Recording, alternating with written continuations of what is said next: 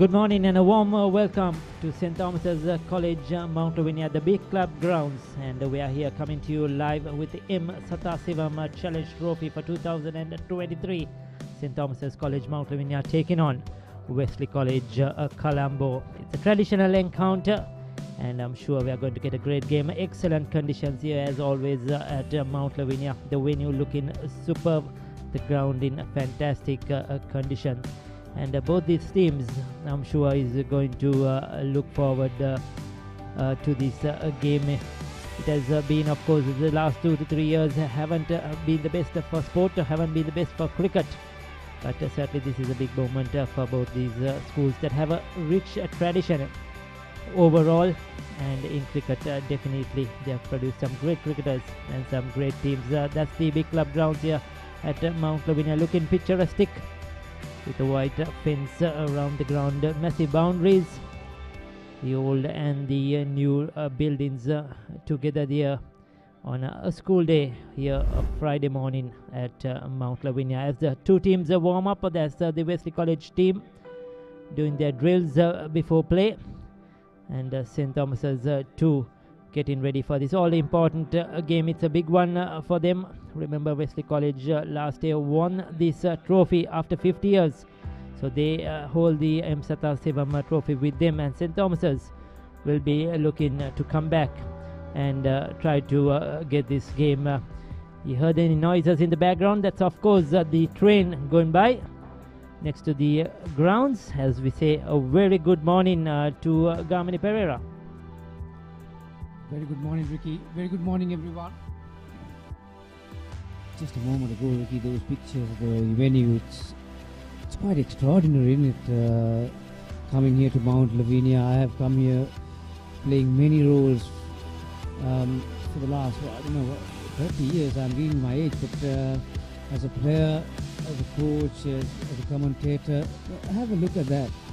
This is one of the best in the business, St. Thomas's Mount Lavinia, these cricket grounds.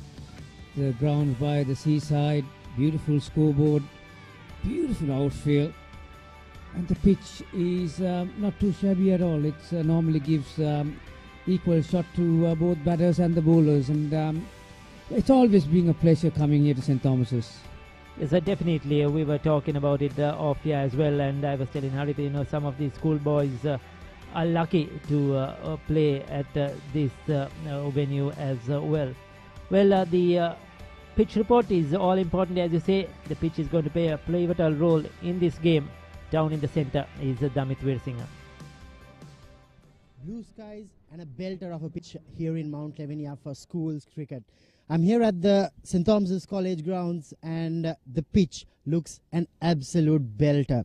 Let's take a closer look at the pitch. It's a very dry surface, very not so natural from St. Thomas's, but the batters will have plenty of runs here in Mount Lavinia. The seamers will have something because there are some live grass on this pitch, but it's been a used pitch. The spinners will also get some purchase, but the batters, they will enjoy a lot here in Mount Lavinia. So the team winning the toss, expect them to bat first here in Mount Lavinia. So that was Damit down in the center, and as expected, a lot of runs on offer for the batters who hang in there and try to play a long innings, but always some purchase as well, especially in the morning conditions. For the seamers, there will be some carry, and the spinners will come in to play once the ball gets older. So a good looking wicket. This surface, I was told, was also used for the last game versus Richmond College last week, but looks in very good condition, Gamini. It does, doesn't it?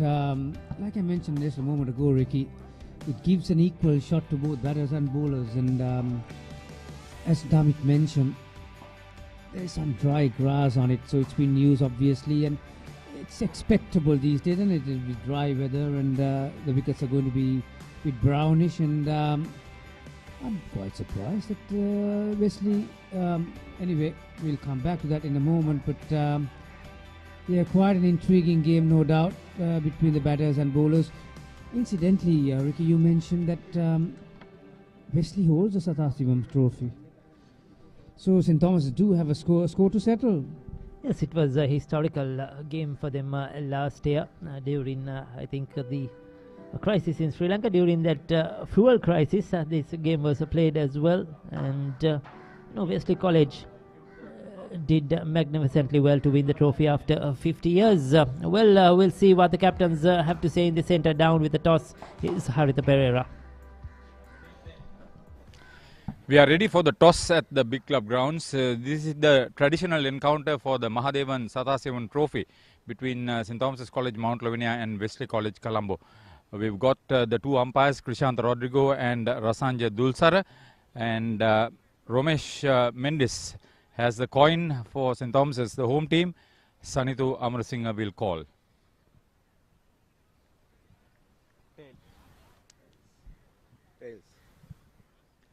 Tails is the call.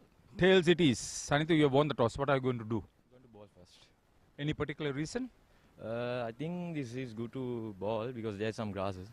I think it's good to ball first. You are the holders of this trophy, which is a big thing. How has been the preparation for this encounter as you consider the season's performances?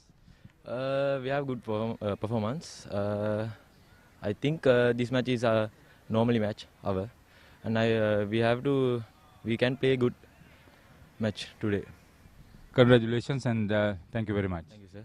Thank you. Any particular reason as far as the toss is concerned? We were looking forward to bowl first, but we are confident to bat first. Toss still doesn't matter to us. We are confident to go with the team. Basically, playing on home turf, Romesh, you would think that you have an advantage. How would you assess the opposition?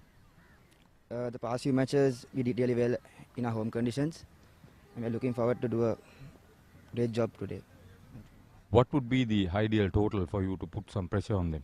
250 plus is our ideal total to go with. Okay, thank you. Let's have a good game. Thank you. So the result of the toss went Wesley way, and they have decided to bowl first.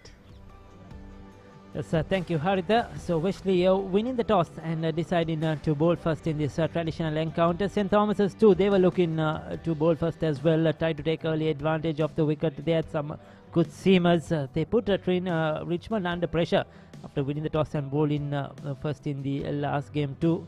But I don't think they'll be too disappointed. As Damit said, this wicket has a lot to offer when it comes to batting.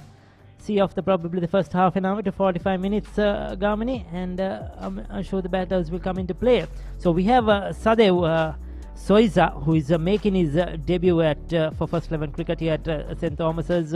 He's in this side. We have Tisen Haliagoda, Romesh Mendis, the captain, Dineth Gunawardana, Mahitha Pereira, Sanesh Hettiarachi, Nathan Caldera, Charuka Piris, Akash Fernando, and we have Kavindu as well, Kavindu Dias, and Abit making up this 11. Abit Parnavitana, the young left-arm spinner, just 15 years of age for St. Thomas's. So we have Sanithu, who is captain in the side. Sanithu Amarasinghe in place of Subha Singh, who is injured.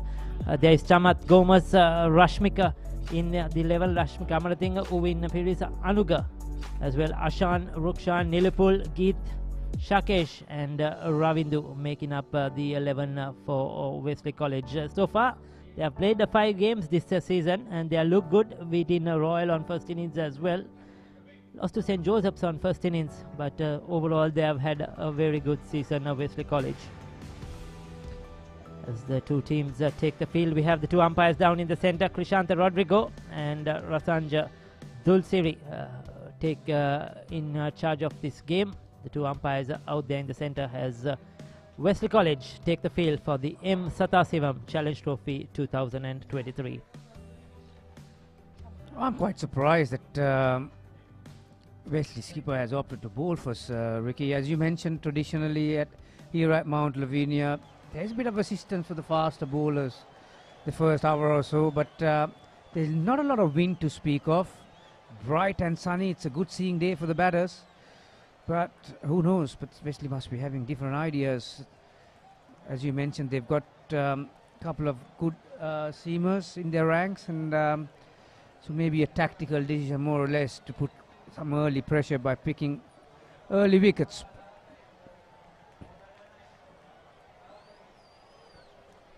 So the left-hander will take a strike.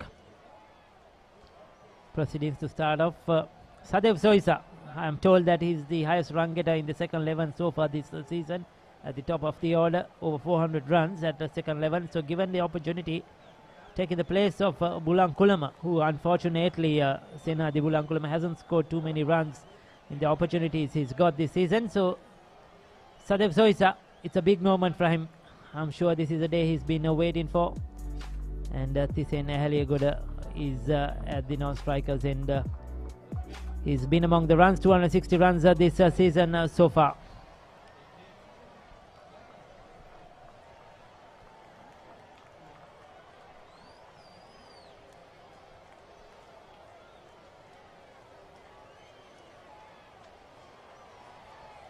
Straight away round the wicket to the left-hander. It's just holding its line. Well built, this fast bowler Chamat Gomez. 5 matches so far, 6 wickets. Obviously he'll be looking to improve on that. Quite a good economy rate. So 2 for 37, his best figures. He's got an opportunity.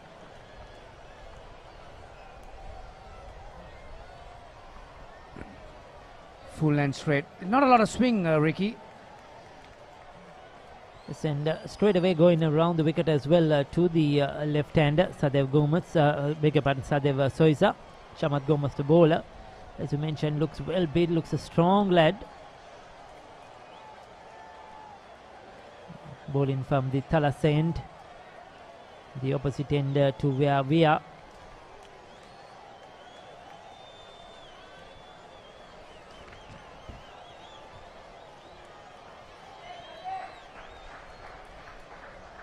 Semi-open action, Chamat Gomez. Normally, Ricky, till about the lunchtime here at Mount Lavinia, you have a slight breeze coming from the left of your screen to the right. So not only his natural angle, he'll be able to bring that ball into the left-hander. It's not a bad ploy to come around the wicket, making the batsman play. Overcompensating on the line.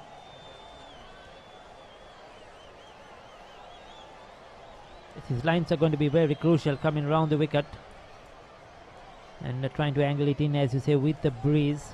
He just needs to get it probably just outside that off stump, especially if you can get one to leave the left hand, isn't it, Gamni? That will be ever so more dangerous. Yeah, like I mentioned, he's got a semi-open action, so he might be able to get 1 or 2 to hold its line, and obviously they don't know what's happening around the world, do they? They're the small ones, and see, you can already, a couple of them having their eyes on the match. Rasanjan Dulsiri, the head umpire.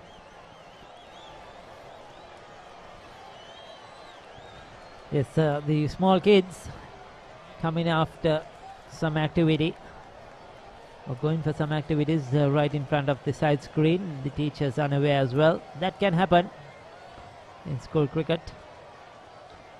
Oh, he got a rub on that one, didn't he? He did. There was definitely a sound. That got big on him, Ricky. He was a bit too late to get his hands down. There's that bounce. Onto his rib cage. That's a very good delivery. He had to play at that one. Yes, and probably that slight hold up in play also didn't help the batter. And looking to work it on the onside, very fine, a bit of a glove. That extra bounce. He's a tall lad, strong, hit the deck sort of a bowler, and he gets that extra bit of a purchase from the surface I was talking about with the new ball. And watch an unfortunate way to go. On his debut, Sadev Soisa has to depart without scoring, and Wesley picked up their first wicket.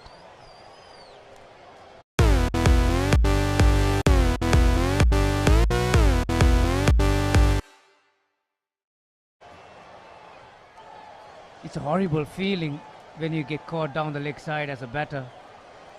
And I think more than the line, that was the bounce that undid the batsman, really. As we mentioned, Gomez is a tall lad. He's going to get some bounce on this track. Just a touch, fraction late to get his gloves out of the way.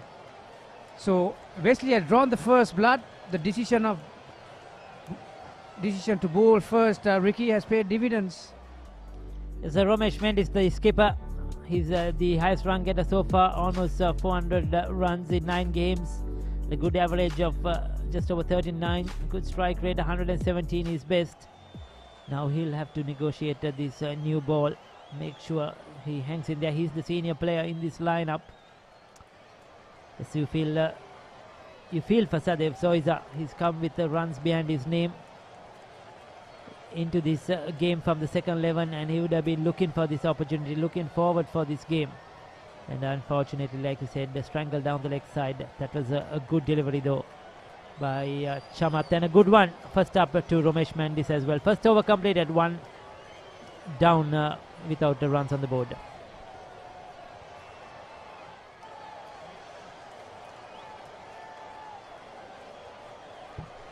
So that's the lineup once again for St. Thomas's and Wesley. A few changes. Sadev Soiza has just been dismissed, coming in for Bulankulama. The rest seems a fixed lineup for St. Thomas's. Bowling, they are very good with the pacers with Nathan Caldera and Akash Fernando. Some good spinners as well. Abhit Parnavitana, talked about him quite a lot. Young 15-year-old. And some good all-round options.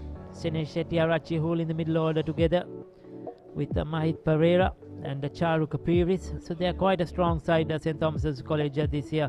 Wesley too, of course, missing their skipper and Subha Singh, but they have done well in the 5 games they have played, and they'll be looking forward to this one at this venue.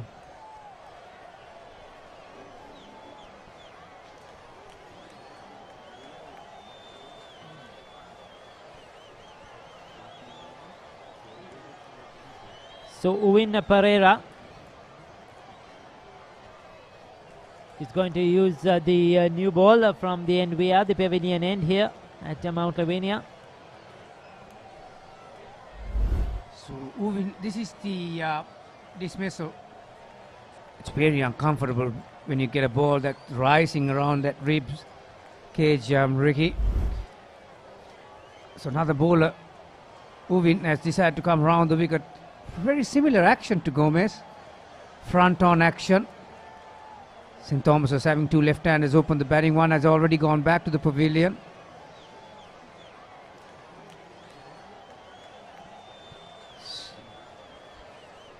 So Uwin Pereira, one of the senior members of this lineup. 5 matches, he's picked up 11 wickets, 5 for 48, his best.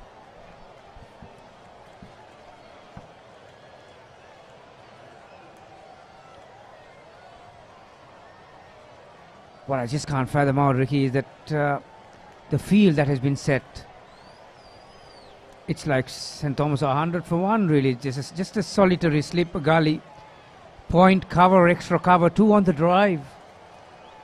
St. Thomas are 1 wicket down for no runs. Mid on, mid wicket, and a long leg on the leg side. I'll definitely. Oh, there it is! I was just about to say, why don't you have another slip? That was up there to be hit, and he didn't use his feet that much, did he? And through the kitchen sink, outside edge, straight to first slip. Good grab, it was travelling. Yes, I think Tisene Helegoda, his eyes lit up. That was wide outside the off stump. It was a full delivery. He thought, there is my opportunity to get off the mark. And look, just went flashing blade. His foot not really to the pitch of the delivery. And that lone slip came at a good height, but it was a good catch. It came quickly to him. No mistake in the field. And Wesley have picked up their second wicket. Now this is good. Justified their decision to bowl first. They have picked up 2 wickets. And in just the second over, and St. Thomas's, no runs on the board. They have lost the 2 wickets.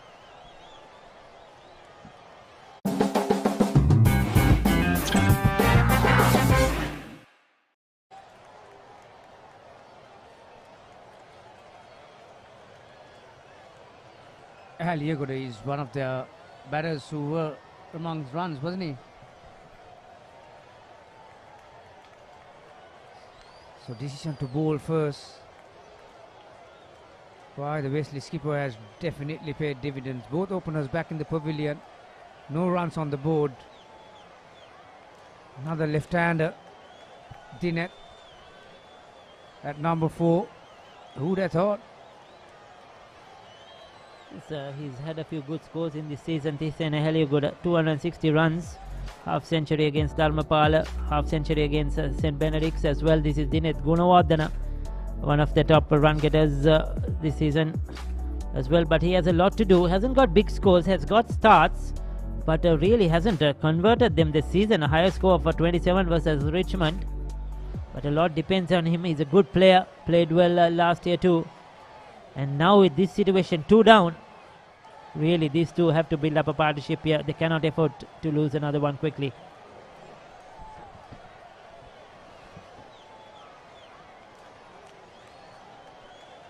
Both the opening bowlers from Wesley are quite tall. But obviously Gomez is the quicker one. Owen just relying on his swing. Operating from Brown, the wicket to the left-hander. Sticking with the same field, Ricky. Slipper gully, 2 on the drive on the offside point, mid-off. Bit of pressure on the St. Thomas's batters. There's another full pitch delivery outside the off stump. What do you call the sucker balls, those ones? Yes, he's trying to tempt the batter. This was the first one. That was a good delivery shot. That was quick. Strangled down the leg side. Both left-handers. And this was a loose shot. Very loose. Flashing blade. Yes, the width was on offer. But this is just the second over. Get a couple of siders in. Leave those alone. But Heliogoda went after it and has perished. Oh, that was in the air for a while. That was Upish. Short of that fielder. Though he runs in really quickly, I feel the bowler Uwin, he doesn't really have the pace as well. And probably the batters expecting it to come a bit more quicker than expected. 2 overs completed, and St. Thomas's College, no runs on the board, have lost 2 wickets.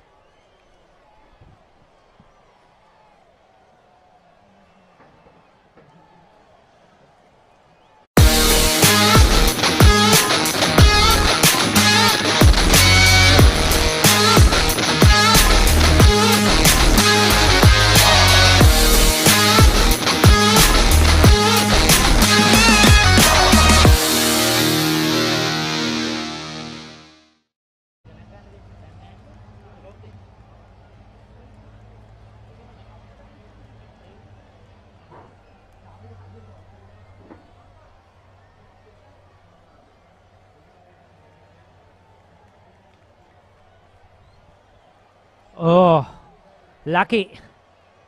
Runs on the board. St. Thomas is off the mark, but in not the fashion they would have wanted. Ramesh Mendes off the mark as well. A big inside edge. I'll tell you what, I'm quite impressed with this opening bowler from Wesley College. Open arm action. Very similar to Mackay Ntini. Can you remember him from South Africa? Had a bit of a leap as well on his. He's got pace to go with it. Gomez. He's got the height as well. It's pretty difficult for the, particularly the right hand opening batters, to face these front on bowlers. Natural angle just comes in, but they have that ability to get a couple of them to straighten up, and that's. Oh, that's another terrific delivery. Stuck on the crease was Dinette. Luckily, the outside edge was just falling in front of the second slip fielder. This guy is very impressive, isn't he, Ricky? He's got the control to go with his speed. And he's asking a few questions. Don't mind that. Yes, and he's bowling that good length as well, Garmini. You know, the batters are unable to really either go back or forward. And with his height, it's really awkward. And like you mentioned, he's adjusted well to the right hand and left hander with his lines as well. And into his second over, he's been a handful.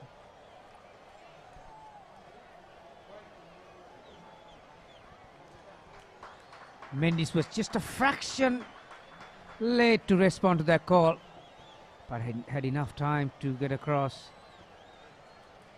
So St. Thomas's, after losing 2 wickets for nothing, they got their innings underway. Not the most convincing fashion, mind you. Yes, certainly they are rattled at the moment. You can see that with the run in between the wickets too. Trying to get those singles, trying to rotate the strike.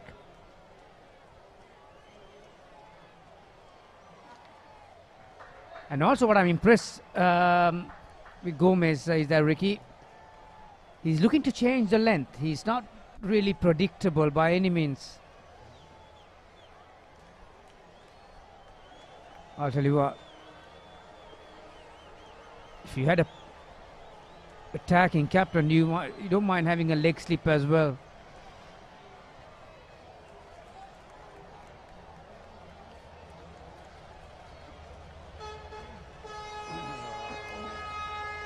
Once again fending at that one as the train passes by here at Mount Lavinia, and he's very lucky that didn't go to hand, falling short of that slip field and running down to the boundary for 4. Certainly looking uncomfortable, Romesh Mendis at the moment. That's the first boundary for St. Thomas's, and they're lucky to get that one too. Awkward bounce. I'll tell you what, second slip would have had a free license to go for that catch.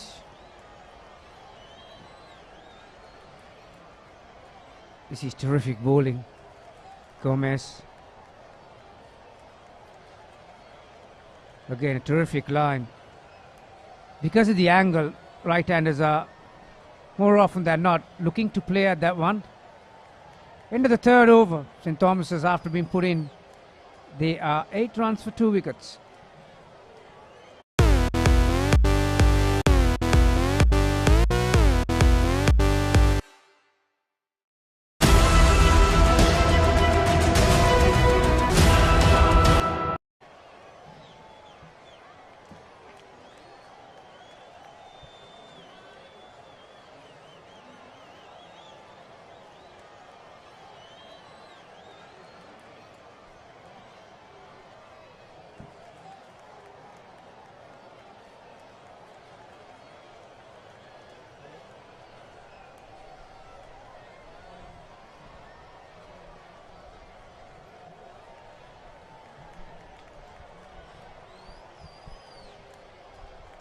So Win, who picked up the wicket of Wesley, Agoda, continuing.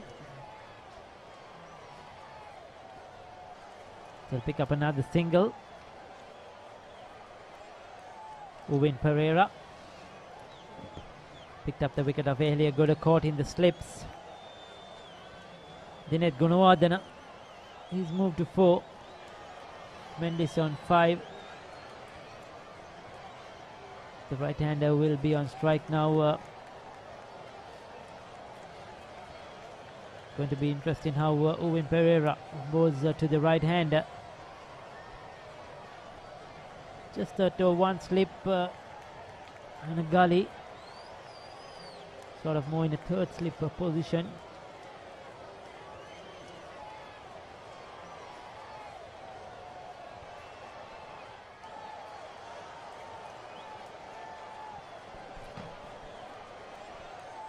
Romesh Mendis. He's the highest scorer for St. Thomas's this year so far. 393 runs before this game. Got 100 to his credit.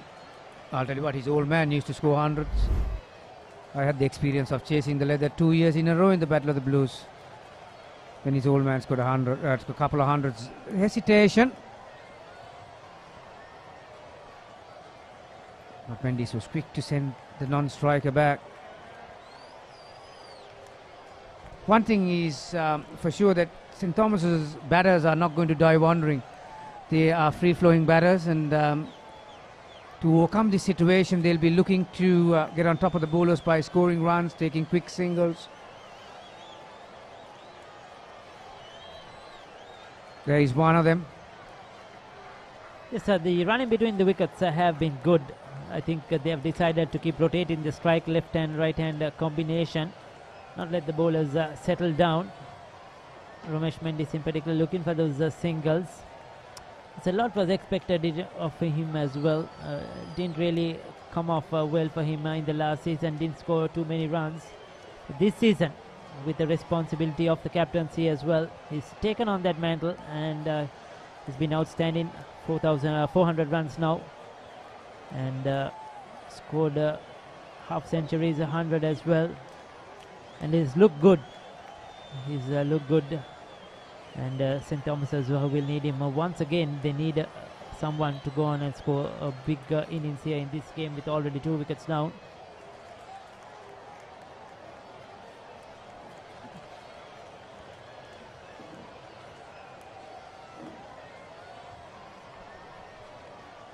Yeah, just a hint of movement off the track for a win, but he will need to make the batters play as much as possible, considering the situation that the St. Thomases are in at the moment. 10 for 2 after 4.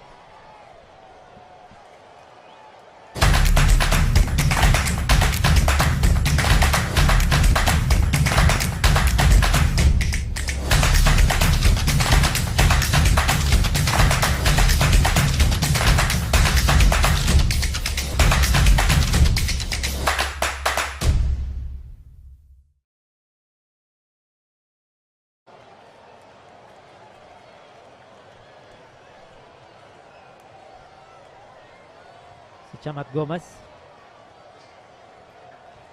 This is interesting. Garmini, he's coming round the wicket to the right hand as well. 2 slips in position. Trying to probably angle it across the right hand and try to get that bit of an extra bounce he did so far in this game. Yeah, it's a good skill to have for a front-on bowler to come around the wicket. He'll be hoping that one ball will straighten up and bring those slips into play. This is why exactly I mentioned, even when he was bowling from over the wicket, Ricky, that it's a good thing to have a leg slip. Terrific line. Probing length. Mendes is having his work cut out. This lad is quite impressive, Gomez. Like I mentioned, not the easiest skill to come around the wicket for a front-on bowler.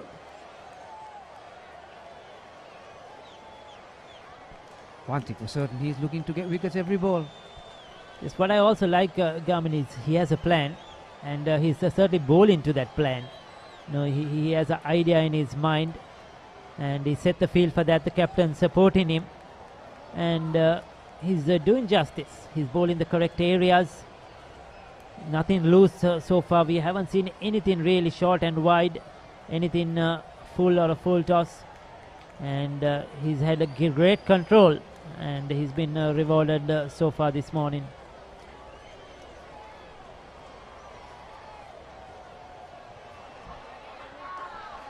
Beautifully put away. Half volley on the leg stump. And form that Mendes is in at the moment, he's not going to miss out on those ones. Beautiful helping shot. Past square leg. You get plenty of value here at Mount Lavinia, even though it's a lush green outfield. So the first boundary for Mendes and first for St. Thomas's.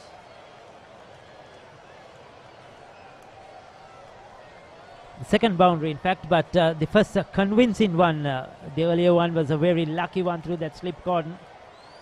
Yes, that was probably the first loose delivery really bowled by Wesley College today, and it has been punished. So into double figures, Romesh Mendes. That shot will give him a lot of confidence, will settle down his nerves. The best shot he's played so far this morning.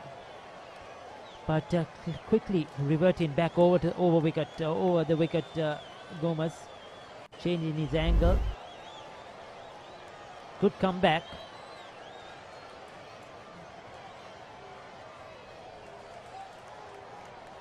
Once again, well bowled. That length is very, very crucial. 5 overs have been completed. It's 14 for 2.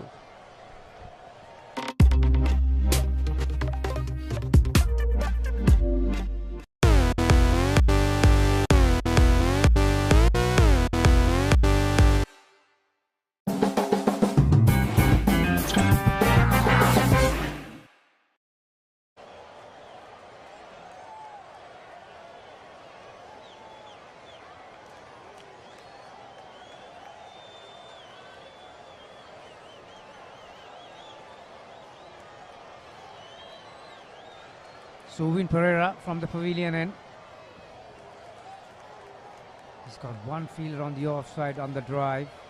Ricky mentioned that he's spot gentle medium pace, so he needs to be very careful with his length. Very good running again. Cover fielder was just a fraction deep. And very good call by Dinet Gunawardena and well responded by Mendes. These two seems to have good chemistry between them, don't they, Ricky? Yes, the running between the wickets have been really good. So far, they have kept rotating the strike even though they lost the 2 wickets. You could see 5 of 9, 10 of 14, going at a good strike rate. Owen Pires just sticks to that line outside that off stump to the left hand. I'm sure he's going to bowl similar to Mendes here outside that off stump. That's why he has a lot of protection on the offside. Slight tickle. Did he get any bet on that one? No, signal the leg by, so extras 2 the total. St. Thomas's won't mind, every run counts now. There is a regulation, Ricky, that in the first 18 overs, 12 of them have to be bowled by the quicker bowlers in school cricket. Not a bad regulation actually. Quite often beaten outside the off stump. Didn't have his base to force that on the offside, Dinet Gunawardena. Probably a touch too close to him as well to play that shot. Oh, check his feet. But still on the move as the hands came down. One of the most important factors in a batter is his base and his balance.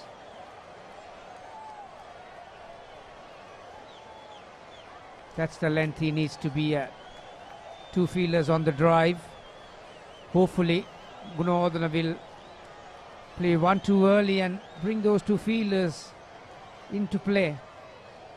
So with his pace as well, bowl full, try to see if that slight breeze flowing across the ground will assist him as well. Get that ball to swing a bit, move a bit in the air. He's already induced 1 outside edge. Hoping he can get another one. That's much better. But this time it came with the angle. Right arm around. Came back at Dinet Gunawardena, but that was a good leave.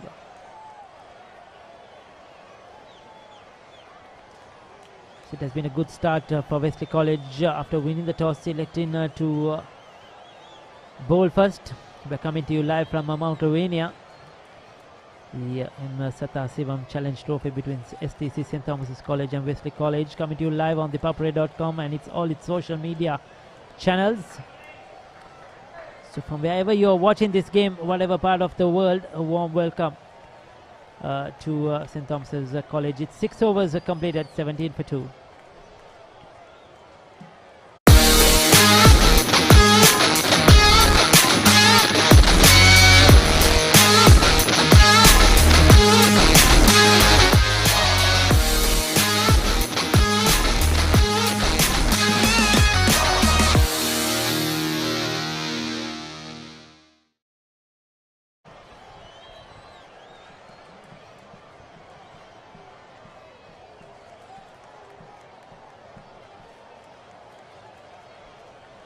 So 17 for 2 it is.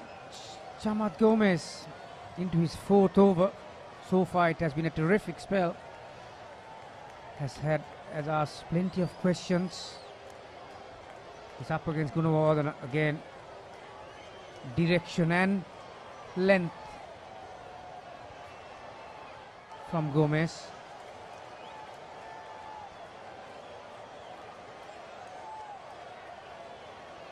It's very important for Wesley that now that they've got the first 2 batters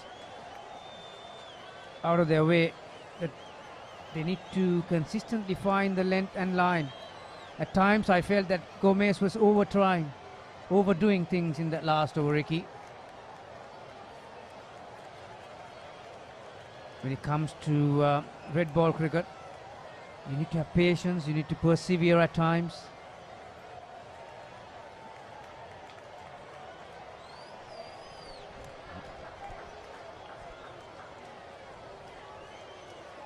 Yes, certainly after they picked up those 2 early wickets, probably getting a bit too eager, too keen, probably understandably young players. And they see some help of the surface. They get overawed by that as well. Chamat Gomes has bowled well, certainly. Just need to stick to his basics, stick to his strengths, and the rewards will come. There you go, that short delivery. Good take by the wicket keeper.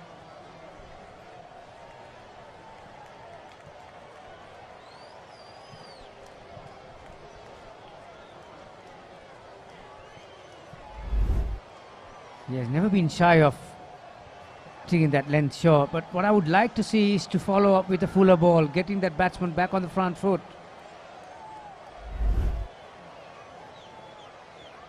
Just like that. Beautifully bowled, beautifully bowled. That's intelligent cricket. Good thinking by Chamat Gomes. You know, that is what you want to see from these young cricketers, thinking on their feet. Getting the batter onto the back foot and then following it up with that foolish delivery. Is very lucky not to get our edge onto that one.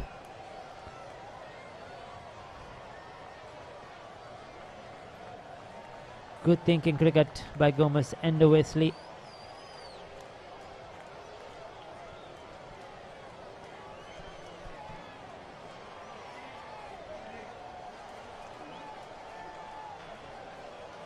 Certainly this has been a very good contest in this over so far, Ricky. Gomes testing Dinesh Gunawardena's defence, and he's equal to the task. Although he's got beaten outside the off stump, he's still there. Important final delivery as far as Gunawardena is concerned.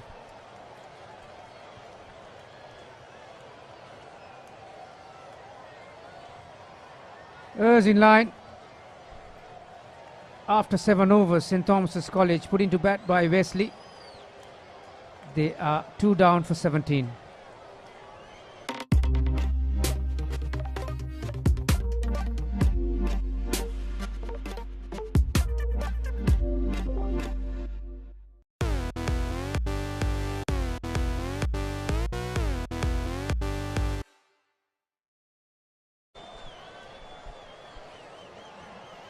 Been a great half hour for Wesley College after winning the toss and electing to bowl. Uwin Pereira and Chamat Gomes have asked plenty of questions from this Thomian top order. They've got the 2 openers. They failed to score a single run, but a good repair work from the captain Romesh Mendis and Dinesh Gunawardena. Haritha Mendis looks busy and he looks determined to make a good score for himself, and deflected off his leg, and they get another single. Yeah, good morning, Damit and everybody else.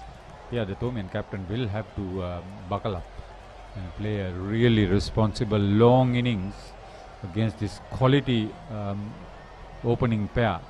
When you consider the head coach of Wesley, you expect the new ball bowlers to be good, but these are exceptional performances.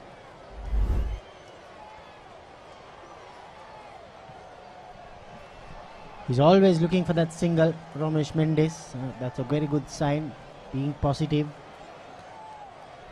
bringing the attack onto the Wesley side. The Mahadevan Sathasivam Challenge Trophy is held by Wesley, who won it for the first time in the series last year round.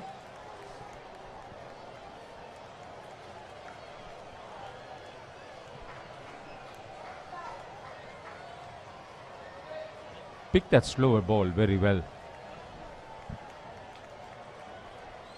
It didn't come as expected from Mendis. Little slowness on the pitch towards that side, Hartha, when you're bowling from the pavilion end. This is a good challenge.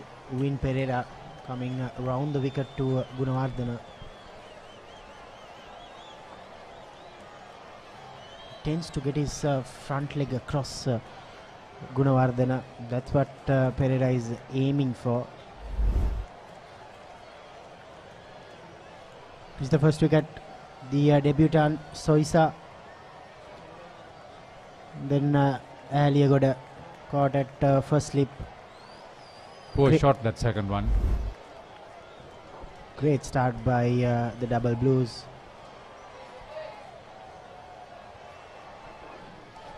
See, the requirement to bowl 12 of the first 18 overs with the new ball or with the fast bowlers.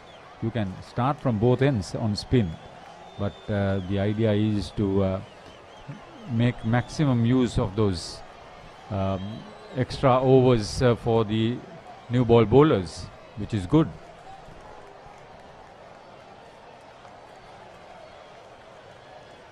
Teams and coaches will be required to find good quality new ball bowlers with that sort of thing.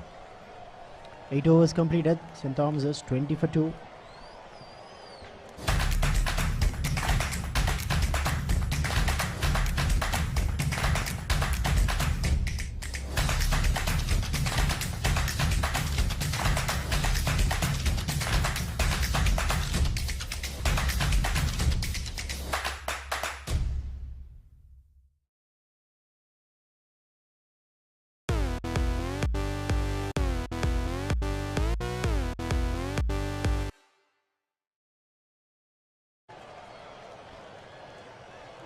Plenty of blue skies, and to the left of us, plenty of blue water. Wonderful sporting facility here at Big Club Grounds.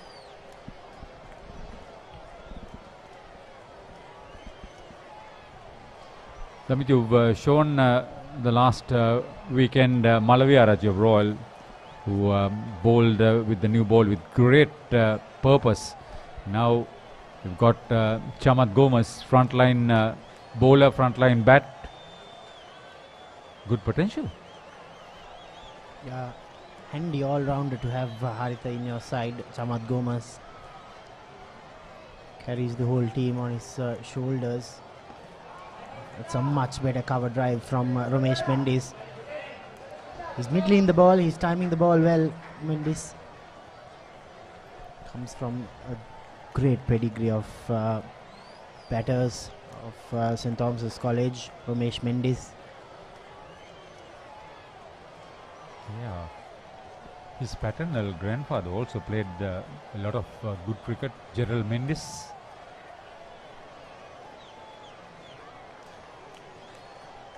Good pace. He's using that short pitch delivery more often now. Into his fifth over. Strong lad. I like his approach, Damit. That's what you need. You need to use your skill effectively, sparingly.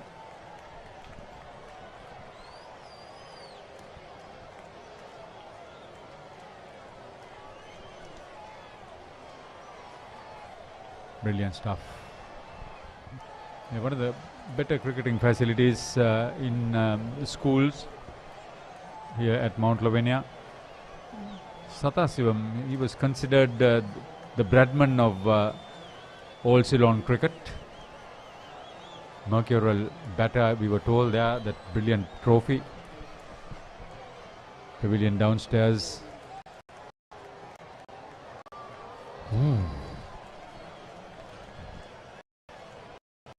That was good stuff. Yeah, I think this has been the best over so far from Gomes.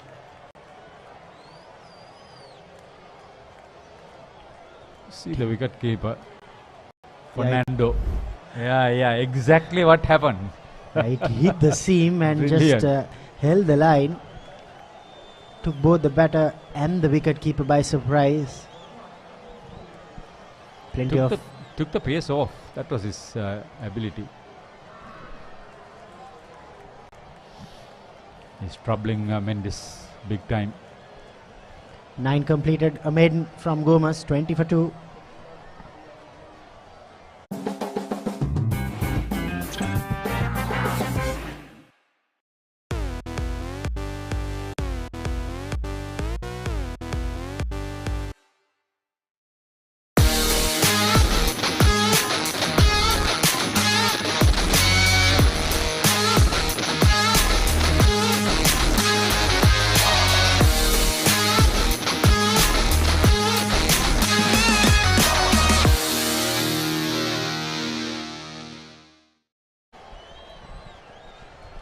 Bowling change at the pavilion end. Yeah, the captain Sanitu Amarasinghe, the standing captain for Wesley College. Third seamer for the boys from Campbell Park. Hits the pad straight away, a loud appeal and given. Sanitu Amarasinghe strikes in his first delivery. Dineth Gunawardena caught plumb in front. Haritha, I told you, he's getting his front leg across the stumps very often, and this time he paid the price. Yeah, he was trying to, rather than play straight, play across. As he shuffled in, couldn't have hit anything else. Yeah, would have crashed the middle stump and the leg stump probably. Good decision. St. Thomas's College now in deep trouble, 20 for 3.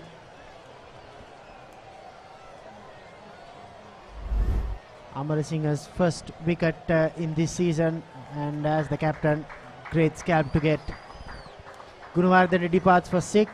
St. Thomas is now 20 for 3.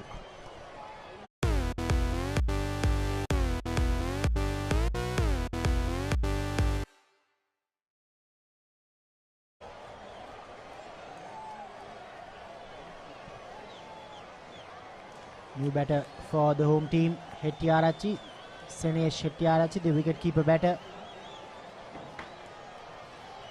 He's the ideal man for this crisis. Haritha has the ability to bat long. Not the best of season so far, but has a best score of 72 in his last season for St. Thomas's College. Experienced campaigner. 2 wicket keepers in the middle for the Thomians. Yeah, Sanitu has done 2 first very well. First he won the toss and he was able to bowl. Now with the first delivery he's picked up a wicket. A great start. Daniel Subasinghe, the regular captain, injured, so he's leading the side. Must be confident now. Thomians are in real danger of being curtailed and rattled out unless there is a good middle order fight back. We were mentioning the head coach, Kirti Gunaratne. Versatile new ball bowler he was. Represented the country.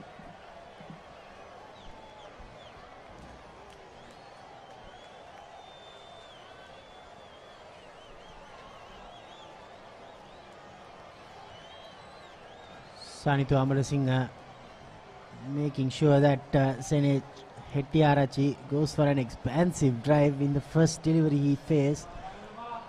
That's good bowling, keeping it full and straight.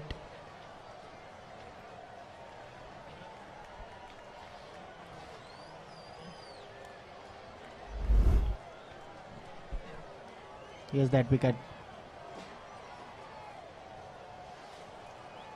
As soon as he hit Gunawardena, he fell off too. Which is good bowling. Sanitu Amarasinghe getting some swing also, Haritha. That's very good. The ball is 9 overs old, but still that was very close. That was the first. Yeah, he was watching the ball and it was passing the bat very close. Closer than you'd think. Need to be very careful. It's only a slip and a gully.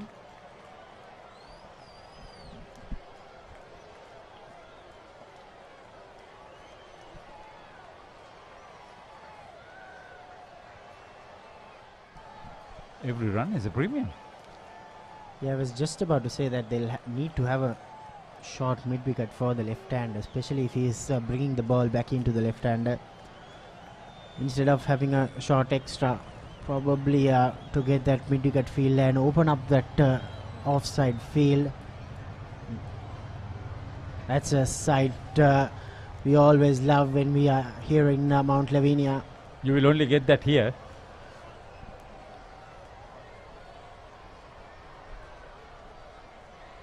Yeah, this is good. I think the message came from the dressing room. to get another slip in. Open up that offside field. Now 2 slips and a gully for Mendes. He's getting some curve in. But good batting from Mendes. He finds the gap. Valiant effort from the Wesley fielder, but that's a boundary. That's his 3rd boundary for the St. Thomas's College captain. He's the only centurion amongst the lot. This is good stuff. Played away from his body though, but he was well in control. He's been there for some time. Good effort, good effort. Not quite good enough.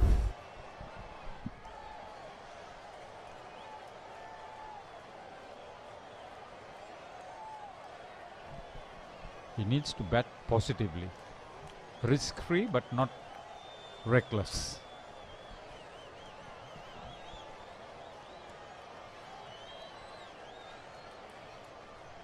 See, Gomez is at gully. Like to see that. Told you, he's a proper all-rounder. Yeah. Dropped. That's why they wanted that second slip, Haritha. The fielder was in place. Ashan Nisira, the culprit that time. 10 overs completed. St. Thomas's 25 for 3.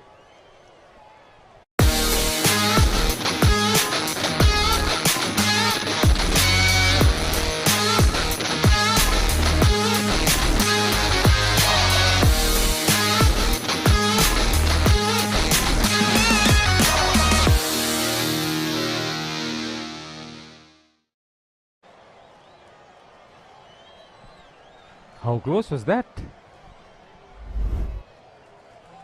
Yeah, this was that dropped opportunity.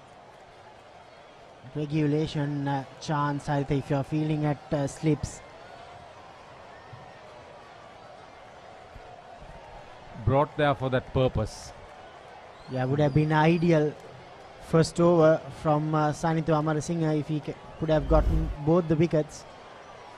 But Mendes is still alive. Here's Gomez once again for his 6th over. Extended spell. Probably because a new batter is in the middle.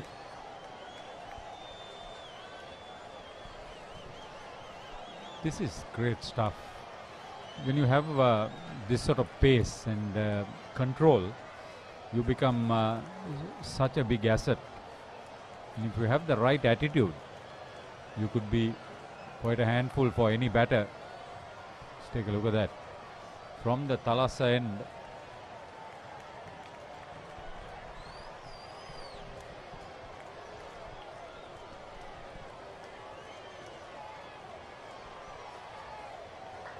That's good batting. Played it with soft hands.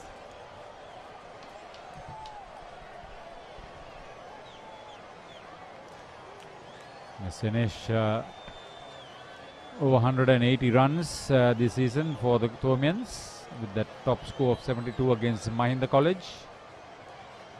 They had a successful start to the season, but now they're being fully pressed.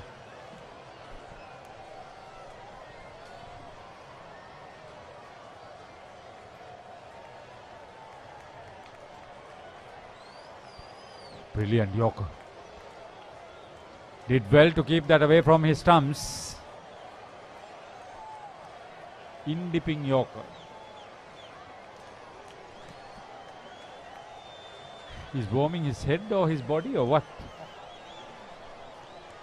That's Gamini Pereira. Probably the head. Yeah. They say about a cool head. This is going to be a hot head when he comes up close to us. Beautiful timing from Mendes. That's going to be That's a good chase. yeah, That's I a was good just gonna chase. say that that's going to be his 4th boundary. But he did well and saved a single there. Yeah, we were talking about Mendes' ability. Took it on the full. Good roll of wrists, good timing, good placement, and a very good chase. Never gave up. Tall chap.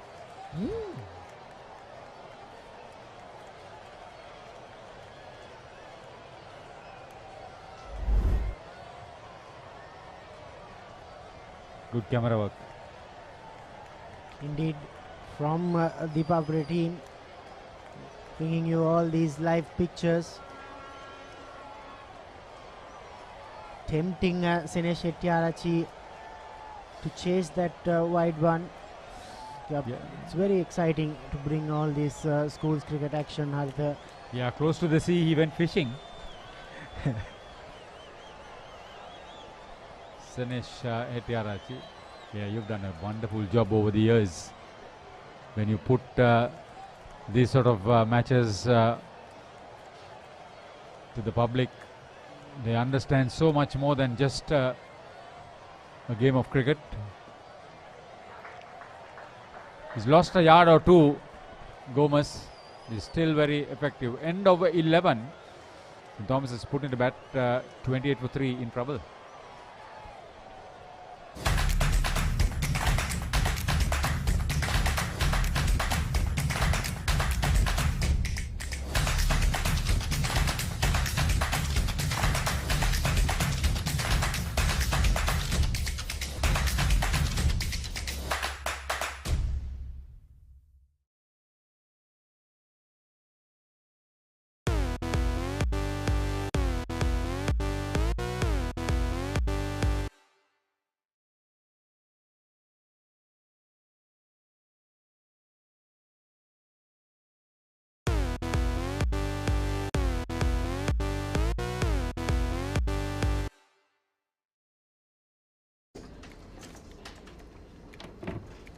ලොකු වැඩක්ද?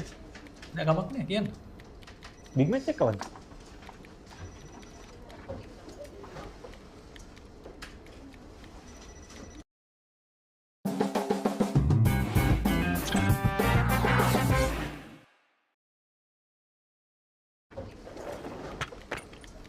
Did you submit the report?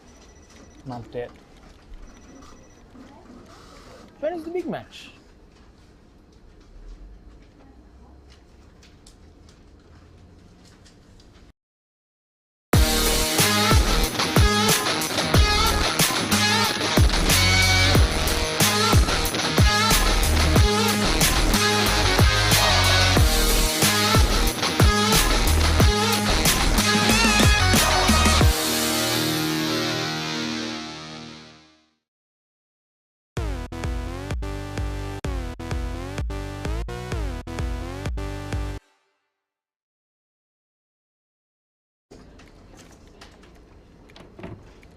ලොකු වැඩක්ද? නෑ කමක් නෑ කියන්න. Big match එක කවද්ද?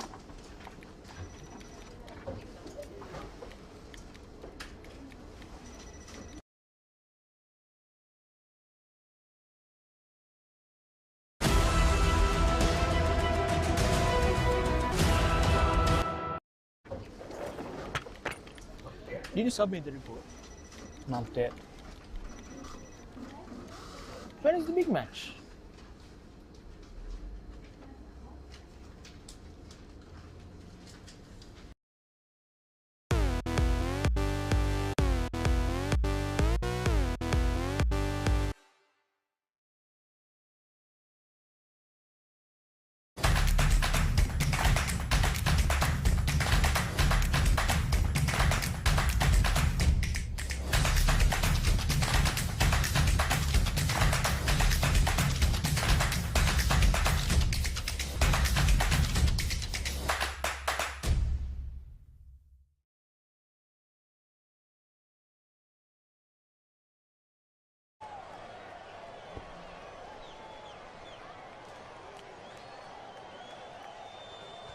Amarasinghe after the water break. Mendes, he's so good on his front foot. This time he gets his boundary, the fourth one. He moves on to 24. If we can continue to bat like this, Haritha, I think St. Thomas College can come back from this earlier crisis. Look at that. Look at his head position. Right on top of the ball. Beautiful timing. Yeah, he's the highest run scorer for the Domians, over 400 runs by now. We're talking about his pedigree. His father was a major aspect. He would have had 3 centuries in the big match, including a debut 100. But Manoj Mendis missed out, run out for 76 in his 3rd year. His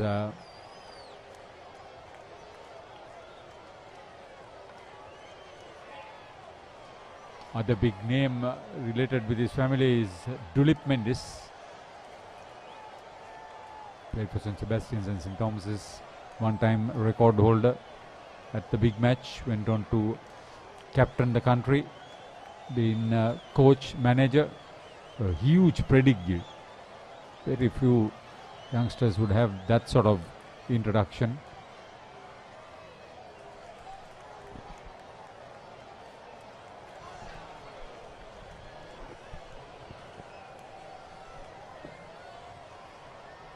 Wouldn't have made a difference because he has overstepped. Probably he heard the call. You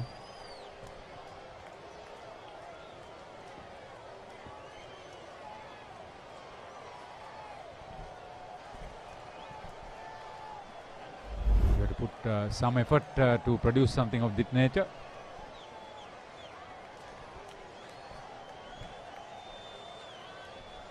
But nothing wrong with that, with what the skipper wanted to do on that occasion. Catch the excitement real time. Be up to date with it all. Let us capture your milestones. Get it sizzling hot off the turf. Hear the experts break it down. Dig deep into the nitty-gritties. Be inspired by their greatness. Relive all the scintillating action.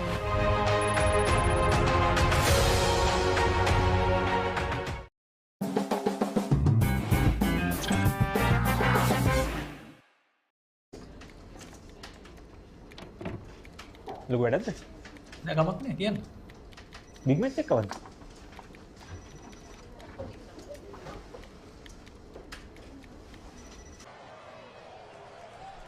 There's another important game being played today at Maradan, is it? Yeah, St. Joseph's College taking on Royal College, and another drop. Romesh Mendes should definitely buy a lottery.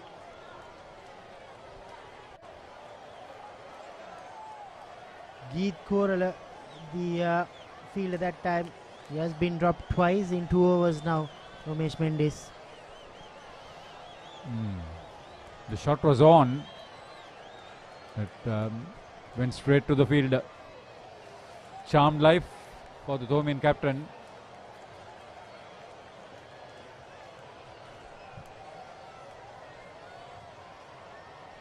Obviously, he'll have to make maximum use out of this situation now.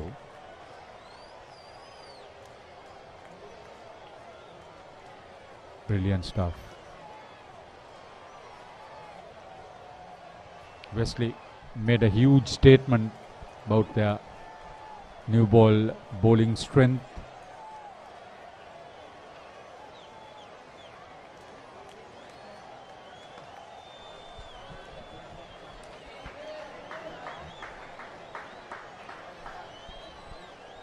End of 12 overs. St. Thomas is still struggling at 37 for 3 after being sent into bat by Wesley.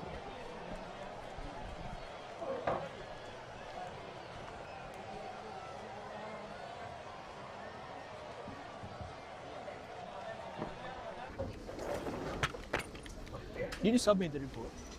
Not yet. When is the big match?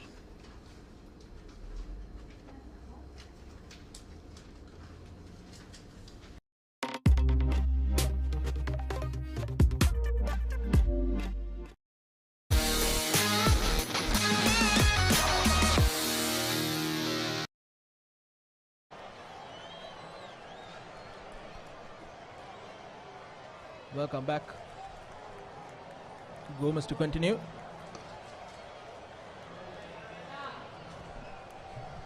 As I'm joining the commentary box by Ricky. Ricky, good morning to you. Good morning, Navod. Once again, a good morning to all our viewers who are watching this game from wherever you are, whichever part of the world you are. Warm welcome to Mount Lavinia. So Wesley College so far have had the better opportunities or grabbed the opportunities in the first part of this game. That's too wide. Run on the board, but Romesh Mendis is batted well in this situation. I feel Navod, he's hung in there, not played loose, and his running between the wickets have been very, very impressive. He's tried to get those singles, kept the scoreboard moving. Out of the 38 runs, he scored 26. So he needs some support from the other end. He's St. Thomas's lead in a run scorer this season, over 400 runs. And he looks in very good touch. But Wesley College, they bowled really well. Yes, indeed, Ricky. You were telling about grabbing your chances. They took those chances early on, but in the last couple of overs, they've dropped Romesh Mendis twice. Off the bowling of their skipper. You cannot afford to do that, especially when it's the opposing captain and their top batter. You need to grab all those half chances as well. Rue the opportunity, because when you take out Mendis from the equation, who has scored over 400 runs, Heliogoda has scored 200 odd runs, and the rest haven't really done much damage. They have got starts, but none have gone over 200 runs. So 267 is the next best with Tisena Heliogoda. And then you get 185 from Mahit Pereira. Sene Shettiarachis has scored just 184 runs. So the rest haven't scored big runs. So this was an opportunity for Wesley to get into the St. Thomas's middle order quickly. Yes, indeed. And the way Romesh Mendis have been playing his strokes. And he's the one who has kept the scoreboard ticking. As you said, 26 out of the 38 runs that St. Thomas's have scored in these 12.4 overs.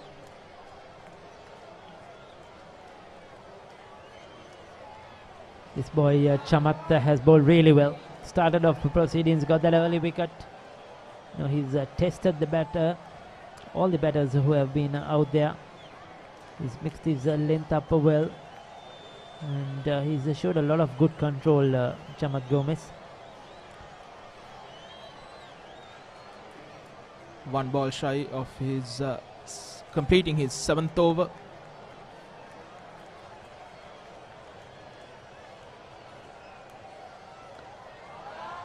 Again, an excellent stroke on the front foot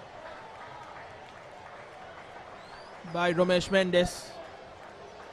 Yes, so that was a cracking drive to in the 13th over. It was full, it was straight, and the placement was absolutely perfect. Strong offside field, and Romesh Mendis not missing out on that one.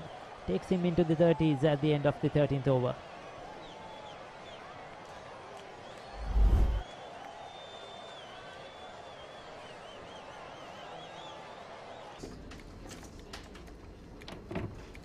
Lu gue deh. Nggak gampang nih, Kian. Big match ya kawan.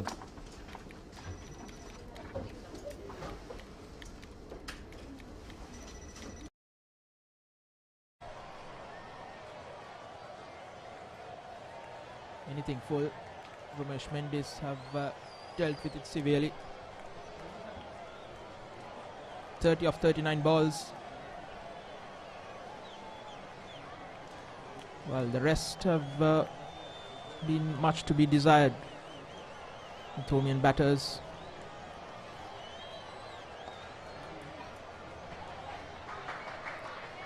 Quick single taken.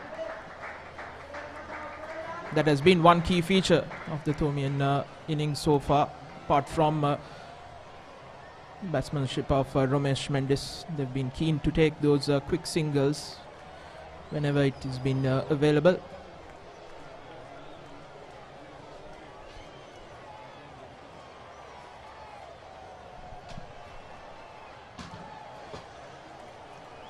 Sanidu, the stand-in skipper for Wesley.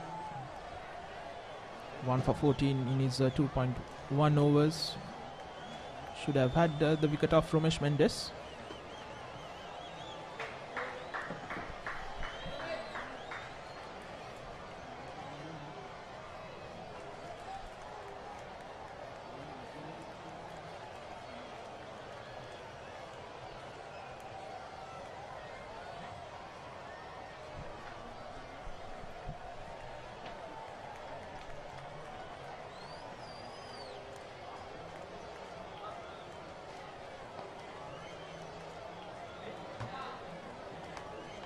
Again a fuller delivery, unable to work it on the leg side by Mendes.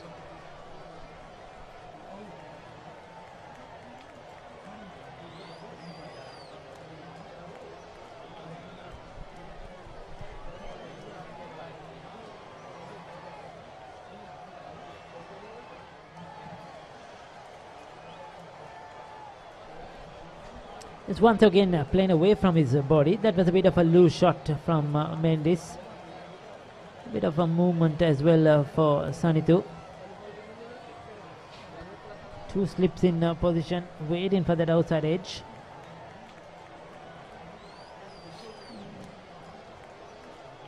A lot of expectation on Romesh Mendes' shoulders.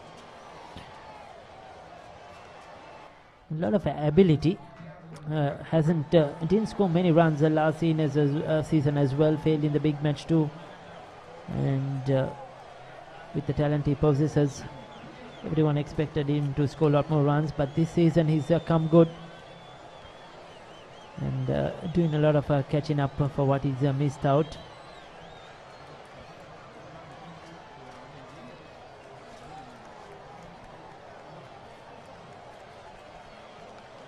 Oh, that's a good shot.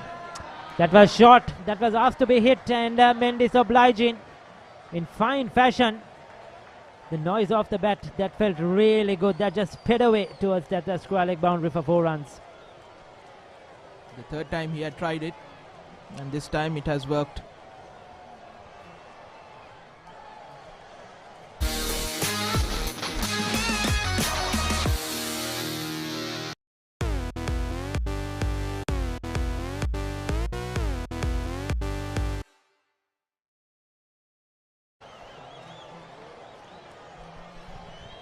After 14 overs, 47 for 3. Romesh Mendes on 34 of just 44 deliveries against the run of play, while wickets have been tumbling at the other end. He's kept the scoreboard moving. That was the last ball of the last over. Beautifully played, right on top of it in good control. Swirl of his feet, and that was well executed. Sanesh Shettyarach is a very busy cricketer. We have seen that in the past. This is how he will bat. He will be keep rotating the strike, getting those ones and the twos. And live score update: Dharmapala versus Nala, 13 for 4. Dharmapala in their first innings. Dharmaraja, beg your pardon. So Nala and the college on top in that game.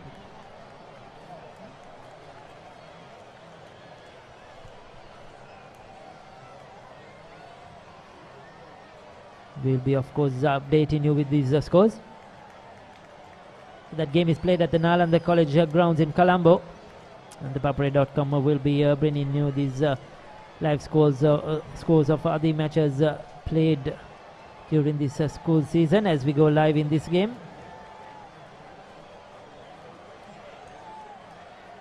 Even though St. Thomas's have lost 3 wickets, they've been going at a good rate, 3.35, largely due to the counter-attacking display from Mendes.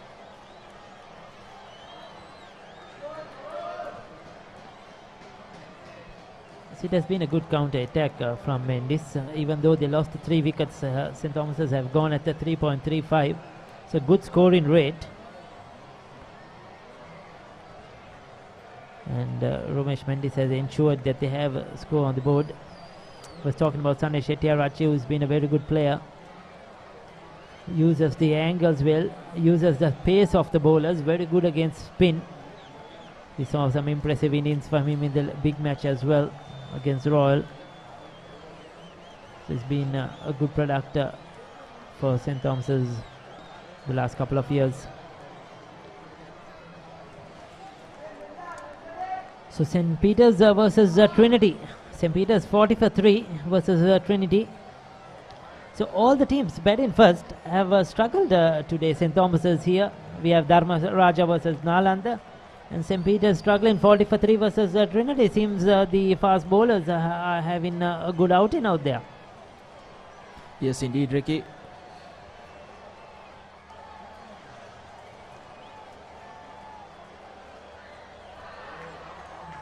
Has he got him? I think he has. But the umpire says not out. Very close to the bat. But that was another peach of a delivery by Chamat Gomez. Bit of bounce just outside that off stump. Fending at it, Romesh Mendis. We'll take a look at that one. Very close, very close. If he got any touch on that, that would have been just a feather. But the umpire out in the center didn't hear anything. There was no deviation. It just went straight through. No deviation at all. So I'm sure the umpire would have not heard anything at all. But that was very close indeed. Good bowling. Excellent bowling. Even in his 8th over, Samat has been brilliant. 48 for 3 in the 15 overs.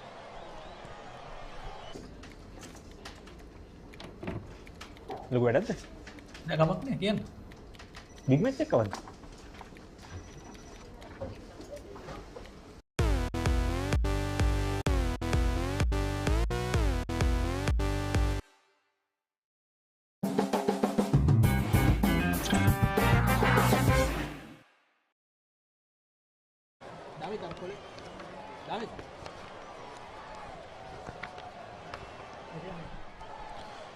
St. Thomas's 48 for 3 in the first 15 overs. Sanidhu Amarasinghe, the stand-in skipper, to continue. 3 overs, 1 for 18.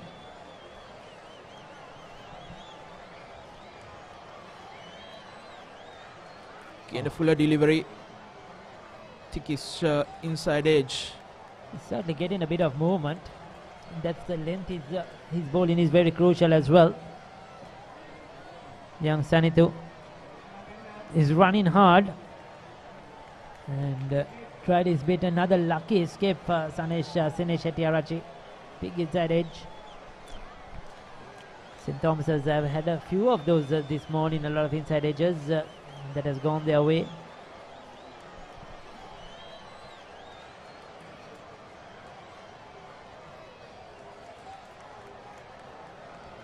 Captain to captain.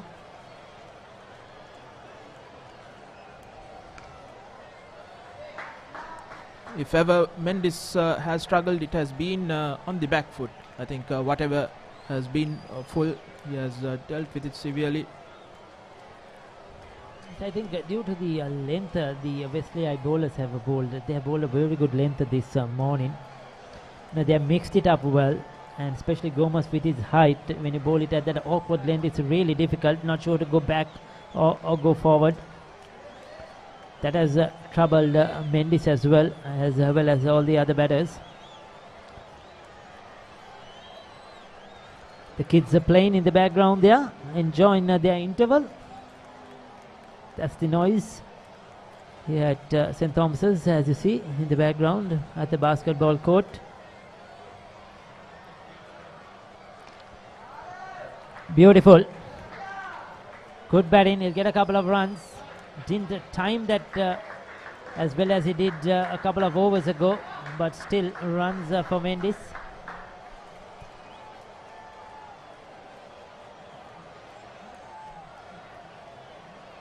Elegant stroke maker is Romesh Mendis. St. Thomas's reaching their 50 in the 16th over.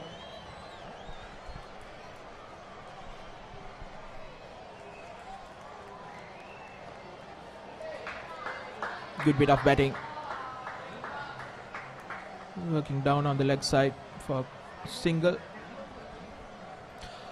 All three of the Wesley fast bowlers, Chamat Gomes, Uvin Pereira and Sanidhu Amrasinghe has been exceptional. Uvin Pereira 1 for 7 in his 4 overs, very economical.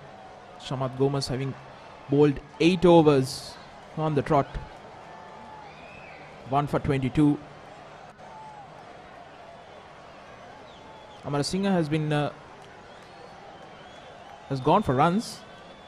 He has taken that 1 wicket as well. Another no ball, pulled away. This fielder loves them to get another single. So he'll have to re-bowl that one, overstepping. A bit of an extra effort going for that short delivery, Sanidhu. Sanidhu Amrasinghe standing for Subhasinghe, Linal Subhasinghe, who is injured his wrist, his left wrist, while fielding. Unfortunately has missed out on 3 games this season. This one included 4 games.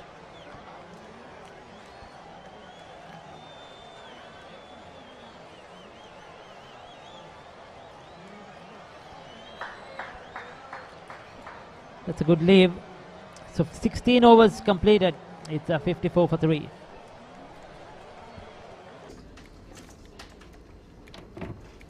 ලොකු වැඩක්ද? නෑ ගමක් නෑ කියන්න. Big match එක කවද්ද?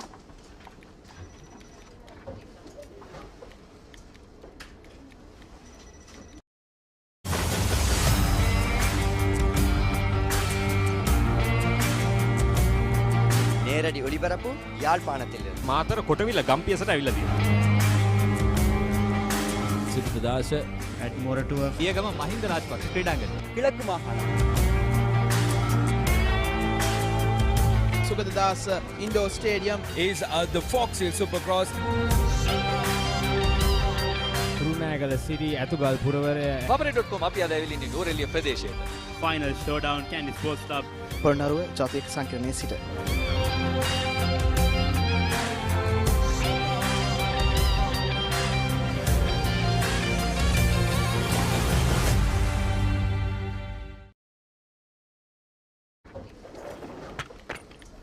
Did you submit the report? Not yet. When is the big match?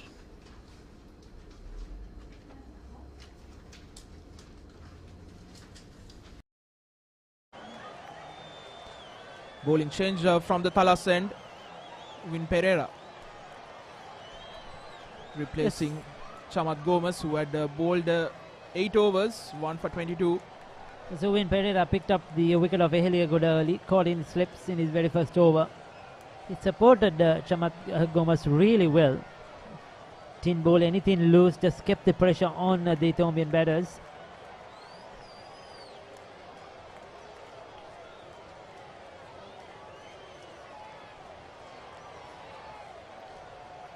Doesn't have a lot of pace in him, but just sticks to that line outside that off stump and ties in the batsman to go for the drive. Here's the slip and a gully, the 2 catchers.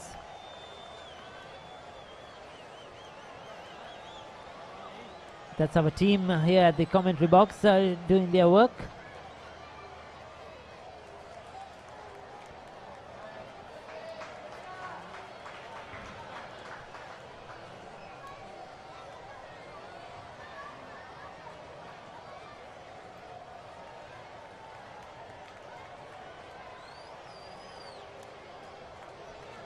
It's good to see school cricket back live, isn't it? And these games being broadcast on the Papare.com and social media platforms for all those to watch. Over the last 2 to 3 years, it has been a very difficult now, especially with COVID for 2 years. School cricket was at a standstill. Then last year we had the fuel problems, and it was very difficult. But it's great to see that once again that things are coming back to normal. Yes, indeed, Ricky, and hopefully we will have the crowds at the big matches as well come February and March. Another good delivery, falling short of that gully fielder. The Wesley bowlers have bowled well this morning, justifying their decision to win the toss and bowl first.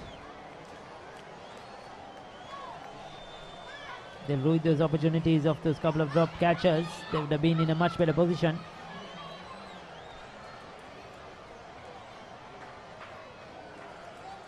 Playing with soft hands, no chance of a single. 17 completed, 54 for 3.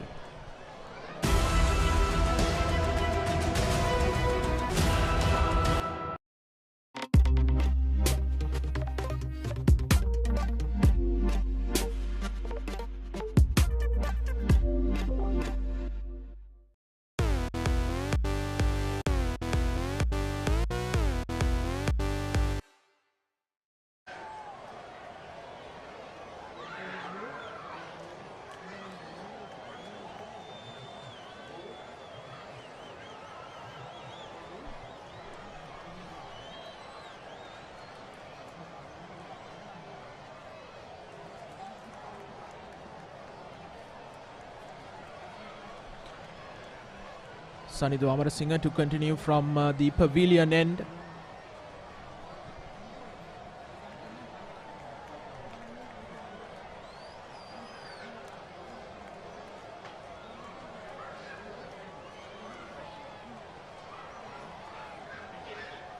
Wesley still going with 2 slips and gully.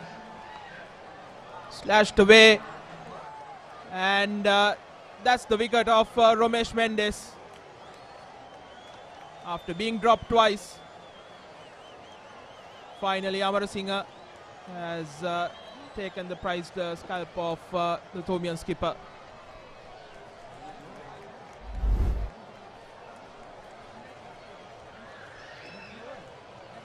Yes, that was full and wide. Apishly played. And a very good catch at that point region. It's a big wicket, a very big wicket for Wesley College. He was the set player. He was St. Thomas's best batter. Romesh Mendes has to go. That was a bit of a loose shot from the skipper. His eyes lit up and he thought this is in the slot for me. Went too hard at it, not in control.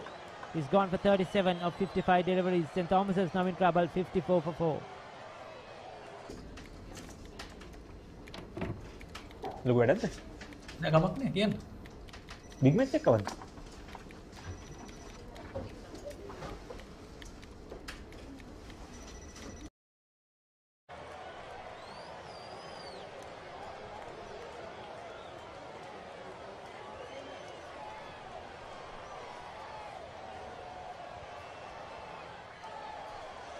Thomians are in even more trouble now. Their skipper gone for 37 and it's Mahid Pereira. It's Mahid Pereira. His highest score this season is 75 in the last game he played versus Richmond. As you see, 185 runs, averaging 26. Oh, he has a lot to do here. Batted well, so he's in form in that last game, getting form back. Before that, hadn't scored too many runs. So he needs to continue with his good form. And Wesley continuing to take wickets. And that was the prize wicket. That was a key one. He was the set batsman, Romesh Mendes. And Sanidhu Amarasinghe, the captain, has justified his decision to bowl first. And he himself has come on and picked up 2 crucial wickets for Wesley.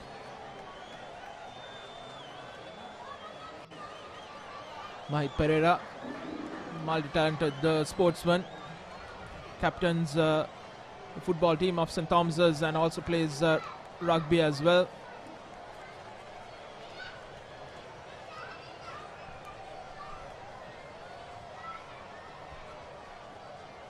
So multi-talented, Mahid Pereira finds the time to do all these sports as well as his education.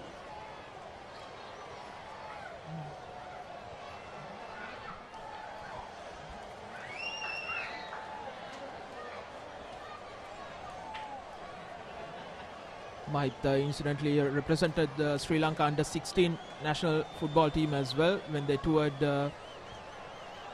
India for the SAF under-16 championship a couple of years back.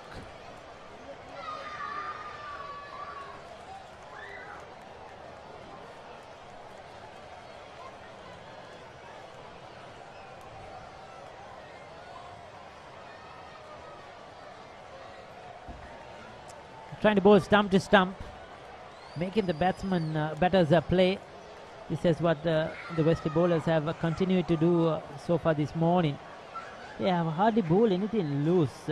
We haven't seen those wide short deliveries, many full tossers, just the odd delivery that has straight down the leg side. But other than that, they have been really good. This will be an important period for St. Thomas's, the next,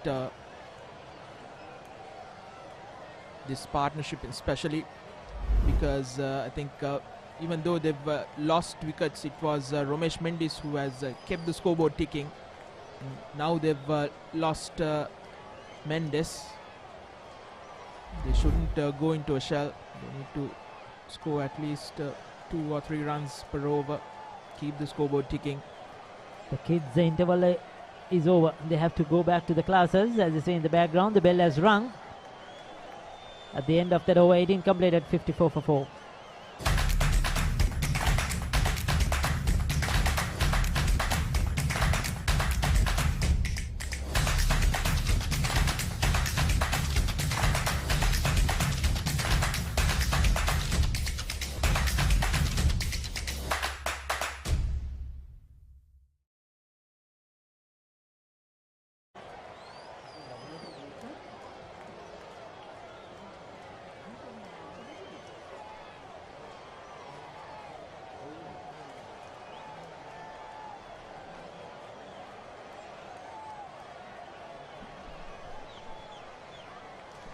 Interesting stats about the Papare, captain the St. Thomas's football team. We have been told last year, captain of the rugby team, first 15 this year, and tipped or probably the captain of the first 11 team next year. So it's very, very interesting indeed. Multi-talented sportsman.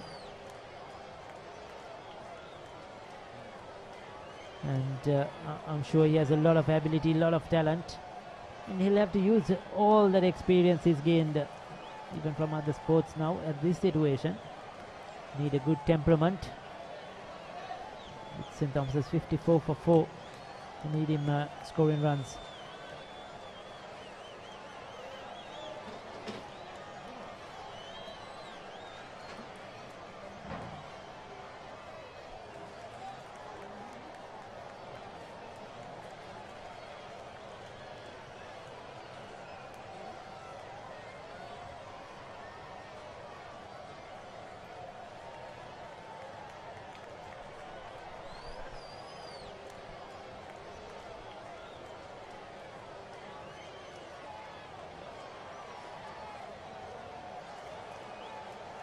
Worked on the offside.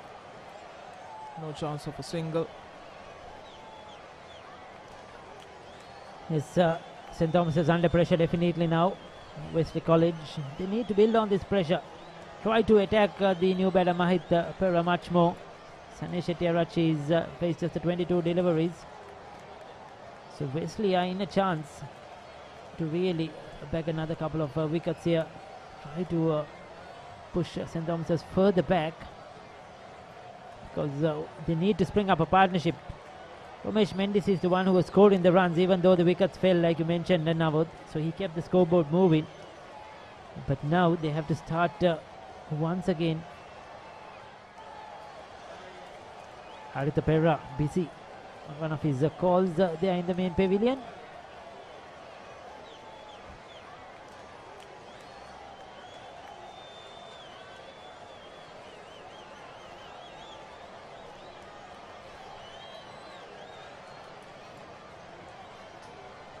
So coming to the end of the 19th over, 54 for 4, and the pace bowlers for Wesley have been superb. Oh, another one falls just short, I think. The fielder appealed for that, but I think it was short. We saw it from our naked eye as well. The umpires saw it as well. But a beautiful delivery to end the 19th over, and St. Thomas's are 54 for 4. Did you submit the report? Not yet. When is the big match?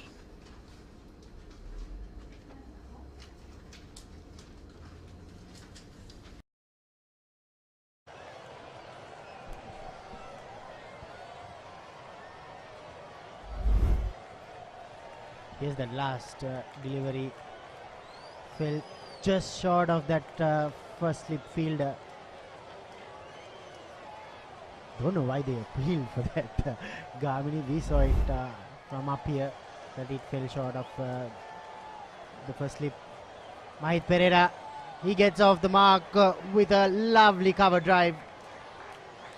This guy is a serious talent, not just in cricket, but in rugby, football and athletics.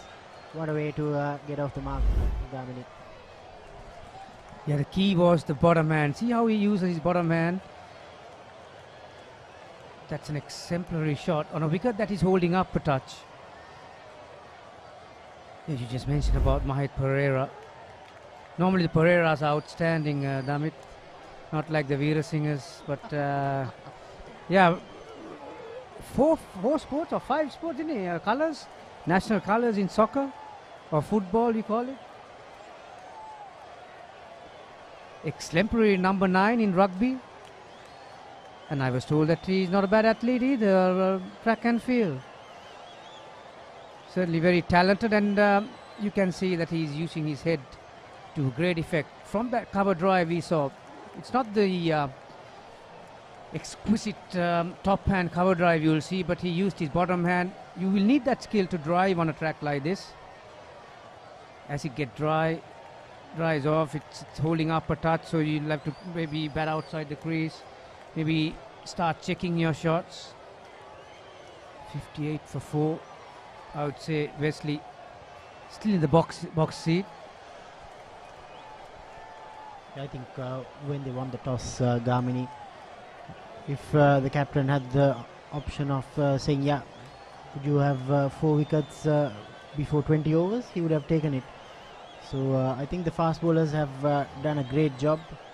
Maybe now it's time for the spinners to make further inroads into this Thomian batting lineup. And also I thought Wesley had missed a trick or two, Damit. There were a few occasions where the quicker bowlers have found the outside edge, but the slips couldn't have been too far back on a wicket that is holding up, and you need to reach to get close to the ball to drive. If you're a good slipper, you will know where to stand, and I think even Romesh Mendes, as he came on, he nicked it very early. Just bounced in front of the first slip. Previous over there was another one. As you can see, if you play with a dead weight on a track like this, there is no way that you're going to get an edge to carry to the slippers. And I'll tell you what, surprising enough, I haven't seen a spinner in a schools game. Apart in 20th over, Gamini, that's the biggest surprise.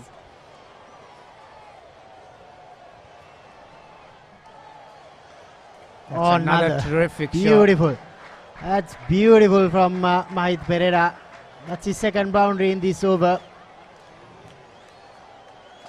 Wesley captain brought in another fielder to save that boundary, but this time he played it left of that extra cover fielder.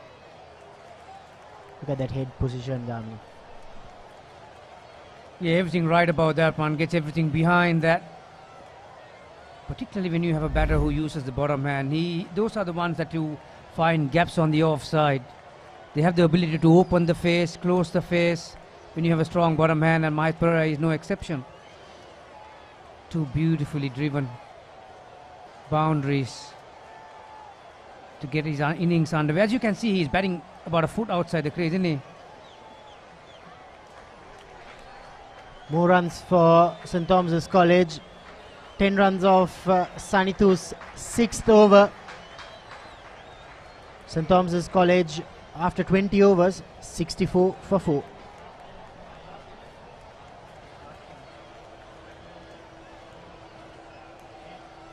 These two great schools in Colombo, they started off for this Mahadevan Sathasivam trophy last year. Wesley won that game by 10 wickets. St. Thomas's College, they were 129 for 9 declared. Janidu Abe Gunawardana made 43.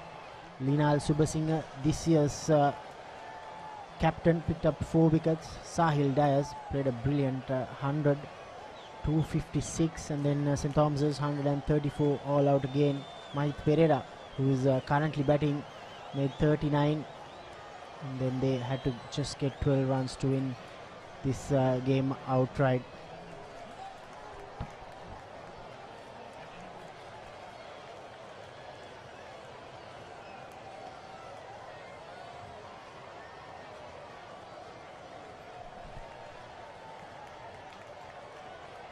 Sanesh was interested in a single. Incidentally, Damit is Wesley, St. Thomas's, St. Joseph's Royal, St. Prince of Wales. These are 100-year-old encounters, and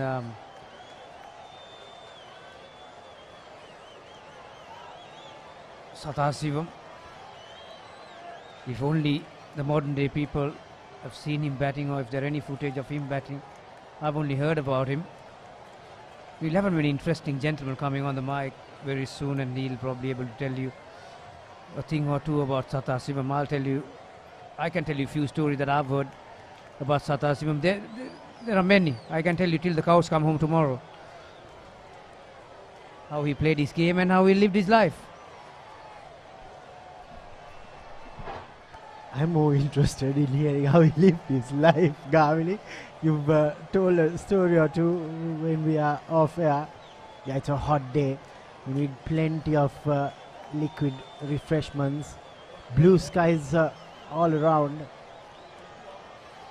There are plenty of school games happening this weekend, Gamini. Just before some of the schools stop their traditional games for the GCE A-level exams, we want to make sure that they play more matches. Mahanama, they're taking on St. Sebastian's, 90 for 2. St. Peter's, Trinity, Royal, St. Joseph's, Nalanda Dharmaraja. Good to see this two-day cricket tournament also reviving after the COVID pandemic. As we go along in February and March, there will be plenty of schools cricket, and we at the Papare will make sure that you all get to see plenty of action. There was no second slip in place, and Senesh Hettiarachi is once again lucky. That's his first boundary, came off thick outside edge. 21 completed, 68 for 4, as the players will take drinks.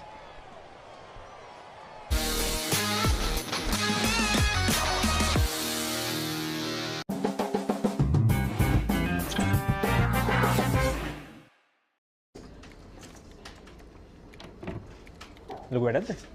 නෑ කමක් නෑ කියන්න. Big match එක කවද්ද?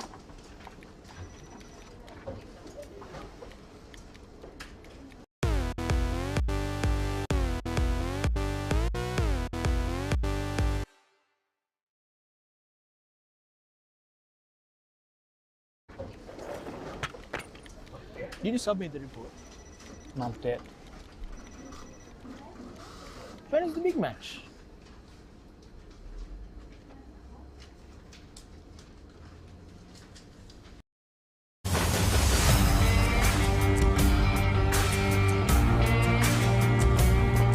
නේරඩි ඔලිබරපු යාල්පානතිල්ල මාතර කොටවිල ගම්පියසට ඇවිල්ලා තියෙනවා. සිරිතදාස ඇඩ්මෝරටුව පියගම Mahinda Rajapaksa ක්‍රීඩාංගණය කිලක්කු මාහාන Sugadadasa Indoor Stadium is the Fox Hill Supercross. රුණෑගල Siri ඇතුගල් පුරවරය Papare.com අපි අද ඇවිල්ලා ඉන්නේ නෝරෙලිය ප්‍රදේශයට. Final showdown Candy Sports Club. Polonnaruwa ජාතික සංකීර්ණයේ සිට.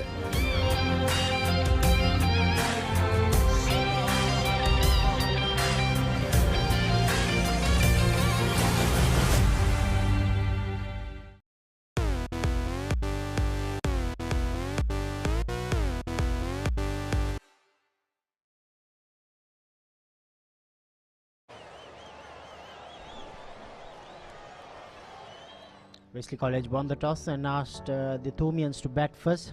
Tisena Haliagoda and Sadev Soisa didn't trouble the scores.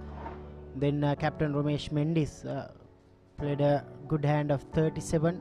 Dineth Gunawardana, he just made 6 runs now.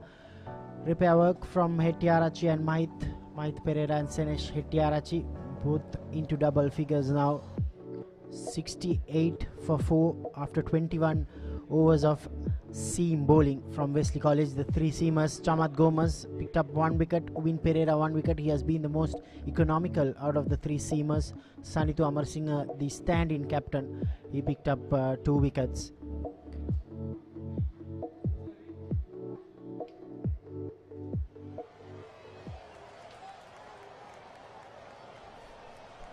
And for the very first time, we are gonna see spin bowling in this encounter. Shakesh Menon, left arm orthodox spinner, will be bowling from the pavilion end.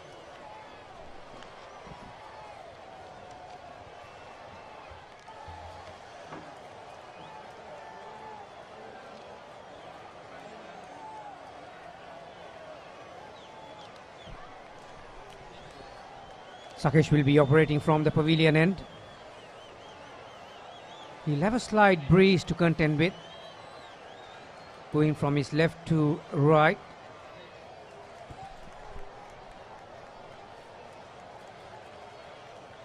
Good start. Not the tallest that you'll ever see, but those are the ones that are difficult to handle. They're the ones who will toss the ball up just above your eye line, and the guys who get good spin on the ball will get the ball to drop. And on a wicket like this, Damit, you'll have to get very close to the ball if you want to drive.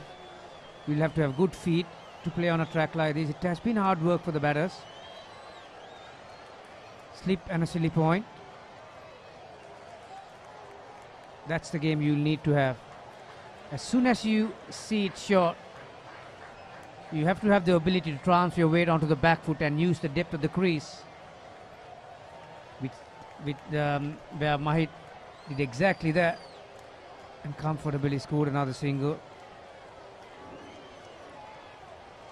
So left hand right hand combination for St. Thomas's. Current run rate is 3.23, not bad after being put in and losing the 2 openers in the very first 2 overs.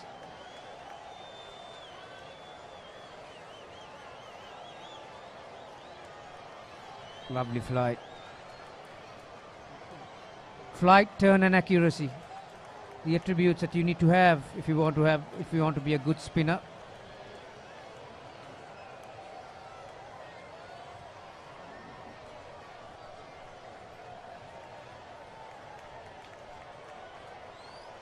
Slip,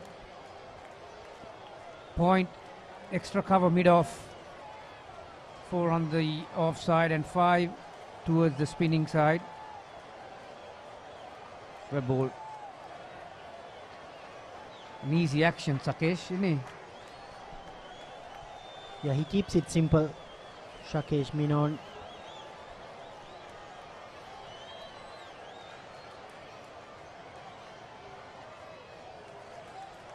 Good first over from Shakesh. 69 for 4.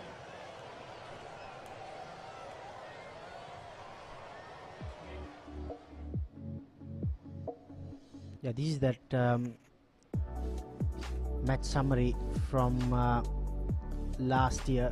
Wesley College, they beat St. Thomas's College after 50 years, Gamini, and this particular player, Sahil Dias, he's 116.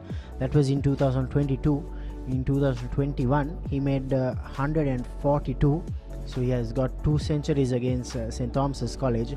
His 142 is equal to the highest individual score in this traditional encounter, and he has equalled the great Mahadevan Sathasivam himself. He scored it in 1936. So these 2 prestigious schools have a lot of history, and these young boys, they must be really proud in representing these 2 schools and playing against each other.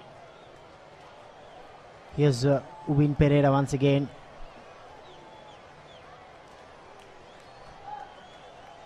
Not a bad record to have. You have scored the same amount of runs as Mahadevan Sathasivam. One fine day, you can tell your grandparents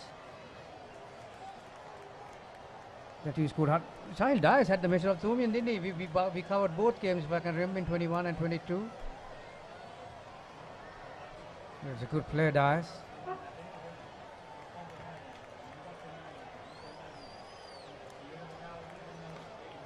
Well, the Thomians need a good partnership. This is not the wicket that you'll go hell for leather and score 300 in two sessions, but you need a couple of batters who can grind it out there, who had the patience to play an ugly innings, because it's not coming onto the bat. You need to get close to the ball if you want to drive, or if you want to play on the back foot, you need to transfer your weight as quick as possible. That's about the length that Uwin will be looking to operate, about 5 meters. As we approach the lunch break, Damit, on a very hot day and humid day here at Mount Lavinia. You mentioned about all the school cricket encounters that Papare will be bringing live action to your doorstep. Beautifully weighed and brilliantly fielded. Certainly saved a couple of runs for his team.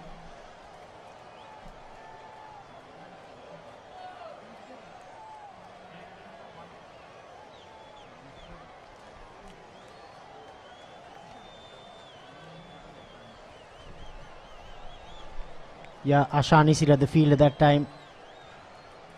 Dropped one catch early on. Trying to make amends, and Mahit Pereira bisects that offside ring once again. They'll go through for 3 runs. He's got the reach, Mahit Pereira. He's not a tall lad, but gets his front foot. Good stuff from Wesley. Needed 2 dives to save 1 run.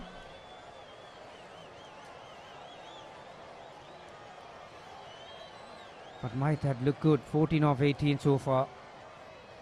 As you can see, the difference between the two batters. Mahit takes a good stride forward, uses his bottom hand, where Sanesh is stuck on the crease, not a huge stride forward. So he's struggling to get close to that ball. 72 for 4.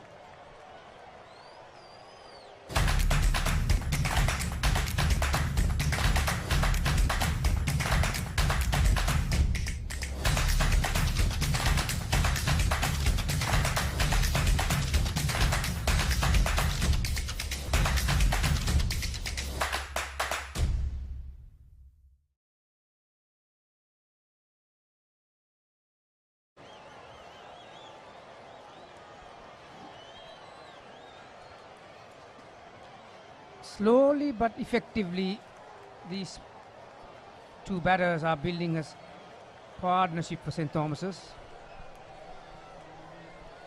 Yeah, they've added 18 runs so far of 35 deliveries, and makes it 22 with that boundary. Mahit Pereira, he looks so good here at Big Club grounds. Starts off the over with a 4. You cannot bowl outside the off stump just like that. Flight it, and players in the caliber of Mahit Pereira will put you away all day. That's his 3rd boundary, Pereira.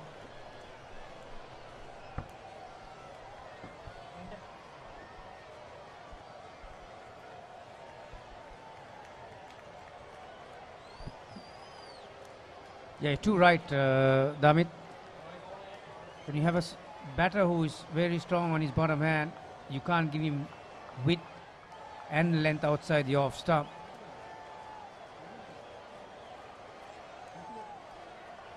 There again. Opens his bottom hand and hits exactly where he wanted. And here at Mount Lavinia, you get plenty of value for your shots, particularly to that part of the ground, to the beach side. too full. It deflected off the silly point fielder, but still got it through to the boundary ropes. 2 boundaries of Shakesh's second over.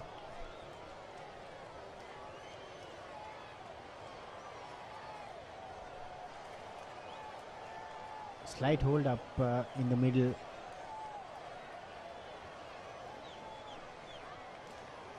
Not sure what's the reason.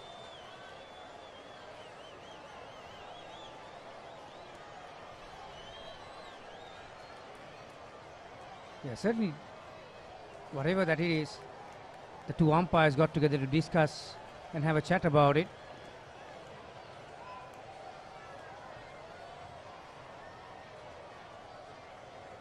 Definitely something that was bothering Mahit Pereira. So the mid-wicket comes from the onside to the offside to a sweeper cover position.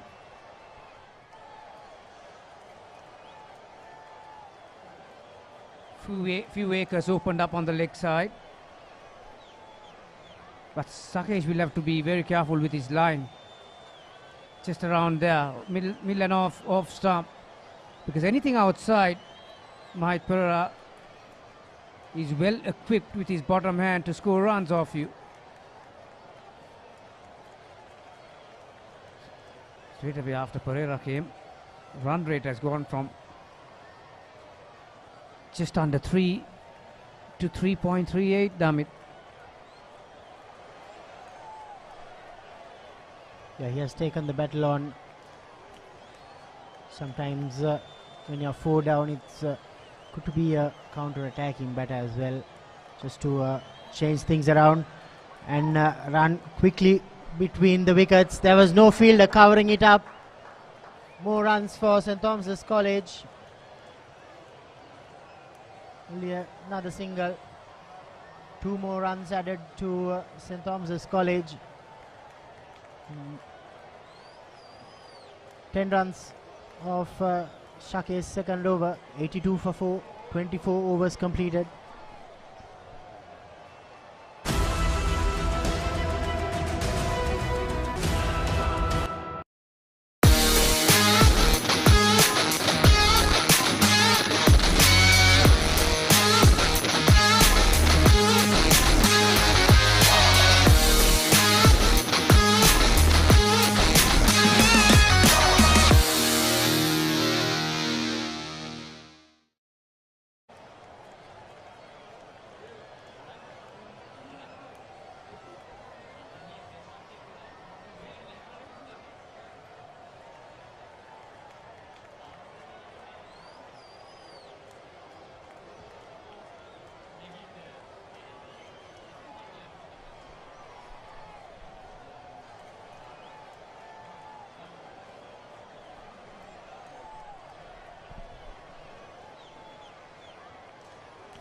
For the first time, we are going to see spin from both ends. Ravindu Sigera, he turned the game around last year with a 5-wicket haul. Right arm off spinner. He'll be bowling from the Thalassa end. Slip and a silly point in place for Ravindu. He'll be a lot quicker than Shakesh. Not a bad thing on a track like this. It's very important that you find the correct speed. And on a wicket that is a bit too slow holding up, you need to be precise with the speed that you operate. And Ravindu is quite tall, so he'll have that advantage. As you mentioned, he'll be feeling confident about himself because he has picked up 5 wickets against St. Thomas's last year. Silly point in place. Good delivery. Sanesh have to be very careful here. When you have a batter who likes to be busy, like Mahit Pereira, who's looking to get back on strike, Sanesh will have to do his part. So far he has faced 40 deliveries for 11 runs. In anyone's language, that suits the situation when you're 4 down. But when you have a batter like Papare on the other hand, you might need to switch to your next gear. Right now he's on gear number 1. He'll have to start weighing his shots here and there, finding a gap. That's a rarity. Spinner bowling a no ball. You only have to run 2 yards. Yeah, card in a letter from Sigera.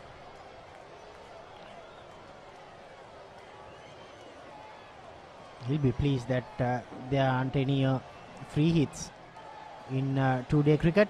Nevertheless, no run scored off the bat. 25 overs completed. 83 for 4.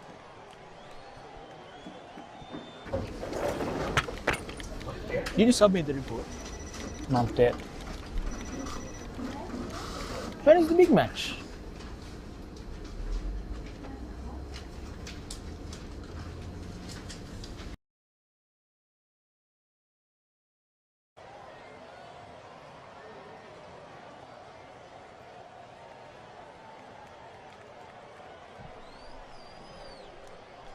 Despite going for 10 runs in the previous over, Amar Singh persisting with Shakesh, giving him that 9 fielders on the offside, 7 rather. But he bowls it short. He's a young lad, he'll learn. But from the Wesley point of view, Gamini, they'll need a wicket or two before lunch if they are to, especially the wicket of Mahith Pereira, if they are to continue to keep that stranglehold on the Thomians. Yeah, no doubt that will be the icing in the cake, because Wesley owned the first 1.5 hours in this session. Since Pereira came to the middle, Wesley have started going through the motion somewhat. Few loose balls.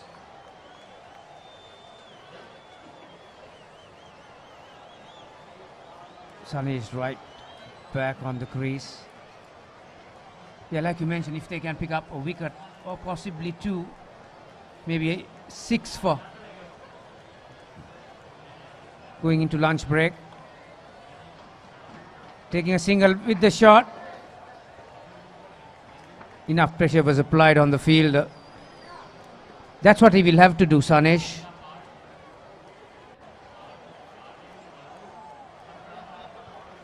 Like I mentioned, this is not a track that will allow you to score 300 in no time. Batters will take a bit of time to get settled on a track like this, particularly with the speed.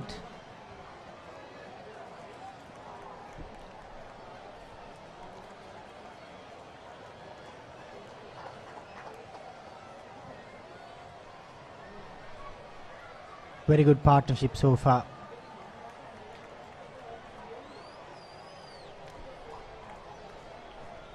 (31 of 53 balls) and make it 35. Mahith Pereira, he's putting this young left arm spinner under immense pressure. 26 overs completed. St. Thomas's 89 for 4.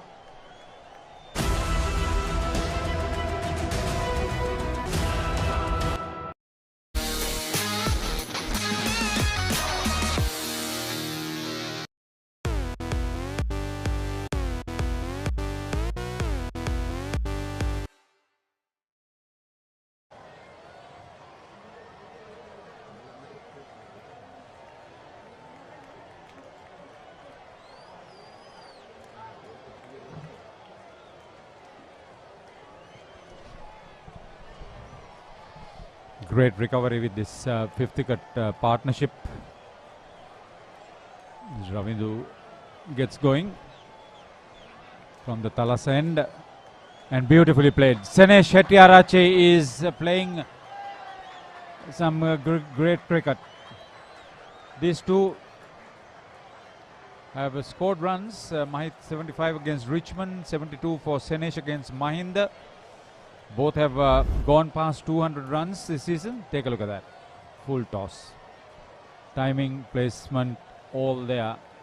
Could have been cut off, but that boundary is important. Last wicket fell at 54. So this is a 39-run partnership so far between these two.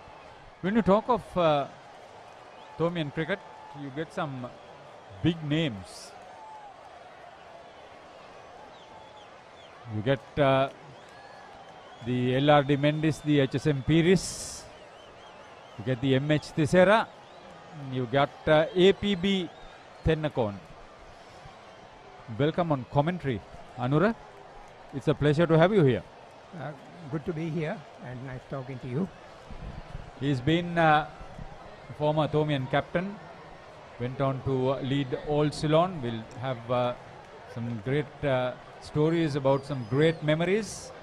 Anura Punchibanda Tennakon was synonymous with his on drive. Beautifully played during his school days, and always a great opportunity to come back here. What's the best memory of the Tomian Wesley match for you as a schoolboy? I think it was one game we played at Wesley College on the Martin wicket, where I was batting quite well. I think I was on around about 70 runs, and I hit a off spinner, tried to take him over mid wicket. There was a fielder on the boundary line. His name misses me now, but a tall lad. The ball was sailing over his head, but he managed to put his hands up and pluck the catch out of nowhere. That was a great catch, and it denied me of probably going on to make 100. That's the man you are, so magnanimous. When I ask about the memory, you mentioned about a great performance of opponent, that boundary there for Senesh. He's got into the 20s, the third bat into the 20s. St. Thomas's tried to gain control and confidence in this match. End of 27 overs. St. Thomas's putting the bat on 97 for 4, approaching lunch on the first day. Did you submit the report? Not yet. When is the big match?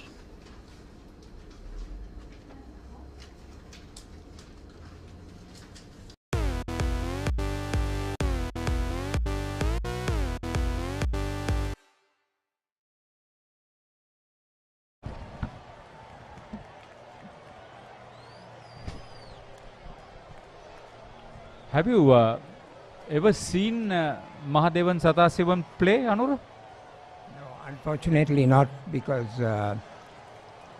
he had played most of his cricket by the time I was able to witness cricket, and also I had the disadvantage of being in the college hostel and very little opportunity of watching big games, you see.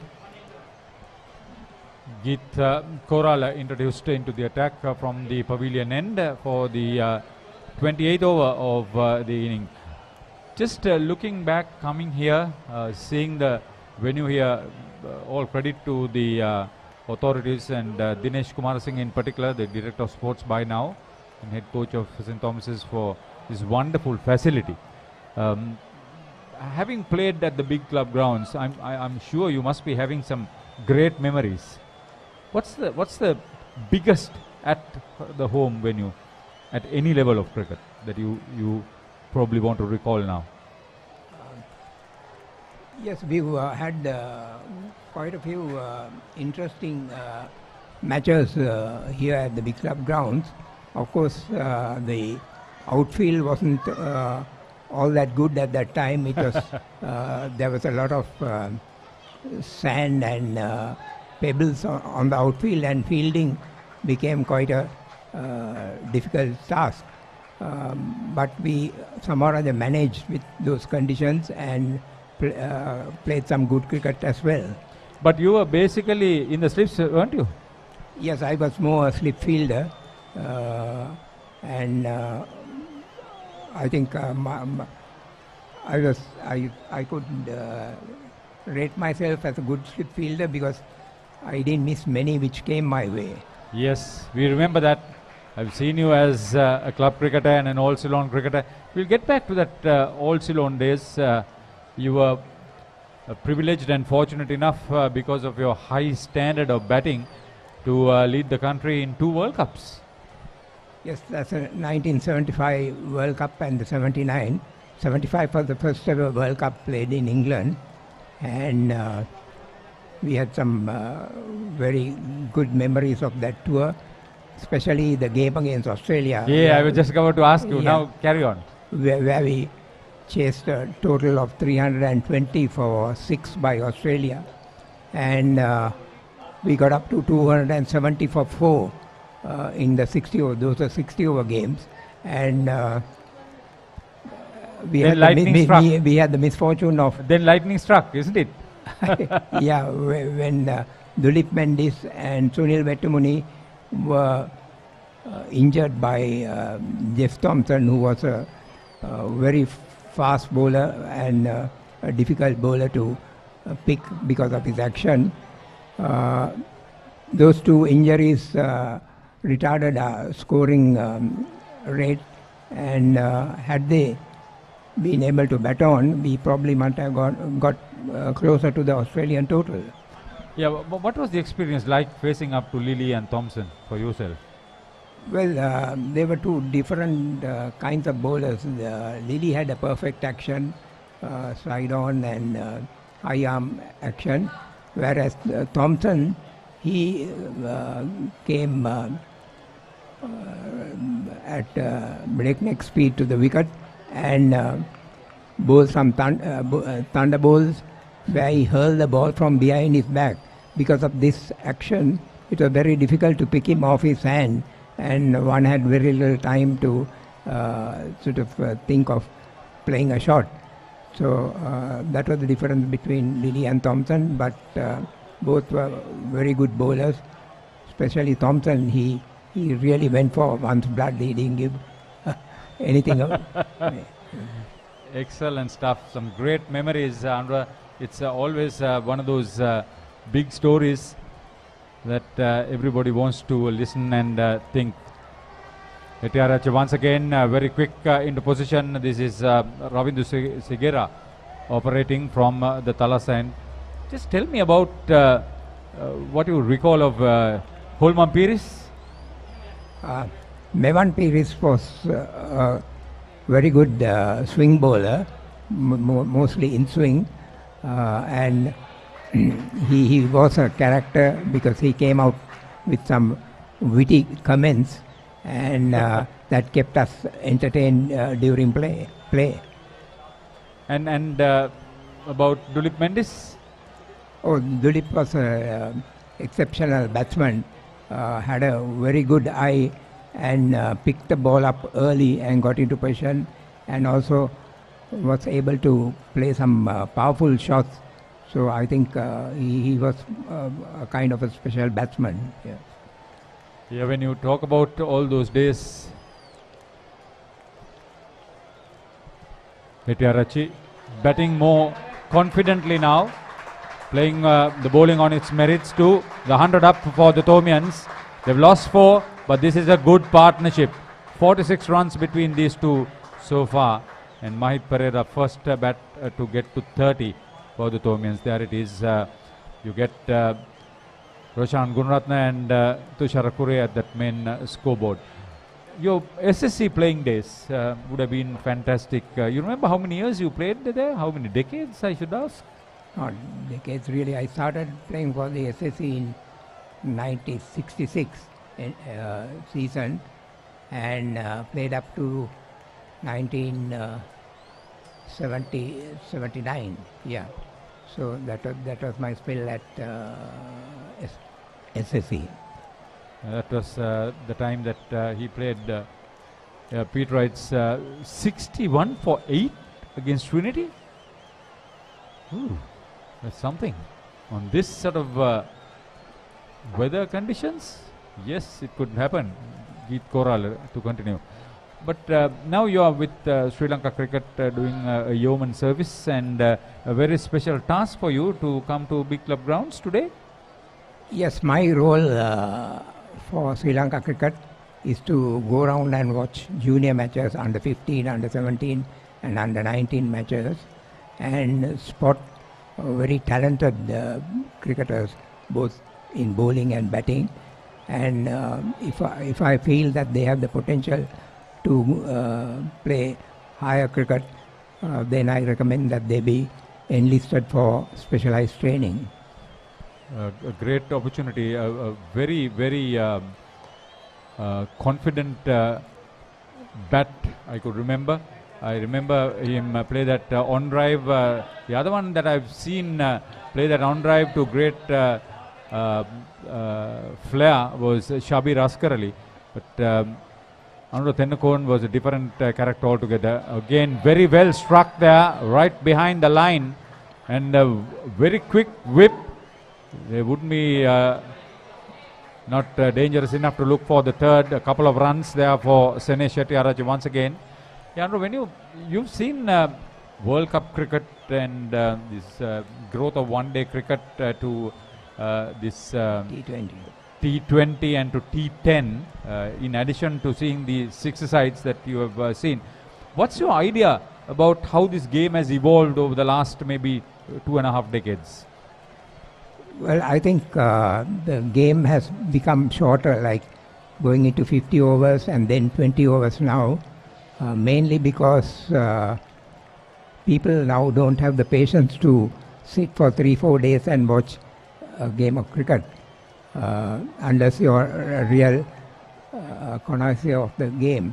So, in order to cater to people who want a brisk game and result at the end of it, I think they have turned to limited overs cricket, and now 20 over cricket, which provides a lot of entertainment during a short spell. So I think cricket is also catering to the needs of the followers of the game by making it shorter and more attractive. 30 overs gone. St. Thomas is 103 for 4. Did you submit the report? Not yet. When is the big match?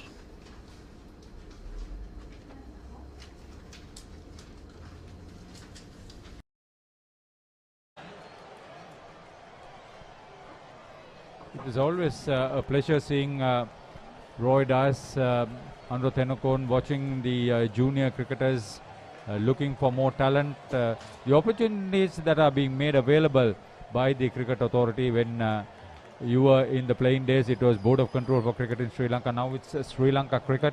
It's always one of those areas where the authorities take the right decision to look for the best talent. How do you enjoy the work that you do now? Well, it's really a pleasure to be involved in cricket at any level, but especially watching junior cricket and picking talent, it gives you a lot of satisfaction, because at the end of the day, if you are able to pick up some talent which is going to bring Sri Lanka cricket results in future, then I think that really a sense of satisfaction for you. Yeah, it gives a lot of satisfaction. Yeah. Yeah, he's a senior citizen, going on a strong 76 now. Maybe that was what he made against Wesley, and he was well caught then. He was in the 70s then, he mentioned.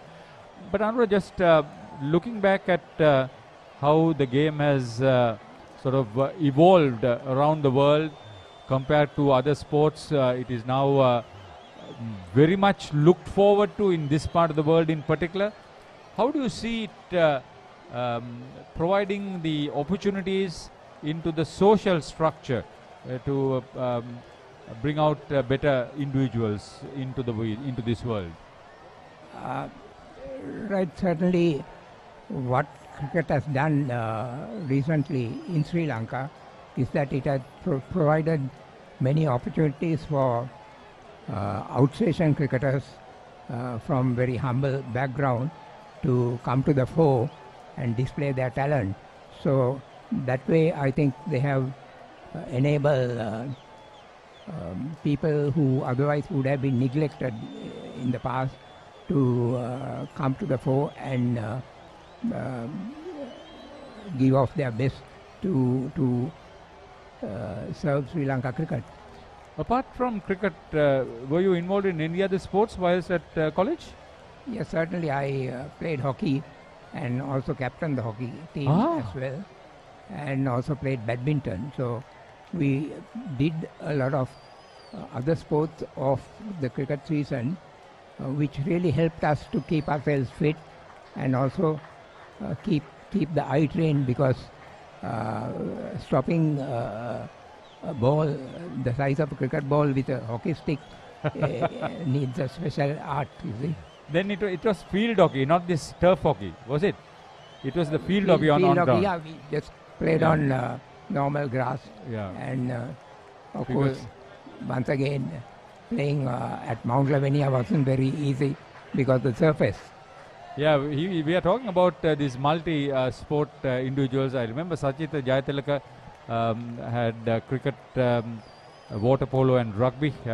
Wonderful cricketer he was. And his partnership now 51, and really a lot of good work out in the middle. They got together when the side was in some trouble at 54 for 4 with the dismissal of the captain Romesh Mendis. But now see Mahit Pereira and Sene Shettyarachi doing a great recovery work. What was your house here, by the way? What house were you in college? I was in Miller Chapman. Mostly that's the boarding house. Yeah. Okay, okay. Yeah. And they would have been very good at hockey those days. Oh yes, certainly the boarders provided the backbone of all sporting teams, because we had the opportunity of practicing and playing during our off time, and that really developed us as sportsmen and gave us opportunities more than the day boys. Yeah. Were you senior, junior to Chandra Shafter, or did you play with him? Or what? Very much junior to Chandra Shafter. He too was a Thomian legend in cricket as well as hockey. Yeah. So I think those are people, one looked up to as youngsters, and really learned from how they played the game. Yeah, you mentioned hockey. I also remember Ishaq Shabdin came from St. Sylvester's, played his cricket and hockey too, and did a wonderful job. 32 overs gone. St. Thomas's 106-4, approaching lunch on day one of this Wesley St. Thomas's match.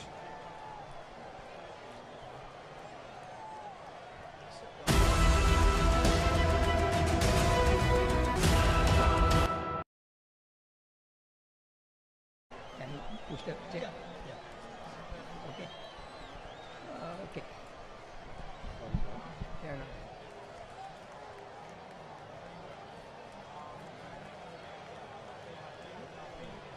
There were no picket fences, and such a wonderful outfield those days during your playing days, I'm sure? Not at all. Now the ground looks a picture, and it resembles more of a English ground, club ground, and I think the facilities have improved by leaps and bounds. Yeah, I think there is a great amount of work done by Warden Reverend Mark Bilimoria and the Director of Sports Dinesh Kumarasinghe. Another boundary for Mahit Pereira. He's continuing from the 75 he made against Richmond a couple of days ago, and really playing a solid, responsible knock. Good cricket from on his part, Anwar. Yes, he's been batting very competently from the start. When St. Thomas's needed a recovery after having lost 4 wickets, and this pair has settled in very well, and also they've not failed to punish the loose ball and score runs. So that's very important to be getting runs all the time and not concentrating only on defense. Ravinder Shigera outside off stump, didn't rise much. Just making an observation on your part about how people view the sport in this country in particular, especially the youngsters. Oh, it may have got the edge. It's between the lone slip and the wicket keeper. We wait for the umpire. He seems... it was... that's why I wanted to wait for him. I wasn't too sure whether he actually got any call. So it's extras. Take a look at that. Angled across the body. Difficult to say from here. Yeah. What was the perception you have about what people think about the game as it is in this country? Oh, well, it's a very well recognized game in the country now. In fact, it has become almost a religion. Yeah, and when the national side plays matches, there's a huge following, and also people are very enthusiastic and keep encouraging our lads. And what we need is a few more victories under our belt to keep the enthusiasm up. Yeah. Angled across the body and very well played. He didn't try to overhit. Vacant backward point region. And he got right on top of that one. Good timing, good placement. Mahit Pereira into the 40s. Partnership 62 from 95 balls. They more than double the score for the Thomians approaching lunch on day one here at the big club grounds. It's been one of those great success stories for people like you who played your school cricket, your club cricket and the national cricket with a lot of passion. It was the passion. It wasn't the commercial game then. No. In our time, we played cricket for enjoyment and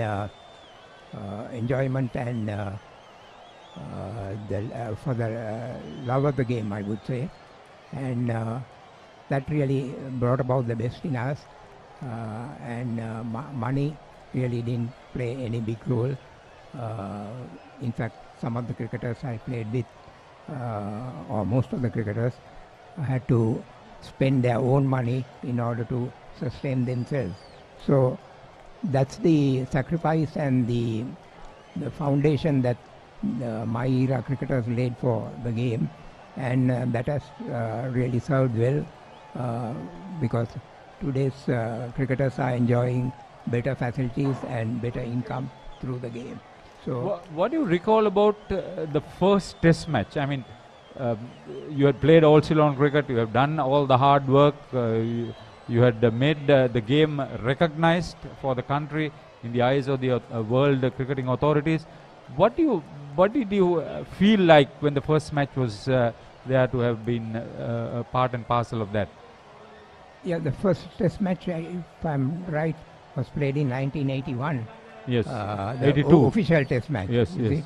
We played unofficial cricket, and that was really great event for cricket being recognized as official test cricket, and that was a big occasion, and I think we played England in that game, but lost to them. That was more due to lack of experience at international level, and as things progressed thereafter, we kept improving, and especially in the limited over games. This was the Wesley captain's wickets. Romesh then was the second, and left alone outside off stump, Hettiarati. You have also been involved in cricket administration. You have been talking about cricket on media. You never wanted to be a match referee or whatever it is? It never appealed to you, or what? Not really. I really wasn't invited to be a match referee, probably due to us not having played official test cricket. We played unofficial, so that may have been a factor. And nevertheless, I think I'm happy to serve cricket in any capacity that I'm asked to serve the game. Yeah, that has been the story, because when you come here and watch the cricket, you bring in so much of tradition, so much of history, so much of experience to the big club grounds. You're trying to serve the national cause in a big way, I would say. A lot of people think it's a small contribution on your part, but I would believe that when you pick cricketers like that, now today we've seen a great young energetic fast bowler in the form of Chamat Gomez. Last weekend we saw one Malavi Arachi, who was a rookie fast bowler for Royal.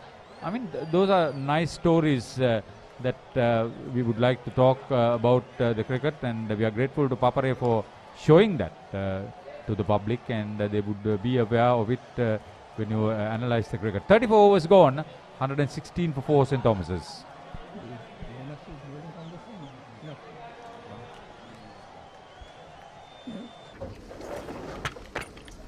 Did you submit the report? Not yet. When is the big match?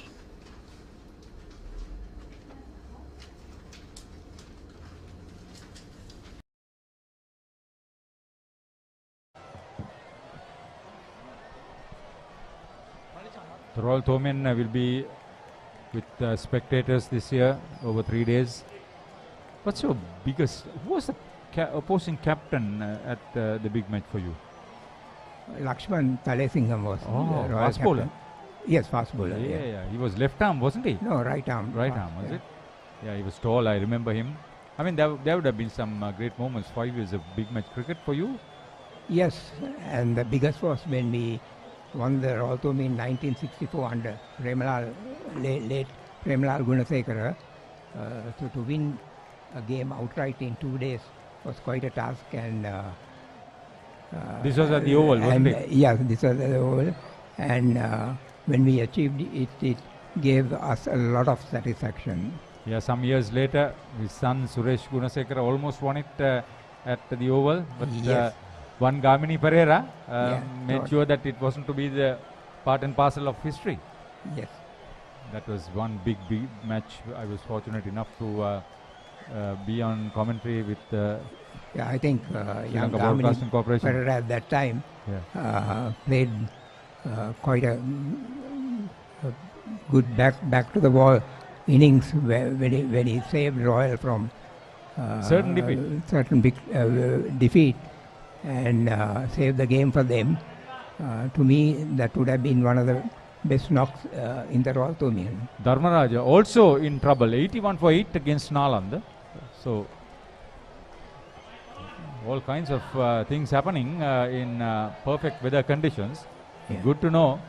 It's always good. We were talking about some important matches being played. I want to know what's happening at the Royal St. Joseph's match.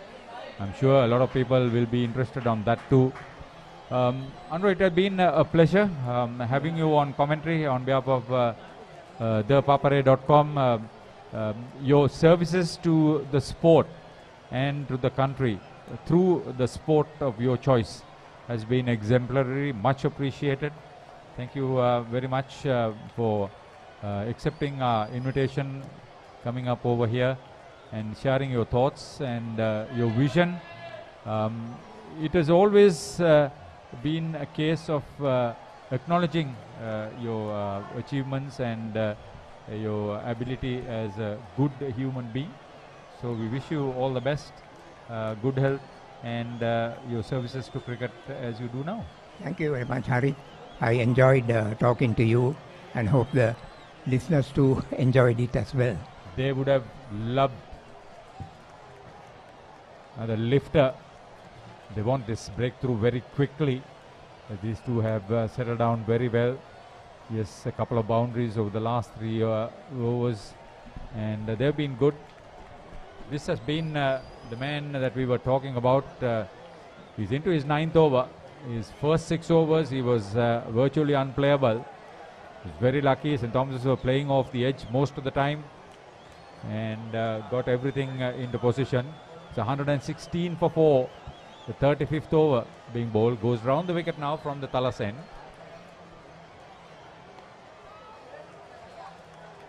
Mahit Pereira, he's confident in his approach. He's good on his front foot. He's good on his back foot. End of 35. Thomas put into bat. 116 for 4. It's lunch now with Sene Shettyarachi on 26. Mahit Pereira on 40. So a great recovery from 54 for 4 to 116 for 4. This is the first day of the Mahadevan Sathasivam Challenge Trophy encounter for 2023 at the big club grounds.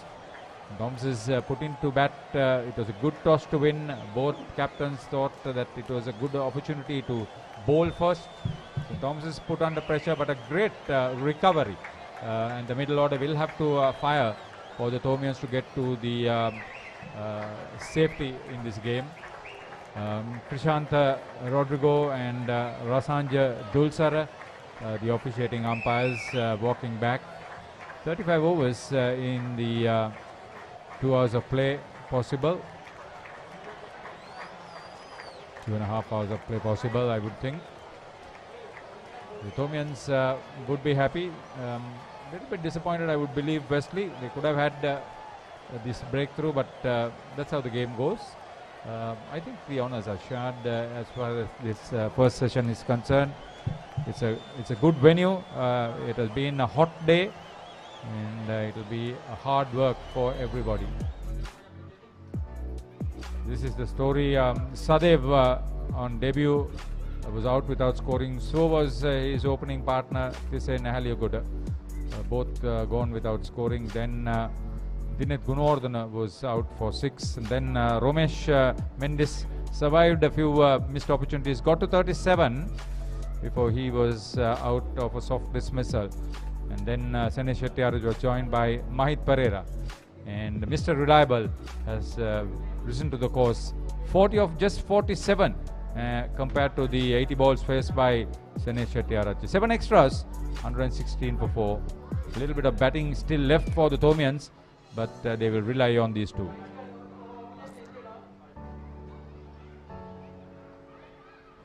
It was some heady bowling by the 3 quicks. Chamath Gomas, Ovin Pereira and Sanitu Amarasinghe, who is leading the side. See, they have shared 4 wickets. Sanitu 2 wickets, and Sakesh, Ravindu and Geet. They were the spinners, not all that effective. I think St. Thomas has managed that very well. First 34-run partnership for the 3rd wicket, for the 4th wicket rather, and the 5th wicket stand has taken them into a position of strength, and they would hope that it would be a story to continue and get going. So the first session has produced wickets and runs, and this is how it started after the Thomians were sent in. Caught behind by Taranga, out for naught. Ahaliagoda also didn't open the accounts, and Thomas were in trouble. And this was a few missed opportunities for the Thomian captain, but then he also was able to play some good shots on either side of the wicket. This was Gunodana out thereafter, and Shettyarachi joined the captain. They thought they could prepare a good position. The Thomian captain played some delightful shots off the front foot, in particular through the covers.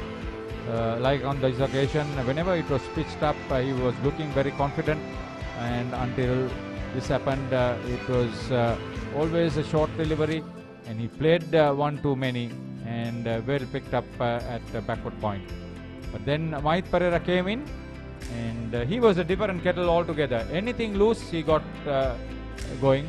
Started with a couple of boundaries and a couple in 1 over from the Wesley captain.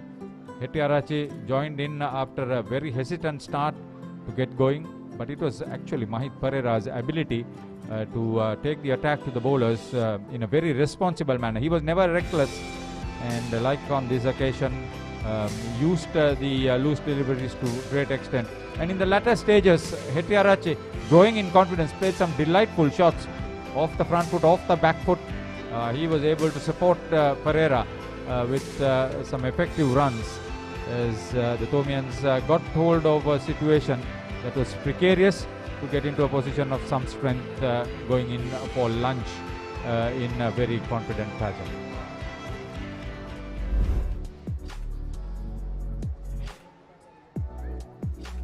So there it is, almost shared, we would have thought, 4 wickets and 116 runs. So it has been a good start to this traditional encounter for the Mahadevan Sathasivam Trophy between St. Thomas's and Wesley. So it's lunch. We thank you for your company. We will be back with the Thomian innings in less than half an hour.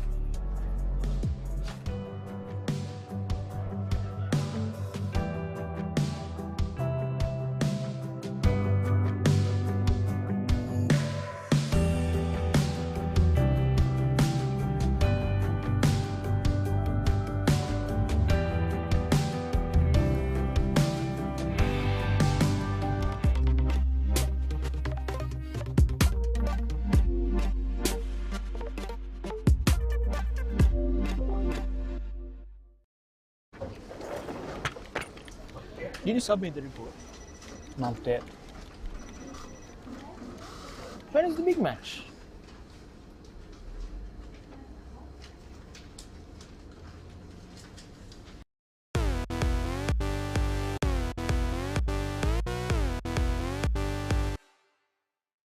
මරාගත්ත මැද මරාගෙන කරන්න තියෙන හැමදේම කරගෙන මේ number 1 හිටපු team එකට T20 world ranking වල 3.0ක් ගෙහුවා ඒ සීරීස් එක. ෆාස්ට් බෝල් කරා දාන්න බෑ. ඊට පස්සේ කෝච් කිව්වා අනිල්ස කිව්වා ෆාස්ට් බෝලින් ගන්න නැහැ ස්පින් එක දාමු කියලා. තාත්තා ත්‍රිවිල් රීදුරෙක් අම්මා ගෙදර හිටියේ. එතන මල්ලි පොඩි ත්‍රිවිල් එකක් දුවන රැකියාවක් කරන මිනිස්සෙක් විදියට නෙමෙයි සැලකුවේ. මල්ලි මේ යනෝන්චිලා පැන්නා. පැනව පාර අත කැඩුනා. ඒ වෙලේ මේ විදිහට කිව්වලා අමාරු බේස්ලා ඉන්නවා රණ්ඩු වෙනවා නම් මනම් එහෙම. ඒත් අර මෙතනදී කුසල් සදීර කාපි කට්ටියම මාර යාළු ටිකක් මම මොකක් කර මිස්ටේක් එකක් කරා වුණත් මට බනින්න මුකුත් කරන්නේ නැහැ යාලා. සෝෂල් මීඩියා වලින් එක එක දේවල් කියනවා. ඇත්තටම ඒ කාලේ දැන් අපිට නැති වෙන දෙයක් තිබ්බේ නැහැනේ. අපිට තිබ්බේ දෙයක් ලබා ගන්න විතර. අපි ඉතින් ඒ දේ ලබා ගත්තට පස්සේ මිනිස්සුන්ට ඕන දෙයක් හැමෝම කියන්න පුළුවන් ඒක සාමාන්‍ය දෙයක් නෙවෙයි. අද වෙනකම් මම Facebook නෑ මගේ page එක විතරයි තියෙන්නේ. මැච් එකට බැස්සන් පස්සේ මම පොඩ්ඩක් කට වැඩි. මම කියවනවා පොඩ්ඩක්. මගේ අම්මයි තාත්තයි ඒ දෙන්නගේ තරුණ කාලේ කැප කරා මං මරණ තුරා ඉතින් මං ඒ දේ ඉෂ්ට කරනවා.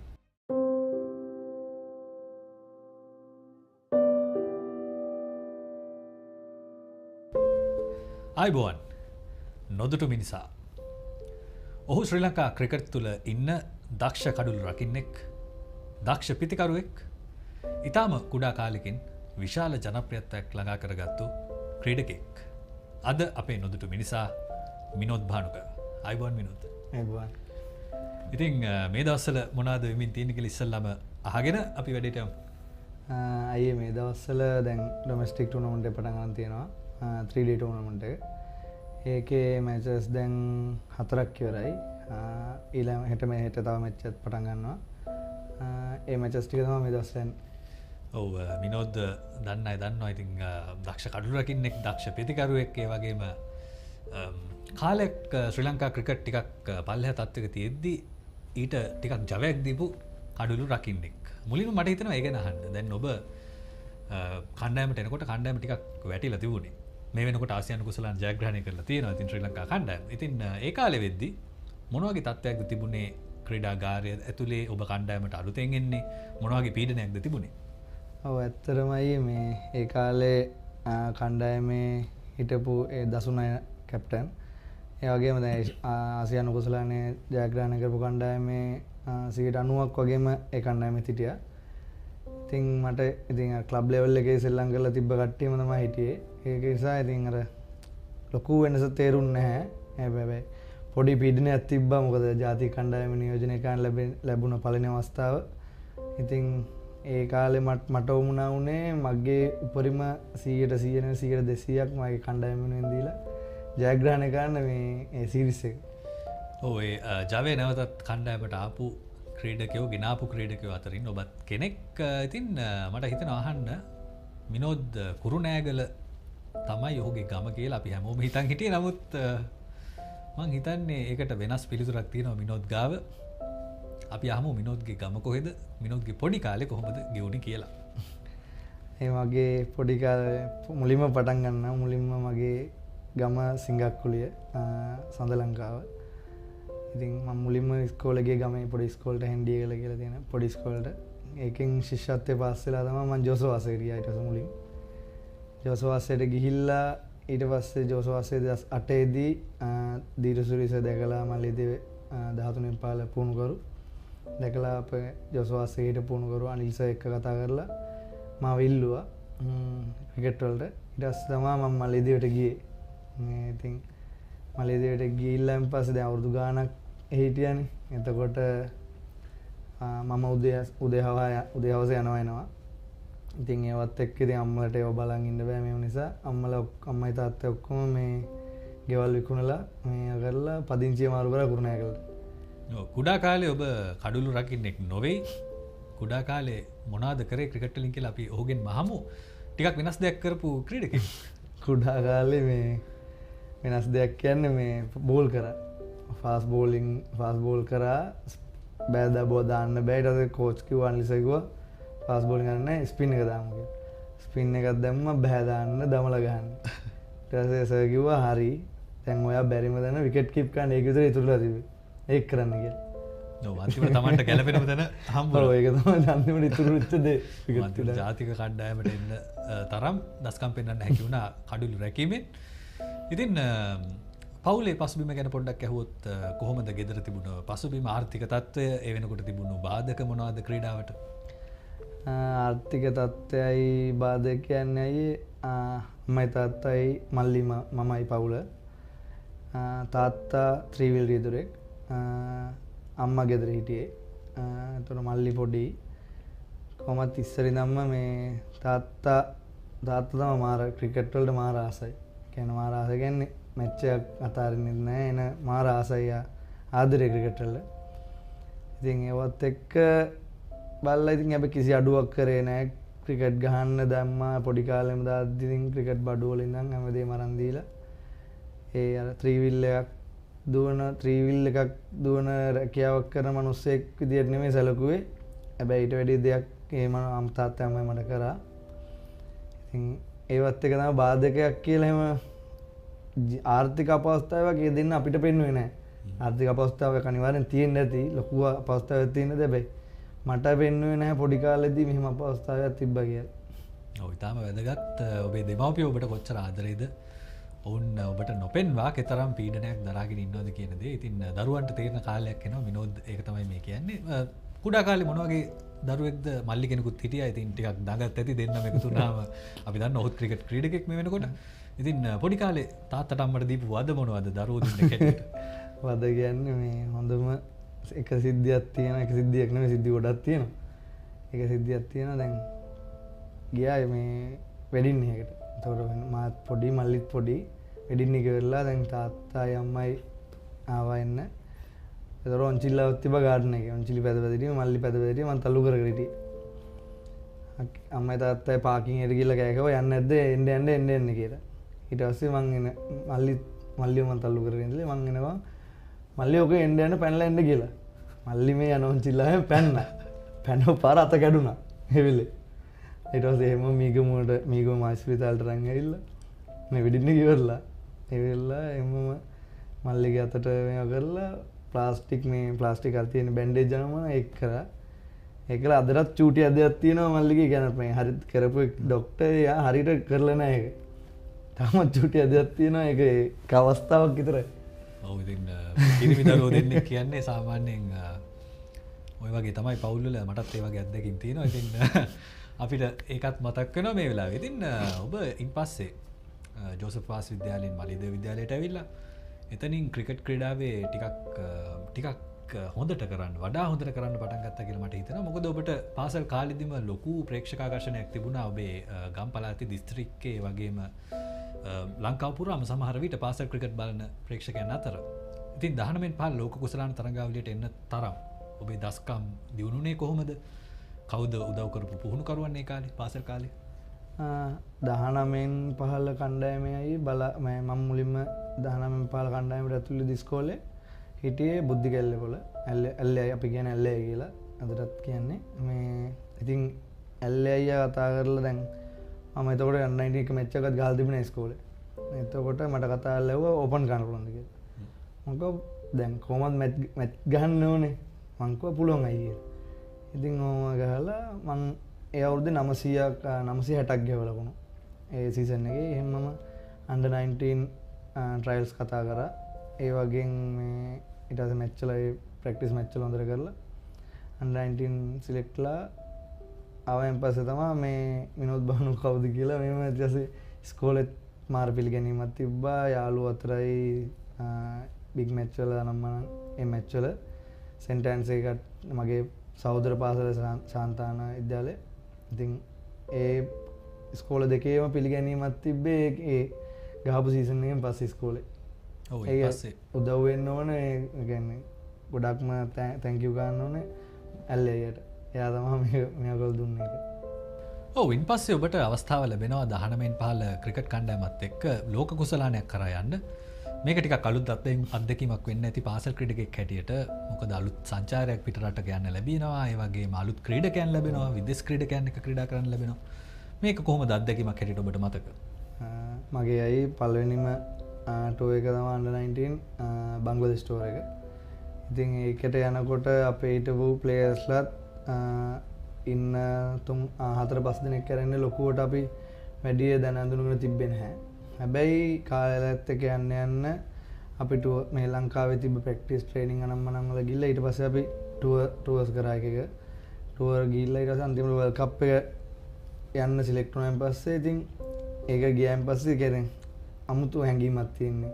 මොකද 19න් 15 වුණත් ලෝක කුසලයන් වෙන්නේ එක. අපේ කණ්ඩායමේ හැම ක්‍රීඩකෙක්ටම තිබ්බේ එකම මේක ලංකාවට ශ්‍රී ලංකාවට ලෝක කුසලානයක් ගේන එක. ඉතින් ඒවත් එක්ක බලද්දී මොකද එක ටීම් එකක් එක්ක නෙමෙයි මැච් දෙක තුන ගහන්නේ. මැච් එකෙන් එක ටීම් එක ගහන්නේ. ඒක මාර කම්පිටිෂන් එකක්. ඒක හරි අමුතු අත්දැකීමක් ඉතින් ඒක. ඔව් ඒ වෙනකොට ශ්‍රී ලංකා කණ්ඩායමේ නායකයා කුසල් මෙන්ඩිස් ඉතින් ඔබත් කඩුළු රකින්නෙක් වෙච්ච නිසා කොහොමද මේ කඩුළු රැකීමේ අත්තාවරණ බෙදාගත්තේ? ඔහුත් එක්ක සටනක් තිබ්බද නැත්නම් කුසල් ඔබට මොනවද කිව්වේ? ඔබත් මම හිතන්නේ කඩුළු රකින්න අවස්ථාව ලැබුණා තරඟවලදී. ඔව් වර්ල්ඩ් කප් එක පටන් ගද්දිමයි මම කරේ විකට් කීප් කරේ. ඊට පස්සේ අන්තිම මැච් වලදී කුසල් කරේ. එහෙම තරඟකාරීත්වයක් තිබ්බේ නැහැ. මොකද කුසලුයි මමයි කියන්නේ හරිම කියන්නේ හරි හොඳ යාළුවෝ. ඒ කියන්නේ ඉස්කෝලේ ගාන කාලේ ඉඳන් කුසල් අපි කියන්නේ ඉස්කෝල දෙක මැච් එකක් වුණත් අපි ආර සුවද ශීලීව තමයි කතා කරලා ඉතින් එහෙම අර වෙන ප්ලේයර්ස්ලා මාරු ප්ලේයර්ස්ලා ඉන්නවා රණ්ඩු වෙනවා නම් එහෙම. ඒත් අර මෙතනදී මාපි කුසල් සදීර කාපි කට්ටියම එකම කියන්නේ මාර යාළුවෝ ටිකක් එක අදටත් හම්බුනාම වුණත් අදටත් ෆැමිලිස් පිටින් කෑමකට එළියට යන්න වුණත් යන්නේ අර 19 ගහන කාලේ තිබ්බ බැඳීමේ. ඔව් මතකයන් ගොඩක් එකතු වෙන තැනක් මේ පාසල් කාලේ. ඒ වගේම 19න් 15 ක්‍රිකට් කණ්ඩායමට තේරීපත් වෙන ක්‍රීඩකයෙකුට තවත් විශේෂ අත්දැකීම් ලැබෙනවා කියන එකයි එතනින් පේන්නේ. ඒ වගේම මේ තරඟවලදී ඔබට හමු වෙන්නේ නැති ලෝක කුසලානයට පිට රටවල් වලින් ආපු විදේශ ක්‍රීඩකයන් මේ වෙනකොට උන් ජාත්‍යන්තර ක්‍රීඩකයන් වෙන්නේ නැති ඔබට කවුද හම්බුනේ ලෝක කුසලාන තරඟාවලිය තුල 19න් 15 දී? අපිට හම්බුණා අයියේ ඉන්දියා ටීම් එකේදී හම්බුණා දීපක් හූඩා, ශ්‍රේයස් අයියර්, කුල්දීප් යාදව්, ඒ තුන් දෙනාගේ සංජු සැම්සන් තුන් හතර දෙනා අපිත් එක්ක ඉන්දියා ටීම් එකේ හම්බුණා. පාකිස්තාන වලදී ඉමාමුල්ලාක් හම්බුණා. ඒ කියන්නේ පාකිස්තාන මේ under 19 මැච් එකේදී අපිත් එක්ක අපි ගැහුවේ සවුත් අප්‍රිකා එක්ක. සවුත් අප්‍රිකා එකේදී ගහලා තිබ්බා රබාඩා ඒ කට්ටිය ගහලා තිබ්බා. අපිට හම්බෙච්ච ටීම් වලින් ගැහුවේ අර කට්ටිය විතරයි. ඔව් ඉතින් මේ ආකාරයෙන් තමයි 19න් 15 ලෝක කුසලාන තරඟාවලියෙන් පස්සේ ඔහුගේ අත්දැකීම් කියන්නේ. ඊට පස්සේ ඔබ එනවා ශ්‍රී ලංකා දේශීය ක්‍රිකට් වලට. මොන ක්‍රීඩා සමාජයටද මුලින්ම ආවේ? කවුද ඔබ ක්‍රීඩා සමාජ මට්ටමට අරගෙන ආවේ? කොහොමද ඒ කාලේ තිබුණු ක්‍රීඩා සමාජ අත්දැකීම්? මම මුලින්ම සෙල්ලම් ගන්න ගියේ SSC ක්‍රීඩා සමාජයට. ඉතින් එතන පුහුණුකරු හිටියේ අවිෂ්කය. කැප්ටන් කරේ එතකොට තරංග පරිණිතාන. එතන හිටපු ප්ලේයර්ස්ලත් ඒ ප්ලේයර්ස්ලාගෙන් තමයි එතනම ගොඩක් දේවල් මම ඉගෙන ගත්තේ. ක්‍රිකට් 19 පාල ක්‍රිකට් එකට වැඩිය ඩොමස්ටික් ක්‍රිකට් එක කියන්නේ අහසයි පොළොවේ වගේ කියලා එතනින් තමයි දැක්ුණේ. කොච්චර තරංකාරීත්වයක් තියෙනවද එතන ලකුණු ගහන්න, ටීම් එක රැඳි සිටින්න. ඒ වගේ ගොඩාක් දේවල් එතන තිබ්බා. ඉතින් ඒ හිටපු තරංග අයියා, අය වගේම කණ්ඩ අයියා, තිල්ල කණ්ඩම්බි, කෞශල් සිල්වා, දිමුත් කරුණරත්න, ඒ වගේ කට්ටිය එක ගහද්දි ගොඩක් ඉතින් එක්ස්පීරියන්ස් ක්‍රිකට් එකේ දේවල් හුමාරු වුණා, කතා කරන්නේ ක්‍රිකට් ගැන. ඉතින් ගොඩක් ඉතින් අර ලොකු වෙනසක් සිද්ධ වුණා SSC එකට ගියයින් පස්සේ ක්‍රිකට් වල. ඔය වගේ මට තවත් දෙයක් අහන්න හිතෙනවා. මොකද ශ්‍රී ලංකාව ඇතුලේ අපි ඕනෑම අලුත් කෙනෙක් අලුත් තැනකට යද්දී එතන ජ්‍යෙෂ්ඨත්වය පිළිබඳ පොඩි ප්‍රශ්න තියෙනවා. පොඩි ප්‍රශ්න කිව්වත් ඒවා ටිකක් රසවත් අත්දැකීම් පස්සේ මතක් කරද්දී. ඉතින් ඔබ නවකෙක් හැටියට මේ දැවැන්තව ඉන්න කණ්ඩායමකට යද්දී ජ්‍යෙෂ්ඨයන්ගෙන් ලැබුණු පිළිගැනීම කොහොමද? සමහර විට විනෝදාත්මක අත්දැකීම් උනත් තියෙන්න පුළුවන් මෙතන. විනෝදාත්මක කියන්නේ මේ ජ්‍යෙෂ්ඨයෝ කියලා අපිට මේ කියන්නේ මේ ලොකු මේ පීඩනයක් දෙන්නේ නැහැ කට්ටිය. මොකද ඒගොල්ලොන්ටත් ඕනේ ජ්‍යෙෂ්ඨයොත් එක්ක ඉන්න පොඩි ප්ලේයර්ස්ලා මැච් එක එක්ක ඇදලා යන්න දිගටම. ඒ කියන්නේ අපිට දේවල් පෙන්නගෙන ඒ කියන්නේ කියලා දීගෙන එහෙම යන්නේ. ඒ කියන්නේ නැත්තම් අමතර පීඩනයක් ඒගොල්ලෝ දෙන්නේ නැහැ අපිට. දැන් මැච් එක වුණත් මැච් එක දැන් මම මොකක් කර මිස්ටේක් එකක් කරා වුණත් මට බනින්න මුකුත් කරන්න එන්නේ නැහැ යාලා. යාලා ඇවිල්ලා පස්සේ දවසක තමයි කියන්නේ. කියලා දෙන්නේ. ඒ කියන්නේ ඒ වගේ දේවල් තියෙනවා එතන. නැත්තම් අර සීනියර් මෙහෙමයි ජූනියර් මෙහෙමයි කියලා බෙදාගෙන කන බොන දේ වුණත් කන්න ගියාම වුණත් ඔයාලට සීනියර් මේ කට්ටිය නේද කන්න ඉන්න බෑ. ඔයාලා ජූනියර් කට්ටිය ඔයාලට වෙනම කෑම ඉවන්නේ එහෙම නැහැ. ඒකත් එතන තිබ්බේ හොඳ ගතිගුණයක් ඒකයි කට්ටිය. ධම්මිකය හිටියා ධම්මික ප්‍රසාද්. ඉතින් ඒ කට්ටිය වුණත් හැමතිස්සෙම පොඩි ප්ලේයර්ස්ලත් එක්ක කතා කරලා කියන්නේ ඒ අර තියෙන කල්චර් එක හදන්නේ කොහොමද කියලා. නැෂනල් ටීම් එකේ ඒ කාලේ තිබ්බේ එමලු ඒකලු මේ හදන්නේ පොඩි කාලේ ඉඳන්ම ක්ලබ් එකේ ඉඳන්ම හදන්නේ ඒ කල්චර් එක කියලා.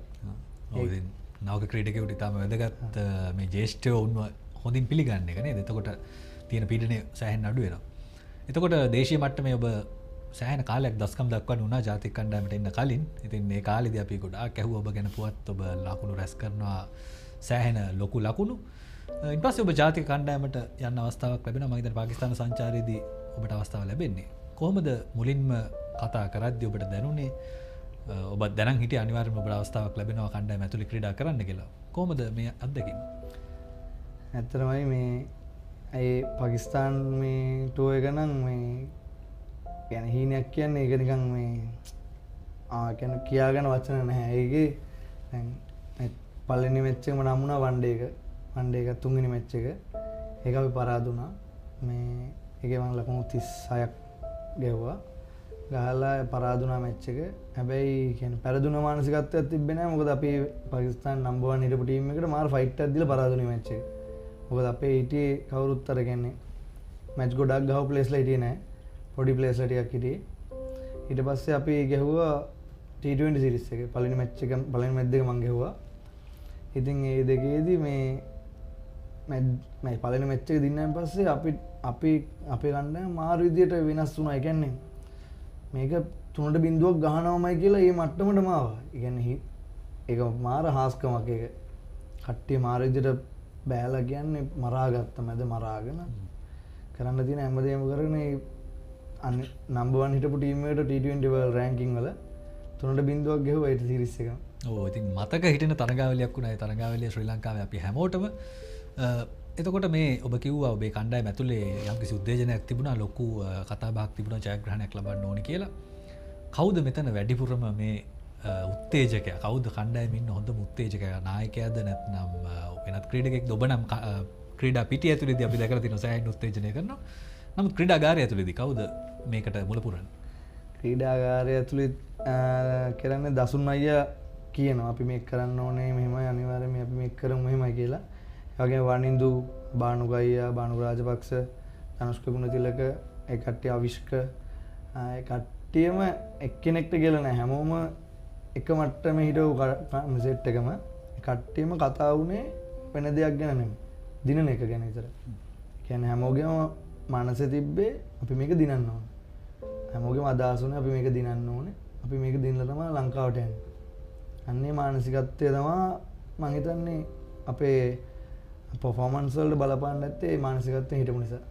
ඔව් ඉතින් කාලයකට පස්සේ ශ්‍රී ලංකා ක්‍රිකට් එතරම් හොඳ මට්ටමක නොතිබුණු කාලෙක මේ ජයග්‍රහණය ලැබෙන්නේ. ඒ නිසා සෑහෙන ප්‍රේක්ෂකාකර්ෂණයක් ලැබුණා ඔබලාට. මම හිතන්නේ කණ්ඩායමේ සියලු දෙනාටම ජයග්‍රහණයෙන් පස්සේ දැනුණු දේවල් මොනවද, ප්‍රේක්ෂකයෝ මොනවද කිව්වේ? සමහර විට සමාජ මාධ්‍ය වලින් ලොකු පීඩනයක් තිබුණා තරඟ පරදිනවා කියලා. නමුත් මේ තරඟාවලින් පස්සේ තමයි ටිකක් නැවත නැගිටීම පටන් ගත්තේ. ඉතින් මොනවද ලැබුණු ප්‍රතිචාර? ඇත්තටමයි ඒ කාලේ දැන් තරඟ පරදිනවා නම් කියලා සෝෂල් මීඩියා වලින් එක දේවල් කියනවා. ඉතින් ඇත්තටම ඒ කාලේ දැන් අපිට නැති වෙන දෙයක් තිබ්බේ නැහැනේ. අපිට තිබ්බේ දෙයක් ලබා ගන්න විතර. අපි ඉතින් ඒ දේ ලබා ගත්තට පස්සේ මිනිස්සුන්ට ඕන දෙයක් හැමෝම කියන්න පුළුවන්. ඒක සාමාන්‍ය දෙයක් නෙවෙයි. ඒක ඉතින් ඒක ඇත්තටම වැහුණා. ඒ කියන්නේ බැන්නපු මිනිස්සුත් ඇත්තටම ආදරය කරනවා. බයින් එක සාධාරණයි. මිනිස්සු ආදරය කරන ක්‍රීඩාව මේක. ඉතින් හිතේ තියෙන වේදනාව පිට කරගන්න එහෙම. ඉතින් මේ මිනිස්සු ආයෙත් ආදරය කරන්න පටන් ගත්තා ක්‍රිකට් වලට. මේකෙන් පස්සේ හොඳ ප්‍රතිචාර ලැබුණා. කියන්නේ මාර විදියට ප්‍රතිචාර ලැබුණා. ඉතින් හරි සතුටුයි තරඟවල ජයග්‍රහණය කරපු එක. ඔව් ප්‍රේක්ෂකයෝ ඔබට ගොඩක් ආදරය කළා. පිටිය මැදදී අනිකුත් ක්‍රීඩකයන් උත්තේජනය කිරීම ගැන. ඒ කියන්නේ ඔබ ටිකක් කතා බහ කරලා සද්දෙට අනිත් ක්‍රීඩකයෙක් ඉන්න කෙනෙක්. කොහොමද මේක පාසල් කාලේ ඉඳන්ම තිබුණ එකක්ද? ඉන් පස්සේ දිනු කරගත්ත එකක්ද? නෑ ඇත්තටම ගොඩක් දැන් මේ පාසල් කාලේ ඉඳන්ම කියන්නේ මැච් එකට බැස්සන් පස්සේ මම පොඩ්ඩක් කට වැඩි. මම කියනවා පොඩ්ඩක්. ඒ කියන්නේ බැට් කාණ්ඩාව වුණත් කාට හරි ආනම් මනම් කියනවා. ඒ කියන්නේ බැට් කාණ්ඩ දෙන්නේ එක මනසකින් බැට් කාණ්ඩ දෙන්නේ මම ඒක වැරද්දක් වෙන්න පුළුවන් එක පැත්තෙන් බලද්දී එක පැත්තෙන් බලද්දී පොඩි මේකක් තියෙනවා. මොකද මට ඕනේ එහා පැත්තේ ඉන්න පිටිකරු දවා ගන්න. ඒක කරන්න මම කරන වගේ තියෙන මේකත් ඉතින් මම ඒ දේ කරනවා. ඉතින් ඒක ඔටෝම එන දෙයක් ඉතින් මම හිතලා මම කරන්නේ ඒක. ඔව් ඉතින් කඩුළු රකින්නෙක් හැටියට මේ වගේ උපක්‍රමශීලී වීම ඉතාම වැදගත්. ඔබ කිව්වත් වගේ කඩුළු රකින්නෙක් වීම නිසා. එතකොට කඩුළු රැකීමට අමතරව කඩුළු රකින්නෙක් මොන වගේ දක්ෂතා තමන්ගේ දියුණු කරගන්න ඕනේ? දැන් උපක්‍රමශීලී වීම එකක්, මේ වගේ කතා කරන එක, මානසිකත්වය විද හෙළන එක. තව මොනවද ඔහු දියුණු කරගන්න ඕනේ? තව එකක් තියෙනවා. දැන් කඩුළු රකින්නෙක්ට තමයි පේන්නේ මුළු ක්‍රීඩා පිටියේම දේවල් පේන්නේ ආර විතරයි. කියන්නේ ෆීල්ඩ් එකේ ඉන්න ඇන්ගල් එක හරි බෝල කොහෙටද දාන්නේ කියලා ඒක ඔටෝම තේරෙන්නේ යාට තමයි. බෝල කොහෙටද දාන්නේ දැන් සමහර මට නම් හිතෙනවා දැන් අතන්ට ගහයි කියලා මම ඊට පස්සේ කැප්ටන්ට කියනවා. මම අපේ ක්ලබ් එකේ වුණත් මාෂානයට කියනවා අසන්නේ මම පොඩ්ඩක් අතන්ට දාමු. අසන්නේ කිලිම මට කියලා තිනවා හදාගන්න තැනක හදාගන්න කියලා. ඒ වගේ දේවල් තේරෙන්නේ විකට් කීපර් කෙනෙක්ට. එයා විකට් කීපර් දැනගන්න ඊට පස්සේ මොකද්ද කරන්නේ? ඒක කණ්ඩායමේ නායකයාට ගොඩක් වටිනවා. ඒක ඉතින් බය නැතුව කතා කරන්න ඕනේ ඒක ඉතින් නායකයාත් එක්ක. ඔව් ඒකත් ඊටාම වැදගත්. විශේෂයෙන්ම ප්‍රතිවාදී පිටිකරුවන්ට මේක ලොකු හිසරදයක් වෙනවාට කිසිම සැකයක් නැහැ. විනෝද් බහනුක ක්‍රීඩා කරන කාලේ ඔබට මතක ඇති සෑහෙන සද්දයක් තිබුණා ක්‍රීඩා පිටිය මැද. ඉතින් තවත් ඒක හා සම්බන්ධවම යන එකක්. ඒ කියන්නේ ඒක ගැන සමාජ මාධ්‍ය තුල ගොඩක් කතා බහට ලක් වුණානේ. දැන් ඔබ කතා කරනවා වැඩි කිව්ව කට්ටියක් ඔබ කතා කරනවා ඒක හොඳයි කියලා. එතකොට මේ පීඩනය දරාගන්නේ කොහොමද? ක්‍රීඩකෙක් හැටියට සමාජ මාධ්‍ය වලින් දකින්න දේවල්, ලැබෙන විවේචන, හොඳ ප්‍රතිචාර වෙන්නත් පුළුවන්. කොහොමද මේක පාලනය කරගන්නේ? තමන් හොඳට තමන් ඇතුලෙන් මේක ඇබ්සෝබ් කරගන්නේ කොහොමද?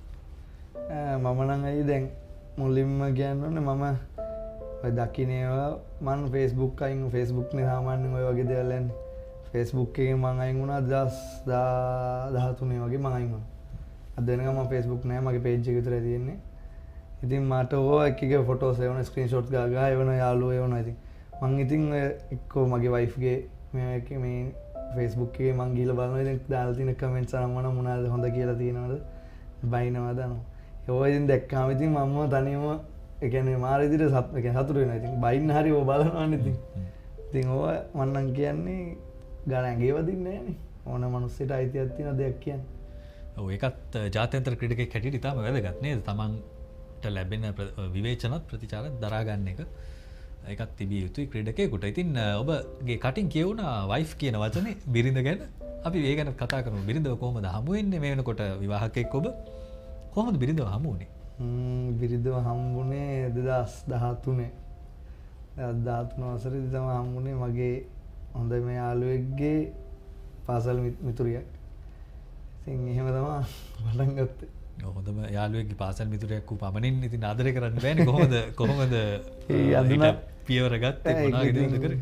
හඳුනා ගැනීම කතා කරා මාස 2ක් 3ක් විතර. ඊට පස්සේ තමයි හම්බෙන්නේ ගේ මුලින්ම. දැනගෙන හිටියද ඔබ ක්‍රිකට් ක්‍රීඩකයෙක්? නෑ දන්න කිසි දෙයක් ක්‍රිකට් සම්බන්ධ කිසි දෙයක් දන්නේ නැහැ ඉස්සර. ඒ ක්‍රිකට් ගාන දේවල් ක්‍රිකට් under 19 එයා දන්නේ ශ්‍රී ලංකා ක්‍රිකට් ටීම් එක විතරයි. under 19 ක්‍රිකට් ටීම් එකක් තියෙනවා කියලා එහෙම දන්නේ නැහැ කිසි දෙයක්. ඒ කාලේ ටච් ෆෝන් උත් නෑ යාට. නිකන් මේ තිබ්බේ normal Samsung පොඩි ෆෝන් එක. ඒකකින් ඉතින් මැසේජ් කරා මම කතා කරලා අන්තිමට විවාහ වුණා. ඔව් ඉතින් අන්තිමට විවාහ වෙන්න අවස්ථාව ලැබුණා. ඉතින් ක්‍රිකට් ක්‍රීඩකයෙකුට ඔබ පූර්ණ කාලීන ක්‍රිකට් ක්‍රීඩකයෙක් වෘත්තීය ක්‍රිකට් ක්‍රීඩකයෙක්. එතකොට ගෙදර ඉන්න ලැබෙන කාලය අඩුයි. දවස් 365ම ඔබට යම් කිසි තරඟාවලි තියෙන්න පුළුවන්. ඉතින් මේ වෙනකොටත් ඔබ ඊටාම කාර්යබහුලයි තරඟාවලිත් එක්ක. එතකොට පවුලේදී බිරිඳකගෙන් ලැබිය යුතු සහයෝගය මොන වගේද? ඇයගෙන් එක ලැබෙන විදිය, එතකොට ඔබ බලාපොරොත්තු වෙන දේ ක්‍රීඩකයෙකුට කොච්චර වැදගත්ද? දැන් තරුණ ක්‍රීඩකයෝ ගොඩක් බලාගෙන ඉන්නවා වෘත්තීය ක්‍රීඩකයෝ වෙන්න. ඔවුන්ට ලබා දෙන්න පුළුවන් පණිවිඩය මොකද්ද? පවුල පැත්තෙන් ඔවුන්ට ලැබෙන්න ඕන ශක්තිය මොකක්ද? ඇත්තටමයි මුලින්ම කියන්න ඕනේ මේ මං විවාහ වෙන්න කලින් ඉඳන් පවුල් පසුබිම තමයි මං කියන්නේ ක්‍රීඩකෙක් දැන් මහන්සිලා ගෙදර එන්නේ ඔළුව නිදාසේ එක වොෂයක් දාලා තේ එකක් බීලා රැට කාලා ටීවී එක බලලා හරි මැච් එකක් ගාලා ෆිල්ම් එකක් කරලා බලලා නිදා ගන්න. ඉතින් මේ පවුල් පසුබිම තියෙන්න ඕනේ ඔළුව පිරිසිදු වෙන්න ඕනේ මැච් ක්‍රිකට් ගන්න. මොකද ඔළුව පිරිසිදු නැත්නම් අපිට දේවල් කරන්න බෑ. මොකද තප්පර ගානෙන් තීරණ ගන්න ඕන තැන මේ ක්‍රීඩාවක් තමයි මේ ක්‍රිකට් කියන්නේ. ඉතින් ඒ තප්පර ගානෙන් ගන්න දේ වැරදුනොත් එක්ක අවුට් වෙන්න පුළුවන් නැත්නම් වෙන දෙයක් වෙන්න පුළුවන්. ඒක නිසා මගේ අම්මයි තාත්තගේ නම් පොඩි කාලේ නම් ඒ දෙන්න ඒ මානසික මට්ටම හදන්නේ කොහොමද කොවිදිරද ඉන්න ඕනේ ඒ මට්ටම මට ගාගේ හැදුවා. හැබැයි මම මාරිදිර වාසනාවන්තයි මම බිරිඳ. ඇයත් මගේ දේවල් තමයි ගොඩක්ම කියන්නේ මැච් බලන්න යනවා. එයා මැච් එක මගේ බලන්න යනවා ක්ලබ් මැච් එක වුණත්. එයා බලන්න ඇවිල්ලා කියන්නේ හැමදේම මගේ අඩුපාඩු වුණා මට ෆුල් රෙස්ට් එක දීලා තියෙන්නේ. ඉතින් ඇවිල්ලා ලොකු පීඩනයක් මට දෙන්නේ නැහැ. එයා හැමදේම මේවා කරලා බැලන්ස් කරලා එයා කරනවා හැමදේම. ඔව් ඉතින් බිරිඳ ලැබෙන්න කලින් ඔබට අම්මා තාත්තා හිටියා ඔබ සෑහෙන කරදර මැදින් ක්‍රීඩා කරපු කෙනෙක්. ඔවුන් මේ පීඩනය ඔබට දුන්නේ නැතත් යම් කිසි කාලෙකදී ඔබ තීරණය කරනවා මුළු පවුලෙම බර මම කරට ගන්න ඕනේ කියලා. ඒ කියන්නේ ඔවුන්ව ගෙදර තියලා ඔබ කියනවා නෑ මම බලා ගන්නම් ඔයගොල්ලෝ ගෙදර ඉන්න කියලා. කොයි කාලෙද මේක පටන් ගත්තේ? ඔවුන්ව සම්පූර්ණයෙන්ම රැක බලා ගන්න හිතුනේ කවදද? ඇයි ඔබ එහෙම කරන්න හිතුවේ? කාලේ කියන්නේ ඒක 2019 වගේ නෑ සෝරි 2015 වගේ 2014 15 ඉවරෙන 16 වගේ තමයි මම මේ දේ කරේ. මොකද මට ඕනුන් නැහැ තාත්තව අම්මවයි රස්සාවලට යවන්න. මොකද මම පවුල වැඩිමලා මට පුළුවන් ඒ බර කරට ගන්න. මං කිව්වා තාත්තට අම්මටයි මේ ඒගොල්ලෝ කියනවා මේ මෙහෙම ඔයාලට විතරක් මේව ගන්න බෑ. රස්සාවක් ගන්න ඕනේ. මං ඉතින් කෑ ගන්න ඒතර ගෙදර. මං කිව්වා මොකටද රස්සා ගන්නේ? මොනවාද අඩුපාඩු ඔයාලට? ඔයාලට අඩුපාඩුවක් තියෙනවා මට කියන්න. මං ඒක කොහොම හරි කරනවා එහෙමයි කියලා. ඉතින් ඒ දේ ඉතින් මොකද මගේ අම්මයි තාත්තයි ඒ දෙන්නගේ තරුණ කාලේ කැප කරා මං වෙනුවෙන්. මම ඒකුත් ගැටලු ආවා. ඒවා ඒ දෙන්නගේ හොඳම කාලේ කැප කරා මං වෙනුවෙන්. ඉතින් මගේ වගකීමක් සහ යුතුයකමක් තියෙනවා මගේ දෙමාපියන්ට ඒ දේ ඉෂ්ට ගන්න. ඉතින් මම මරණ තුරා ඉතින් මං ඒ දේ ඉෂ්ට කරනවා. ඔව් ඊටාම වැදගත් ක්‍රීඩකයන්ට ඊටාම වැදගත් මේ පණිවිඩය. ඔබගේ දෙමාපියන් සහ පවුල කවදාවත් අමතක කරන්න එපා. ඔබට හරියන කාලෙදී තමයි ඔබට උන්න මතක් විය යුත්තේ. ඉතින් මිනෝද් භානුක ඔබ මේ වෙනකොට කණ්ඩායමේ නැහැ. කාලයක් කණ්ඩායමේ ක්‍රීඩා කළා. මෙතනින් පස්සේ කණ්ඩායමට නැවත එන්න ඔබ මොනවද කරමින් ඉන්න විශේෂ දේවල් කොයි වගේ තැන්ද ඔබ හිතන්නේ ඔබ හදාගන්න ඕනි කියලා? මං හදාගන්න ඕනි කියන්නේ මේ ක්ලබ් සීසන් එක පටන් ගන්න. ඒ ටීම් සීරීස් එකක් කියවුණා. ඕස්ට්‍රේලියාවේ ටීම් එක. ඒකෙත් ලකුණු 4 සිටියා මම. දැන් ක්ලබ් මැච් පටන් අරගෙන තියෙන්නේ. ඉතින් දැන් 4ක් ඉවරයි. ඒකෙත් ලකුණු ගහලා තියෙනවා මම හොඳට. මම කණ්ඩායමට එන්න නම් අනිවාර්යෙන්ම තව ගහන ලකුණු වැඩි ලකුණු ගණනක් ගහන්න ඕනේ. මොකද අද හොඳ කම්බැක් එකක් දෙන්නනේ ඕනේ. ඇවිල්ලා ජාතික කණ්ඩායමේ නිත්‍ය ක්‍රීඩකෙක් විදිහට ක්‍රීඩා කරන්න තමයි මගේ තියෙන බලාපොරොත්තුව. ඔව් මේ වෙනකොට ජයග්‍රාහී මානසිකත්වයක ඉන්න ශ්‍රී ලංකා ක්‍රිකට් කණ්ඩායමට ඔහුට නිත්‍ය ක්‍රීඩකෙක් හැටියට පැමිණෙන්න ලැබෙයි කියලා අපිත් ප්‍රාර්ථනා කරනවා. අපිත් බලාපොරොත්තු වෙනවා. ඉතින් විනෝද් භානුකාද අපේ නොදුටු මිනිසා බවට පත් උනේ. බොහොම ස්තුතියි. අපි කියපු වෙලාවටම ඔබ ඇවිත් අද ඊටාම හොඳින් වැඩසටහනට සහභාගී වුණාට. ඉතින් තවත් ක්‍රීඩකයෙකුගේ ජීවිතයේ නොදුටු පැත්තත් එක්ක කතා කරන්න සූදානම් එළඹෙන වැඩසටහනිනුත් එතෙක් ඔබට ප්‍රාර්ථනා කරනවා ජයග්‍රාහී අනාගතයක්.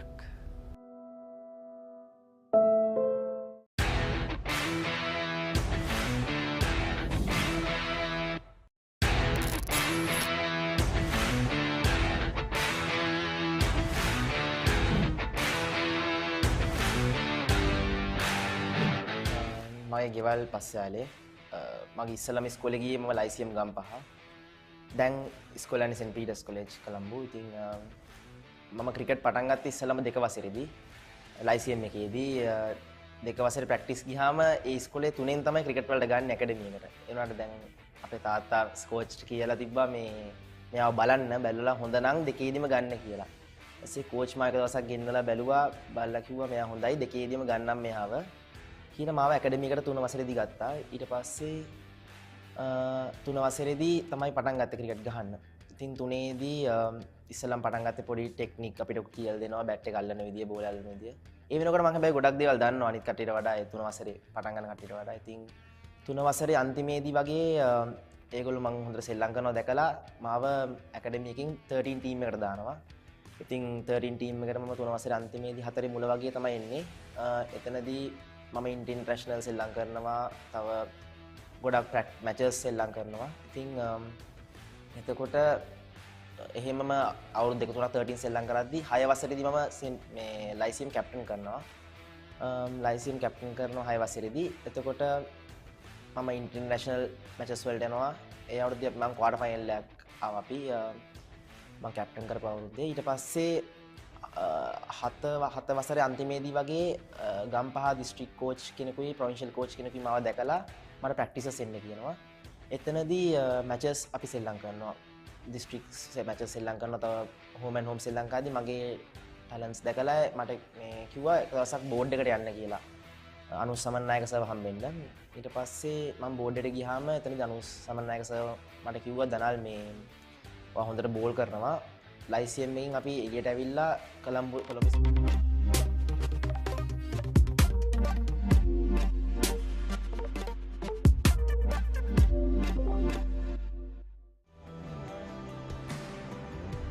Welcome back to Mount Lavinia, the big club grounds, looking gorgeous, overlooking the Indian Ocean. Those beautiful pictures coming to you from the Papare.com.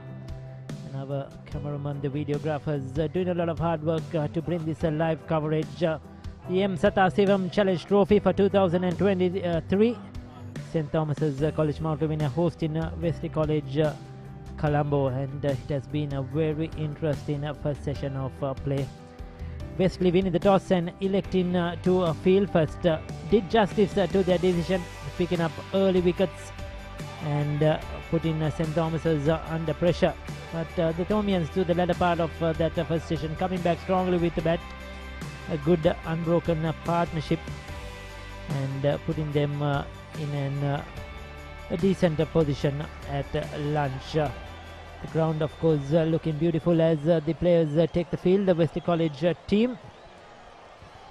And we are about to commence session 2 here on day 1 of the Sathasivam Challenge Trophy between these two schools that has a rich history, not only in academics but as in sports as well, and in cricket.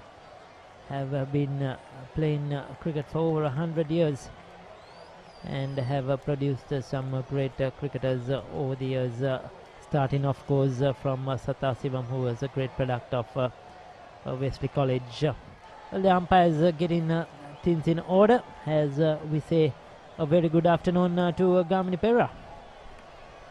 Very good afternoon, Ricky. Very good afternoon, everyone. It's an important session for both teams.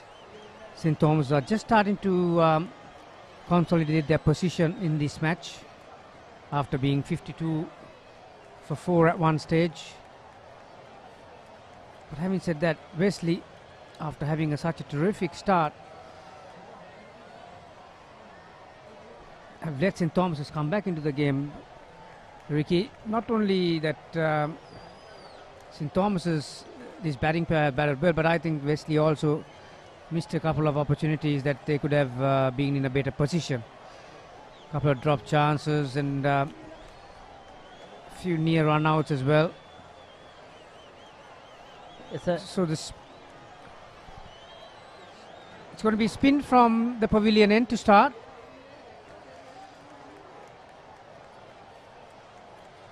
Yes, adding that onto that, Gamnes, where Senesh Shettyarachi has played another innings. We have seen him do that in the past season as well. In last year, when wickets start to fall, he just plays that anchor role, ensures that he doesn't lose his wicket and let the others play around him. I have watched him whenever we have done live coverage. I have watched him, and he always comes in at number 5, number 6, sometimes at number 7. And scores these important runs and ensures that the others get a total around him, that St. Thomas's overall get on to a decent score.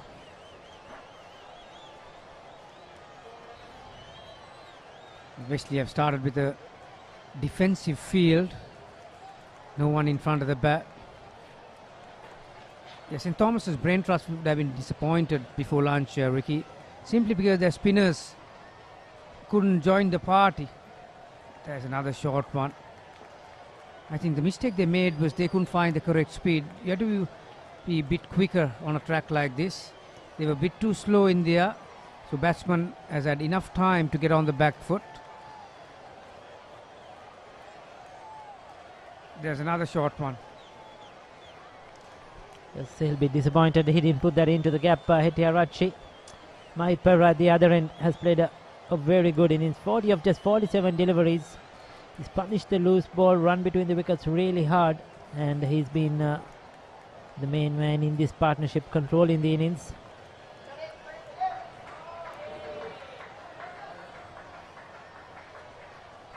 So the first run after the lunch break. Senesh Shettyarachi, 63-run partnership now of 113 deliveries. And overall, St. Thomas's have gone at a good rate, 3.27. They maintained that right throughout this innings, even though they lost early wickets. Yeah, definitely the difference in that first session was Mike Pereira. Wesley were dominating the proceedings, but after Pereira arrived, he was playing freely, he was punishing anything that was loose, driving beautifully on the offside. So 1 run off the first over after lunch, 117 for 4. Did you submit the report? Not yet. When is the big match?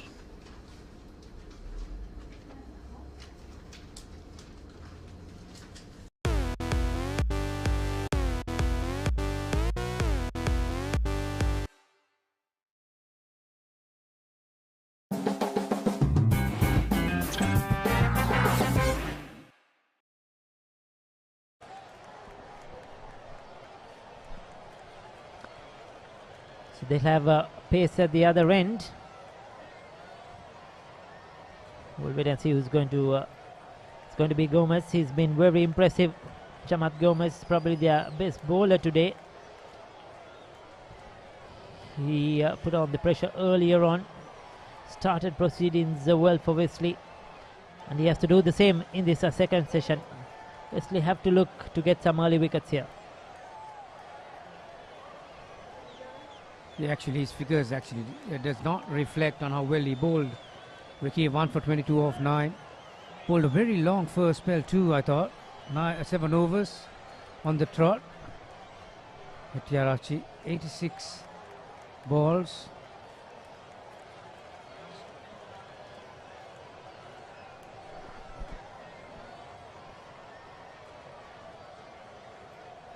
Two slips a point, extra cover mid-off on the offside.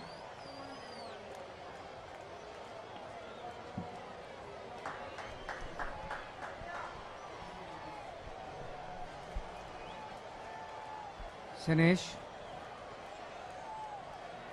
He was playing the supporting role to Mike Pereira in this partnership.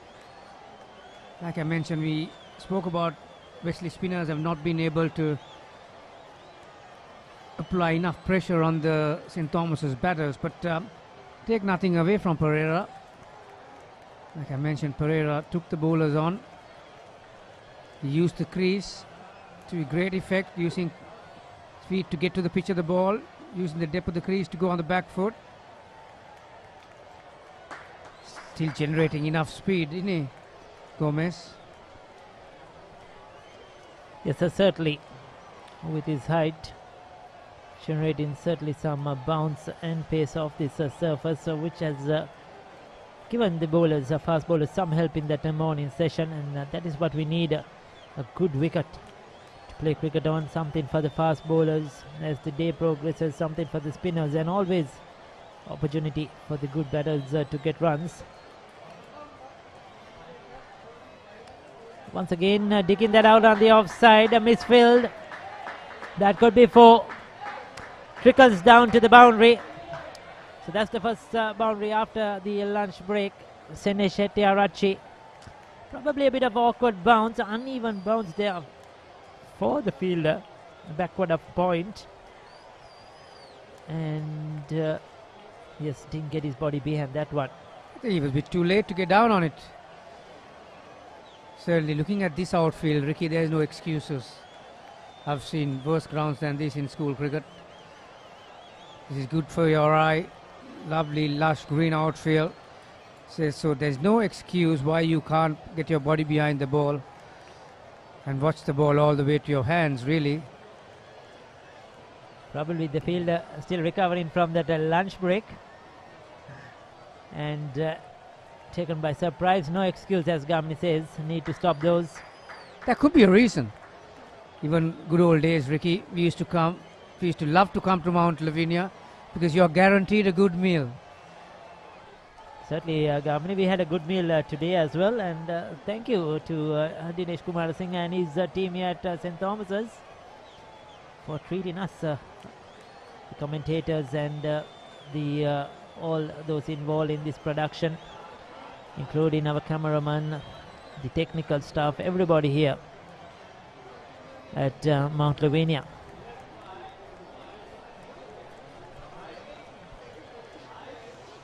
Oh, that's well bowled. A good shot delivery. That reared up on him quite quickly. But Hettiarachchi was up to the mark. Watched the ball very close onto his bat and survives that one. 37 overs completed, 121 for 4.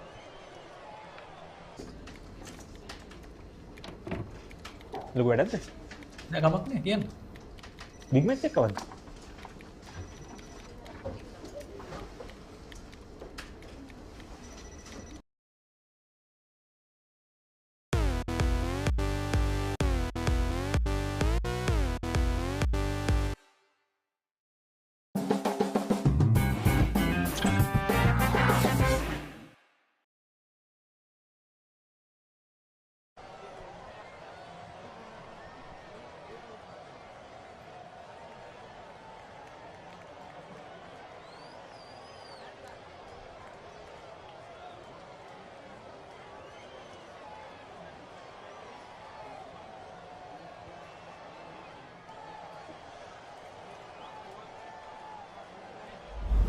So 121 for 4. This was the last ball, Ricky.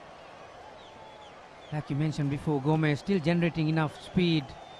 I mean, necessarily there's nothing sinister happening off the surface, is there, after the first hour or so? But good to see Gomez using his pure speed as his main weapon to trouble the batsman still, and putting all the effort that the captain would ask from a fast bowler. Yes, especially after the lunch break, his very first over, he was up to the mark, well prepared. No loose deliveries, no warm-ups at all. He was on the mark, and as he has done so far today, troubling the batter. Ravindu, right arm orthodox to move with the wicket. He's also another bowler who has found it difficult as far as the length is concerned. Mind you, Mahit Pereira has got the ability to use his feet forward to get to the pitch of the ball, as well as using his back foot to get right behind it and play after it spins. It's very, very important on a track like this, but that you need to find that speed. I reckon it should be over 80 kilometers per hour on a track like this. But for me, Ravindu is a bit too slow for my liking. Batsman has enough time to make the adjustment. Yes, certainly. I think the speed is very, very crucial. If you take spinners who have dominated international cricket as well, they relied on that speed, adjusting to conditions, adjusting to each surface. That's short and wide. That was loose. It was asked to be hit. He'll get a couple of runs. Papare, he won't miss out on those. Yes, they haven't had that control to keep the batsman quiet. Every over they have a bowled a loose delivery, one or two deliveries that the batters have been able to capitalize on, the Wesleyite spinners.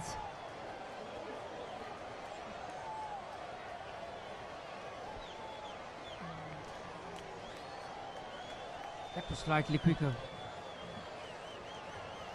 So top ball to finish the 38th over. St. Thomas's College 1, 2, 3 for 4.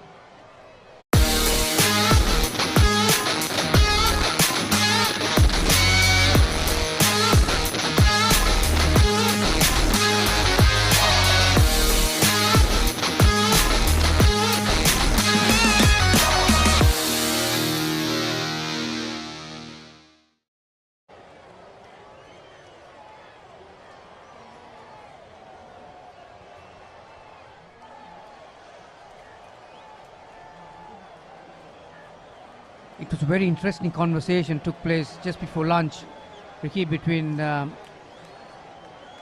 legendary Anura Tendakon and Haritha Pereira. That another quick one. It's another good quality to have as a fast bowler, that you don't lose your energy after first session. He's still running in hard. At times, Ricky, when you have these big burly fast bowlers running at you as a batter, even if he doesn't have the speed, but the way he runs in, that scare you. Definitely. I mean, seen him run up. Yes, and especially at the start of a play when you haven't seen much about him. Must have not been easy for the two opening batters or the top three, definitely. These latter middle order batters have been able to see him from the dressing room. Yes, once you're out there, you don't know what comes at you.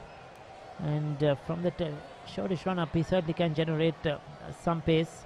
And the angle, as you mentioned earlier on, is very, very important as well. Well, that should have been a wide. I think he's very, very lucky to get away with that. Even if Chamat Gomez won on strike, that would have gone over his head. And he's 6 foot plus, isn't he? Yes, so 3 short balls so far, Ricky.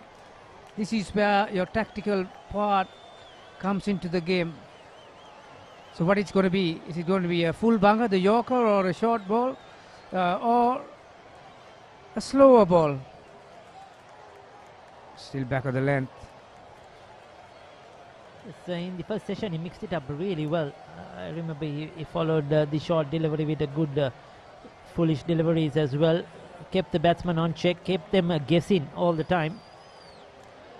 But he's preferred to drag it back in this second half so far. Credit to the two Thomian batters. They have shown a lot of patience. Sinesh in particular, 95 deliveries for his 31. There's that fuller delivery you were talking about. Unable to capitalize. And I'll tell you what, the slower ball or a cutter will be pretty handy on a track like this.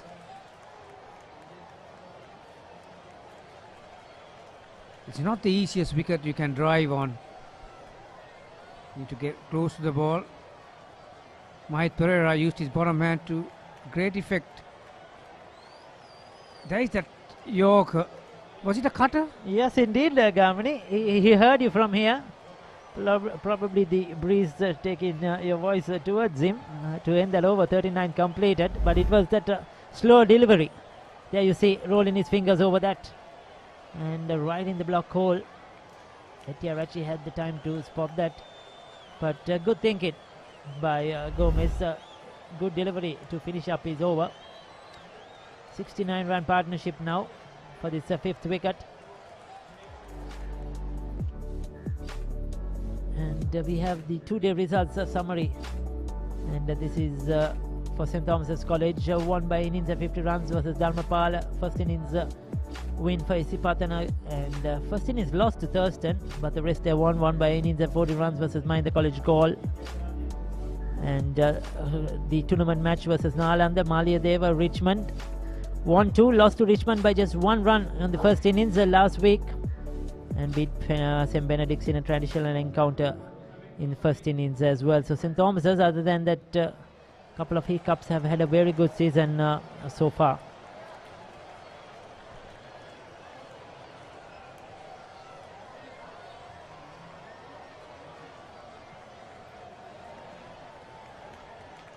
So Ravindu Sigera continues.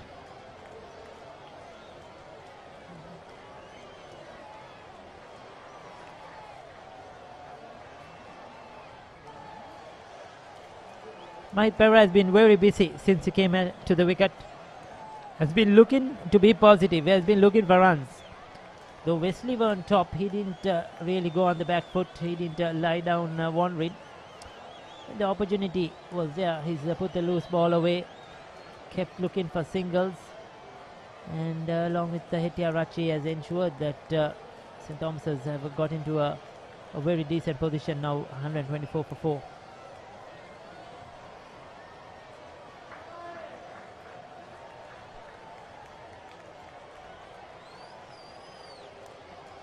Poor cricket by all angles.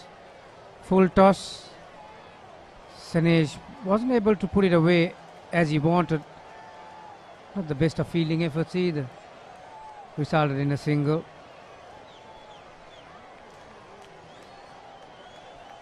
Although the Wesley bowlers are not threatening at the moment.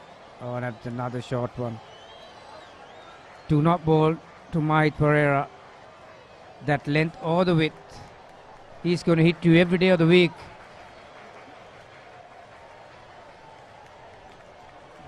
As I mentioned in the last over, Gamani, Ravindu Sigera tends to bowl a couple of loose deliveries every over, and this is one of them. This time in the early over he just managed to get 2 runs, but this time perfectly executed, picking up that boundary. Closing upon a half century now, moves to 47.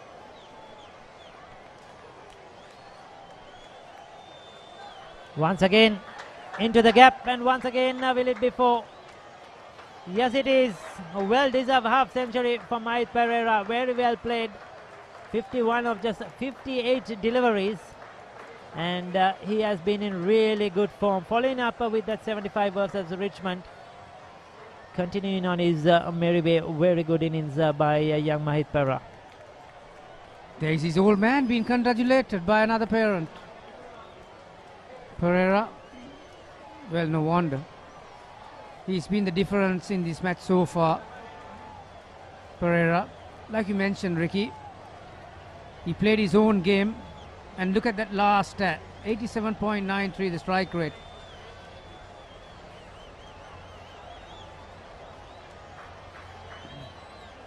Well deserved half century for Pereira. 133 for 4.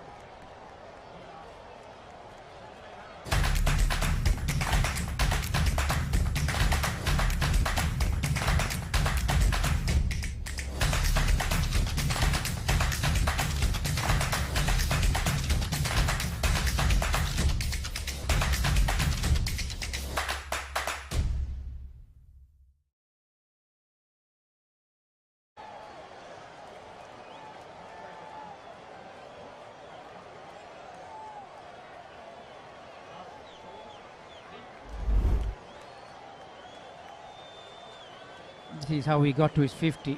Another short and wide delivery from Segura. And because of the ability that Pereira has to use the crease, he's going to score off these deliveries every single time. So Chamat Gomez, the only bowler who has been able to keep pressure after lunch. Also another good ball. That's another thing, Ricky. You need to find good bowling partnerships, and at the moment, Chamat Gomez is not getting enough support from the other end. There are enough loose balls, and the Tomian batters are cashing in on some of the loose ones, and Gomez have to restart every single time when he comes for a new over. Yes, certainly when the fast bowlers were bowling together in tandem, they kept the pressure on. The pressure was built in always. But as soon as the spinners came in, it was easy for the batters. Even the Chamat is continuing his good work at the other end, like you mentioned, runs are flowing. Current run rate 3.30. So Wesley now need to find a way to break this partnership. They need to stop this run flow, try to put some pressure on. Still the 2 slips in for Chamat Gomez. I thought Sanitu Amarasinghe, the skipper, bowled pretty well too before lunch. He might bring himself on sooner than later.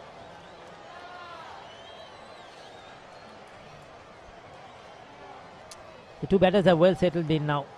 59 deliveries for Papare, 101 deliveries for Hetiarachi. He's played the anchor role. So now they've got in, settled down. Hot blazing sun here at Mount Lavinia, with that bit of wind flowing from the left of us from the Indian Ocean.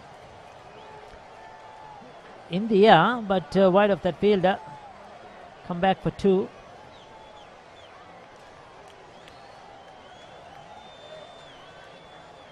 Senesh Hetiarachi has grown in confidence through this innings. Was a little bit nervous when he came in with the wickets falling, but now he's well settled in.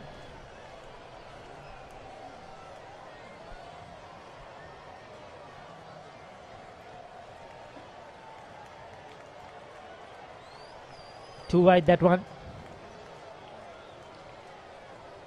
We were talking about Gamini earlier, how important is the speed when spinners are bowling. Is it something that you could really coach these young kids, or is it they have to think about it when they're out there? You think on your feet and do it. Is it how does it happen, Gamini? Yeah, certainly it comes through the experience. But if you have a good enough coach who reads the game and who reads the tracks, he'll probably tell you. It's an optimistic shout for a caught behind. I think bat hit the ground ever so slightly. I'll come back to that. 1-3-5 for 4.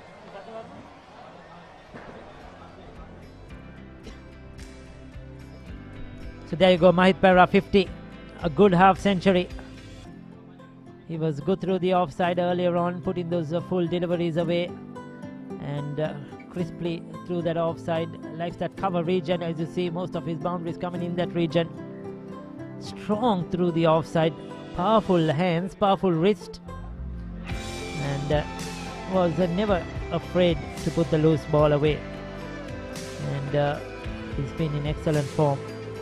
Just carrying on from last week where he made 75 against a strong Richmond attack. And this innings has been as important as the last one for St. Thomas's.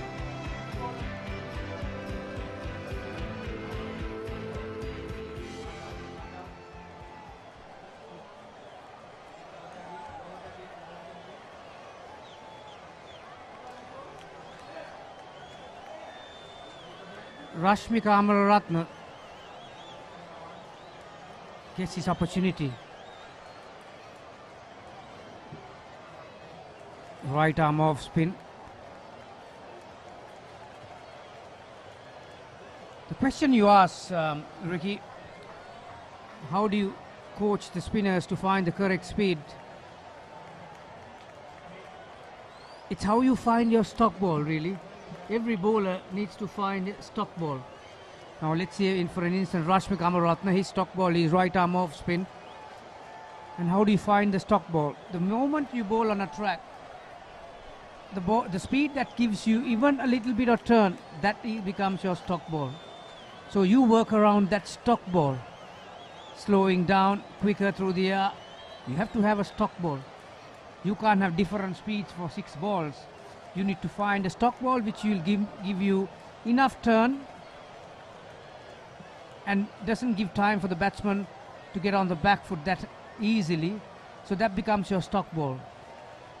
So on a track like this, which is holding up and that batsman has enough time, you need to increase the speed of your arms and the speed through the air.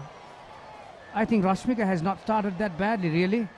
As you can see, Mahit went on the back foot, but he had to be hurry to bring his bat down in time.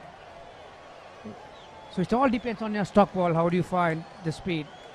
That was a bit too slow. Yes, I think Rashmika, in comparison to Ravindu Sigera, the other off spinner, is bowling a bit quicker as well. You could see it in the flight, certainly. But that was too short. You cannot bowl there. That was easy pickings. Lots of time for Papare to go onto the back foot and pull that anywhere he wanted to. Finds the gap easily. 42 completed. It's 139 for 4.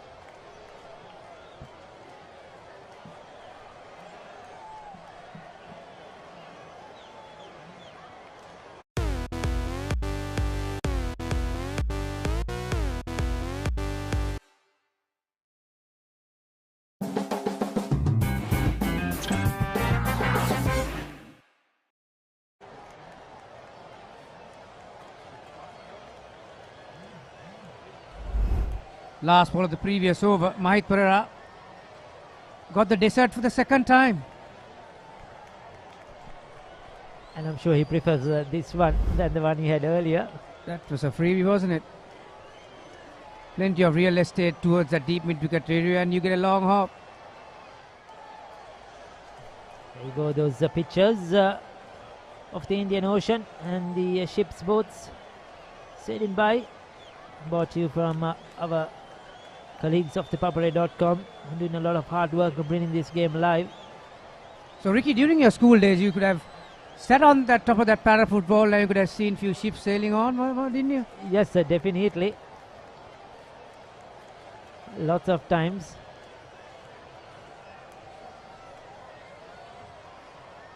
Things have changed, of course. The infrastructure has changed over the years. The para football has got a bit higher. And of course, the pavilion here itself, we didn't have it in those years gone by. The pavilion we are in. The digital scoreboard now up there.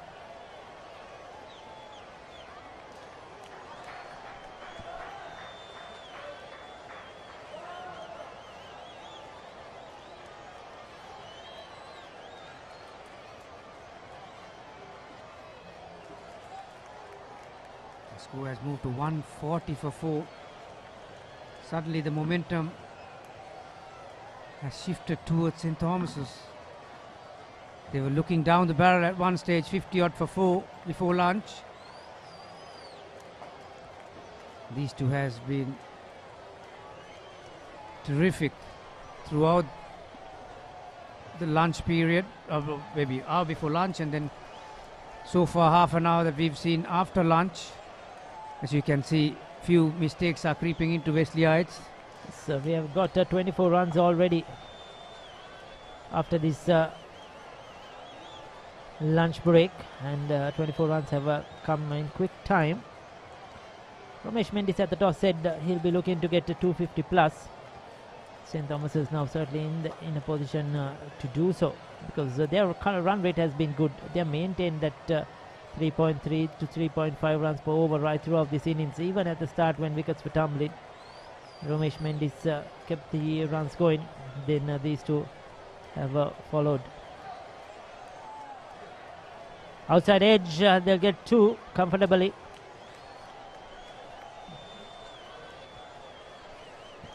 I just mentioned about you sitting on the para football and watching the ships, but I just got the news that you were sitting on the para football, not the ships, you were looking at the beach. At the birds, you mean? Is it Gamani? Yeah, the two-legged ones or the... Difficult question.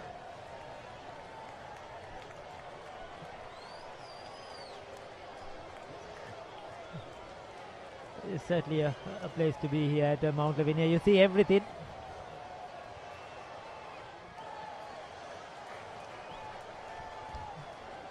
Beautifully driven once again.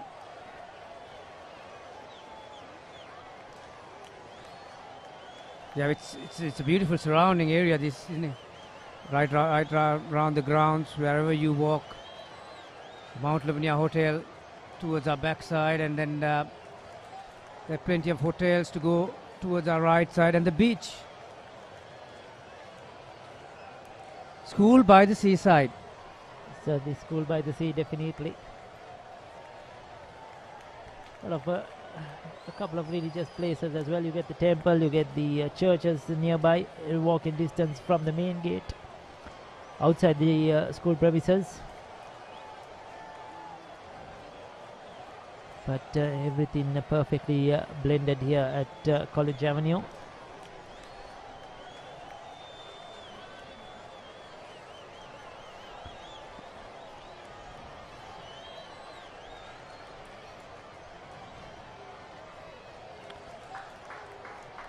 As I mentioned earlier, I would like to see Sanithu Amarasinghe back into the attack. He's brought himself back, and there, the schoolboys with flags. This is good to see. You don't see this often at games like this. But they are there. They are ready to support their batchmates, their teammates. I'll tell you what, they are looking forward to March Madness already. They hadn't had it in the last 3 years, Gamini.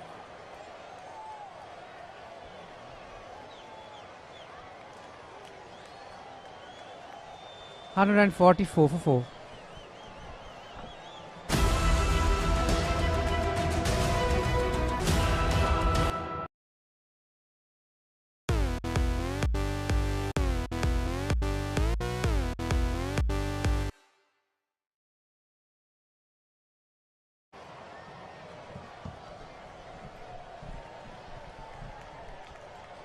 Great recovery.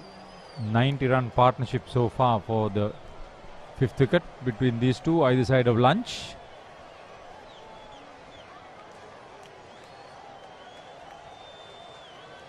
(28) since lunch in 8 overs. Good afternoon, Nawat.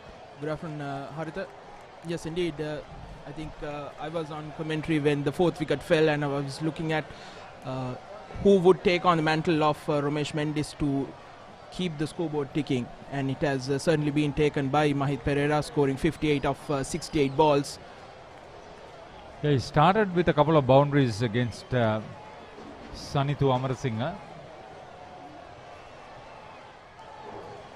and then got a couple of boundaries against this spinner Rashmika Amararatna to get to his half century. Well played. Dogged innings from Sanesh Hettiarachchi.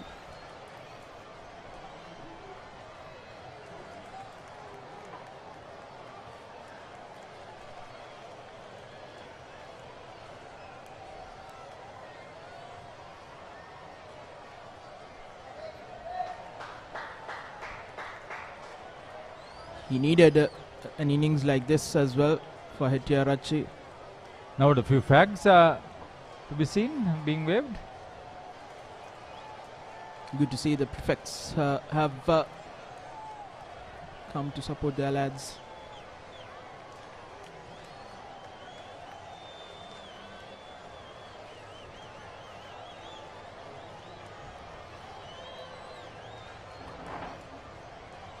I should congratulate you on achieving that degree, Advanced Sports Management course conducted by the National Olympic Committee. Thank you, Haritha. As Mahit handles the ball down for a quick couple. You will support the school, you will support a club, or what? All the sports, I mean, whichever way it comes. I'm already involved with the Old Thomians Football Club as well.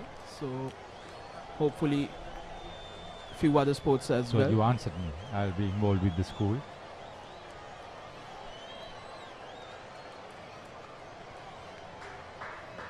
Oh, he's playing with ease.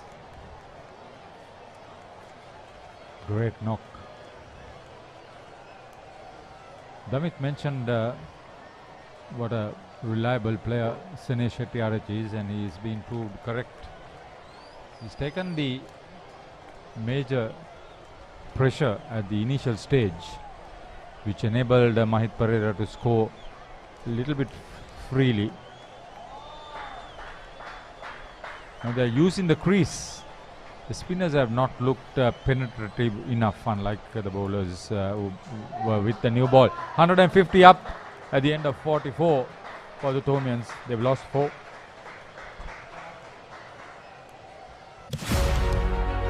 Catch the excitement real time.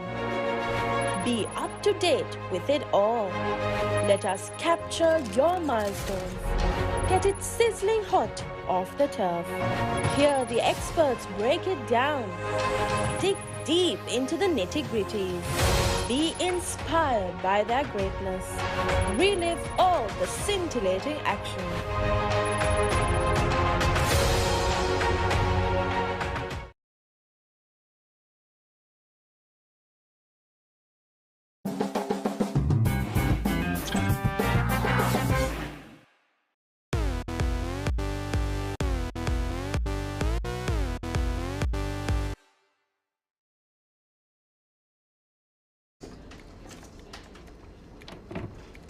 ලොකු වැඩක්ද? නෑ කමක් නෑ කියන්න. Big match එක කවද්ද?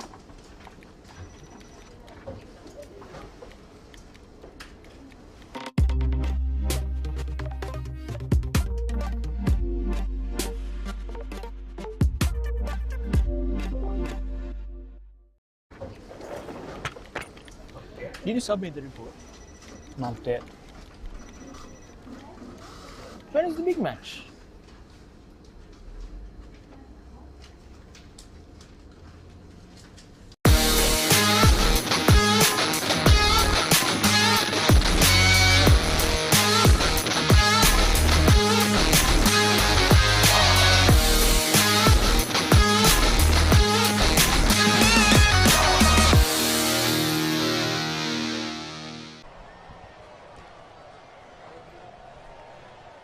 Sanitha Amarasinghe changing ends, and straight away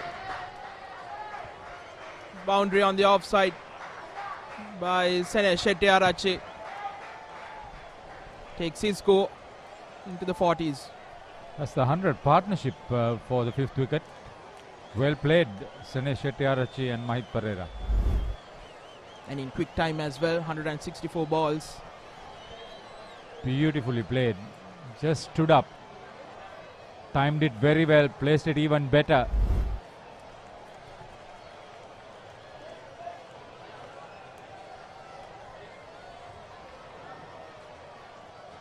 He's being a little bit expensive now, 2 for 43 into his 9th over, Sanitha Amarasinghe.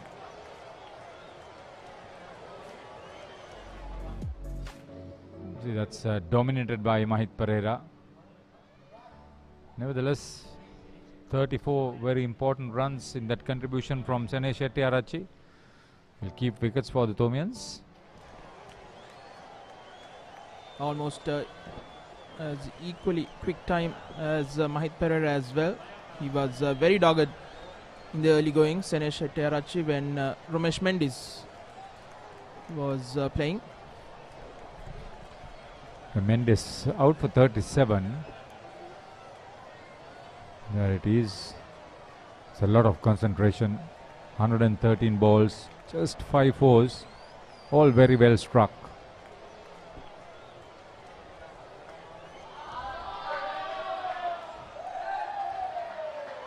That's a player in authority. Absolutely brilliant. The first 6 of the match. Indeed. Now Sene Shettyarachchi coming into the party.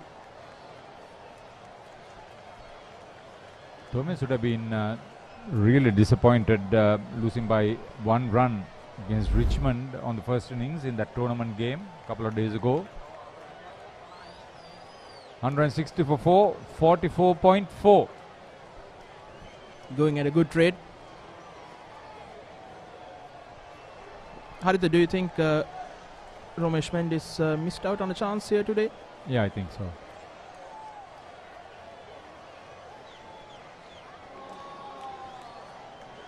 At least a couple. They should push for 2.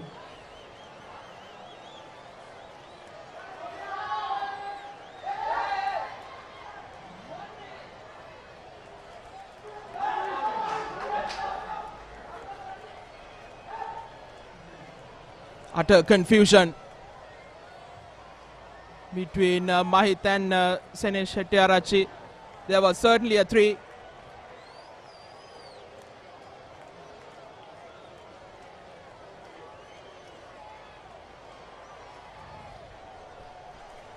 What's the story?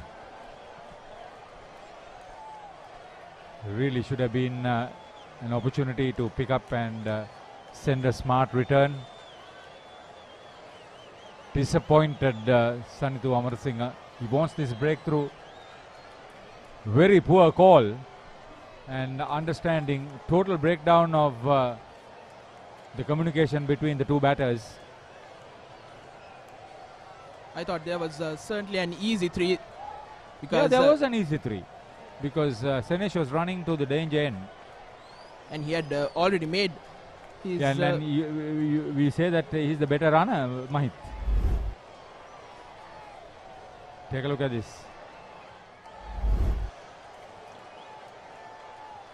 This time he gets that single. Make it a 2. And gets his 50. Well played. An innings of great concentration and responsibility for the Thomian wicketkeeper middle order bat. 1654s, 45 gone, 164 for 4.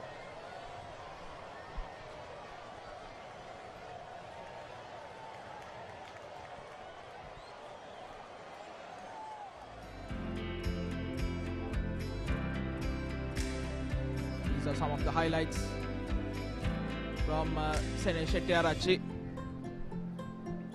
Took his time to get going. Was at ease with the spinners. Now we are showing the boundaries, but there were some really good defensive work, smothering work done by him, especially against the fast bowlers. That was a crack shot. Shot of confidence. This was even better. Taking the attack to the bowler. Well played, Senesh Hettiarachchi. Timely knock this. Apart from Romesh Mendis, who's made 100, they had made the next best scores over 70s for the Thomians this season. This is a great partnership of 110 runs. This is his 3rd score above 150 for Senesh. He has a big match half century as well.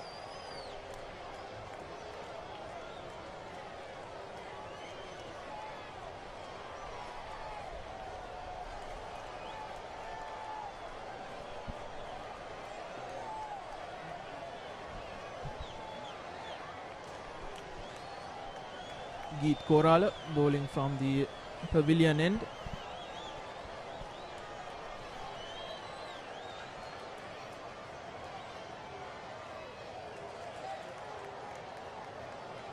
The feature of Mahit Perera has been his patience. He has waited until the loose ball came his way. That he has dispatched in absolutely marvellous fashion.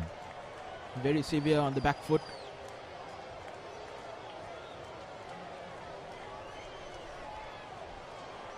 Ten fours so far.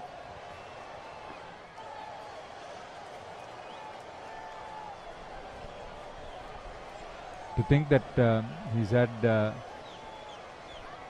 fair amount of dot balls too. 49 out of 76.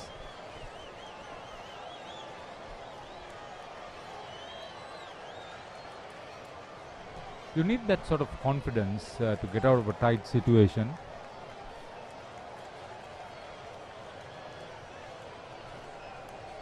.88 dot balls for Sanesh Shettyarachi.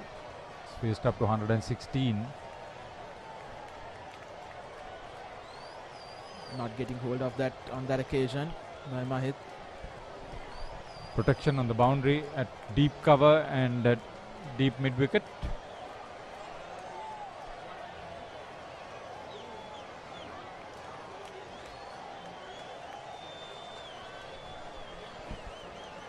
Six gone. St. Thomas's 164 for 4.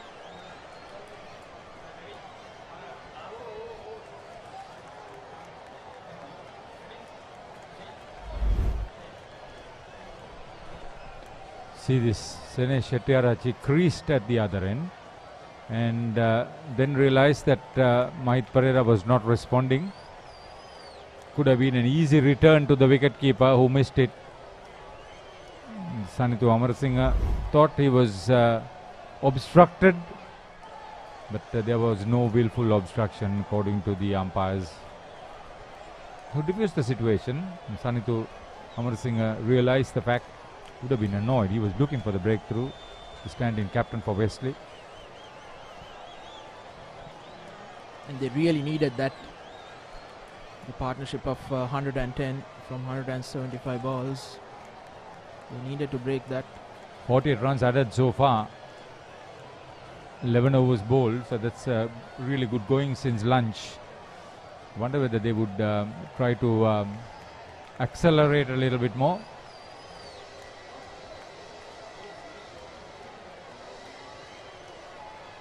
Again driven, well fielded, just a single.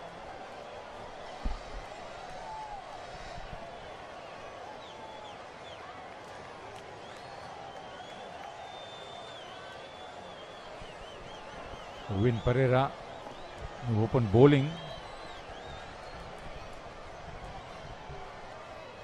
from the Thalassa end. Difficult time to concentrate. So he's into his 9th over. He's been very economical. 1 for 14. It is a difficult time to concentrate and bowl and field.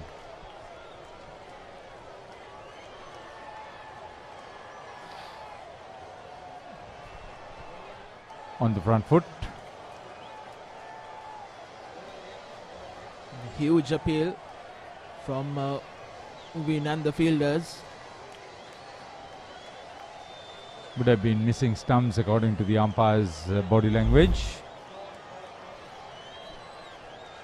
Ball coming in sharply. I think the way it was coming in, it would have missed leg stumps, yeah.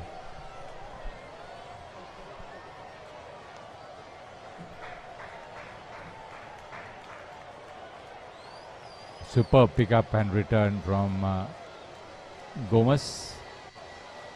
He's been a real asset. Way to see him bat. Voracious striker of the ball. Enjoys his cricket, batting, bowling or fielding. Probably hear about him in the future a lot more than this. That's why this live streaming is so important. Very fit lad as well, Gomez. I think he bowled 8 or 9 overs on the trot in the morning session. Bowled brilliantly.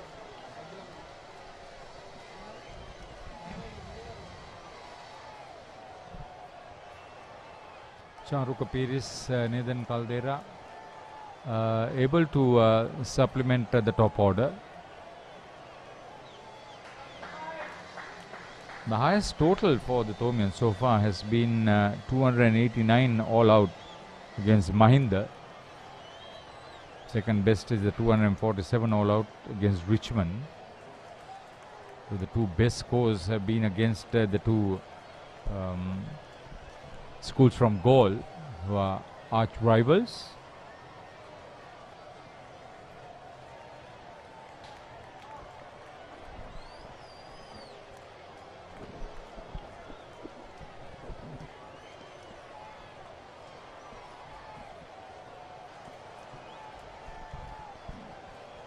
Batting with ease. 47 completed. 166 for 4.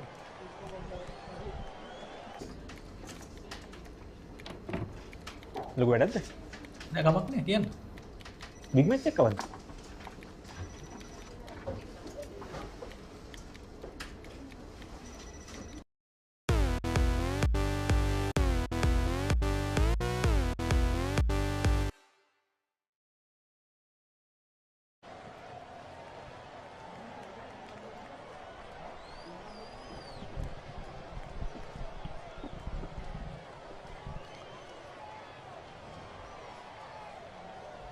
Nice to see the infrastructure given a new coat of paint. Brilliant. Very well maintained. It's expensive, but the expenses have been met very well. 50 runs added since lunch without losing a wicket. St. Thomas's. 12 overs have been bowled in that time.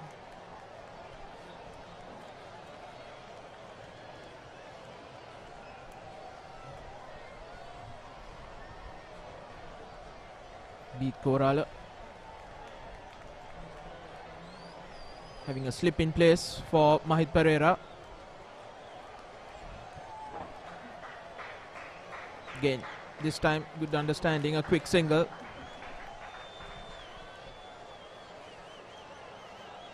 Sridharan Jagannathan, Furviz Maroof, names that come to mind who represented the country playing for Wesley. They take great pride in those, in addition to Mahadevan Sathasivam, who played all Ceylon.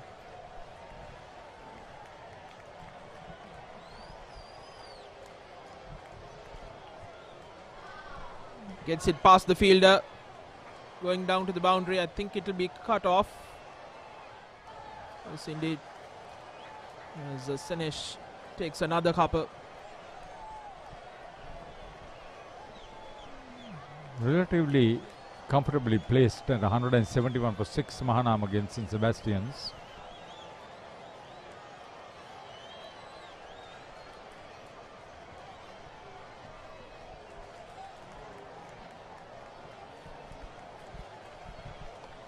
Mahanama scored over 500 in their previous outing last weekend against Zahira.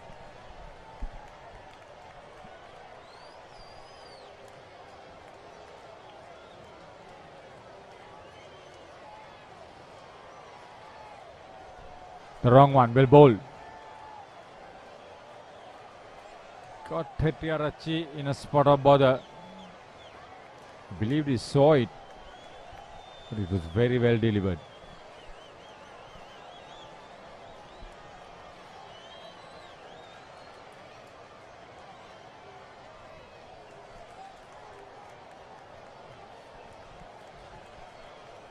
Well fielded, cut off that single. The end of the 48th over, St. Thomas's 169 for 4. Catch the excitement real time. Be up to date with it all. Let us capture your milestones. Get it sizzling hot off the turf. Hear the experts break it down. Dig deep into the nitty-gritties. Be inspired by their greatness. Relive all the scintillating action.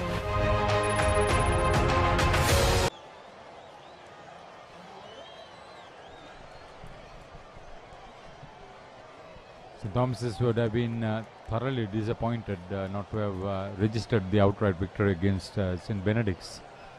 Rain intervened. They had to take the last wicket, and at that time St. Benedict's were just less than 10 runs in front. St. Peter's bowled out for 67 against Trinity. So replied confidently, 24 for 1. That is at Bambalapitiya, St. Peter's College grounds.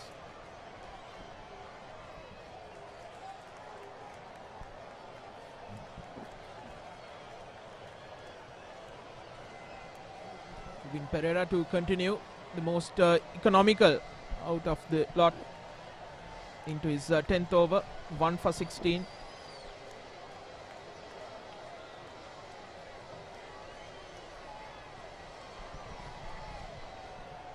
Seven bowlers tried so far.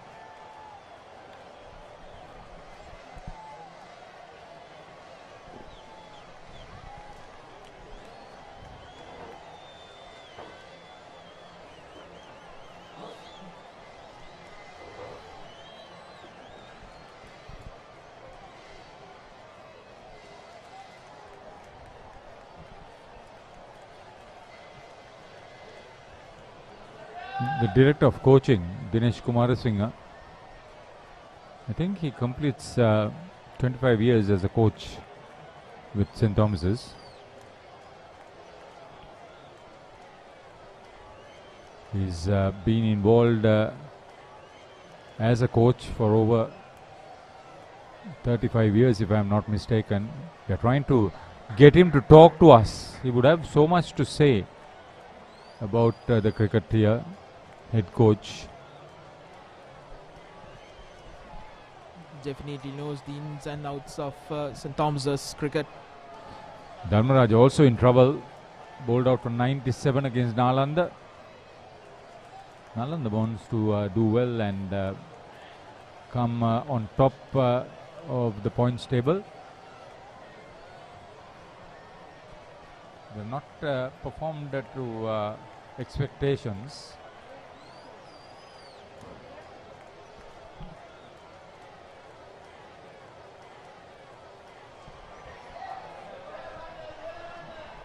Looking for a couple. And this time they get it. Good communication. After that mishap a couple of overs ago. So Sene Shetty catching up fast on Mahit Pereira. You must know how to take a break between deliveries when you are batting out in the middle. Rotate the strike. I think that's happening now. Hettiarachchi is enjoying the launcher of the strike.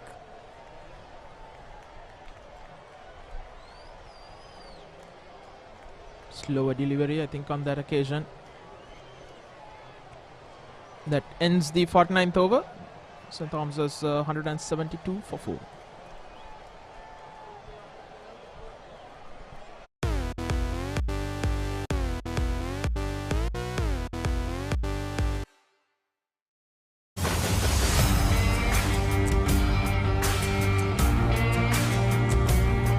நேரடி ஒளிபரப்பு யாழ்ப்பாணத்திலிருந்து මාතර කොටවිල ගම්පියසට ඇවිල්ලා තියෙනවා. සිරිතදාස at Moratuwa පියගම Mahinda Rajapaksa ක්‍රීඩාංගණය. கிழக்கு மாகாணம் Sugatadasa Indoor Stadium is the Fox Hill Supercross. රුණෑගල සිටි ඇතුගල් පුරවරය Papare.com අපි අද ඇවිල්ලා ඉන්නේ නෝරෙලිය ප්‍රදේශයේ. Final showdown Kandy sports club Polonnaruwa ජාතික සංකීර්ණයේ සිට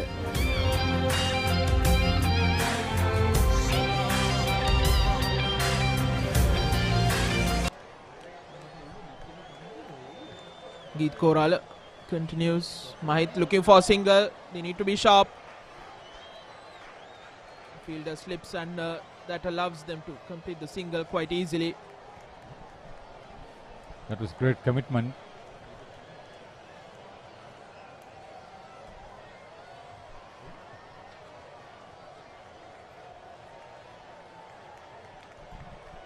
Substitute on the field. Yes, St. Joseph's against Royal. Sitting pretty at 117 for 2. After all those under 100 dismissals, this looks good.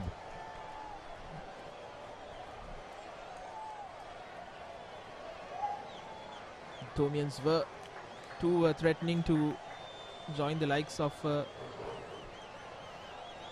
St. Peter's and all, but A rescue act from Mahit Pereira and Sene Shettiarachi. Have them at 174 for 4. Great penetration for the three new ball bowlers, medium pacers. But you can't say the same on the 4 spinners that have been operating after the 20th over. I think they've been all over the place, especially on the shorter side.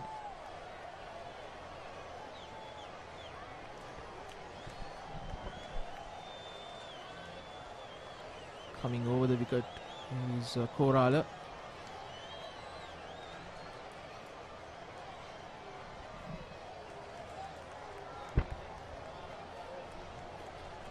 Gerald Mendes is watching the match. He's the father of Manoj Mendes. Ramesh Mendes is the grandson of Gerald Mendes. Mendes senior plays tennis at the Mount Lavinia tennis courts.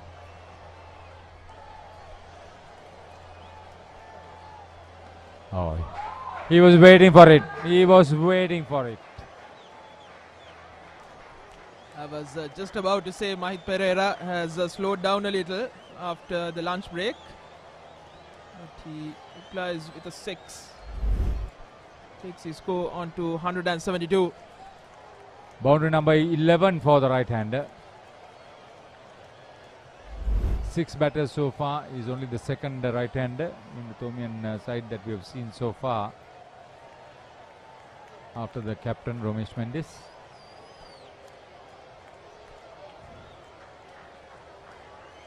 The 50th over, so more than 3.5 runs and over. Very good at 180 for 4. St. Thomas is put into bat by Wesley.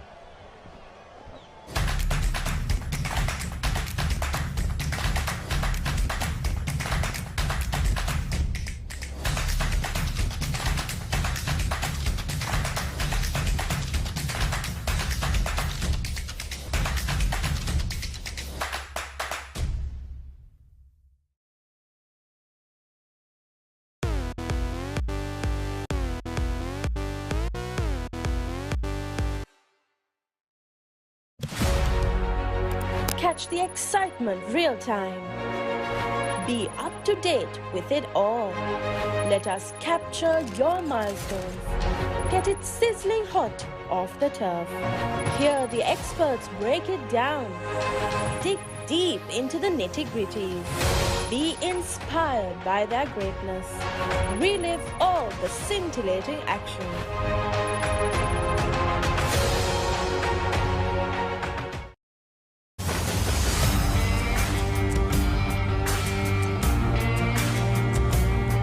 නේරඩි ඔලිබරපු යාල්පානතිල්ල Matara කොටවිල ගම්පියසට ඇවිල්ලා තියෙනවා.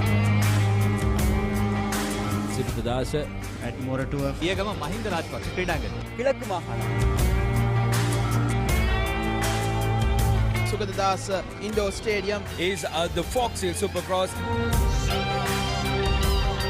Kurunagala City ඇතුගල් පුරවරය Papare.com අපි අද ඇවිල්ලා ඉන්නේ නූරෙලිය ප්‍රදේශයට.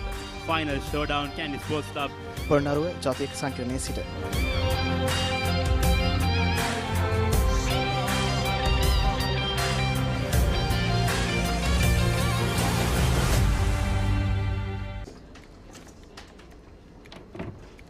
ලොකු වැඩක්ද?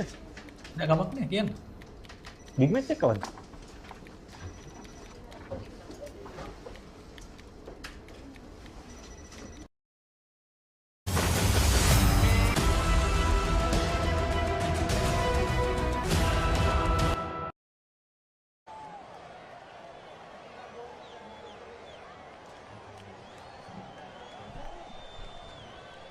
.180 for 4 St. Thomas's College after the completion of 50 overs. Brilliant partnership between Sene Shettiarachi and Mahit Pereira. If you are just joining in on this live coverage, this is the Mahadevan Sathasivam Challenge Trophy, the annual cricket encounter between St. Thomas's College, Mount Lavinia and Wesley College, Colombo. We are bringing you these live pictures on the Papare.com from Big Club grounds in Mount Lavinia. Wesley College won the toss and elected to bowl first. Picked up 4 early wickets with Tisena Heliagoda and Sadeva Sovisa being dismissed for no score. Captain Ramesh Mendes made 37 of 55 deliveries. Dineth Gunawardhan made 6. Since then, Mahith Pereira and Senesh Hettiarachchi have been dominating this Wesley bowling attack. They were 54 for 4 at one stage, and these two have added 126 so far. 1 hour in this post-lunch session has been completed. 50 overs left on day 1. So far the seamers have bowled the bulk of the overs. The 3 seamers have bowled 31 overs, which is encouraging signs if you are a neutral cricket fan, seeing plenty of seamers in action. But I think the Wesley College have lost the plot because of the spinners. They haven't been able to contain these 2 players, Mahith and Senesh. The spinners combined, their economy rate has been a tad too high, and they've not been able to bowl that maiden overs. If you look at the bowling card, Shakesh, Ravindu, Geet, Rashmika, all 4 of them have only bowled 2 maidens. Here are the 4 wickets. Sadeva Sovisa, the debutant, that caught down the leg side. Then Ahaliagoda was caught at first slip. Brilliant opening spell. Then Dineth Gunawardhan was struck plumb in front, and then Ramesh Mendes, after giving away a couple of chances, this time around his luck ran out. Yeah, too right there, Damit. I think the spinners have not been able to follow up the good work done by the faster bowlers at the early piece. As you could see, the wickets were taken by the fast bowlers at the start, and the important thing is that spinners have not been able to put few overs together, really. There have been enough loose balls for the batsman to score. As a result, this has been a very important partnership for St. Thomas's. 2 different batters. Hettiarachchi is on 57. He had to do the hard yards early. He had to get that bus over the hill, and now after lunch he's been charging, hasn't he? He's been the aggressive one. That's another terrific square drive. On the other hand, Mahith Pereira played his own game as he arrived. He was not afraid to attack anything that was loose. He was good on the front foot. He looks solid, composed, and he looks organized more than anything, really. Yeah, he's a busy cricketer, Mahith Pereira, busy athlete, as we've told you before. Represents St. Thomas's College in 4 different sports. Captained the football team in 2022, most likely to captain the rugby team in 2023, and then he's the current vice captain of this Thomian lineup. Should go on to captain 2023 and 2024 hopefully in cricket as well. So he's a leader, he's a doer, so great partnership.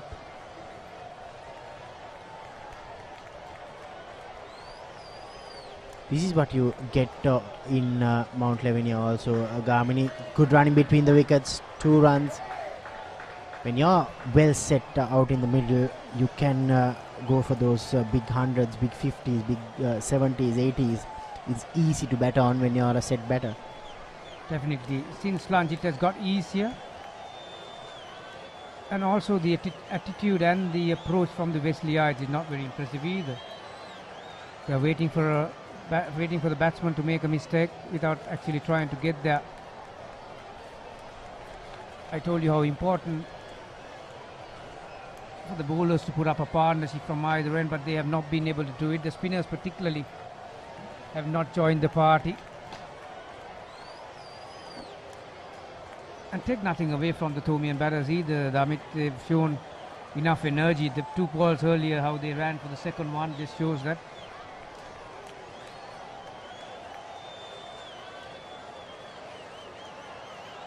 Riding on the up.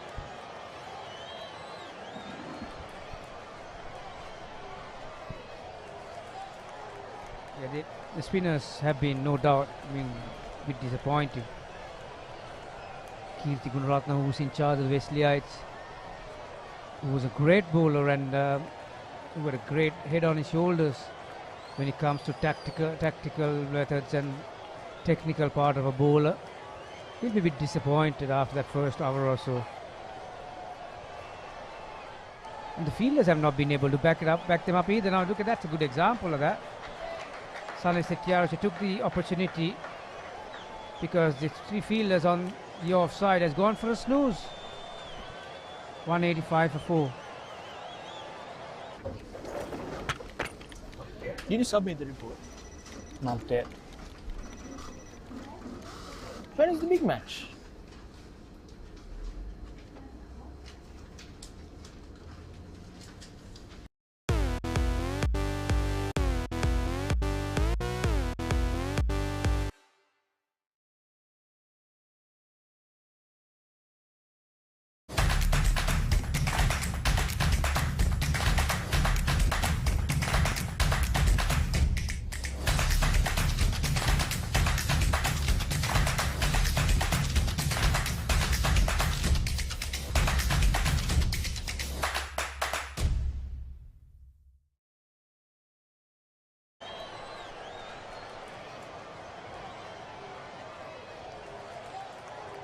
Geet Korala, the left arm spinner. They have 4 fielders on the leg side, 5 on the off side for the left arm orthodox spinner. Short, just a single. Lavinia, you spoke about the fielders going into the snooze mode. It's probably because maybe the Thomian lunch is too good. We did speak about that in my last stint as well. You come to Mount Lavinia, you're guaranteed to get a good feed. And our F&B manager, Clinton Pages, also managed to get some food from Mount Lavinia, I believed.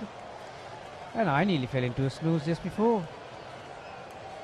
Their fielding is an important part, particularly when a partnership is taking place, Damit, and you need to put enough pressure. But at the moment, it's a walk in the park for these two batters, really. As easy as you like.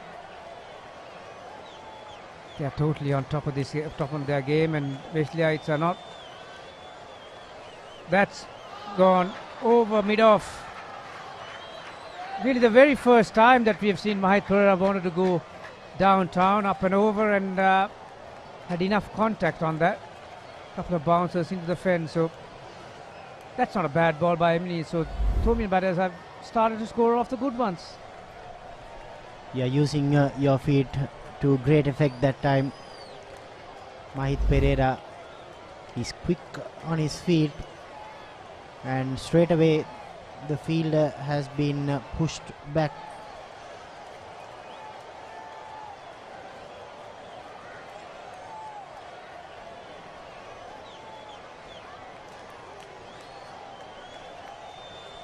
Good comeback. Yeah, much better delivery from Geet Korala. We've spoken about the Royal Thomian being played in March. Wesley College, they'll be taking on St. Benedict's College in the Cartman Cup, their newest traditional encounter. These are all being played in preparation for that. 52 completed, 190 for 4.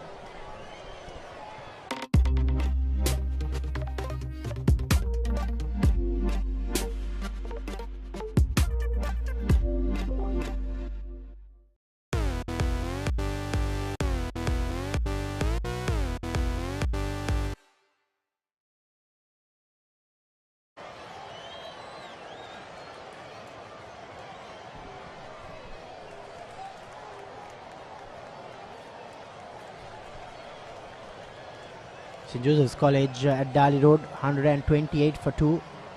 They are playing Royal College, one of the oldest traditional encounters in the country. St. Joseph's Royal, the oldest for St. Joseph's. I think the third oldest for the Royalists after the Royto and the Royal Wesley game.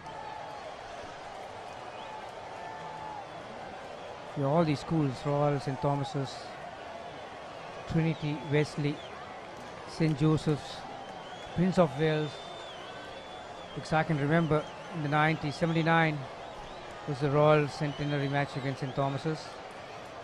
Then I was lucky enough to play in 2 centenary games, in 1992 Royal Trinity game and then 1993 the Royal Wesley game. And I think it was 1994, I believe, that Royal played Prince of Wales, the centenary match.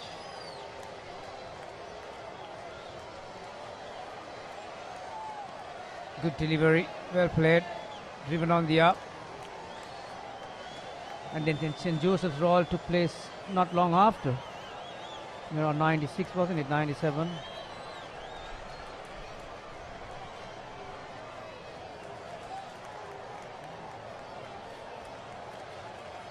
Yeah, plenty of tradition, history involved with all these games. Good to see it's been continued for yet another year, and we are lucky enough to bring all these pictures also. Next week we'll be going to Dali Road, where we will be showing the Josephian Ananda game, then St. Peter's Thurston.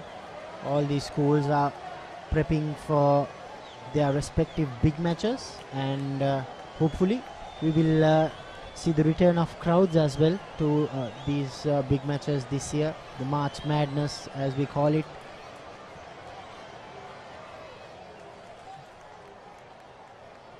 Beautifully pulled away from Hettiarachchi. As you correctly said, Gamini, he looks more at ease after lunch, Hettiarachchi. They have now done the hard work. Now it's about using this great start and using these great batting conditions also, and make sure that they get to a good first innings score.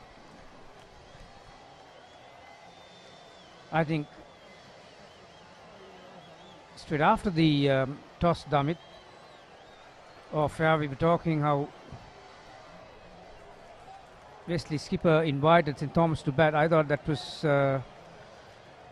decision was made on more hope than tactically, really. Didn't get the whole thing at that time. Sanesh just miscuing a pull shot, but lucky enough it fell in between the 2 fielders, so just the one. Yeah, I thought the correct decision would have been to bat first, because you mentioned in your pitch report that the wicket was dry. There's not much in it, and it was a good seeing day from about 8 o'clock this morning. The sun was out, and so ticked all the boxes really to bat first, but for about an hour or so that decision justified. But since then these 2 batters have got together and taken this game away from the Wesleyites. Another short one. Incidentally, he has been the most productive bowler for Wesley, although the figure says 1 for 31 off his 13th over. Chamat Gomez, on a good day he could have had 3 or 4 really. Couple edges falling short of the fielders. And there was a very close call behind appeal just before lunch as well.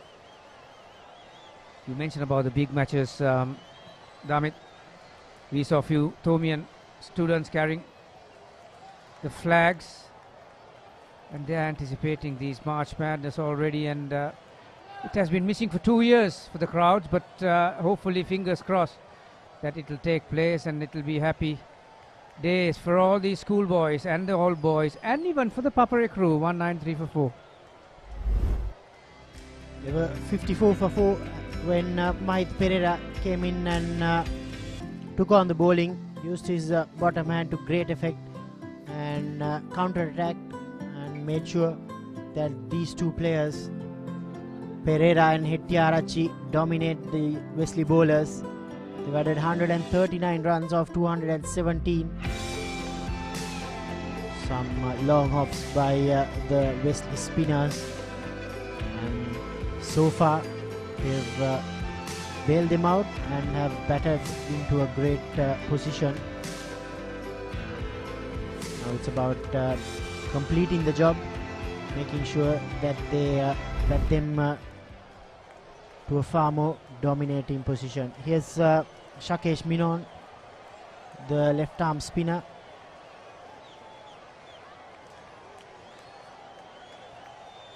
I think out of all the spinners they've used, Gamini, Shakesh is the slowest, and I think if he can pull at one spot for a longer period, get some pressure onto the batters, it can be in business, Gamini, but they need to make sure that they close out all these singles. And also, depending on the batsman, how you really target to get him out. Sanesh has been predominantly been on the back foot for the spinners. 75% of his runs have come on the back foot against the spinners. So Shakesh will have to understand that and try and get that length right. That's about the speed that he will have to operate on. Mahit Perera has used his feet forward as well. But it's always for a schoolboy, Damit. It's not easy to bowl on a slow track. There you are. Taken on the full by Mahit.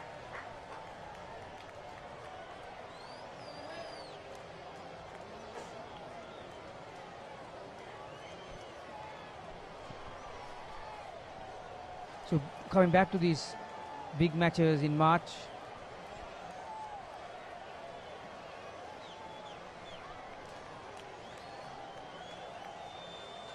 beaten outside the off stump. I think more in hope than there was daylight between bat and ball for sure. Sanesh played for the turn, but it didn't. That's about the speed that I'm talking about. See, just around the off stump. Sanesh had to play at it, but it didn't turn, so he's bringing both edges into play. That kind of a speed. Oh, that's close. That is close. Yeah, Shakesh. As I was saying, Gamini, he's the only spinner who looked like taking a wicket, and he has broken the partnership. We just showed the partnership graphic of 141, and Shakesh Menon told about the length, and if there was no bat involved, Gamini, I think that was dead straight. Yeah, you could see the middle stump and leg stump. And very often when you get your front foot across and the ball hits the outside part of your pad, you are in danger of being given LBW. Hettiarachchi, nevertheless, a very good hand that, 66 of 142. And Wesleyites have got an opportunity to come back into this game, 195 for 5. Did you submit the report? Not yet. When is the big match?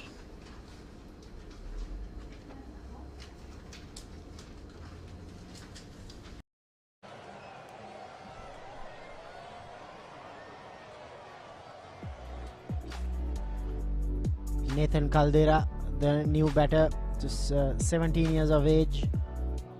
He has a best score of 60, more known for his bowling prowess than his batting. It will not be easy for Nathan. Has been sitting in with his pads on from 10:30 in the morning. More often than not, Damit, when you come after a long partnership, sitting on your chair for a long time, it takes a bit of time for you to get set, and this is not the easiest to get set either, this track, and he'll have to deal with Chamat Gomez.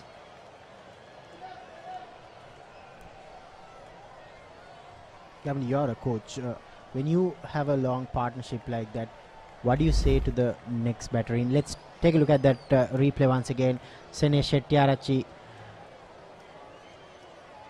that was hit straight, and Shakesh Menon, that's his first wicket for a spinner in this game.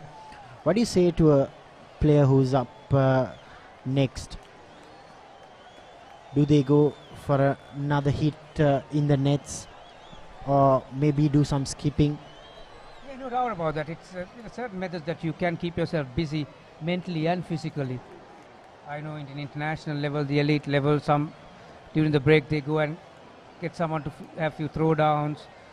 Some people do a bit of skipping, do a bit of boxing. If you have the facility, play a bit of table tennis. But either way, keep your eyes and mind on the job. That was hurried on to him. End of the day, Damit, you need to trust your skills, and you have practiced that. So you go in there. I mean, put it this way: it's better than going after a partnership than when your team is in disarray. Really, I can remember when Mahalaja Bodhan and didn't time it that well, but he'll get off the mark. He'll get his innings underway. When Jayawardene and Sangakkara batted for, I think, nearly 3 days, wasn't it, against South Africa, 624 runs, and the next batsman who was in was Dilshan, and he got out for a duck. He was sitting on the chair for 3 days.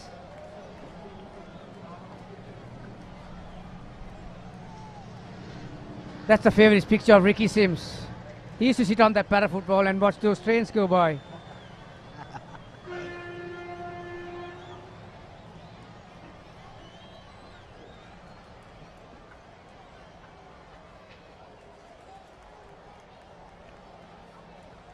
Chamat Gomez starts off with a short one to Nathan Caldera.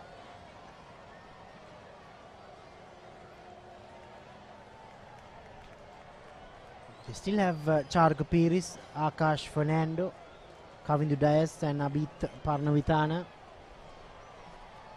Mahit Pereira well set for triple figure. Loud appeal once again by Gomez. He completes his 14th over.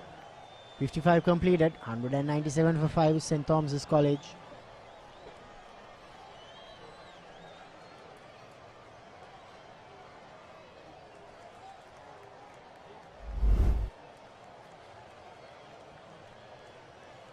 Yeah, clearly going down the leg side. Umpires look at that other indicator of the wicket keeper when he's going towards the leg side. They tend to not give it out most of the time. Wesley College this season, they've played 5 two-day games so far. 4 of those have been a part of the Division 1 Tier A tournament. They won a match outright against Gurukula College. They've lost to St. Joseph's College on first innings, and they've beaten Royal on first innings, and the other 2 games been finished without any results. Caldera facing spin for the first time. Yeah, Gamini, now they are in a very good position. St. Thomas's College, now it's about another good partnership could get them into a dominating position in the game. Caldera looks a promising player. This front elbow up high when you're batting. Yes, the captain Linal Subasinghe carrying the water.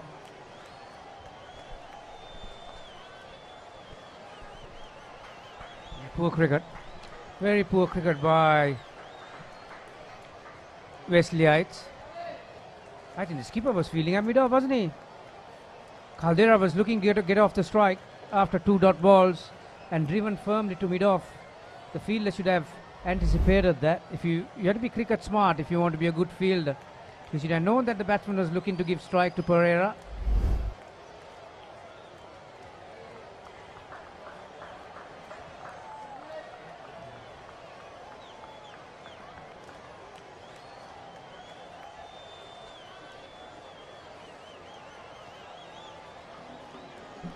Since he took the wicket, Shakesh has been good. His length has been good, more importantly.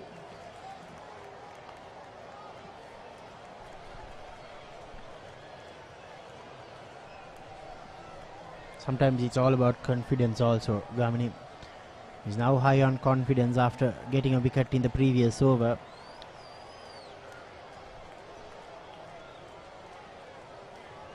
Ends off with a dot. 56 completed, 198 for 5. Did you submit the report? Not yet. When is the big match?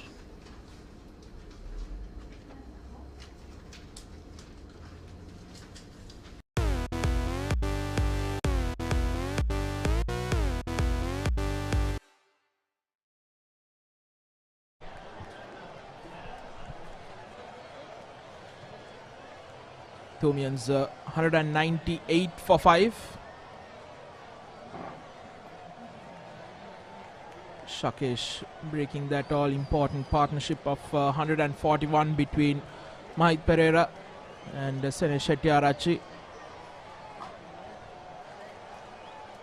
Mahit on 79, not out now. Alongside Nathan Caldera, who will face Chamat Gomez.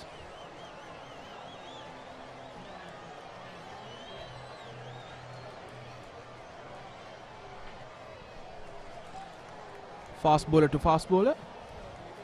Should be an interesting contest.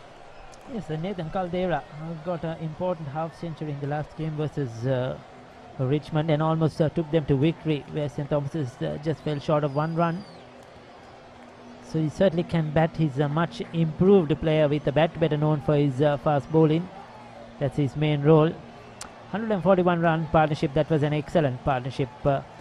Given where St. Thomas's were in at that time at a 52 for 4. They needed a partnership, and Sane Shettyarachi with Mahit Pereira really did the damage. And that was another very valuable innings by Sane Shettyarachi. He's that type of a player who will go unnoticed because he's not that flashing player, who scores runs quickly. But I've seen him doing this many times for St. Thomas's over the last season as well, where in crucial times he just comes and, hangs around in one end, let the others score around him. He doesn't mind the others overtaking him. He doesn't bother about the strike rate, but ensures that he puts partnerships together, and he did that today as well to ensure St. Thomas's now are in a commanding position. And this was an important knock for him, important half century, because the last few innings hasn't been that good for him. Just 7, 23, 14 and 17. While he had 2 half centuries in his first 4 innings as well.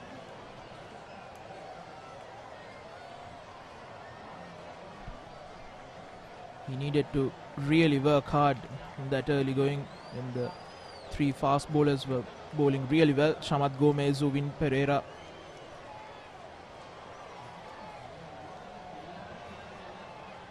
Looking for a single. Can they take the second? They take it quite easily. Mahit moving on to the 80s, 81 in 111 balls. So 200 on the board, 201 for 5. And this is what St. Thomas's would have wanted at the toss. Ramesh Mendy said 250 plus is what they're looking at. Certainly can get there quite easily now, I would say. And Wesley College will be slightly disappointed, having won the toss, selected to bowl first. They had St. Thomas's on the back foot. They were in a commanding position, but it's just that their spinners didn't back up those fast bowlers. I don't think the spinners bowl really well on this surface. And of course the track now drying up as well with the hot sun, and much better for batting. And some good batting in particular from Mahit Pereira and Shettyarachi. He's had a long day, isn't it, Chamat Gomez? Yeah. The guy has into his 15th over out of 57. This is ball.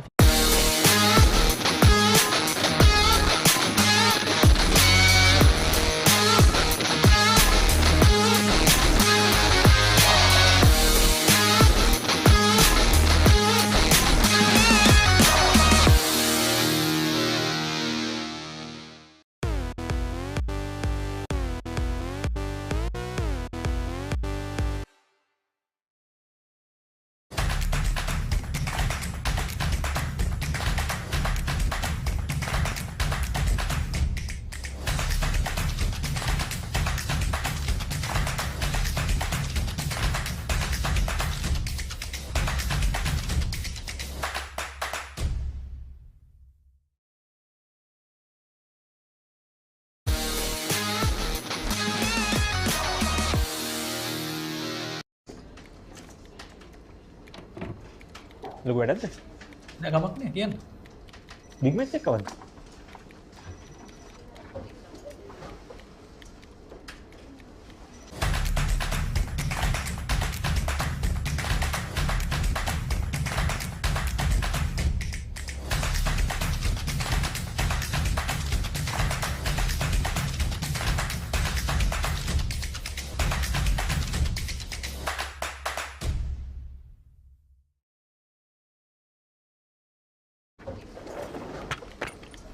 Did you submit the report? Not yet. When is the big match?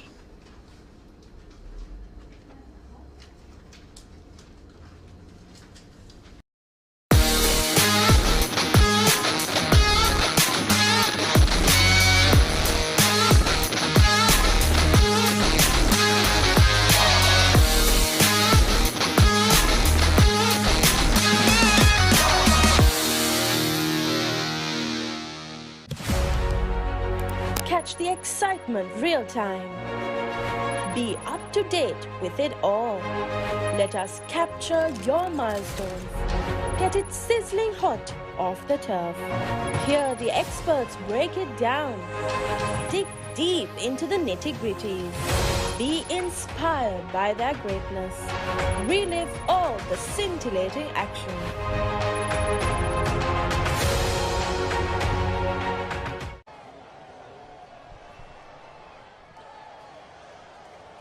Shakesh to continue. Looping ball over the fielder and over the rope as well. Excellent. Short break for some water and straight away into the action. Papare. It was a high full toss, loose delivery, very loose. And he took one step down the track, so it was not easy to put that away. He was in sort of an awkward position, but had enough power to take it over the boundary. This has been an excellent innings. 22 fours, 3 sixers in this innings so far, and Papare has done the bulk of the scoring, and at a very good rate, just 115 deliveries for his 88.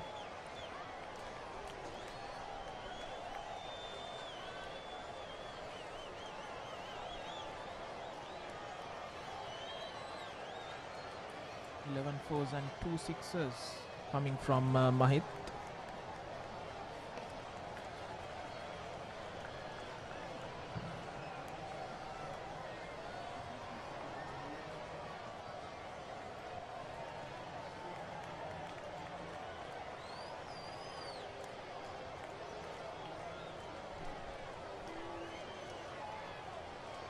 Left alone.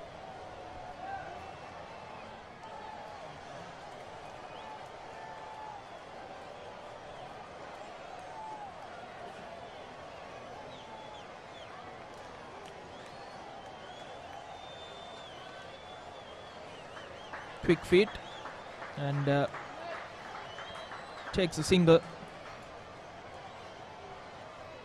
that ends the over. St. Thomas's 209 for 5 at the end of the 58th over.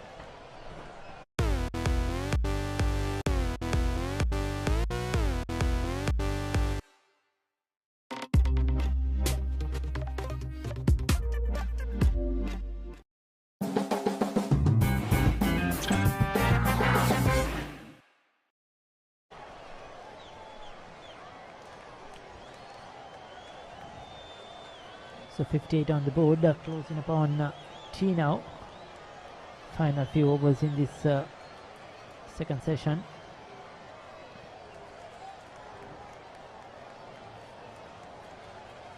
So Nathan Caldera will be looking to continue his good batting which he's had in the last game. Few kids playing some soccer. Now that is your game, isn't it, Navod? Yes, indeed, Ricky. That's my game. But I don't call it soccer. It's football. Football, okay. So probably after your commentary stint, you can go down there, give them some coaching tips. The small kids enjoying a game of soccer or football, as Navod calls it. Geet Koral Switched ends and driven well past the fielder. They take 2 and Mahit moves on to the 90s, 91.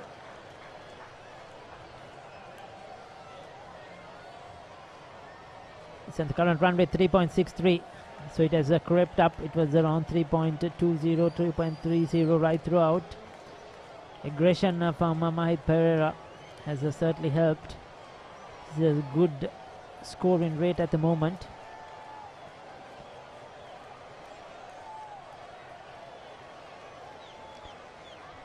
Worked on the leg side this time around. Batting looks very easy now. Just very comfortable out there. Lots of open spaces. This is a fairly big boundaries here at Mount Lavinia. So a lot of options. All you need is just keep hitting it into the gaps and the ones and twos on offer without any fuss at all.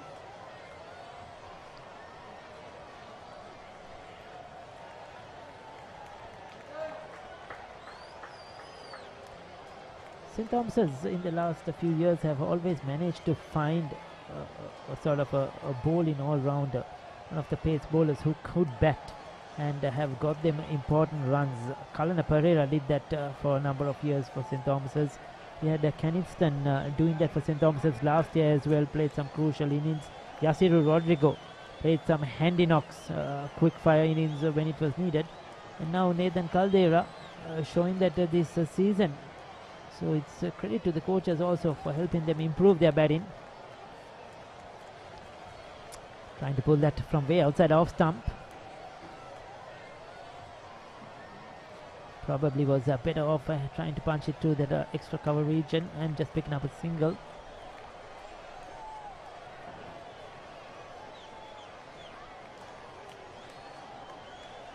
Beautifully bowled. You need to bowl the correct length and at the correct speed. So 59 completed. So 212 for 5.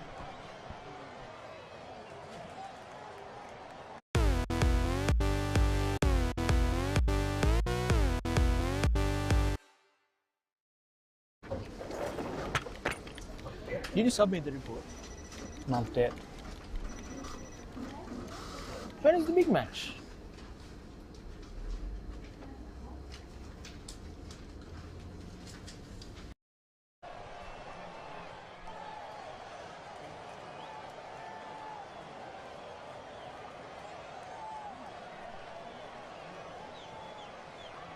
Looks like Wesley are changing their wicket-keeper once again.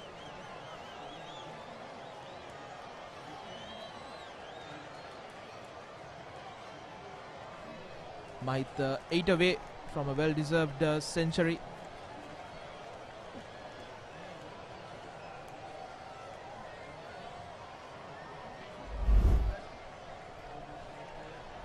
These are the wickets to fall. Sathasivam is at the first to go. Then it was Ahaliagoda. This was the crucial wicket of Romesh Mendis, who was going well on 37.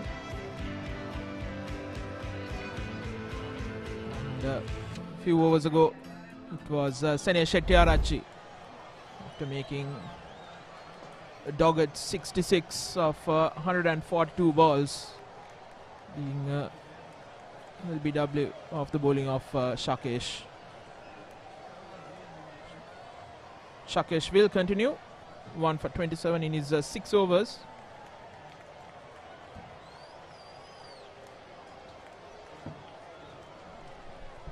Yes, Sakesh has picked up that important wicket. He's probably been their best spinner on the day. He's been very economical, or fairly economical we could call it, in his 6 overs. Small hold up in play.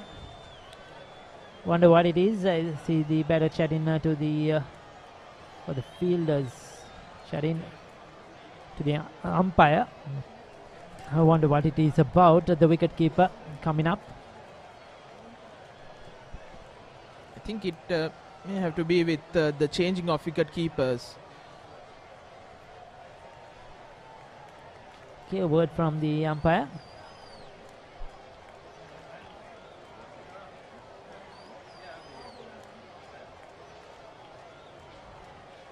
So there you go. Lumbini in their first innings, 174 for 6 versus Devapati Raja.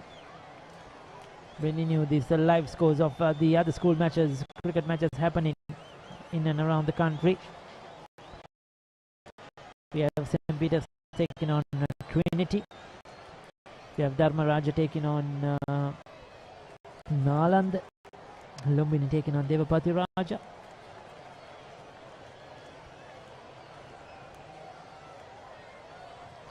That's well bowled. That's well bowled.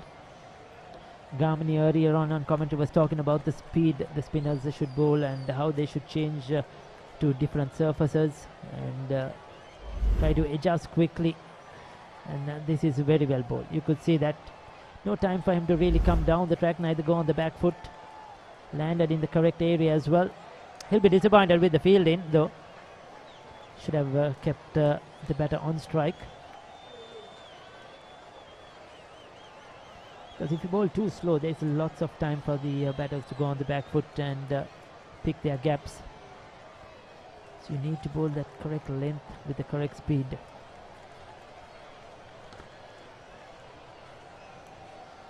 So there is a spin if you bowl correctly in the right areas at the right pace. So certainly as this game progresses, there's going to be some help for the spinners. There will be some turn. St. Thomas's do possess one left arm spinning Pranavithana in their lineup, who I'm sure will be doing a lot of bowling when they come out to field later on.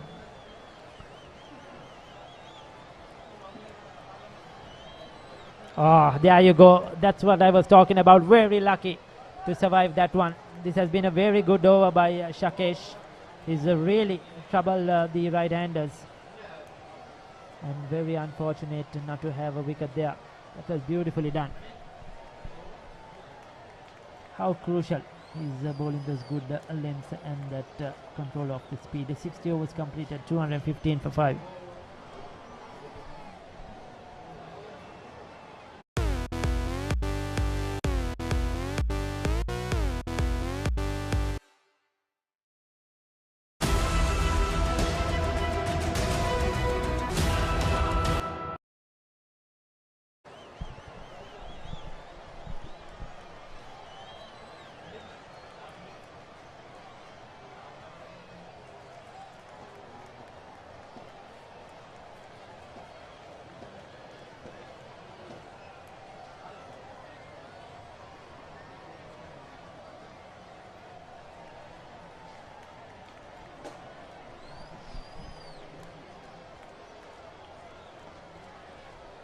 Tossed up, driven, and an easy single down to long off.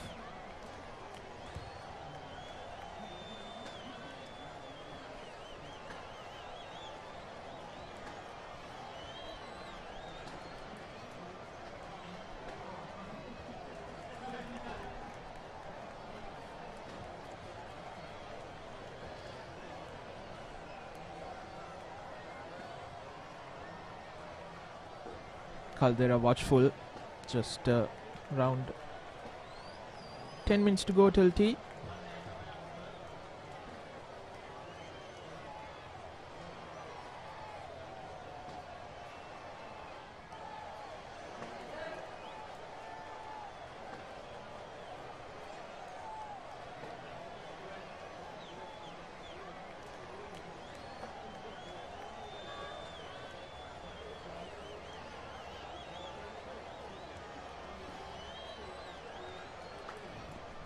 So Geet continuing for Wesley. They prefer the spinners approaching the tea break.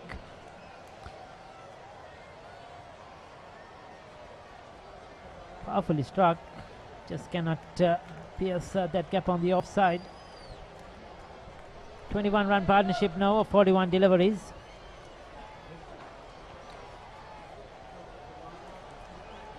Caldera would do well to rotate the strike. 5 of 17 balls. As we end the 61st over, St. Thomas's 5 down for 216.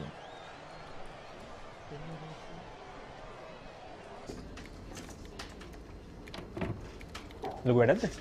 නෑ කමක් නෑ කියන්න. Big match එකක් කවද්ද?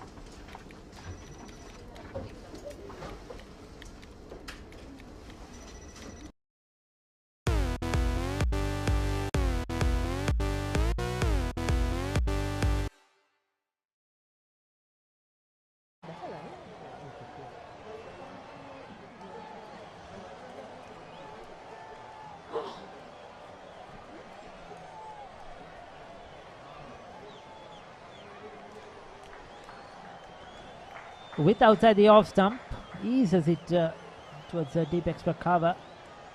It has been a very fluent innings by Papare. We'll be looking to get to that turn before the tea break. We are approximately around 9 minutes away.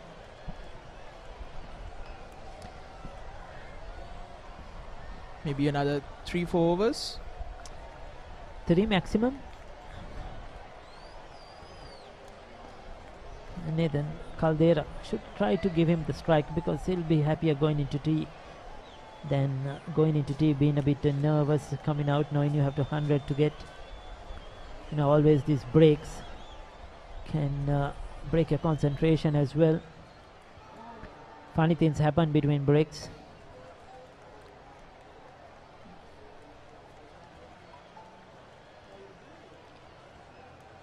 Yes, indeed, he would be much more relaxed if he had scored the century before tea.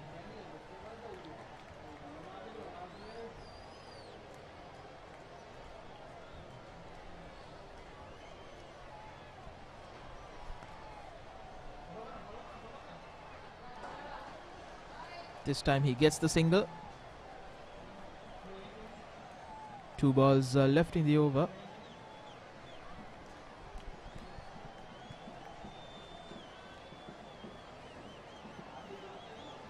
Might has scored 75 in his last innings. That was against Richmond.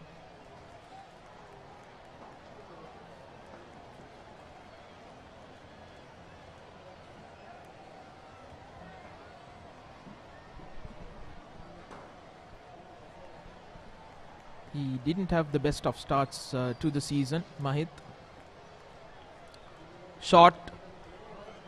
Cut away, just a single, but he'll keep the strike. Is one more delivery left? No, that's the end of the over. 219 for 5.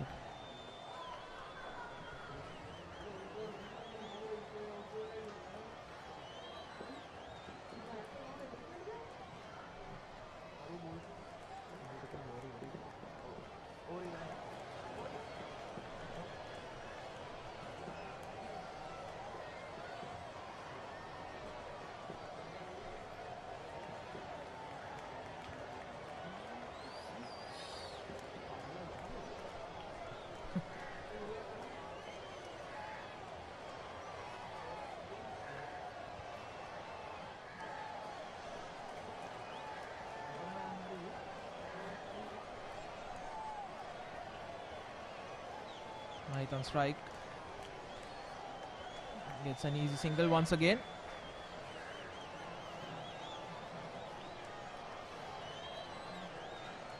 Wesley not putting much pressure on Mahit.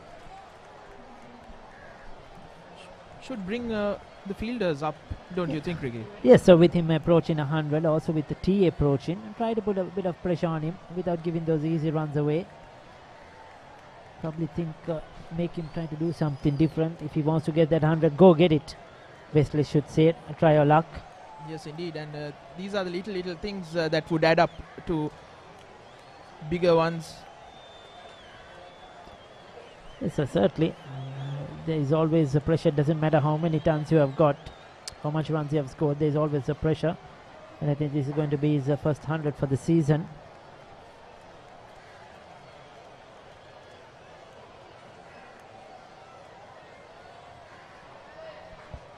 Squeezed away on the offside for single.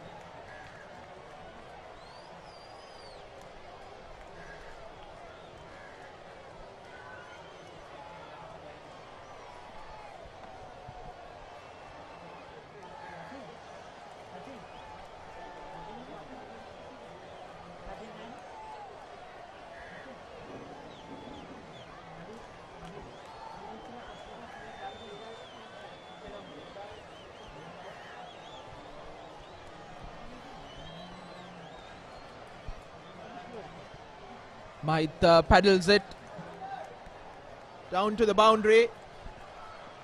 He will get the 3, and that will be his century. Mahit Pereira, brilliant knock. Fantastic, fantastic effort. He's jubilant, and he has to be so. Applause from the dressing room, applause from those here at the pavilion, applause from the parents watching this game. This is a fantastic effort by Mahit Pereira. This is his second 100, the first this season, second 100 overall in the first 11 cricket. I have been told he has got one before, but this is a big one. When you're in form, you need to capitalize, make the best of it. He's following it up from that 75 versus Richmond, and what a knock it has been. Just 129 deliveries, came in at 52 for 4, and he's taken them to 224 for 5.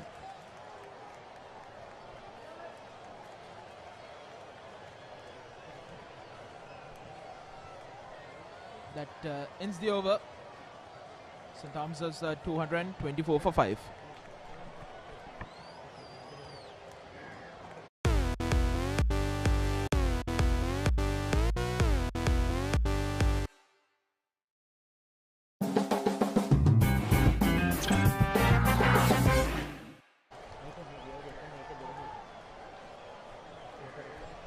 So well, I've been told, no, this is his first 100 now in first 11 cricket.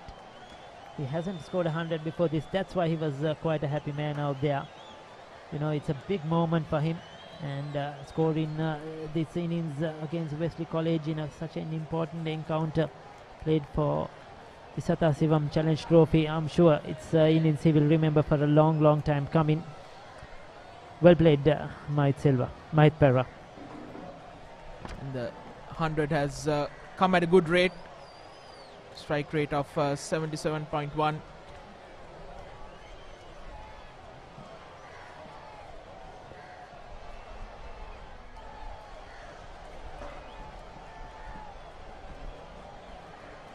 And as we thought, he wanted to get to that 100 before the tea break.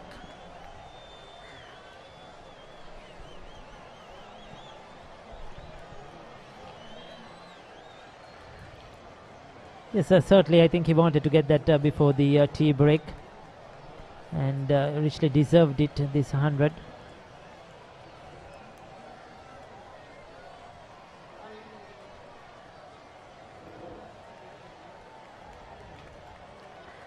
Nathan Caldera, I think is looking to try to get after the bowling. He's having some patience. He should realize that he is approaching, wait for the tea break, come back after tea, and probably hit a few lusty blows.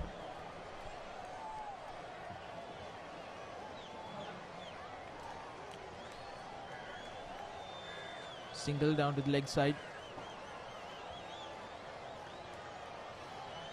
Yes, I think St. Thomas's at the tea break will assess the situation. Just 5 down, 226. Around 64 overs gone. 64 or 65.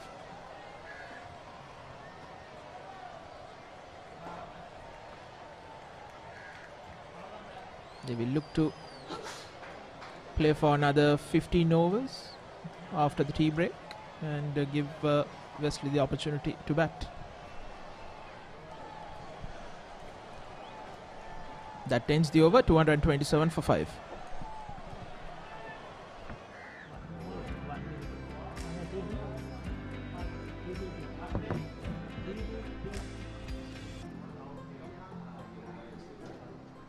So this is the 100 of Mahit Pereira. He's looked excellent, especially through the offside initially. Crisp driving both in front of the wicket through that point region as well as to that extra cover region.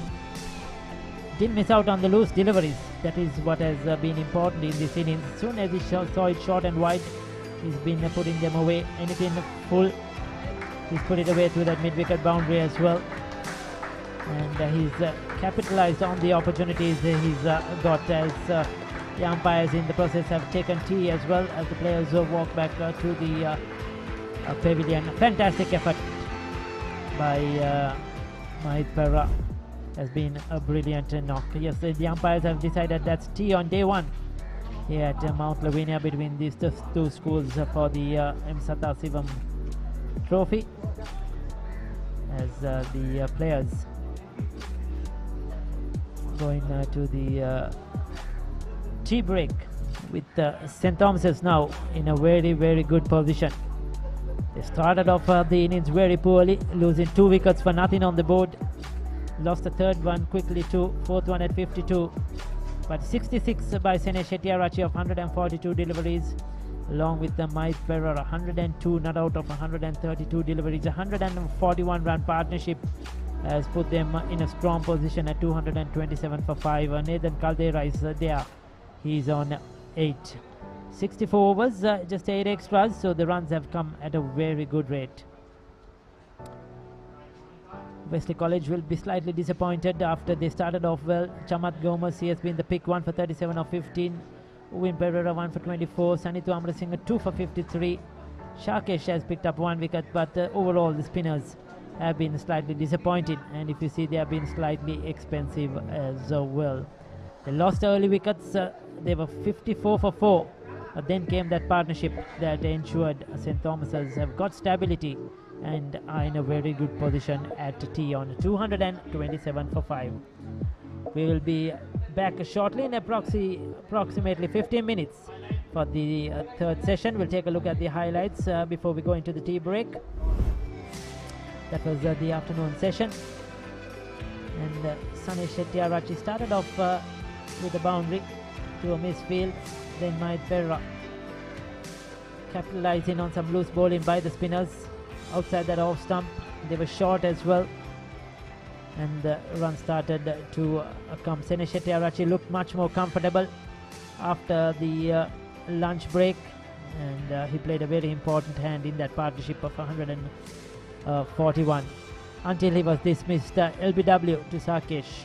That was the only wicket to fall in that second session post lunch, and Mike Ferrer going on to play a fantastic knock.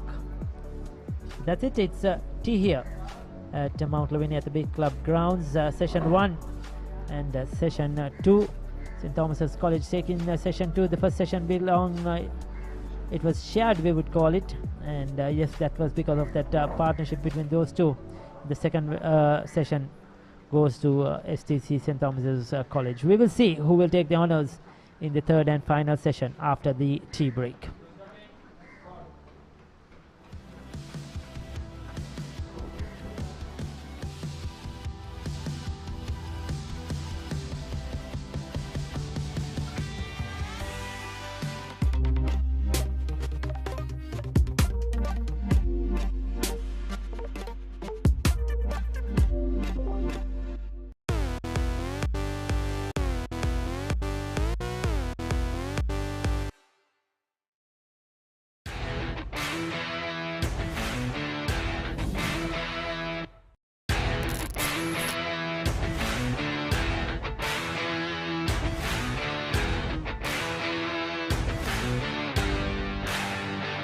ඉස්සෙල්ලා මම grade 6 වල තමයි cricket ගන්න ශ්‍රී ලංකාවේ පටන් ගත්තේ.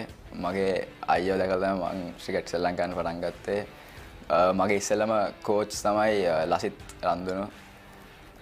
මම under 13, 15, 17 වෙනකන් ගහුවා. under 13, 15 captain උත් කරා.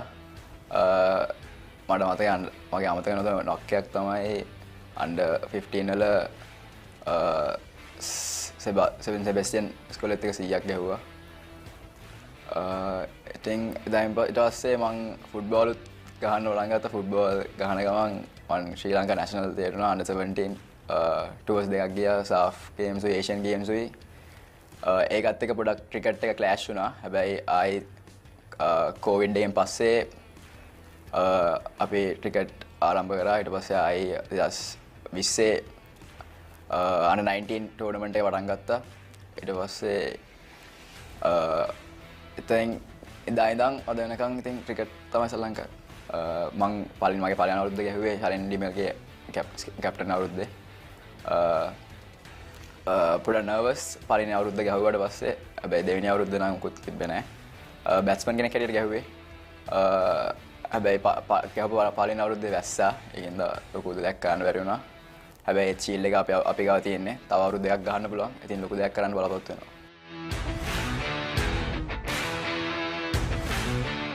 මම තව ස්පෝර්ට්ස් තුනක් කරනවා. Football, athletics and rugby.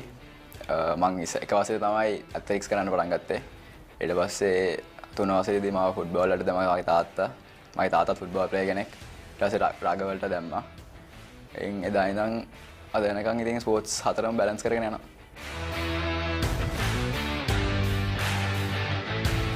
වනිදා සරංගත් එක මම ගොඩක් කැමතියි ශ්‍රී ලංකාන්න. වනිදා සරංගයි දුනිත් වෙල්ලාලගේ ගොඩක් යංග්ස්ටර්ස්ලා ඉන්ස්පයර් කරා මේ වරුද්දේ. ඉන්ටර්නැෂනල් ලෙවල් එකෙන් ගත්තොත් Steve Smith and Virat Kohli.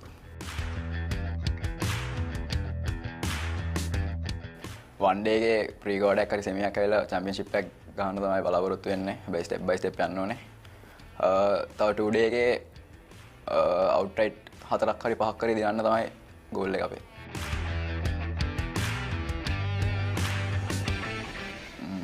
හිතන්නේ අපේ මේ වරුද්දේ වන් ඩේ එකේ තමයි අපේ කැලැප් සැක් වෙලා ඉද්දී මං ගිහිල්ලා අල්ලන් 50ක් ගෙවුව එක තමයි මට අමතක නොවෙනවා.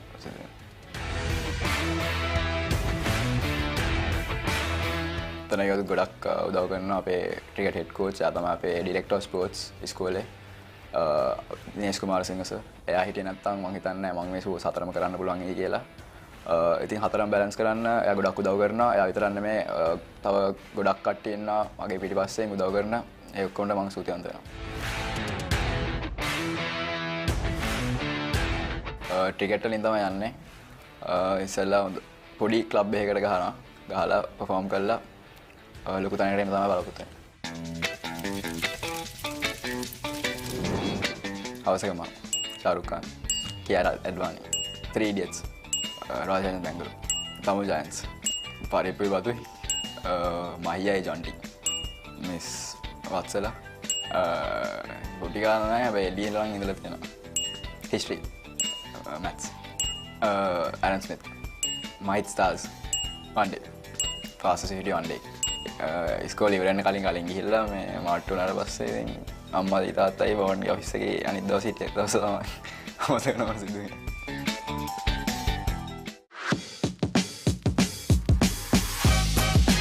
iOS, Instagram, mobile games, Netflix, YouTube, Virat Kohli, TM Dishan, Lakuru 300 IPL, Cover Drive, Hindi movies.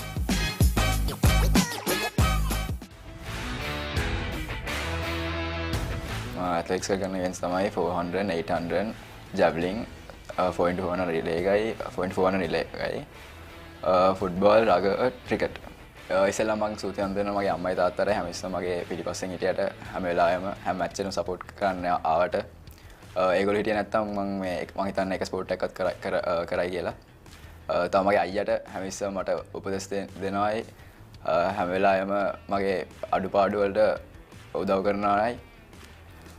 තව අපේ director sports mister Dinesh Kumarasinghe sir අතන කිව්වොත් එයා හිටියේ නැත්තම් මම ස්පෝර්ට්ස් එක බැලන්ස් කරන්න මාර අමාරු වෙනවා. ක්‍රිකට් ස්පෙෂලි ක්‍රිකට් තියෙන ෂෙඩියුල් එකත් එක්ක අනිත් ස්පෝර්ට්ස් කරන්න මාර අමාරුයි. ඒකින්ද ඒ සර් හිටියේ නැත්තම් අත්තට මං හිතන්නේ මේ තැනේ මං ඉන්නවා කියලා ස්පෝර්ට්ස් හතරක් බැලන්ස් කරන්න එක ඉස්කෝලේ එක ලේසි වැඩක් නෙමෙයි. තව අපේ බෝන්සර්, සබ් බෝන්සර්, චැප්ලන්ස් ඔක්කොමට මං මාර සූතිවන්ත වෙන්න ඕනේ. හැමතිස්සෙම මට අවශ්‍ය දේවල් දුන්නට තව ටීචර්ස් ලට තව සූතිවන්ත වෙන්න ඕනේ. මට හැමතිස්සෙම හරි වෙලා ඉස්කෝලේ ඉවරලත් උගන්වුවට මේ තත්ත්වයට එන්න ස්පෝර්ට්ස් විතරක් නෙමෙයි ස්ටඩීස් උත් බැලන්ස් කරන්න ඕනේ, කරගෙන යන්න ඕනේ. තව මගේ කෝචස්ලට ස්පෙෂලි ස්පෝර්ට්ස් හතරෙම නම් වශයෙන් ගත්තොත් ක්‍රිකට් වල දිල්ෂාන් සර්, ලසිත් සර්, නඩා සර්, මේ ඔය NIC සර් ඔක්කොම සර්ලට මම සූතිවන්ත වෙනවා. මම මේ තත්ත්වයේ ඉන්නේ ඔය සර්ලා හින්දා. ෆුට්බෝල් වල ස්පෙෂලි ගත්තොත් සුනිල් සර් මේ මම මට මතකයි මම අnder මේ පොඩි කාලෙද්දී මම නිකන් ග්‍රවුන්ඩ් එකේ ෆුට්බෝල් ගහලා ඉද්දී සර් මට ෆුට්බෝල් ගහන්න එන්න කිව්වට මම මාර සූතිවන්ත වෙනවා. මම අද ඉස්කෝලේ කැප්ටන් ගන්නේ සර්ගේ කෝචින් මේ අන්නින්ද මම මාර සතුටුයි ඒකින්ද. රග වලත් චම්ලි සර්, ඩිලාන්ස මං සූතියවන්ත වෙනවා මේ ඔයගොල්ලෝ ඔක්කොම සපෝට් එකට ඇත්ලික්ස්ලත් සුදිවාස හැමතිස්සම උදව් කරාට මගේ ෆිට්නස් එක හැමතිස්සම මේ කරාට කොහොමද සූතියවන්ත වෙනයි මට කාගෙන් නමක් අමතක වුණා නම් කියන්න මට සමා වෙන්න මට උදව් කරපු සියලු දෙනාම සූතියවන්ත වෙනවා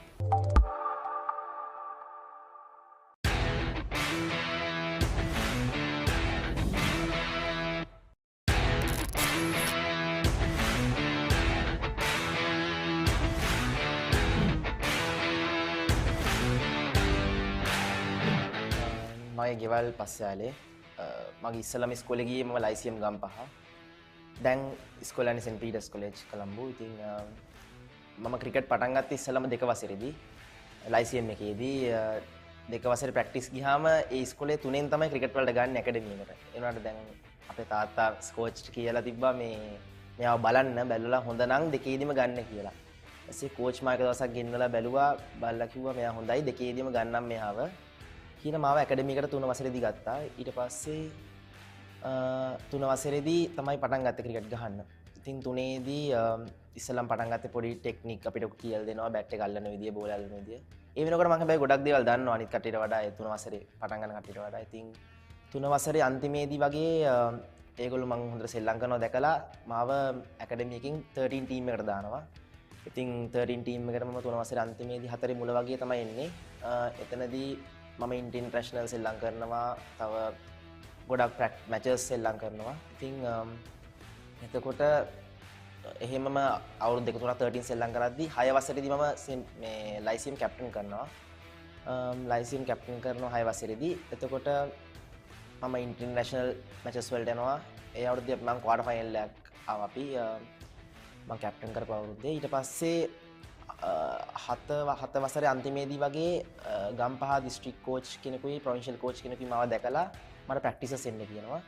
එතනදී මැචස් අපි සෙල්ලම් කරනවා. දිස්ත්‍රික්ස් මැචස් සෙල්ලම් කරනවා. තව හෝම් ඇන්ඩ් හෝම් ශ්‍රී ලංකාවේදී මගේ ටැලන්ට්ස් දැකලා මට මේ කිව්වා එක දවසක් බෝඩ් එකට යන්න කියලා. අනුස් සමන්නායක සර්ව හම්බෙන්න. ඊට පස්සේ මම බෝඩ් එකට ගියාම එතනදී අනුස් සමන්නායක සර්ව මට කිව්වා දනල් මේ ඔයා හොඳට බෝල් කරනවා. ලයිසියම් එකෙන් අපි එළියට ඇවිල්ලා කොළඹ ස්කෝර් එකට එමු කියලා. ඉතින් ඒ වෙලේ මම තාත්තාත් අපේ පවුල කට්ටියත් එක්ක කැමති වෙලා සර් කිව්වා දනල් මං ඉස්කෝලේ දෙයක් විතර බලන්නම් කියලා මේ තමයි සෙන්ට් පීටර්ස් එකකිනුයි රොයල් එකටයි කතා කරේ. එතකොට රොයල් එකකිනුත් මට අප්‍රූවල් එක දීලා තිබ්බේ. හැබැයි සෙන්ට් පීටර්ස් එකෙන් කලින්ම ඒගොල්ලෝ මාව ගත්තා. ඉතින් මම සෙන්ට් පීටර්ස් එකට ඉස්සෙල්ලම ගියා 7 වසරේ අන්තිමේදී. මම පොඩි කාලේ ගොඩක්ම බැට්ස්මන් වගේ තමයි බෝල් කරන්න පුළුවන්. හැබැයි ලොකුවටම බැට් කරලා තමයි මැච් ලයිසියම් එක ගැහුවේ. ඉතින් එතකොට මම නම්බර් 4 5 නම්බර් 3 ගහන වෙලාවුත් තියෙනවා. ඉතින් බෝලින් වැඩි එහෙම හම්බුන්නේ නැහැ. එතකොට ලොකු අයියලා තමයි බෝල් කරේ මම අnder 13 ගැව්වේ 4 වසරේ ඉඳන් වගේනේ. එතකොට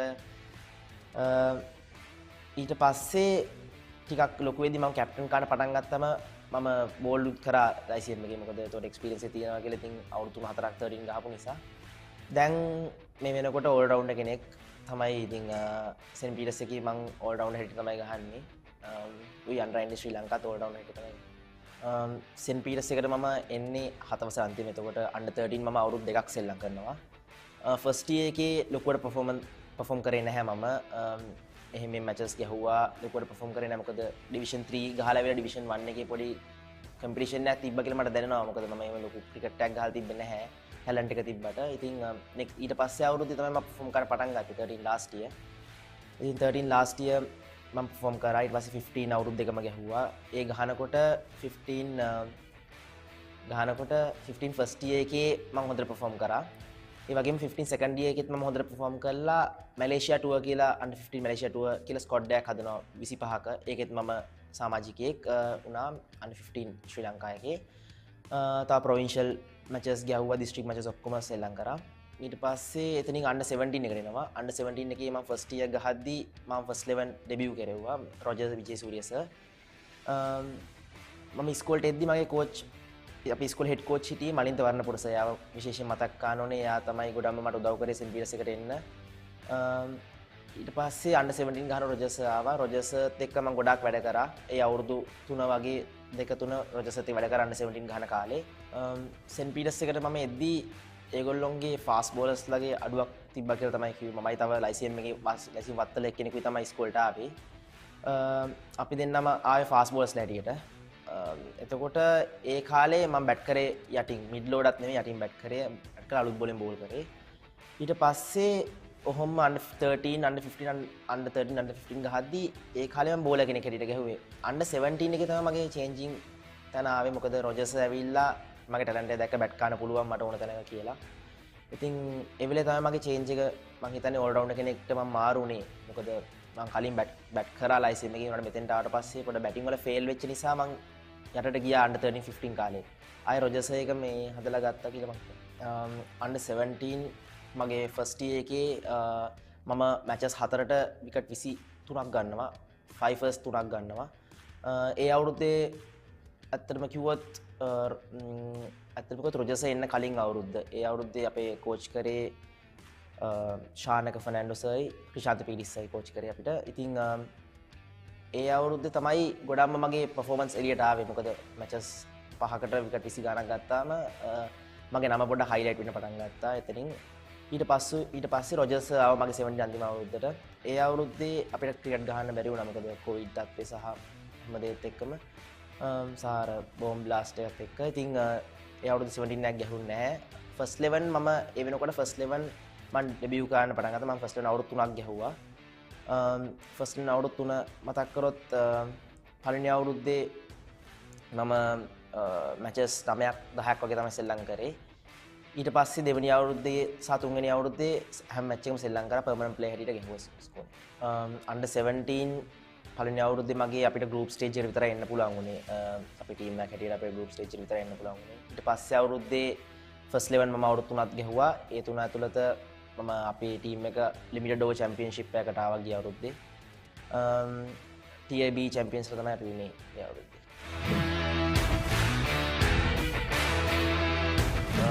විශේෂ තරගයක කතා කරොත් ගොඩක් තරග තියෙනවා.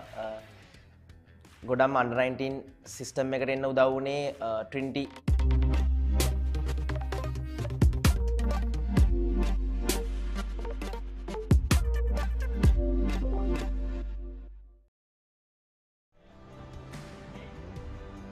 Welcome back to the third session of day one in this Mahadevan Sathasivam Challenge Trophy encounter between St. Thomas's College and Wesley College, live from Big Club grounds in Mount Lavinia.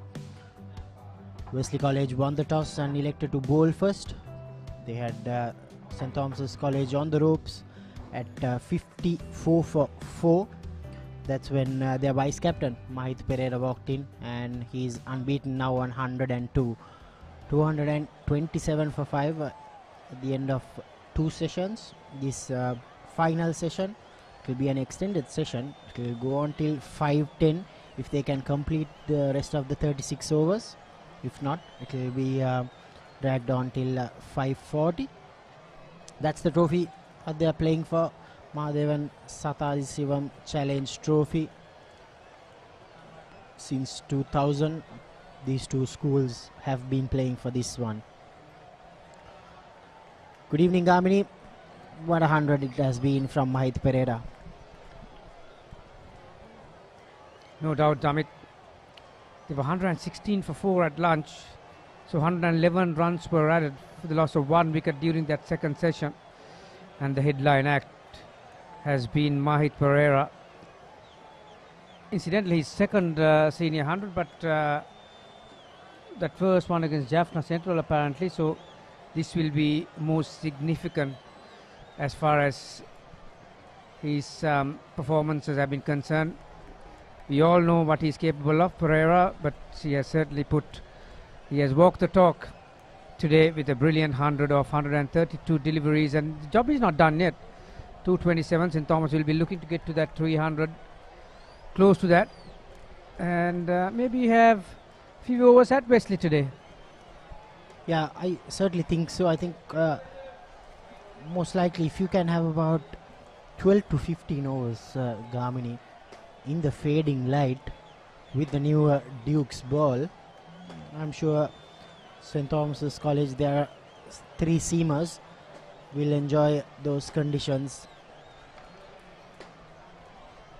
Git Corella will start off proceedings from the Thalassa end. The left arm spinner has bowled 10 overs for 33 runs.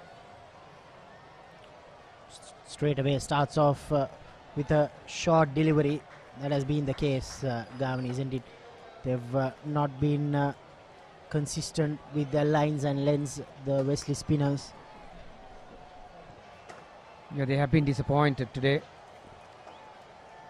We've seen 3 spinners so far from Wesley, 4 of them actually, but none of them have been able to find the correct length or the speed for that matter. That was a good delivery from Geet. Out of the 4 spinners we have seen, Damit, I think Geet Kaur has been the one that has impressed me the most. High arm action, gets wide on the crease. Easy as you like, another couple. I beg to differ with you, Gamini. I think more than Geet Koral, I think Shakesh Menon has been the most impressive to my liking. Yet both of them have not been up to the best of standards when it comes to penetrating this St. Thomas's middle order. Yeah, you're right. I think Sakesh's second spell, the last spell before tea, was his best spell. So you might see him bowling from the pavilion in after tea as well. Those are his figures. Coral 36. Yet to pick up a wicket. Good finish.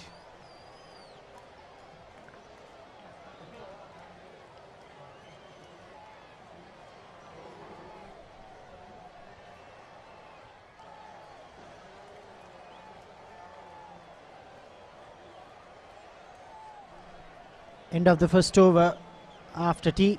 St. Thomas's 230 for 5. Did you submit the report? Not yet. When is the big match?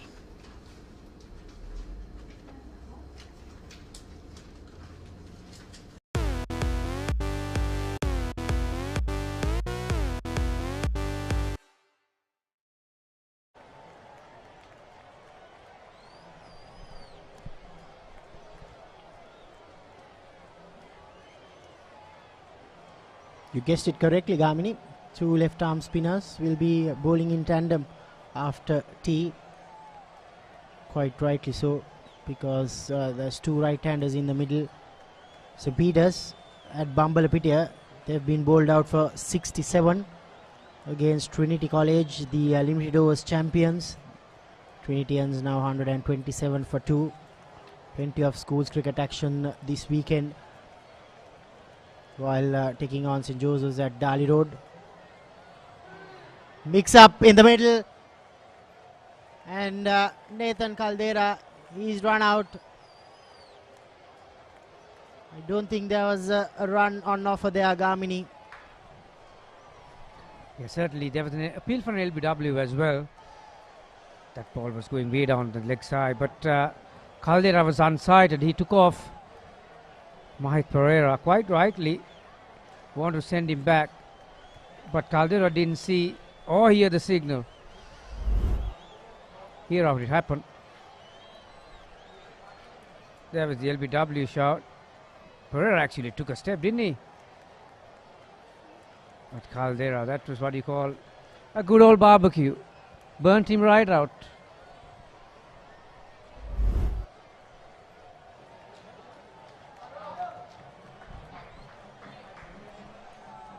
New batsman Charu Kapiris, the right arm off spinner, capable low order batter, Gamini.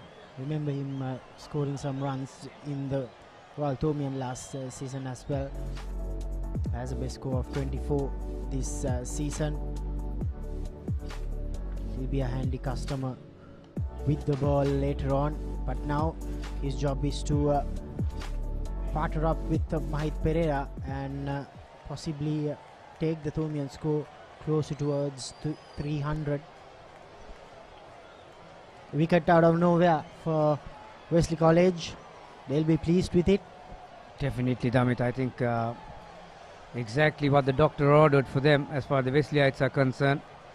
Early wicket just after the break will no doubt get their spirits up.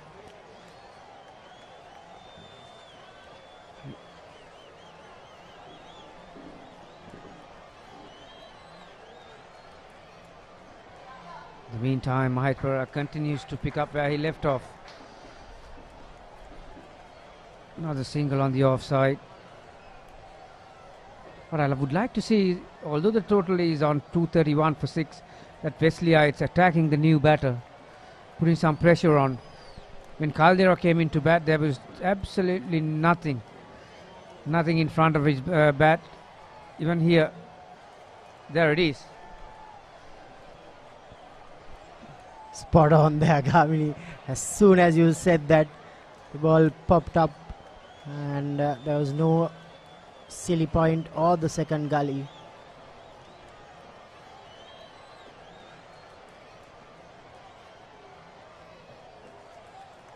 It's a mind game, isn't it? We always talk about talent, skill, fitness, but sometimes and most of the time I think it's a mind game. Playing with the batter's mind, playing with the bowler's mind. This has been a good probing over from Shakesh rather.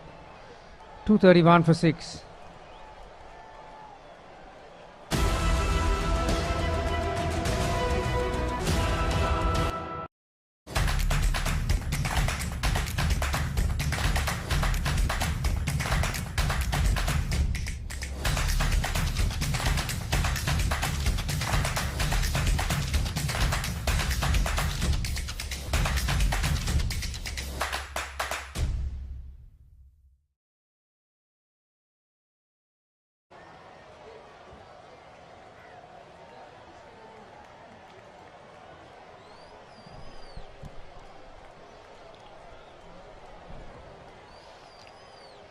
Also coming the next hour or so is very vital towards the end result of this game. St. Thomas's can possibly bat Wesley out of the game, or else Wesley can take the remaining 4 wickets quickly and then make a comeback into the game. So it's a vital phase. So no doubt in a 2-day game, red ball cricket, Damit, 6 sessions. I think the honours were even in the first till lunchtime, and certainly St. Thomas's won the second. So Wesley will be looking to win this 3rd session. If they do that, they'll be still in the game, and they'll be in a situation to make an outright win with a big total with the bat in hand. But like you said, if St. Thomas's go on to win this session by getting 300 and picking up a couple of wickets, they'll be in the box seat coming into tomorrow.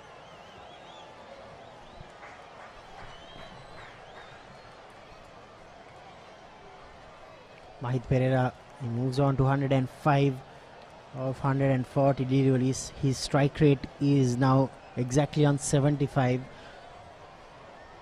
which is good in 2-day cricket. Yeah, considering all the options that had against him when he walked in, Damit. They were 50 or 52 for 4 at that stage, and like I mentioned time and time again, that this wicket is not the easiest to get set.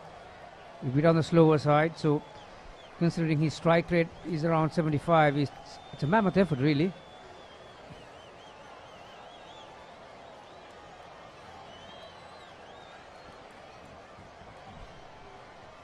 Just a single from Geet's 12th over, 232 for 6. Catch the excitement real time. Be up to date with it all. Let us capture your milestones. Get it sizzling hot off the turf. Hear the experts break it down. Dig deep into the nitty-gritties. Be inspired by their greatness. Relive all the scintillating action.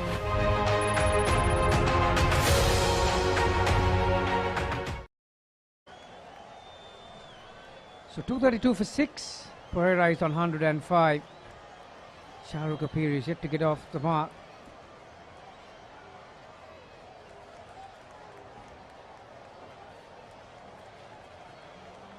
Shake from the pavilion end.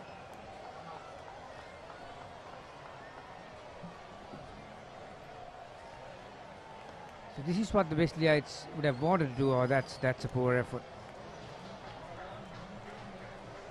As a batsman walks in, there is no better feeling than when you get off the mark, and that was a poor effort on the field. So Pires gets off the mark, gets his innings underway. That was Mahit, wasn't he? So brings Pires back on strike. Wide stance.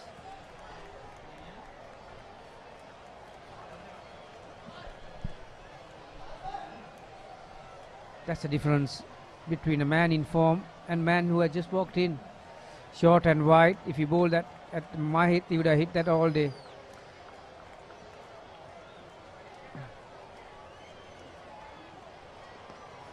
And we start on a full toss.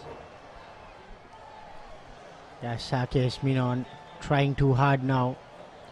But what he needs to concentrate is to keep it simple and keep it tight.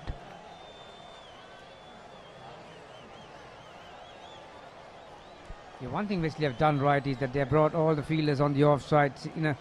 They are in a single saving position. There have been a couple of loose balls where Charuk has not been able to put away. Good delivery. There you are. I would like to have one fielder in front of the bat to add a bit more pressure on Pires. 233 for 6.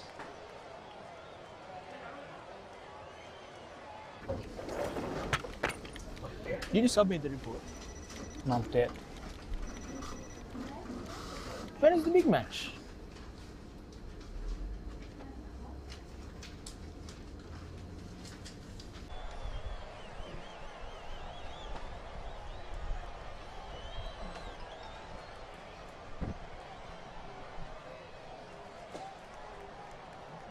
We've spoken a lot on Mahit's ability and skill as a multi-sport athlete.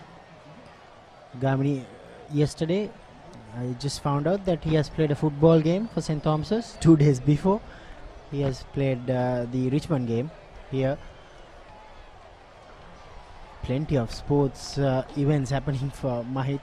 I'm sure now he's concentrating heavily on cricket. As soon as this cricket season is over, he'll be playing the oval shaped ball game. That will be an interesting season this time around with 14 schools in the segment 1A. And apparently he's tipped to be the leader of the rugby team. Certainly we have seen plenty of his ability as far as his mind and physique is concerned. Scoring 100, playing a football match the day before. Just skimming down the track.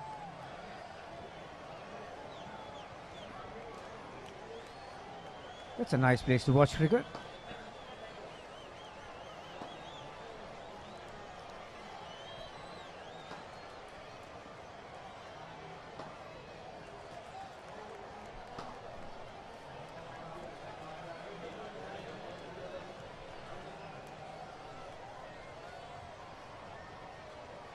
Thomians will also rely on their seamers to get most of the wickets for them when they come out to bowl.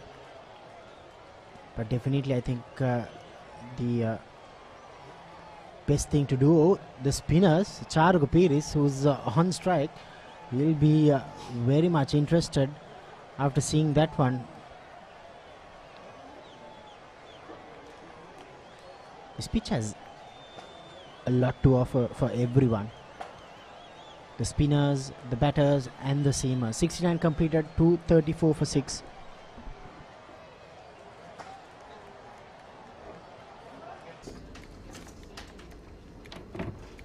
ලොකු වැඩක්ද?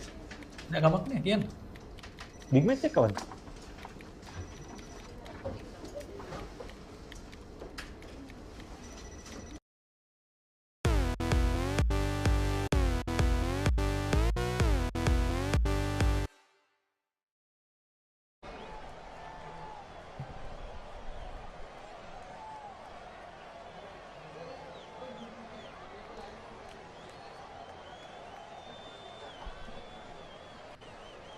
31 overs remaining for day one.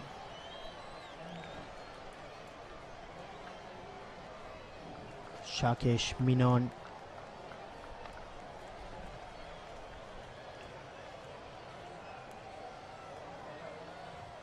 Some continuity from the spinners this time around, Gamini. They've been all over the place since the seamers took 4 wickets early on. But since tea, they've not been that bad like in the previous session. Yeah, you're right. I think even just before tea, maybe 10 minutes or so, where they picked up that wicket, and Shakesh has been pretty good ever since he picked up Tanish's wicket. I don't think, apart from Pereira, that Caldera and Pires have troubled these spinners.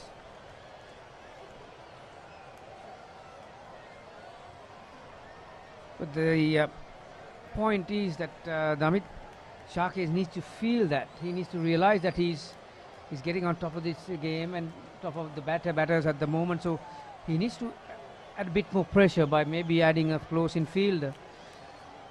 Pires still yet to get off the mark, and full toss it straight to mid-off. He's got a couple of those so far while batting for 11 deliveries. I'm sure he's frustrated.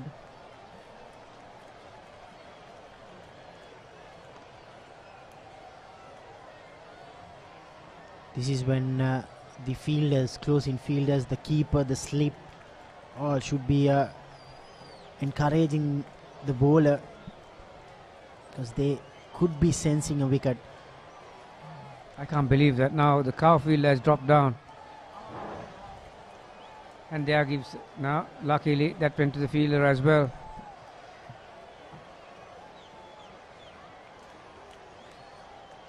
End of the 70th over, 235 for 6.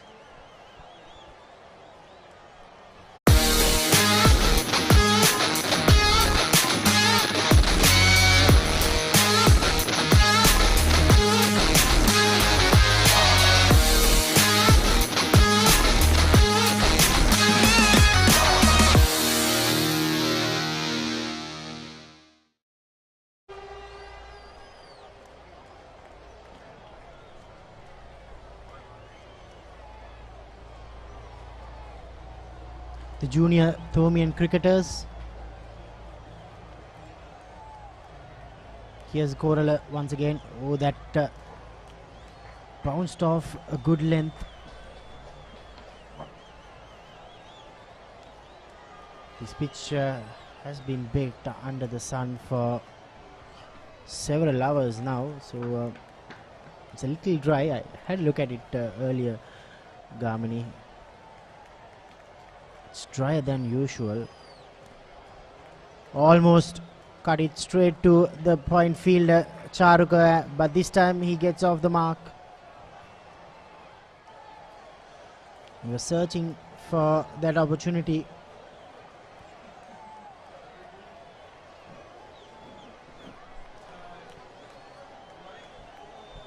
Yeah, he'll be a relieved man, Charuka Pires. Took him 15 balls to get off the mark.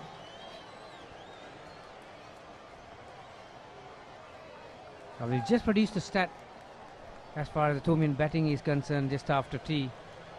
That will give you an indication how Wesleyites have come up with an improved bowling performance since tea. Even Mahit Pereira, who was so fluent and free-flowing before tea, has struggled to find the gaps.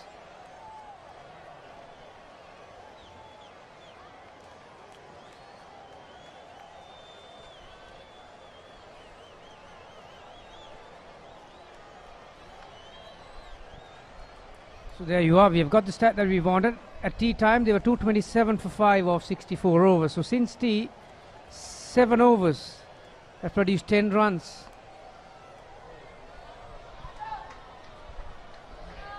Just became 14 with that boundary. not a good way to end the over for Geet Korala. 71 completed to 41 for 6.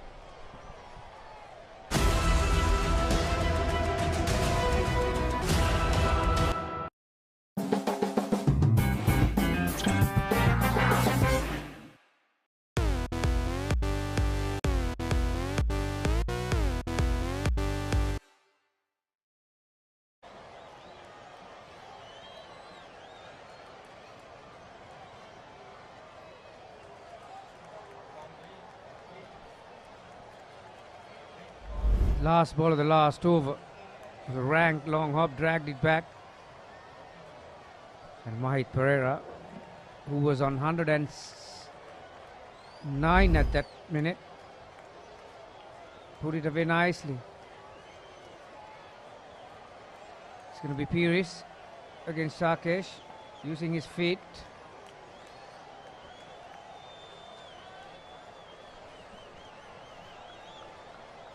Tomians do bat down deep, don't they? They have few bowling all-rounders. Oh, there you are. Miss hit. Just had enough energy to carry it over. Extra cover. Batsmen are back to the third. Pires is looking to make his intentions clear, but didn't time that. He was going against the spin, really. Thick outside edge. But they picked up 3.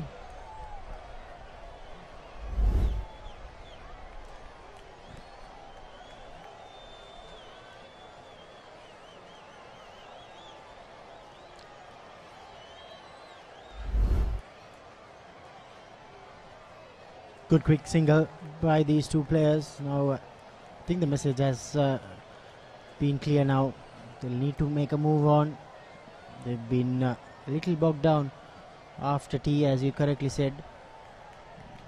Just got about 10 runs for 35 deliveries.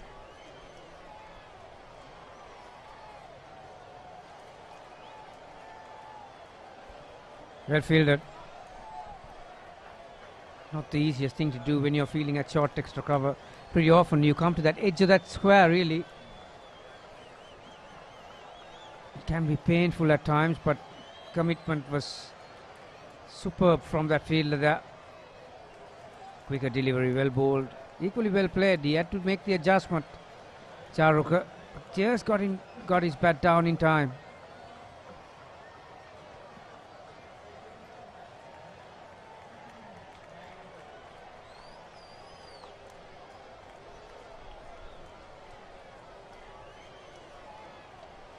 .245 for 6 after 72.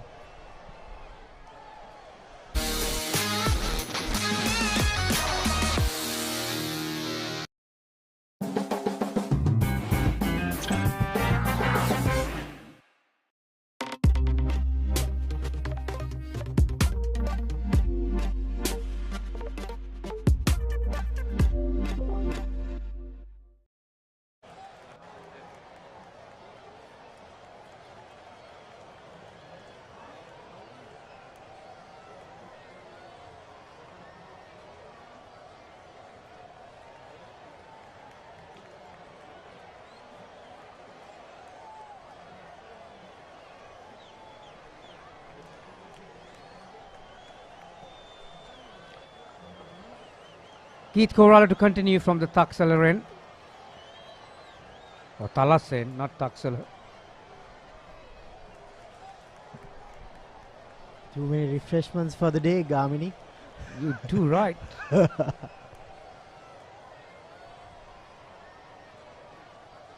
not be pleased, Mahit, that he missed out on that sweep shot. There was no fielder saving anything behind the leg umpire. Just like that, he's gonna run hard and they're gonna get a couple of runs. Good batting from the Thomians. Mind you, if you're just joining in, they were 54 for 4 at one stage. Since then, it's all about St. Thomas's here in Mount Lavinia. This traditional cricket encounter between St. Thomas's College and Wesley College, played for the Mahadevan Sathasivam Challenge Trophy.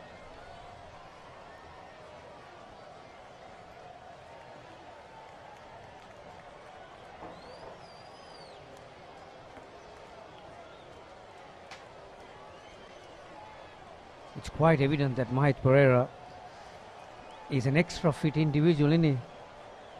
Plays soccer, rugby union, athletics. Still maintains the same speed as he started. That's well executed from Papare. Had enough contact to take that ball towards deep square leg for his first boundary.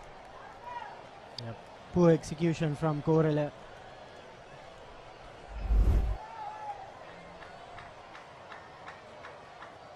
It was on the leg stump. There was no deep square leg field. You cannot bowl at that line if you don't have protection out in the leg side. 252 for 6 St. Thomas's.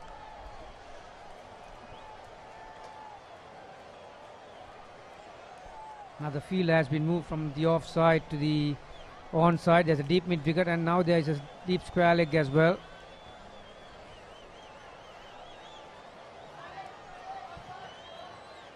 That's exactly where that ball ended up. Deep square leg and very good running. Took his arm on.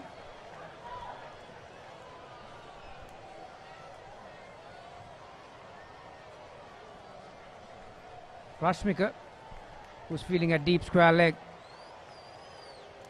254 for 6.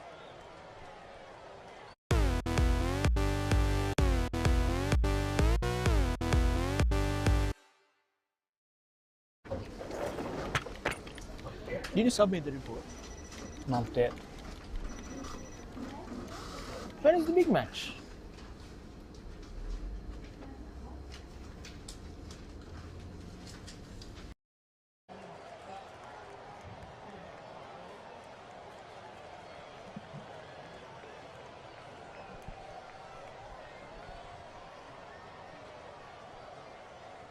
Those who have just joined us, 254 for 6 after being invited to bat first by Wesley skipper. St. Thomas's were 52 for 4 at one stage. And then there was a brilliant partnership between Papare, who's still on 118, and Sanesh Hettiarachi, who got 66.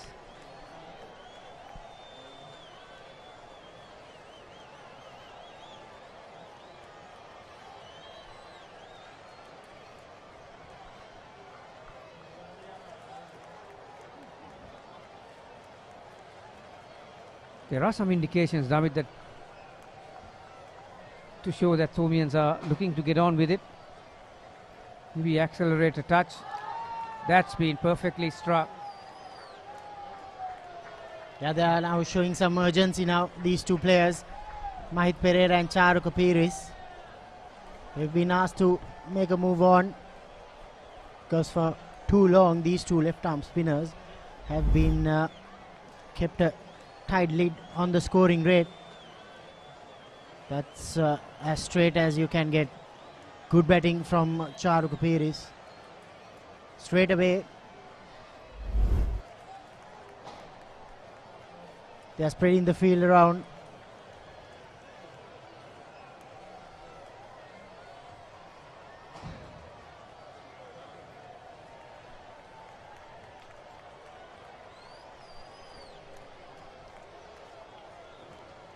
Probably 300 plus and maybe 12-13 overs at the Wesleyites would be an ideal situation for the Thomians, isn't it?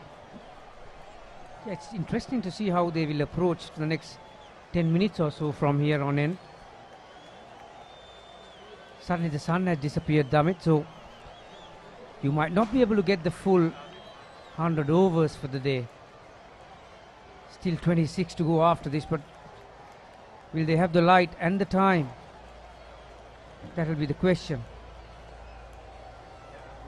So it's a matter of what you want to do really in the next 10 minutes or so. 260 for 6 after 74.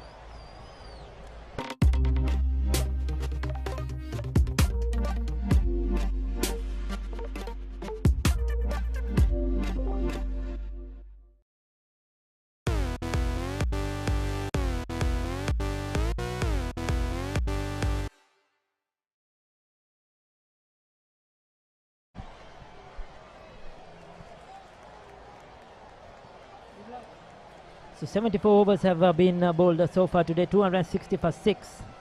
This is what the St. Thomas's were looking at when Romesh Mendis at the toss said 250 plus after being put into bat by Wesley, and they will be certainly happy. Being 2 wickets down for none, 22 for 3, 52 for 4. To reach this score in just 74 overs, it has been a great effort, especially by Mahit Perra's 118 and the half century by Senesh Hettiarachchi. Charu Kapiris is a good young player, was impressive last season, hasn't scored any big runs this season as yet, but opportunity for him once again.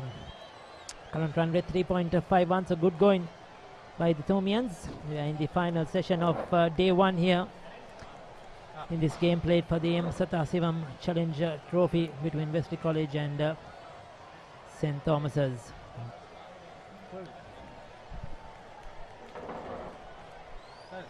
The spinners bowling in tandem. We have Ravindu is operating now for Wesley.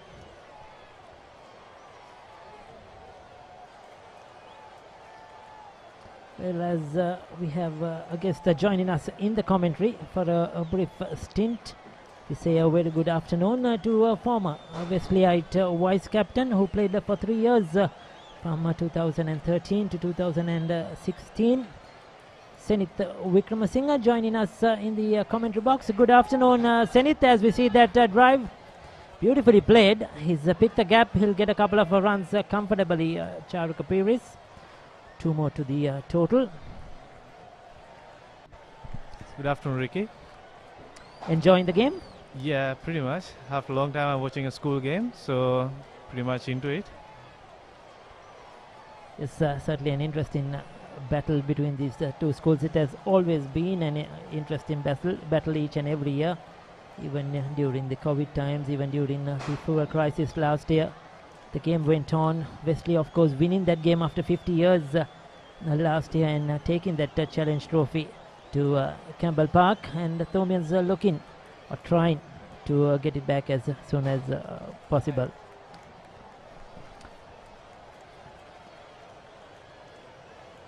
It's pretty decent weather out here. Yes, a single to end that over. That was fairly quickly bowled by Ravindu. So 75 overs, 263 for 6.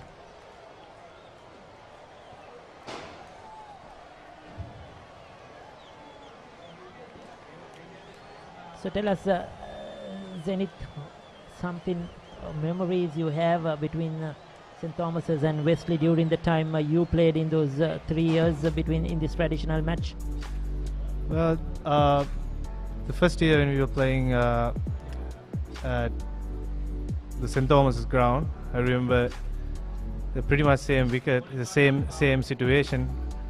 The St. Thomas's were 18 to 3 wickets or something like that, but after that they built up a nice partnership and they gave us to bat after the tea, probably for 1 hour, and the wicket changed soon after the first hour after tea and started spinning.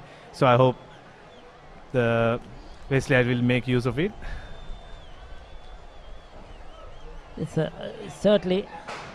I'm sure this wicket is going to take some bit of turn, and the spinners will come into play today and tomorrow. So far, it has been a good surface. There's been a bit for everybody in the surface, isn't it? Today morning, we saw the fast bowlers getting something out of it. Then the batters coming into play, and like you mentioned, gradually, I think the spinners are going to come into the game as well.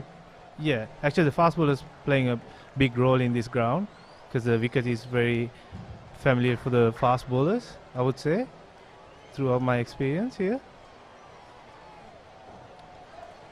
Good run in between the wickets, comfortable singles, soft hands by Charu Kapiris. They keep rotating the strike regularly. So out of the 3 years you played, what was the most memorable game for you out of those three, and why Zenith?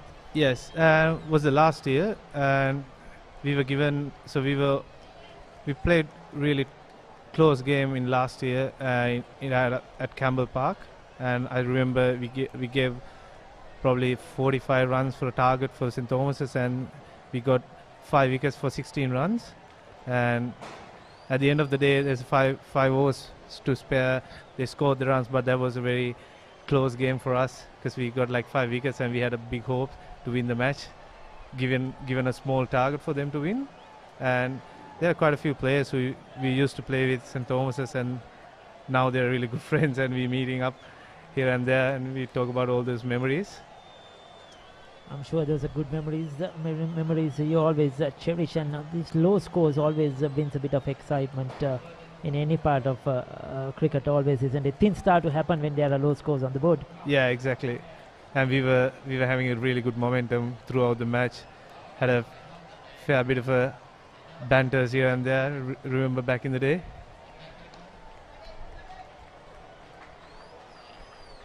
Another single to Charuk Bairis. He's scoring the runs rather quickly now. Moves up to 22 of just 37 deliveries. That single is to Mahit Perera. In fact, Charuk Bairis is on 21.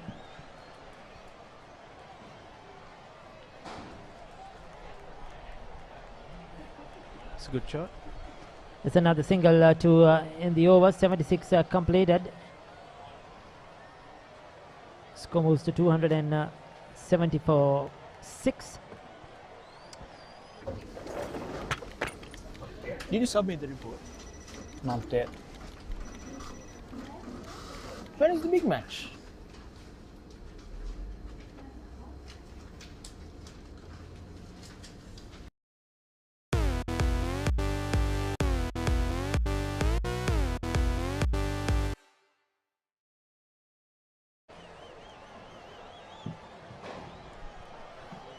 It's 274 6 as Charuk Bairis on 22 now in the centre, supporting Mahit Perera, who is on 120.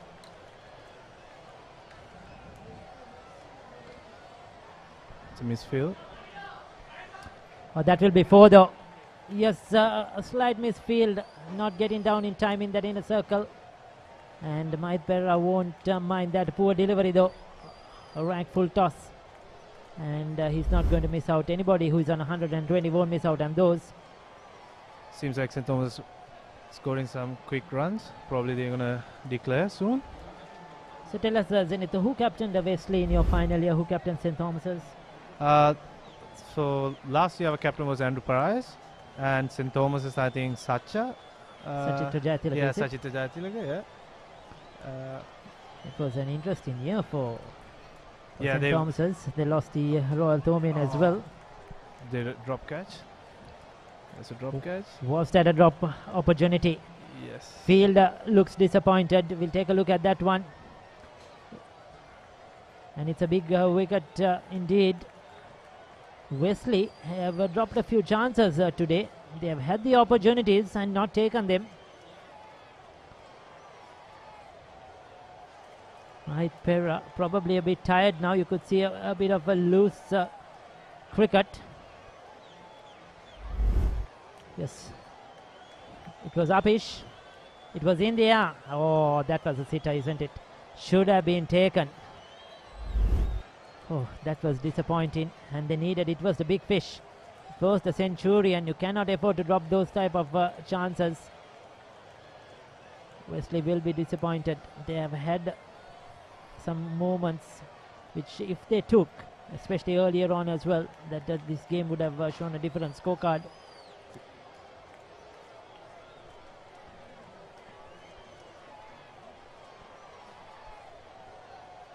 Seems like they're having a good partnership at the moment.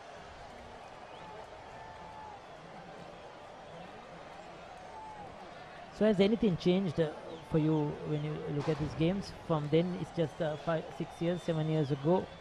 Do you think there have been any changes at all when it comes to school cricket? Guess not, Zenith? Honestly, I would say there's a bit of aggressiveness back in the day when I was playing. A bit more aggressive and a bit more attack.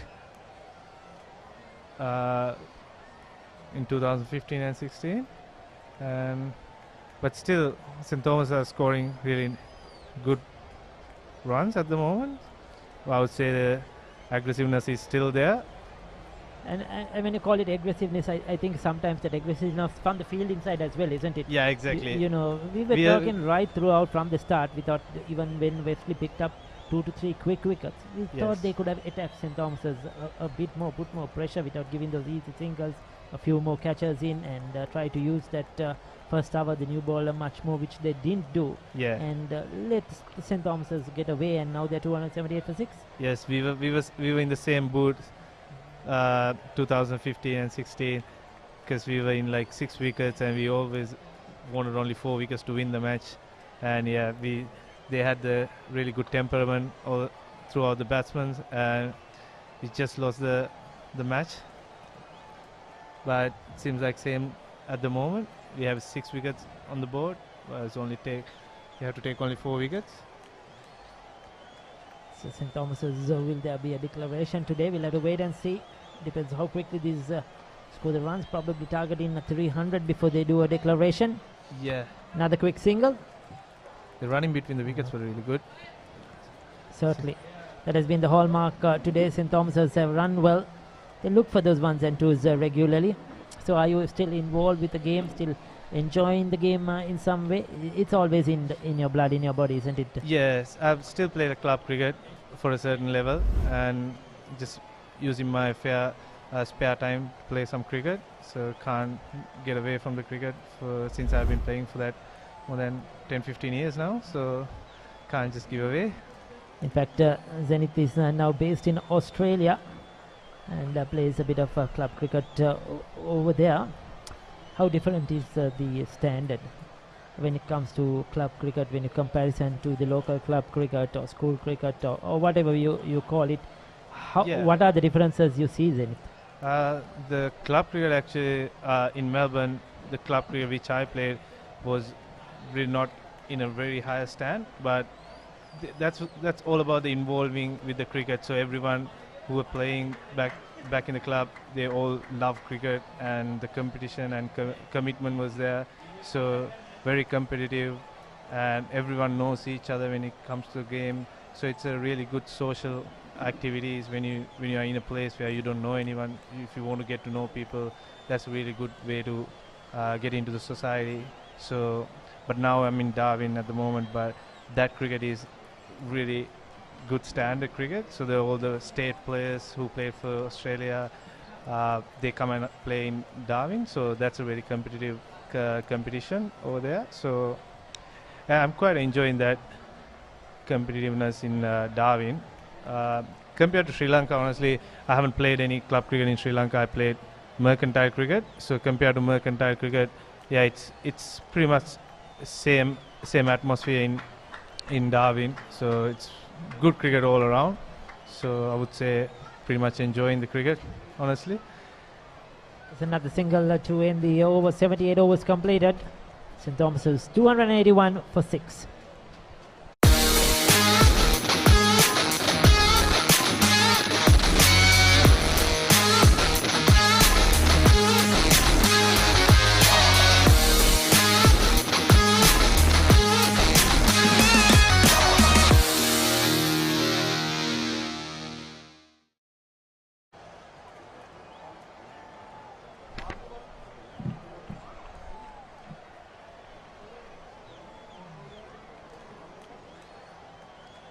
So Ravindu will continue into his 11th over.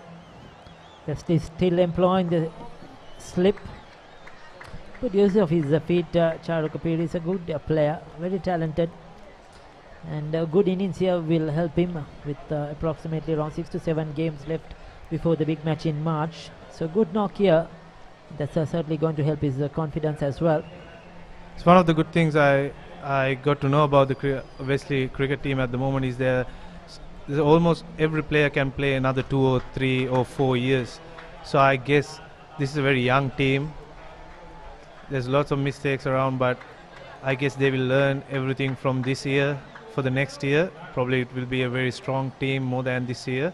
Yes, And fairly we have done so far like really good statistics wise, the Wesley. And not forgetting they're playing without their regular captain as well, Yes, Subasinghe. So Lina Subasinghe. Yes, so that he's one of their better players. Yeah, his brother was playing with me, Movin Subasinghe. His Yes. first year was my last year. Exactly. Now that is the year I mentioned we were there at that game as well at Campbell Park. I can't Yes, remember. the I think Royal it match. was a Royal match, yes. And I know them since they were playing, I think, under 11, under 13. Both Yeah. the brothers, Movin and Linal. Lina. And good to see Movin now.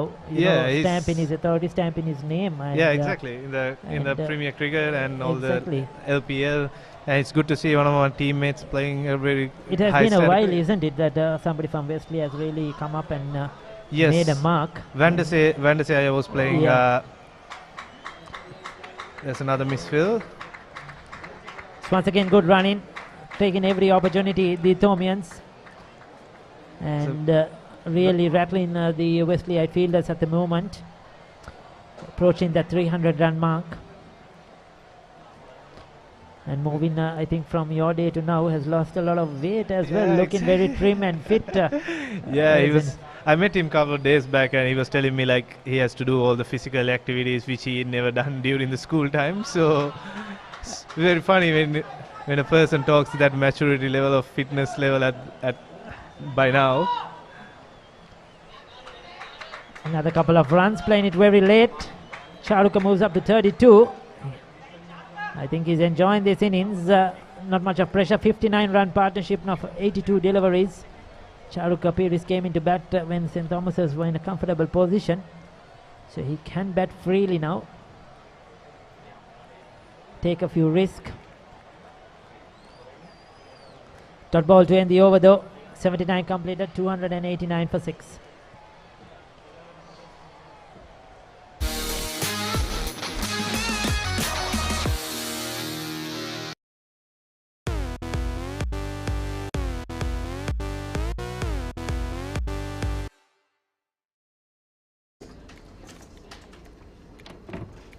ලොකු වැඩක්ද? නෑ කමක් නෑ කියන්න. Big match එක කවද්ද?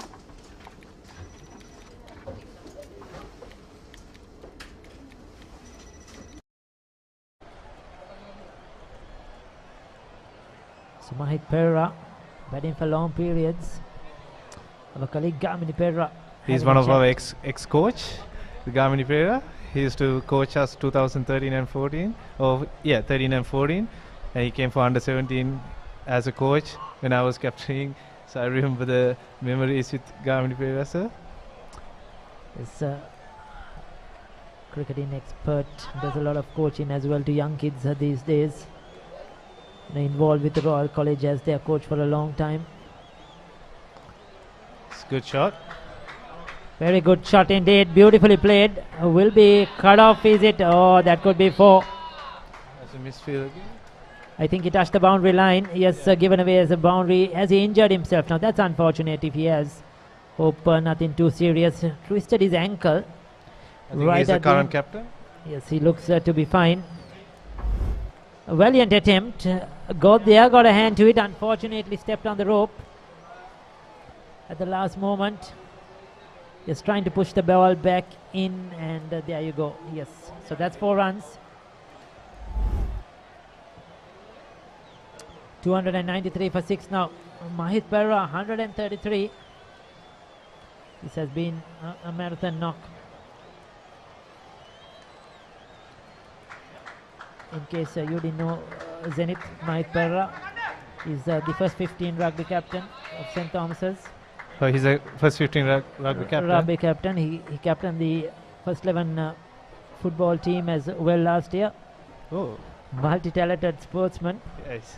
This reminds me of the Sachita Jayatilaka. He used to be a vice captain. Water polo. Rugby. Yeah, water polo. I don't know how they manage their time, honestly. Exactly. And does the academic part very well too. Yeah. So that is most important. So he's a multi-talented sportsman, Mahit Perra, and he's showing that today. Yeah, he has a good stamina. He has a good stamina. He was running between the wickets really good. so he shows that he can do a couple of sports. Certainly, the fitness levels, you could see it. I mean, I'm sure he's trained a lot for all these sports, done a lot of fitness, and to play a long innings. So it's been hot and sunny all day. It's not been easy.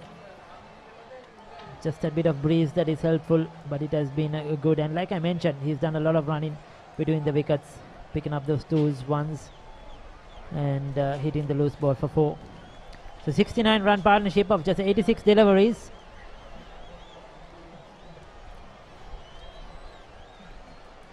We'll be looking to get to that 150. I wonder if St. Thomas's are going to make a declaration today, probably when they get to 300. We never know. Maybe a few overs to Wesley. It's another good shot.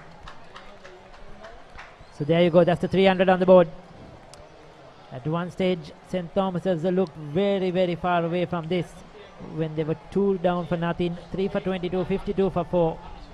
But this has been a marathon, brilliant effort. 70-run partnership here. Papare and Shahrukh Piris earlier, 141 with Hetia Rachi. They have set the tone. And it seems like the pitch doesn't do much thing for the bowlers. It's nothing much in the wicket, like you said, Zenith at the moment. 80 overs complete at 300 for the loss of 6 wickets.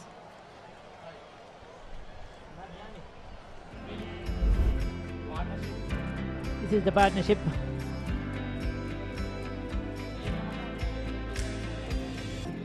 And Mahit Berra and Shahrukh Piris, 70 runs of just 89 deliveries, and both have been really good. They looked well composed, looking comfortable, and full authority stamped on the Wesleyite bowlers. There you go, 140 contribution, 37 from Mahit Berra, 32 from Shahrukh Piris. 7th wicket partnership now 70. It would have been really thrilling for Wesley when they won this Sathasivam trophy last year. Won it after 50 years. Yeah, I was watching the match online, honestly. I was really like, even we pumping up, because it's been a long time. I think we won against St. Thomas's, so yeah, everyone proud about that team.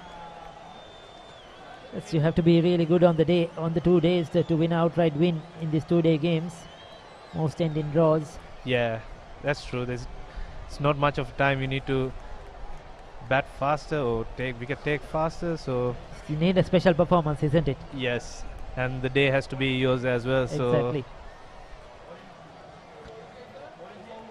It's a credit to Wesley, and they will be looking to hang on to that trophy. Sathasivam, of course, one of the legends, one of the great cricketers Sri Lanka or Ceylon has produced. Chamat Gomes, he's been outstanding today into his 16th over. Is it a new ball taken? It's a new ball has been taken, Zenith. Yeah.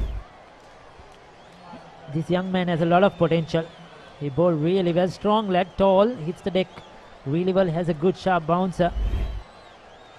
And I thought he really was a thinking cricketer. He has a perfect body language for a good fast bowler. I hope he will get most use of the new ball. Yes, they badly need a breakthrough here. Something needs to happen for Wesley.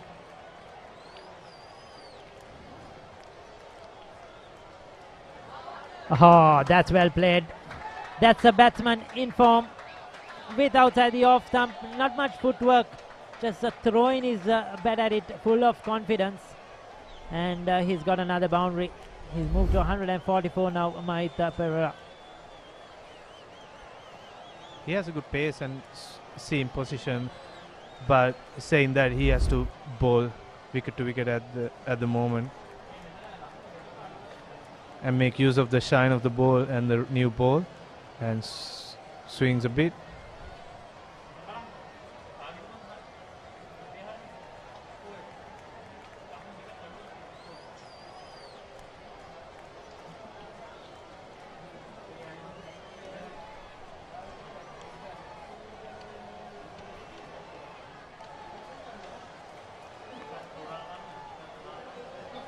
This time much fuller, much straighter.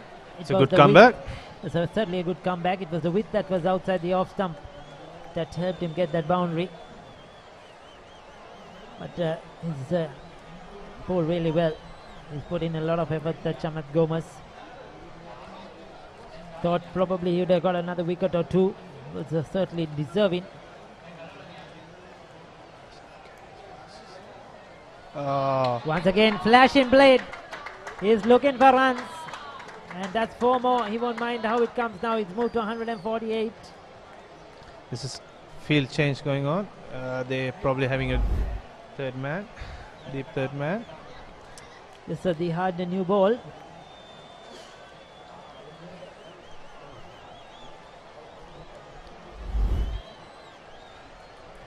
And we should not forget that he has bowled 16 overs, which shows a really good stamina. So anything now will fly off the bat. Surprising he left that one alone.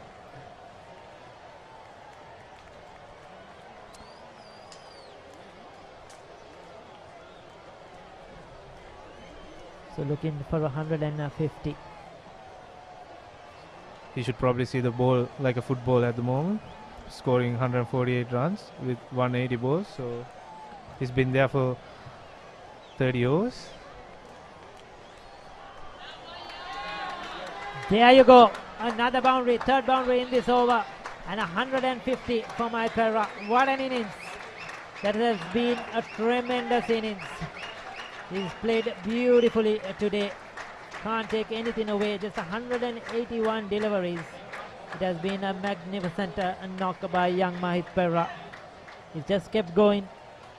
And he's found the boundary whenever he wanted it to. I think St. Thomas are declared. Yes, they are declared. 312 for 6. St. Thomas's have made the declaration after 81 overs. They were waiting for Papare to get to 150. That's why he was going after the bowling. And it's good to see all the Wesleyites come and say congrats to the player. Yes, this is a true sportsmanship from the Wesleyite as well. They know what a good innings it has been because they were on top when he came into bat at 52 for 4. They know how important this innings was and at an important game as well, a big game. Well played, Papare. He raises his bat to the dressing room, and to the few who are watching this game from the pavilion, parents will applaud. Brilliant batting. Really good memory.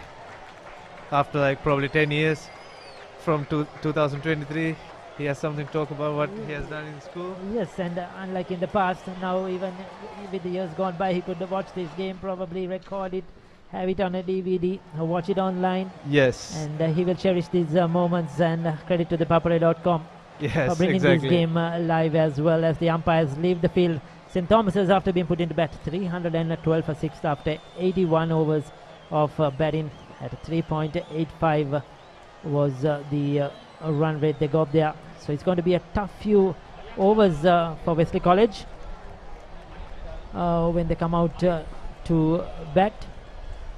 It's not going to be easy. St. Thomas's possess some good quality fast bowlers who have been among the wickets recently. This is Papare, and how he got there. He's been good against the short ball, quick to latch onto those, using his feet well against the spinners, and he looks more comfortable through the offside. A lot of runs on the offside for Papare, but aggression, he's shown aggression as well. Solid defense, and his running between the wickets have been excellent today, and he richly deserves this 152, his first 100 in the first 11 cricket of just 181 balls. Well played, Papare. So take a look at the batting card amidst these beautiful pictures of the Indian Ocean. There you go, they lost early wickets. Sathasivam on his debut match was out for naught. Tisane Heliagood out for naught as well. Dineth Gunawardena fell early for 6, 22 for 3 they were. Then Romesh Mendis got a start, went to 37. He was out when the score was 52. But Sanesh Hettiarachchi with that good half century, 66, put on 141 partnership with Papare, who ended on 152 not out. Nathan Caldera made 10, and Charu Kapir is batted well to be unbeaten on 32. Just the 9 extras, so they have been disciplined the Wesley bowlers. 81 overs, 312 for 6.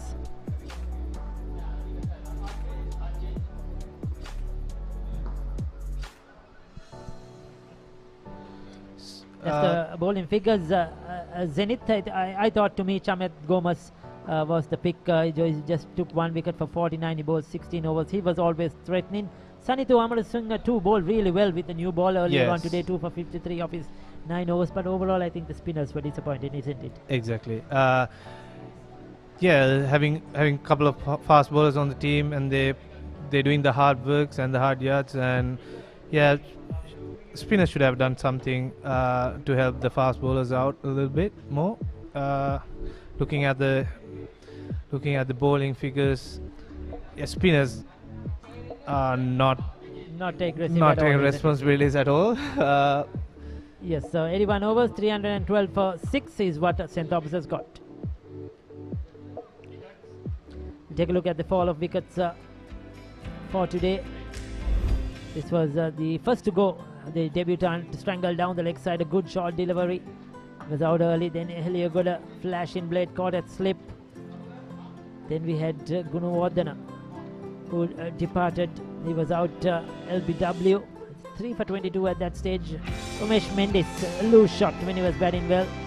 Caught at backward point. He was out in the 30s. 52 for 4. Then came that partnership until Hitayarachi was out LBW. Finishing that 141 run partnership. And then Nathan Caldera, he was run out, a bit of a mix-up, and he was sent back, and he was the last wicket to fall. After that, Charukka Pires with Mike Pereira saw St. Thomas's through to that total. So we'll go in for a commercial break, and we will be back shortly when Wesley commences their innings. Thank you very much, Zenith. Thank you for joining us. I hope you enjoy the rest of the game, and of course your holiday here in Sri Lanka. No worries. Thank you for the opportunity.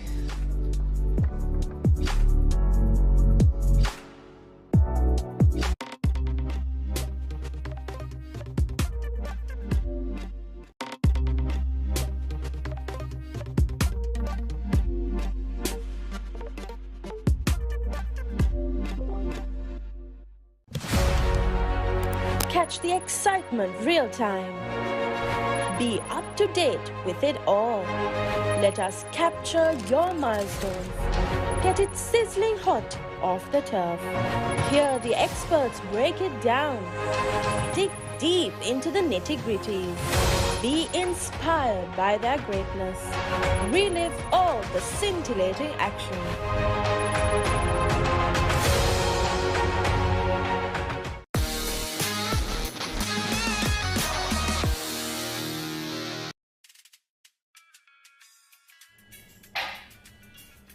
Meeting එක ඉවරද? ඔව් අනේ. Big match එක කවද්ද?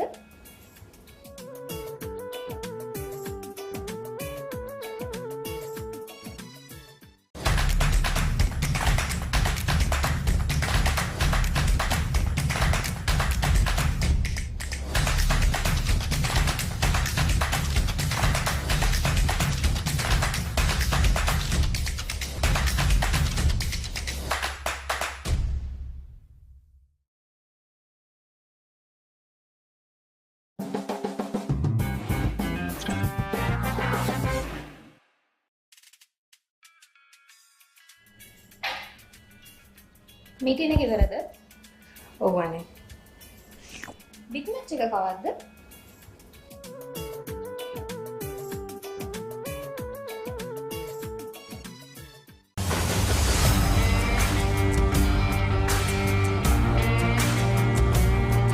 நேரடி ஒளிபரப்பு யாழ்ப்பாணத்தில் මාතර කොටවිල ගම්පියසට ඇවිල්ලා තියෙනවා. සිරිතදාස at Moratua පියගම Mahinda Rajapaksa ක්‍රීඩාංගණය கிழக்கு மாகாணம் Sugadadasa Indoor Stadium is the Fox Hill Supercross. රුණෑගල Siri ඇතුගල් පුරවරය Papare.com අපි අද ඇවිල්ලා ඉන්නේ නූරෙලිය ප්‍රදේශයේ. Final showdown Candy Sports Club Polonnaruwa ජාතික සංකීර්ණයේ සිට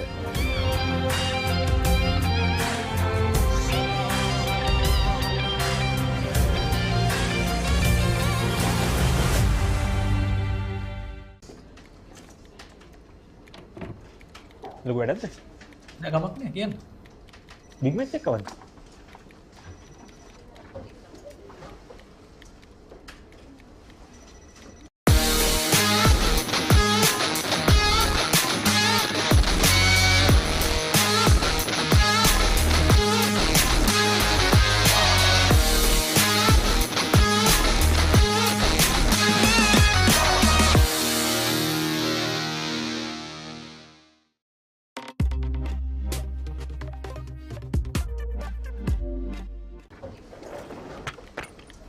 Did you submit the report?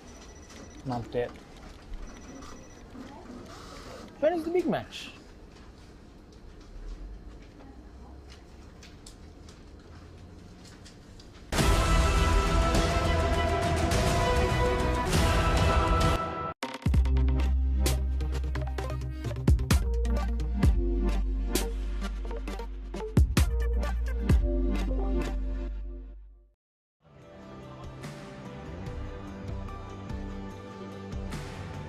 And welcome back to the Papare.com, live from the Big Club grounds here in Mount Lavinia for the M. Sathasivam Challenge Trophy 2023 between St. Thomas's and Wesley. We are just about to start the Wesley innings. St. Thomas's, after putting it to bat, scored 312 for the loss of 6 wickets, largely thanks to an excellent 152 from Mahit Pereira.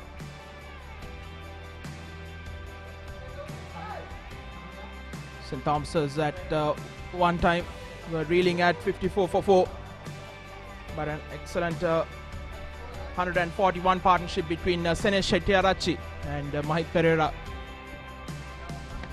led the recovery for the lads in blue and black. I'm joined in the commentary box by Haritha. Good afternoon, Haritha.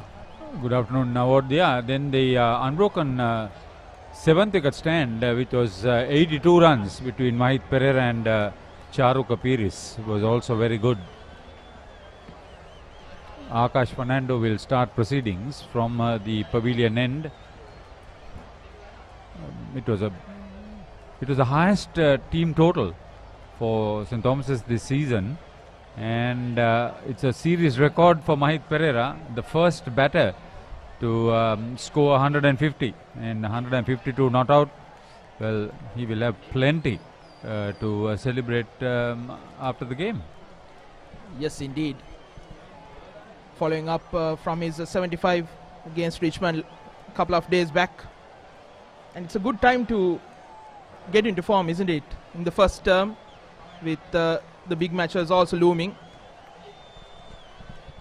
Always on home turf, when you come up with something of this nature, now it gives you a lot of confidence. Krishant Rodrigo is the head umpire at the moment. He is at the pavilion end. The Wesley openers usually are confident, and they would want to get their Sanithu Amarasinghe is leading the side, top score of 46, average of 31.5. Bowled well for his 2 wickets.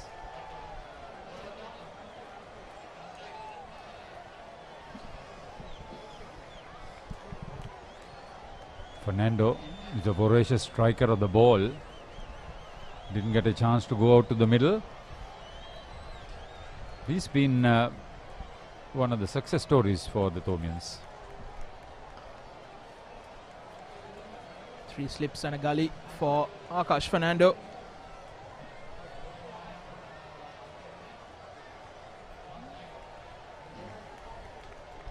He's picked up 39 wickets with a best of 6 for 6 against Dharmapal, which Thomians won in only 2 sessions of play.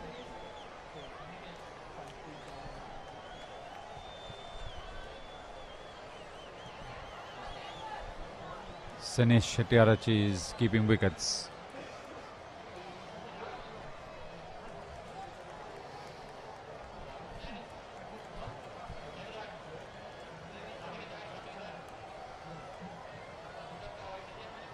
Yes, the 6 for 6 we were talking about. Good economy rate of less than 2.5.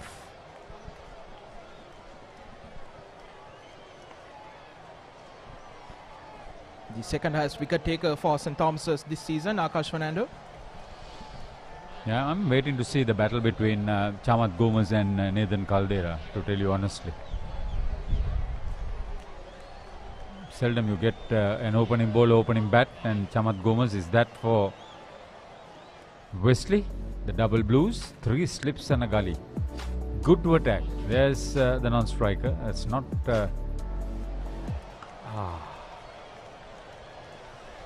Is it a good target?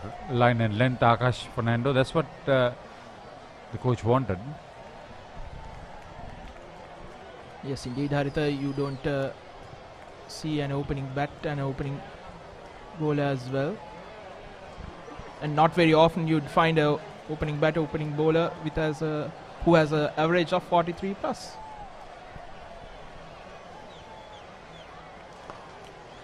Better shot. He's keeping the ball well up, giving it time and room to swing with the new ball. Not that he's imparted that much of effort in trying to do that.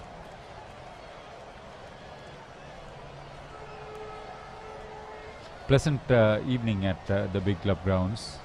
Wonderful facility this.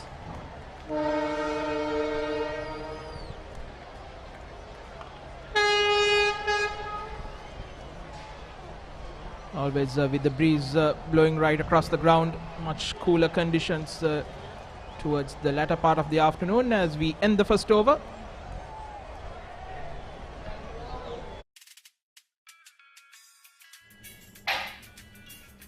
Meeting එක ඉවරද? ඔව් අනේ. Big match එක කවද්ද?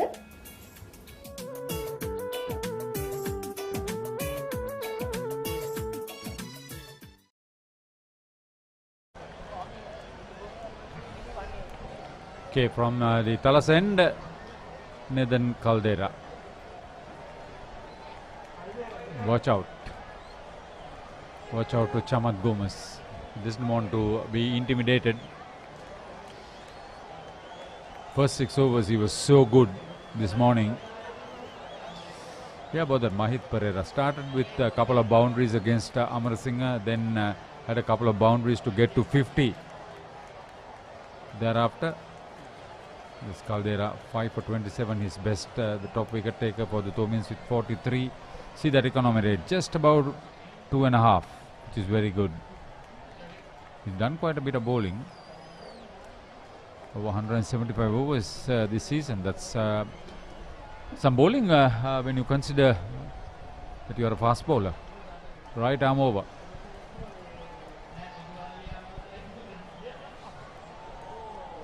Straight away on the mark, Nathan Caldera. Yeah, Gomez considered 3 boundaries with the second new ball to Mahit Pereira to get to his 150. Well bowled, well bowled. Brilliant stuff. First up.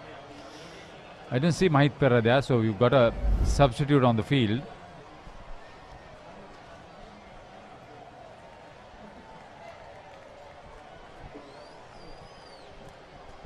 This time a bit wide.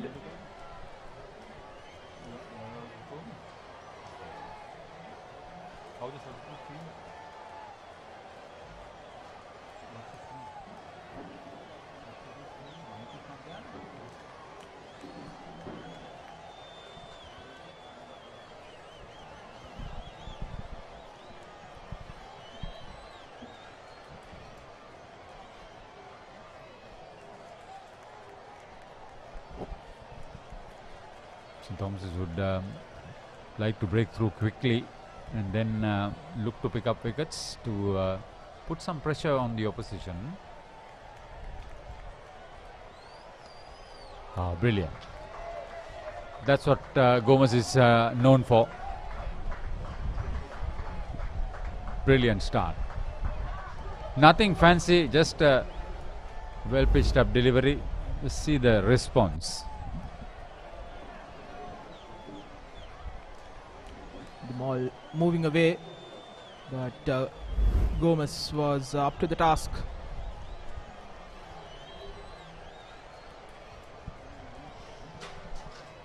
Now he's confident. He won't just be defending or poking around here and there.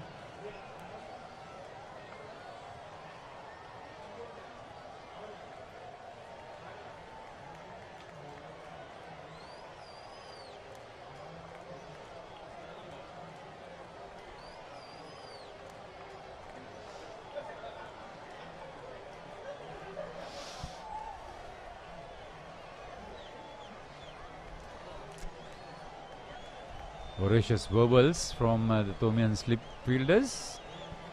They know this is a prize wicket. If he gets going, Wesley will be comfortable. No ball.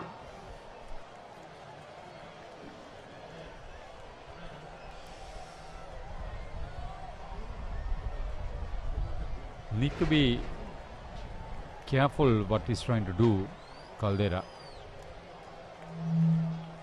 No doubt he will be quite a handful just when the shine is a little bit off. Maybe come into the third over of his as a substitute.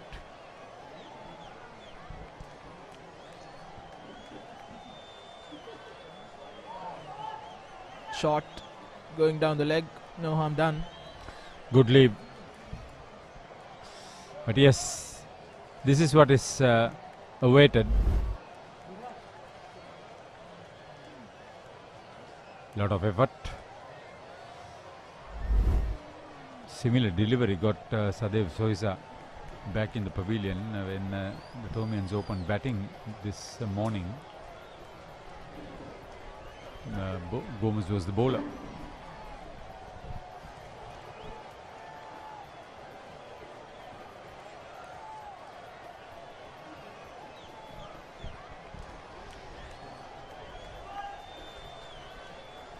Single down to find leg. That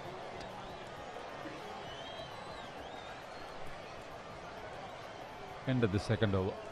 6 without loss. Wesley in reply.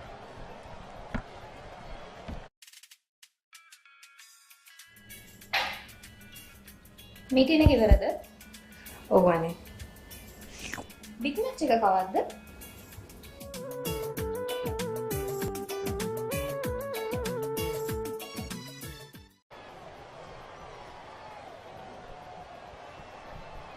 Hugely contrasting styles for the two new ball bowlers. Not only the left arm, right arm combination, but also the swing and pace.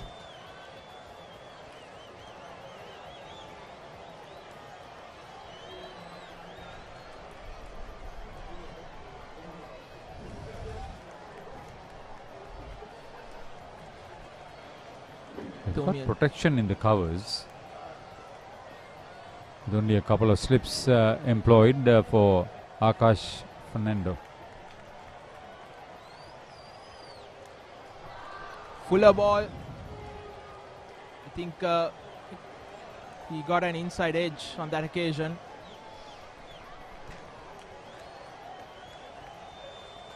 Gomez, always the center of attraction.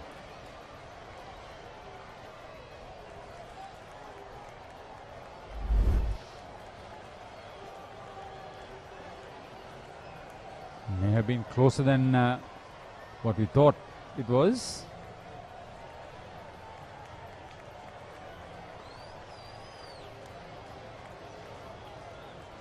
He bats very confidently, Gomez. That's the beauty of his skill. Plenty of traffic on the railroad. It's the weekend.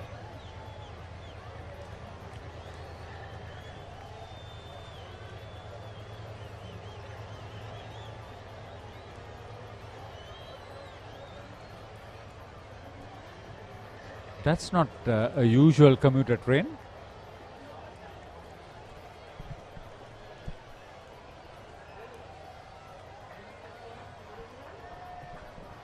single on the offside.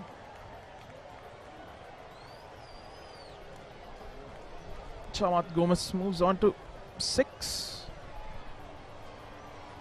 So during the first 18 overs, you got to bowl 12 with your medium paces. So which means that in the 17 overs to be bowled today, there'll be quite a lot of medium pace bowling. And it's a good rule, isn't it, Haritha, because you won't get that much of good pacey wickets. Well fielded. Brilliant stuff. In Sri Lanka, and quite often you'd see a spinner being implemented inside the first 10 overs as well. You can see, you can start with a couple of spinners also, because there are 6 overs for you to play with, but majority, a major majority should be the medium paces. That was well struck. The full flow and a lot of commitment on that occasion.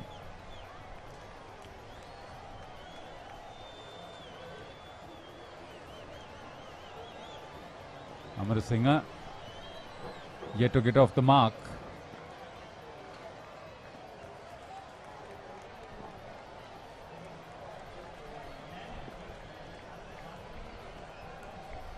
So now Fernando has bowled 11 deliveries, conceded just 1 run.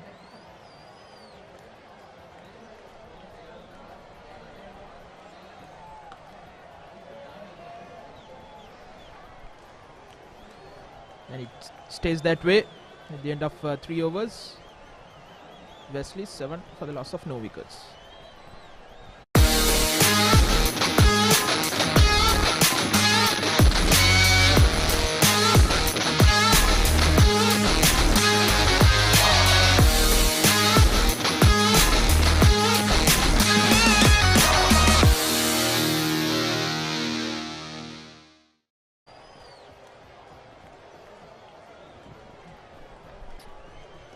Beautiful facility here at the big club grounds.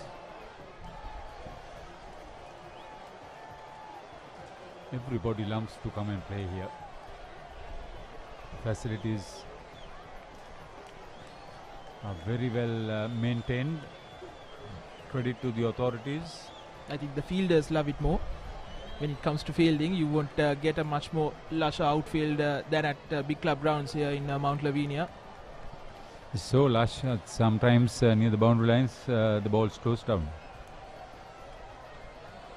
It's a lot of effort in a boys' school to maintain something of this nature. A little bit gloomy.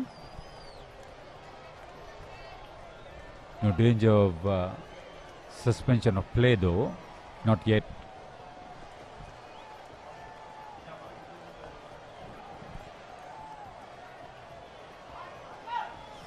Cheeky single.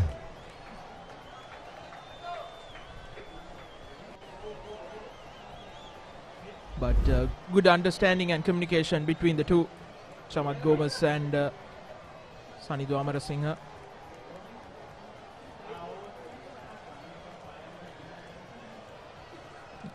Took a bit of time to get going, Amarasinghe.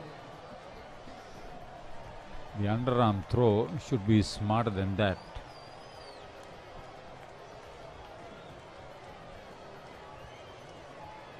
So the Tomin captain has only 2 slips. See the formation of the slip cordon.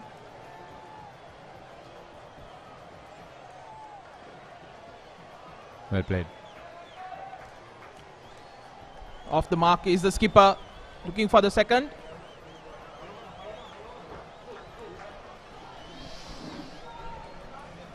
He's off the mark himself, Sanidhu.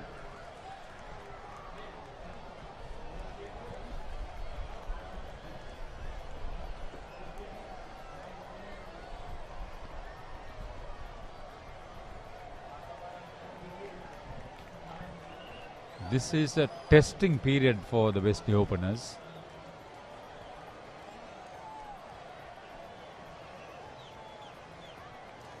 Just take a look at that field.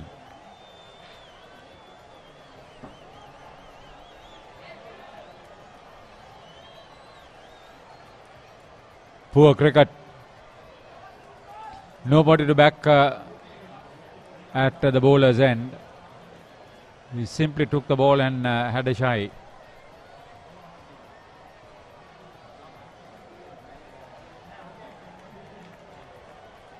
Small mistakes like this could take the pressure off. Better delivery, 2 fielders. Yeah, once you take it, then you didn't want to know whether there was any fielder near the wicket. Simply throw. Luckily it didn't go to the boundary, but nevertheless 3 runs.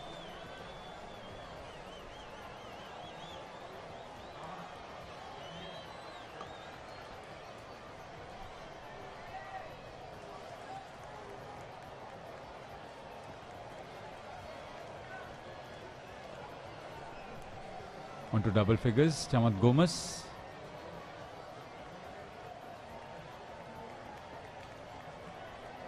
The double blues would want him to be there when stumps are drawn today at whatever time.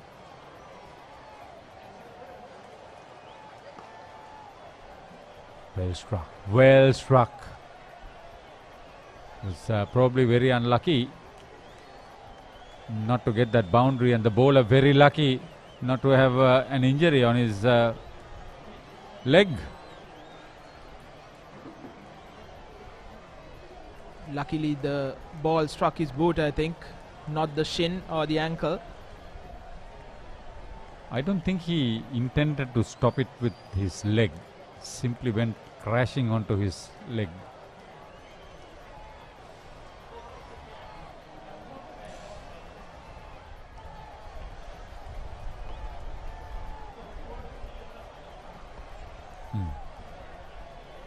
At least he's trying to bowl in line with the stumps. Wicket to wicket.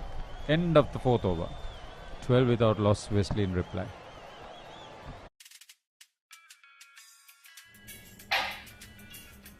Meeting එක ඉවරද? ඔව් අනේ. Big match එක කවද්ද?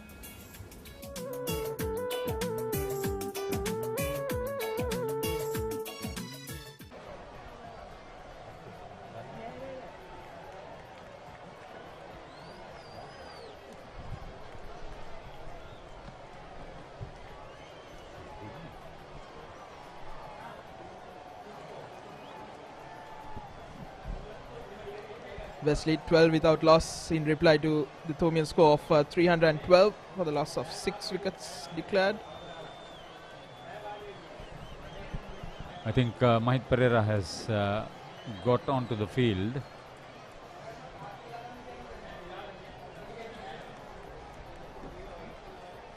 Such a big asset. Record-breaking innings from the Thomian middle order bat. He's standing at first slip.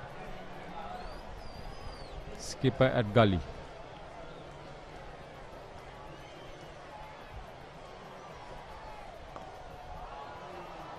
Wonderfully struck by Gomez. It's a boundary. Fuller ball. Wait for the entertainment to begin. Well pitched up. Led with ease, with confidence, with intent, with flair.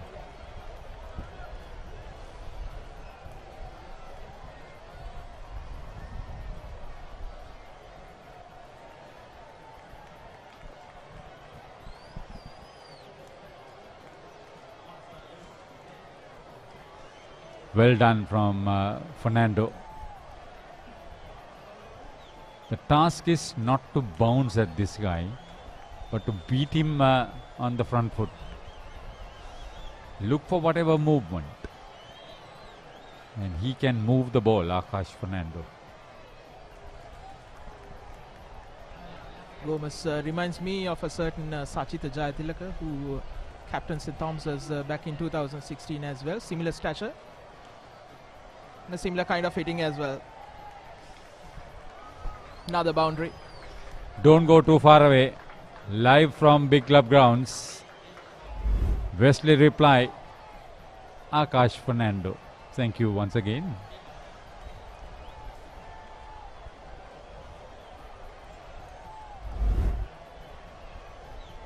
Ah, usually stays behind the camera.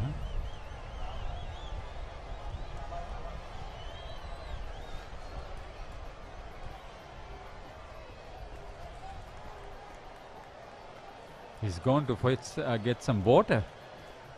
Must be thirsty.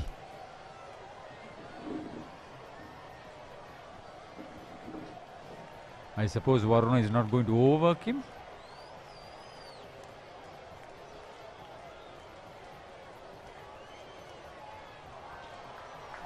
See the timing. See the timing.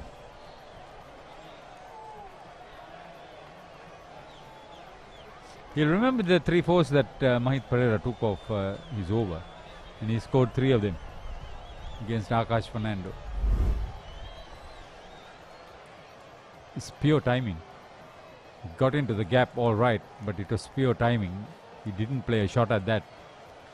It was a good effort, but all in vain. Ooh, he almost went and crashed onto the concrete.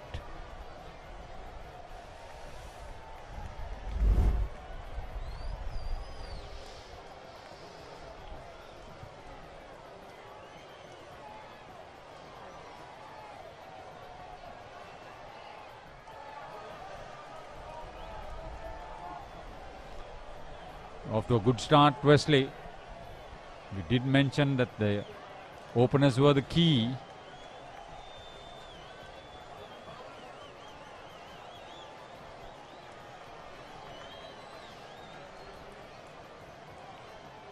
Busy few overs after the maiden.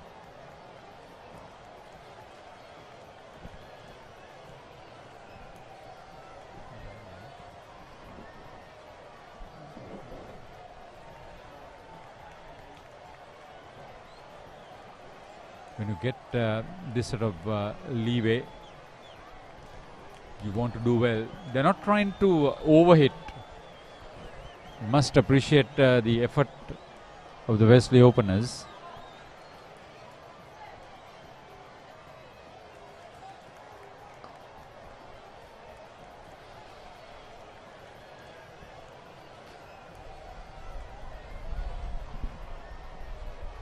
Five overs gone. Wesley going at a good rate. 25 for the loss of no wickets. Did you submit the report? Not yet. When is the big match?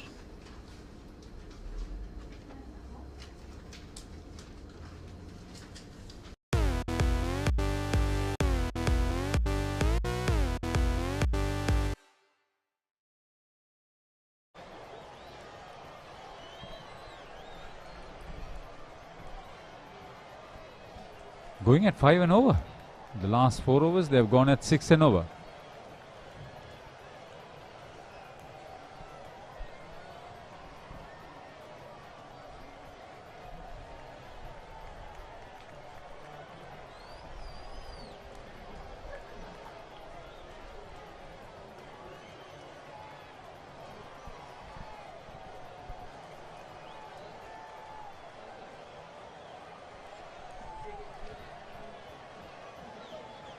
Caldera, short of a length, an easy single for Chamat Gomez. I like the way he is shaping up. He's using his height to get right behind the ball.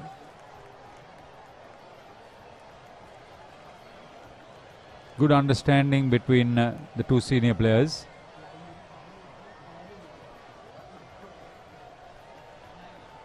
Harita, when Caldera was pitching up front, he got the swing, but since that boundary from Gomez, he has pulled back his length. Yeah, you got to be brave to challenge the bat where he's probably a bit strong. Brilliant stuff. Brilliant stuff. Risk-free cricket. Beautiful to watch.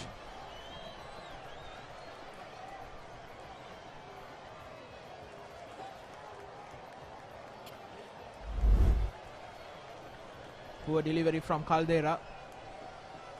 On the legs. Whipped away by the skipper, Amarasinghe.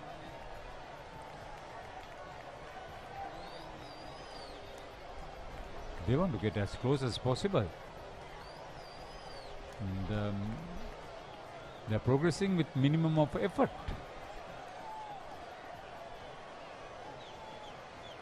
One of the slips taken off. A bit on the defensive, the Thomians.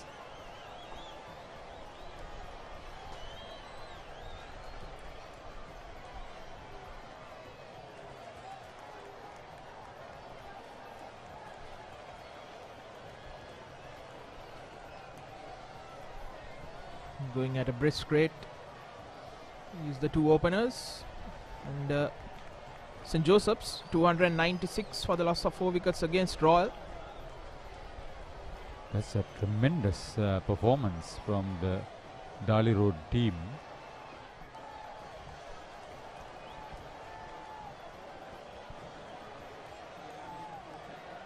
Going around the wicket. Caldera. As far as the Reed School, that's the second time in as many matches, and in a week's time that the bowling attack has been hit for over 300. To be of concern.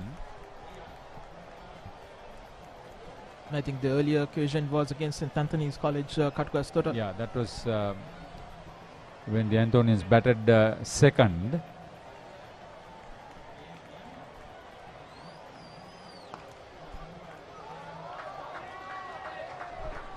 Taking on the bowler is Amarasinghe, and another boundary. He was in line with the stumps, and Amarasinghe was waiting for it.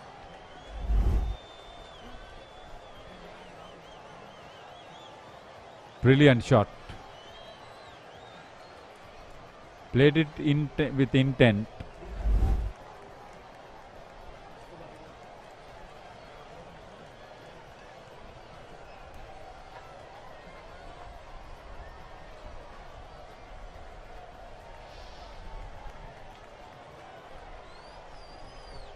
End of 6 overs. 34 without loss, Wesley.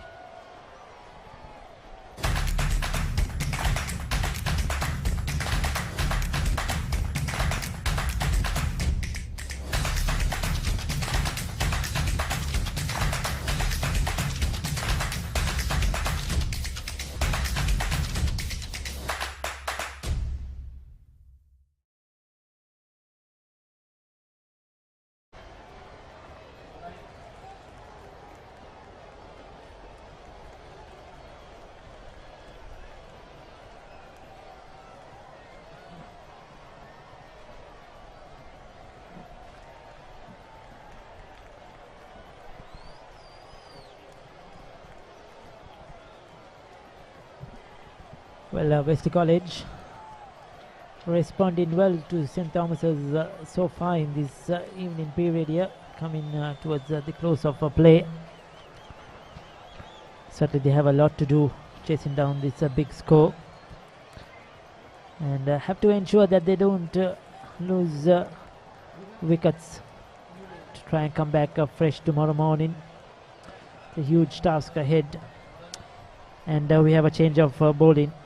So is it young Abid Parnavidana who is going to operate? Just celebrated his 14th birthday a few days ago. Young Abid Parnavidana. So young kid with a lot of years ahead of him.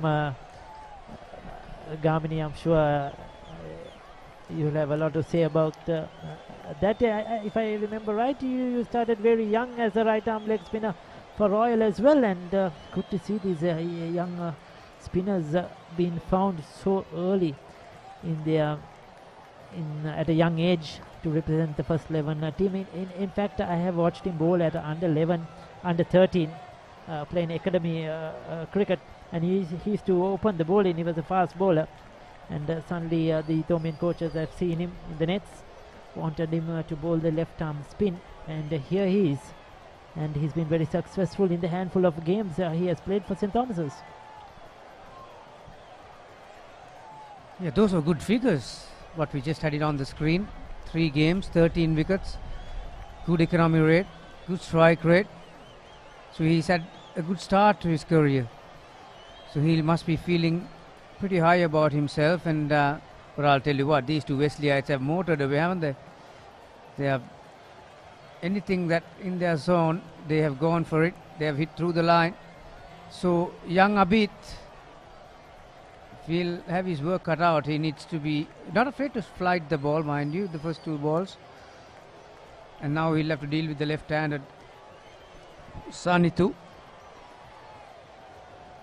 Yes, and he's bowling with a new ball as well, just into the 7th over. It won't be easy for him to clip as well.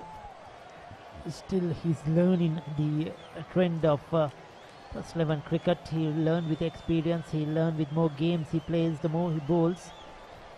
And this is a good challenge for him. Certainly a good challenge. 2 attacking batters in the centre. They are willing to use their feet. They are willing to be aggressive. So that will also provide him the opportunity to try and buy a wicket. No doubt, Ricky. This will be a good test for him. Sanitu using his feet in the previous ball. Good comeback. Yeah, you mentioned that he was bowling fast, didn't he? Only a year ago. It's quite visible that he needs to get through his action a bit more. His front leg, he needs to brace through his front leg and try and finish it. The last 2 deliveries was pretty good. So Wesley, 35 for no loss after 7.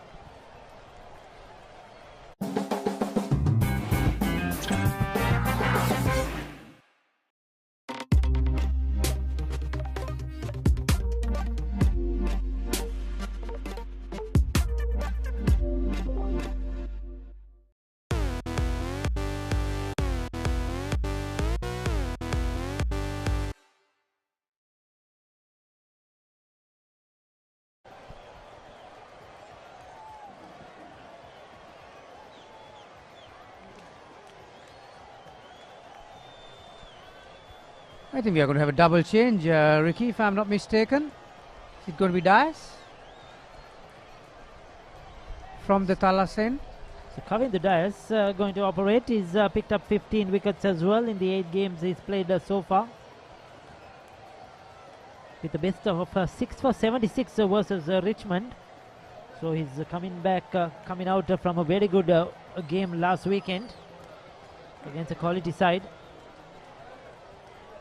So he has won a 5-wicket haul. So this is going to be an interesting challenge. Another young bowler which St. Thomas's have unleashed this season. As you see, 17 years of age.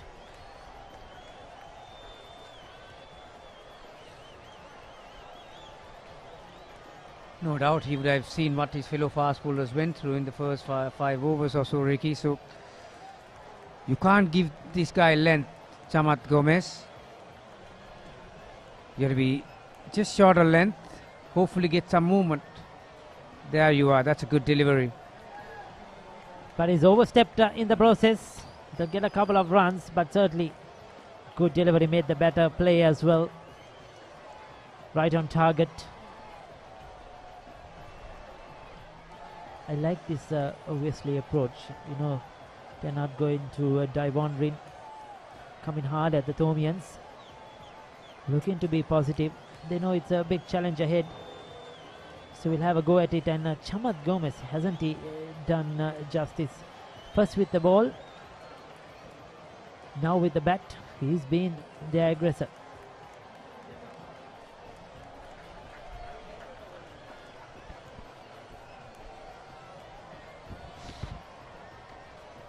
Yeah, opening bowler, opening batter. He's doing everything, isn't he?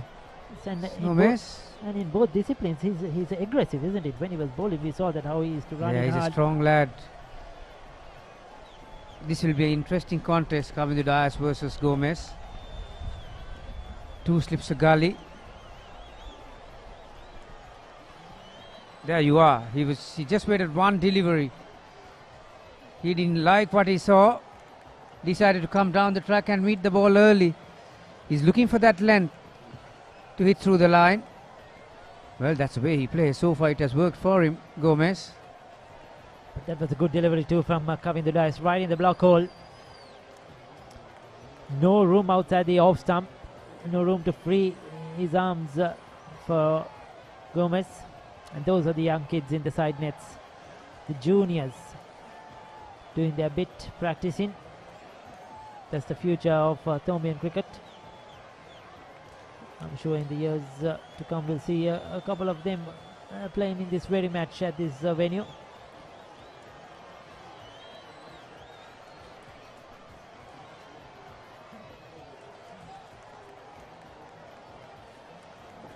Three slips now. Good cricket. St. Thomas is attacking. Oh, that's brilliant in the field. They'll get a single. But good cricket all around. Good looking shot. Good dive in fielding. Thomians are using the Duke ball, I believe, and the beauty of it, Ricky, at times when the ball is new, it doesn't swing, but when it goes about 10th, 12th over, if you know how to maintain the Duke ball, you are going to get some swing. And the other interesting stat that I've just been informed is that Kavin Dudais bowled 14 no balls in the last innings against Richmond. Started off with a no ball here as well. Yep, 6 for 70 odd these figures were, but obviously 14 no ball. So no doubt he didn't have time to work on that because they finished the Richmond match only a few days ago, didn't they? Yes, sir, definitely. So it'll be interesting to see how he found his rhythm, or find his rhythm in this match, and particularly it can work in your head as a fast bowler when you have that no ball problem. You can do all sorts of things during the week to rectify that, but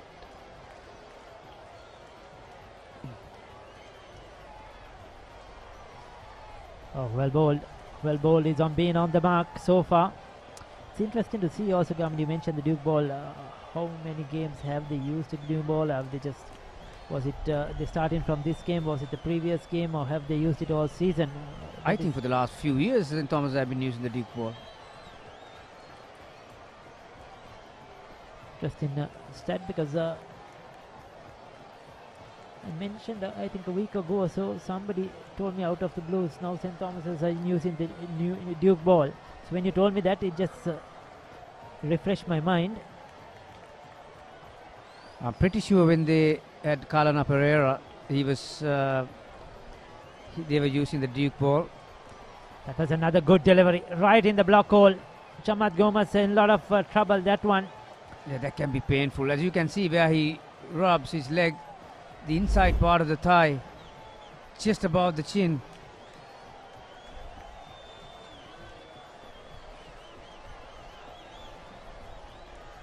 But it hit him on his flush on the pad. Yeah, just below the knee, wasn't it? Yeah, it would have been painful. Definitely, he's down on the ground. Certainly in a lot of pain as the magic spray comes out. But Kavindu Dias is trying to bowl full and straight. Has a nice action, very smooth run up as well. Yeah, he's got a quick arm action. He's nippier than you think, and skidding sort of type, yeah. Certainly. And with that action, it's also surprising that he's bowling a lot of no balls. So while Gomez is having some treatment, we'll see you on the other side of this.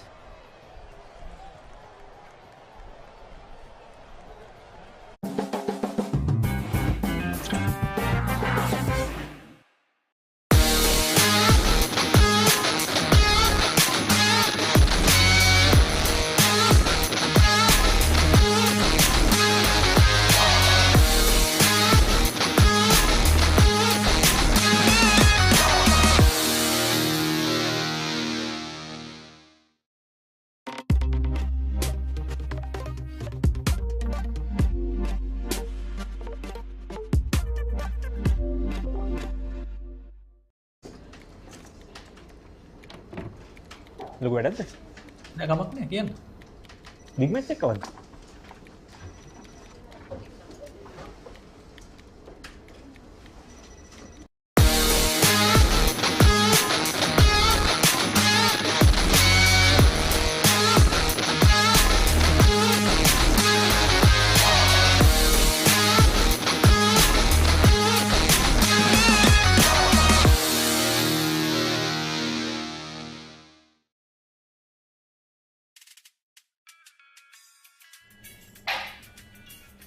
Meeting එක ඉවරද? ඔව් අනේ. Big match එක කවද්ද?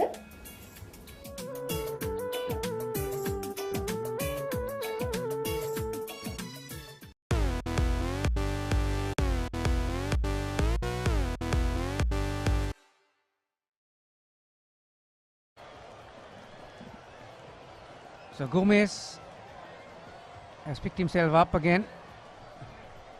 Got that magic spray that you call it, Ricky. He is ready. It'll be interesting to see because he got struck. He was struck on his front foot. So far, his go-to shots have been front foot. Oh, there! Oh, nearly. That was a miss hit.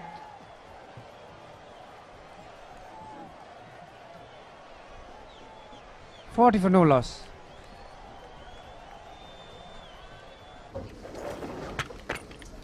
Did you submit the report?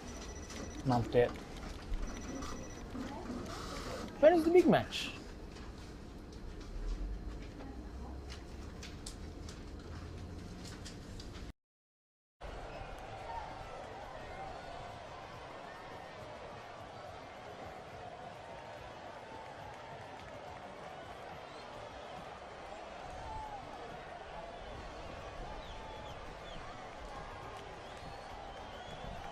So just a 1 over of spin.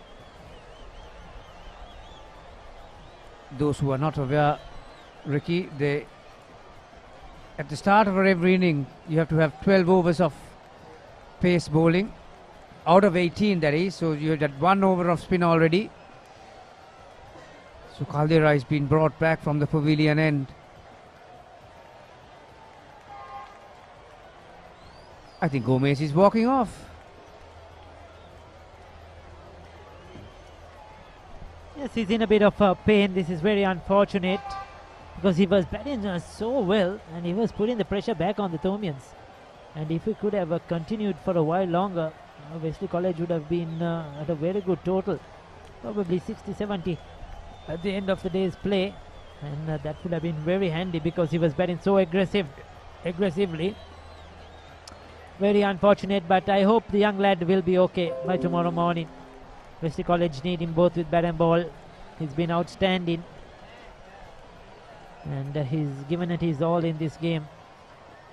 He's a strong lad and I'm sure he'll come out of it quickly. So 40 without loss after 8 overs. So Nathan Caldera brought back into the attack and he'll be relieved to see Gomez going off as well as Rashmika. Amararatna comes in. So some relief for the Thomians too now. Ball into a new batter. So they have the opportunity now to try and get a wicket here because the more settled batter has retired.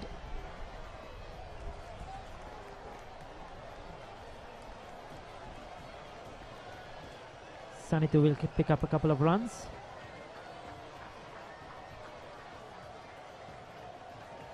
Only about 15 minutes or so earlier that everyone was worried about the light, but suddenly sun is out in force again, so I don't think we'll have any problems with the light. So it's good for both teams that they'll be able to get the 100 overs that are allotted for a day. What's the cut-off time, Ricky? 5:40, isn't it? 5:40, that's right. We started at 9:30.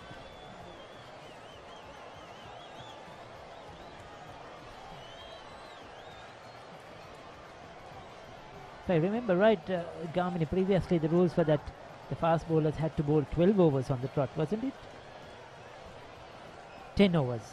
Okay, so that has been changed now to 18 and they have to bowl 12 overs out of that, is it? Yeah, I think that's not a bad change at all because spinners also need to get used to new ball at times, and so it's 12 out of the first 18. Still getting enough swing. Good looking shot, but there's cover and protection at mid-on. Sanitu looking good as well. Sanitu Amarasinghe, the captain. Yeah, the problem with him is that Ricky, he's not all feet, is he? He just stands and delivers, Sanitu. He's a tall lad, but he's not really pressing forward to get close to the ball. So if the ball does move off the track, it will cause him some problems. Interesting, the two fast bowlers are the two opening batters for Wesley. Sunny to bowl first change.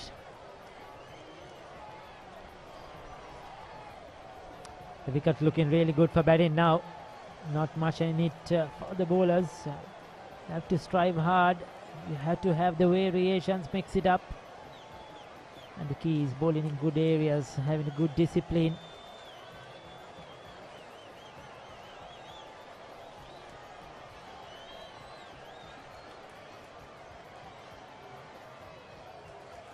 Oh, that was a good delivery. Good delivery. He was looking to steer that away over the slip cordon. A very dangerous shot indeed. He's lucky. Sanitu Amarasinghe. It was not good batting. The good old coaches used to say that's a nothing shot. That was a nothing shot. I don't think his intention was to help it along. It just got beaten. His weight was on the front foot. He doesn't transfer his weight onto the back foot. It's a good thinking by Caldera. Better over from him. 42 for no loss.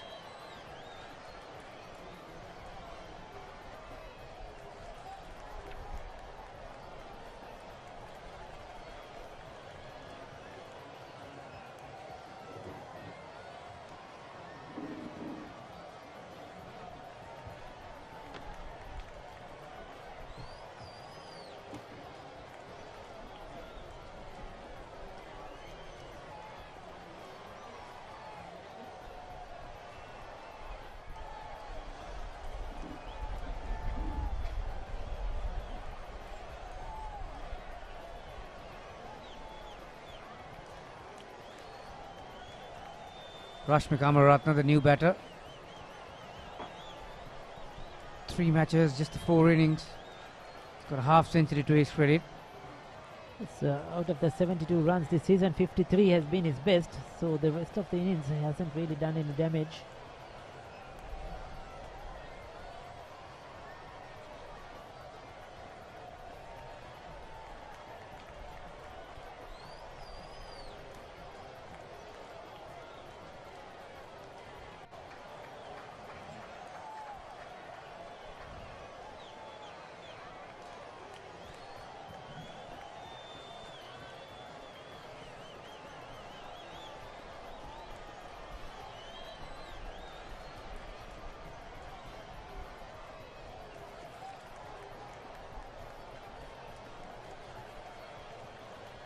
St. Thomas is attacking with those 3 slips and a gully. Really looking to get some wickets here. The length was good, but the line was slightly wrong. Just strain on the pads. Comfortable 2 runs. He won't mind that to get off the mark. Yeah, Dias is bowling to a very strong offside field here, Ricky. 7 on the off, just the mid-on and long leg. So the wicketkeeper had to do the chasing. There's a lot of real estate on the leg sides, particularly in front of the wicket and just behind. So I'd like to see him drag his length a bit back, to get that 3 slips come into play, make the batsman drive outside that off stump. Yeah, I think his stock ball will probably leave the right-hander's outside edge, but it's not just swinging for him.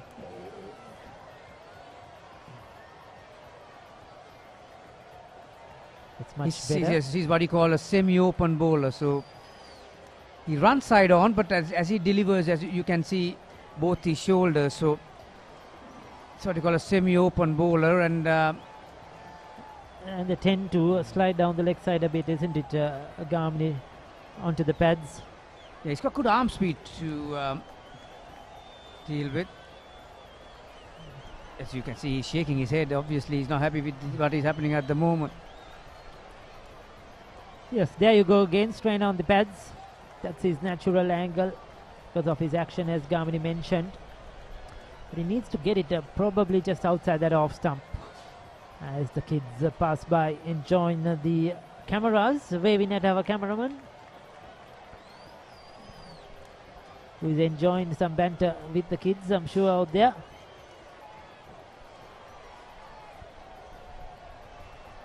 How lucky are they? At this age, you're on TV.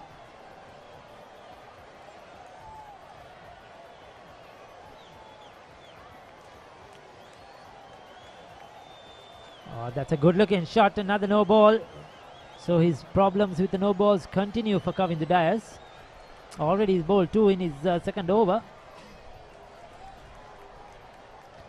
Seems like each and every over he bowls there is a no ball. You said he bowled 9 in the last game, was it? 14. 14.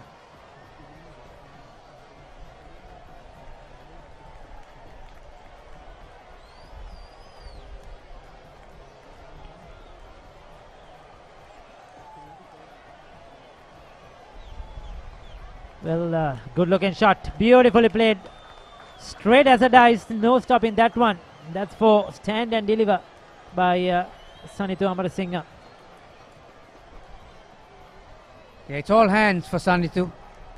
And that boundary brings Wesley Heights 50. Have a look at this.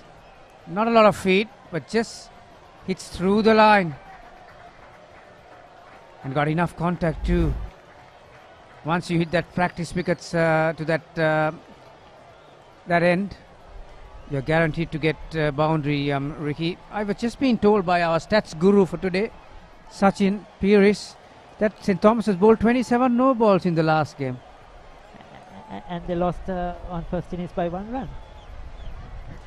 That definitely made a huge impact indeed, I'm sure, at the end of the day.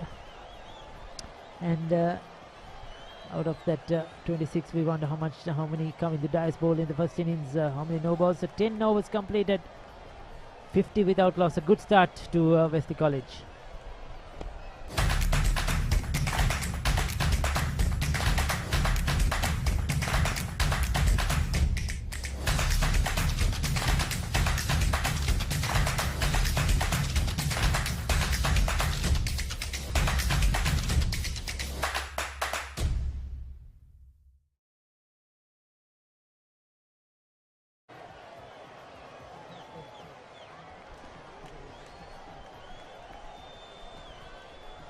So Rashmika will take guard. Amarasinghe and Amara Ratna, the two batters.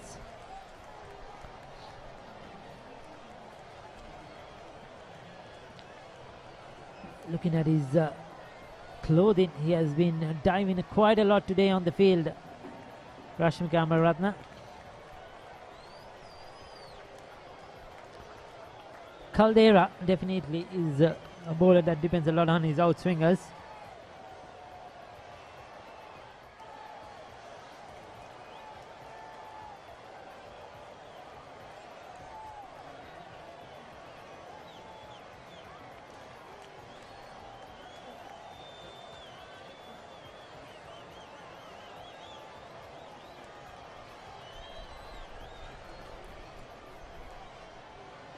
Well bowled, well bowled. It's moving around in his crease quite a lot, Rashmika Amaratna. Yeah, we were talking about the Duke ball before, Ricky. I think this is about the time when you get few hits on that ball and suddenly it starts to swing.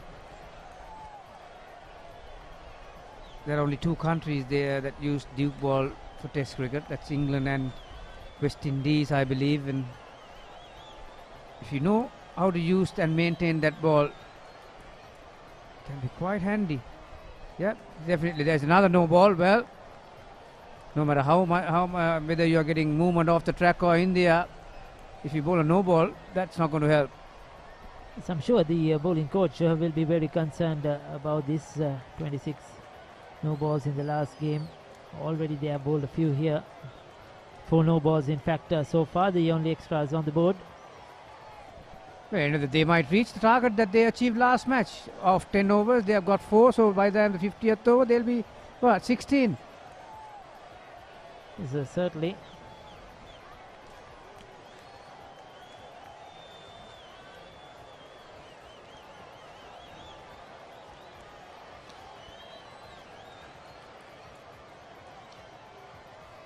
Since the retirement of Chamat Gomez with that slight injury to his leg, the scoring has dropped a bit, and St. Thomas's won't mind that. Trying to pick back the Wesleyite batters. as the side net's been used for the junior cricket, the 13s and the 15s.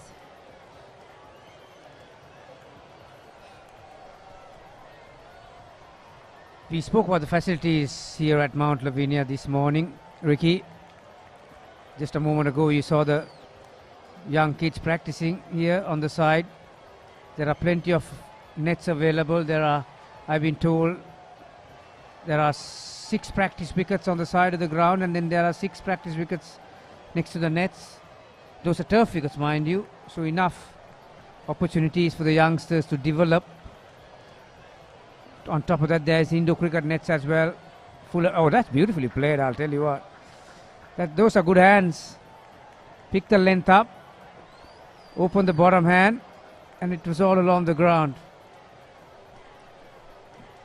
That's well played, good control. There's a lot of opportunities as well. A couple of weeks ago they had the under 11 cricket carnival where kids are divided into their houses. As you see the pictures on our screens, brought to you by Papare.com. The boys are finishing the practices, going home now. So the cricket carnival gives the opportunity for all the youngsters who are keen to play cricket to come out there, divided into their houses. And 4 pitches here at the big club grounds, and a very, very interesting contest between the juniors. Some of them who like the game, who want to play the game, will go on, will continue, and some of the good ones, the potential ones, will be recognized, will be selected. So these are the opportunities here at St. Thomas's with all these facilities for one to shine.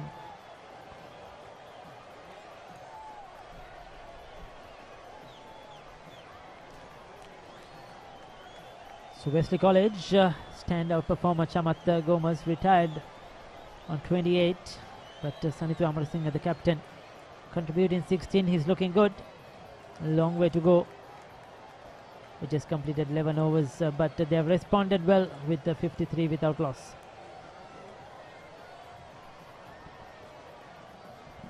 Four bowlers been used by St. Thomas's. Akash 3 overs for 14. Nathan 5 overs for 25. Abid just a solitary over of spin so far, and Kavindu 2 overs for 13. So yet to pick up a wicket. 4 no balls. That's a talking point as far as St. Thomas's bowlers are concerned. So we are going to have spin from the other end as well. It's a beautiful evening here at Mount Lavinia, Ricky. Sun is out still. A slight breeze across. Not a bad time to head to the beach. Definitely, definitely. This time of the day, certainly. Wonderful to visit the Mount Lavinia beach now. It's well looked after. Very clean, as well maintained the beach too. So Charu Kapiri sees it. So opportunity now, I think, for the spinners to bowl a few overs. Yeah, good to see that he's not afraid to attack. He's got 2 fielders on either side in front of the bat. He's got a slip, point, extra cover mid-off on the offside, and 2 on the onside, along with the sweeper down at deep square leg. Slightly a flatter trajectory, but you might have to do that on a track like this, Ricky. It's just a matter of getting his length right, because this is a slow track, so you need to get the correct speed. Yes, he's quite a handy bowler, Charu Kapiri, but that's a good shot. Sathasivam Amarasinghe not afraid to take the aerial route, not afraid to go downtown, and he's looking to score runs at every opportunity. Saw it floated up, just went through with a shot, clearing the mid-on fielder. Yeah, again, it wasn't the worst delivery, was it? It's good length, it was in line with the stumps. At times, as a spinner, Ricky, you need to understand that you're going to get hit for a good ball, and that was a good ball. So Charu Kapiri needs to keep his head and try and bowl that delivery back again, that on that same spot, and ask him for the batsman to go over the top again. It's very important for a spinner, especially as a youngster, that sometimes they can get carried off once a batsman comes down the track and hits you over your head. that they think it's a bad ball and they try to do different things and they can err in line and length. Yes, Charu Kapir is also is a partnership breaker. He's been very handy with the ball, even in the last season. Comes in and picks up those crucial wickets. Can keep the runs tight as well. If you saw his figures, he's done well with the ball. He's picked up 6 for 66 versus Mahinda College. That means he's certainly improved a lot in his bowling.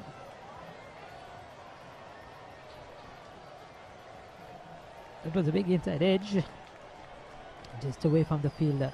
12 overs completed, 58 without loss.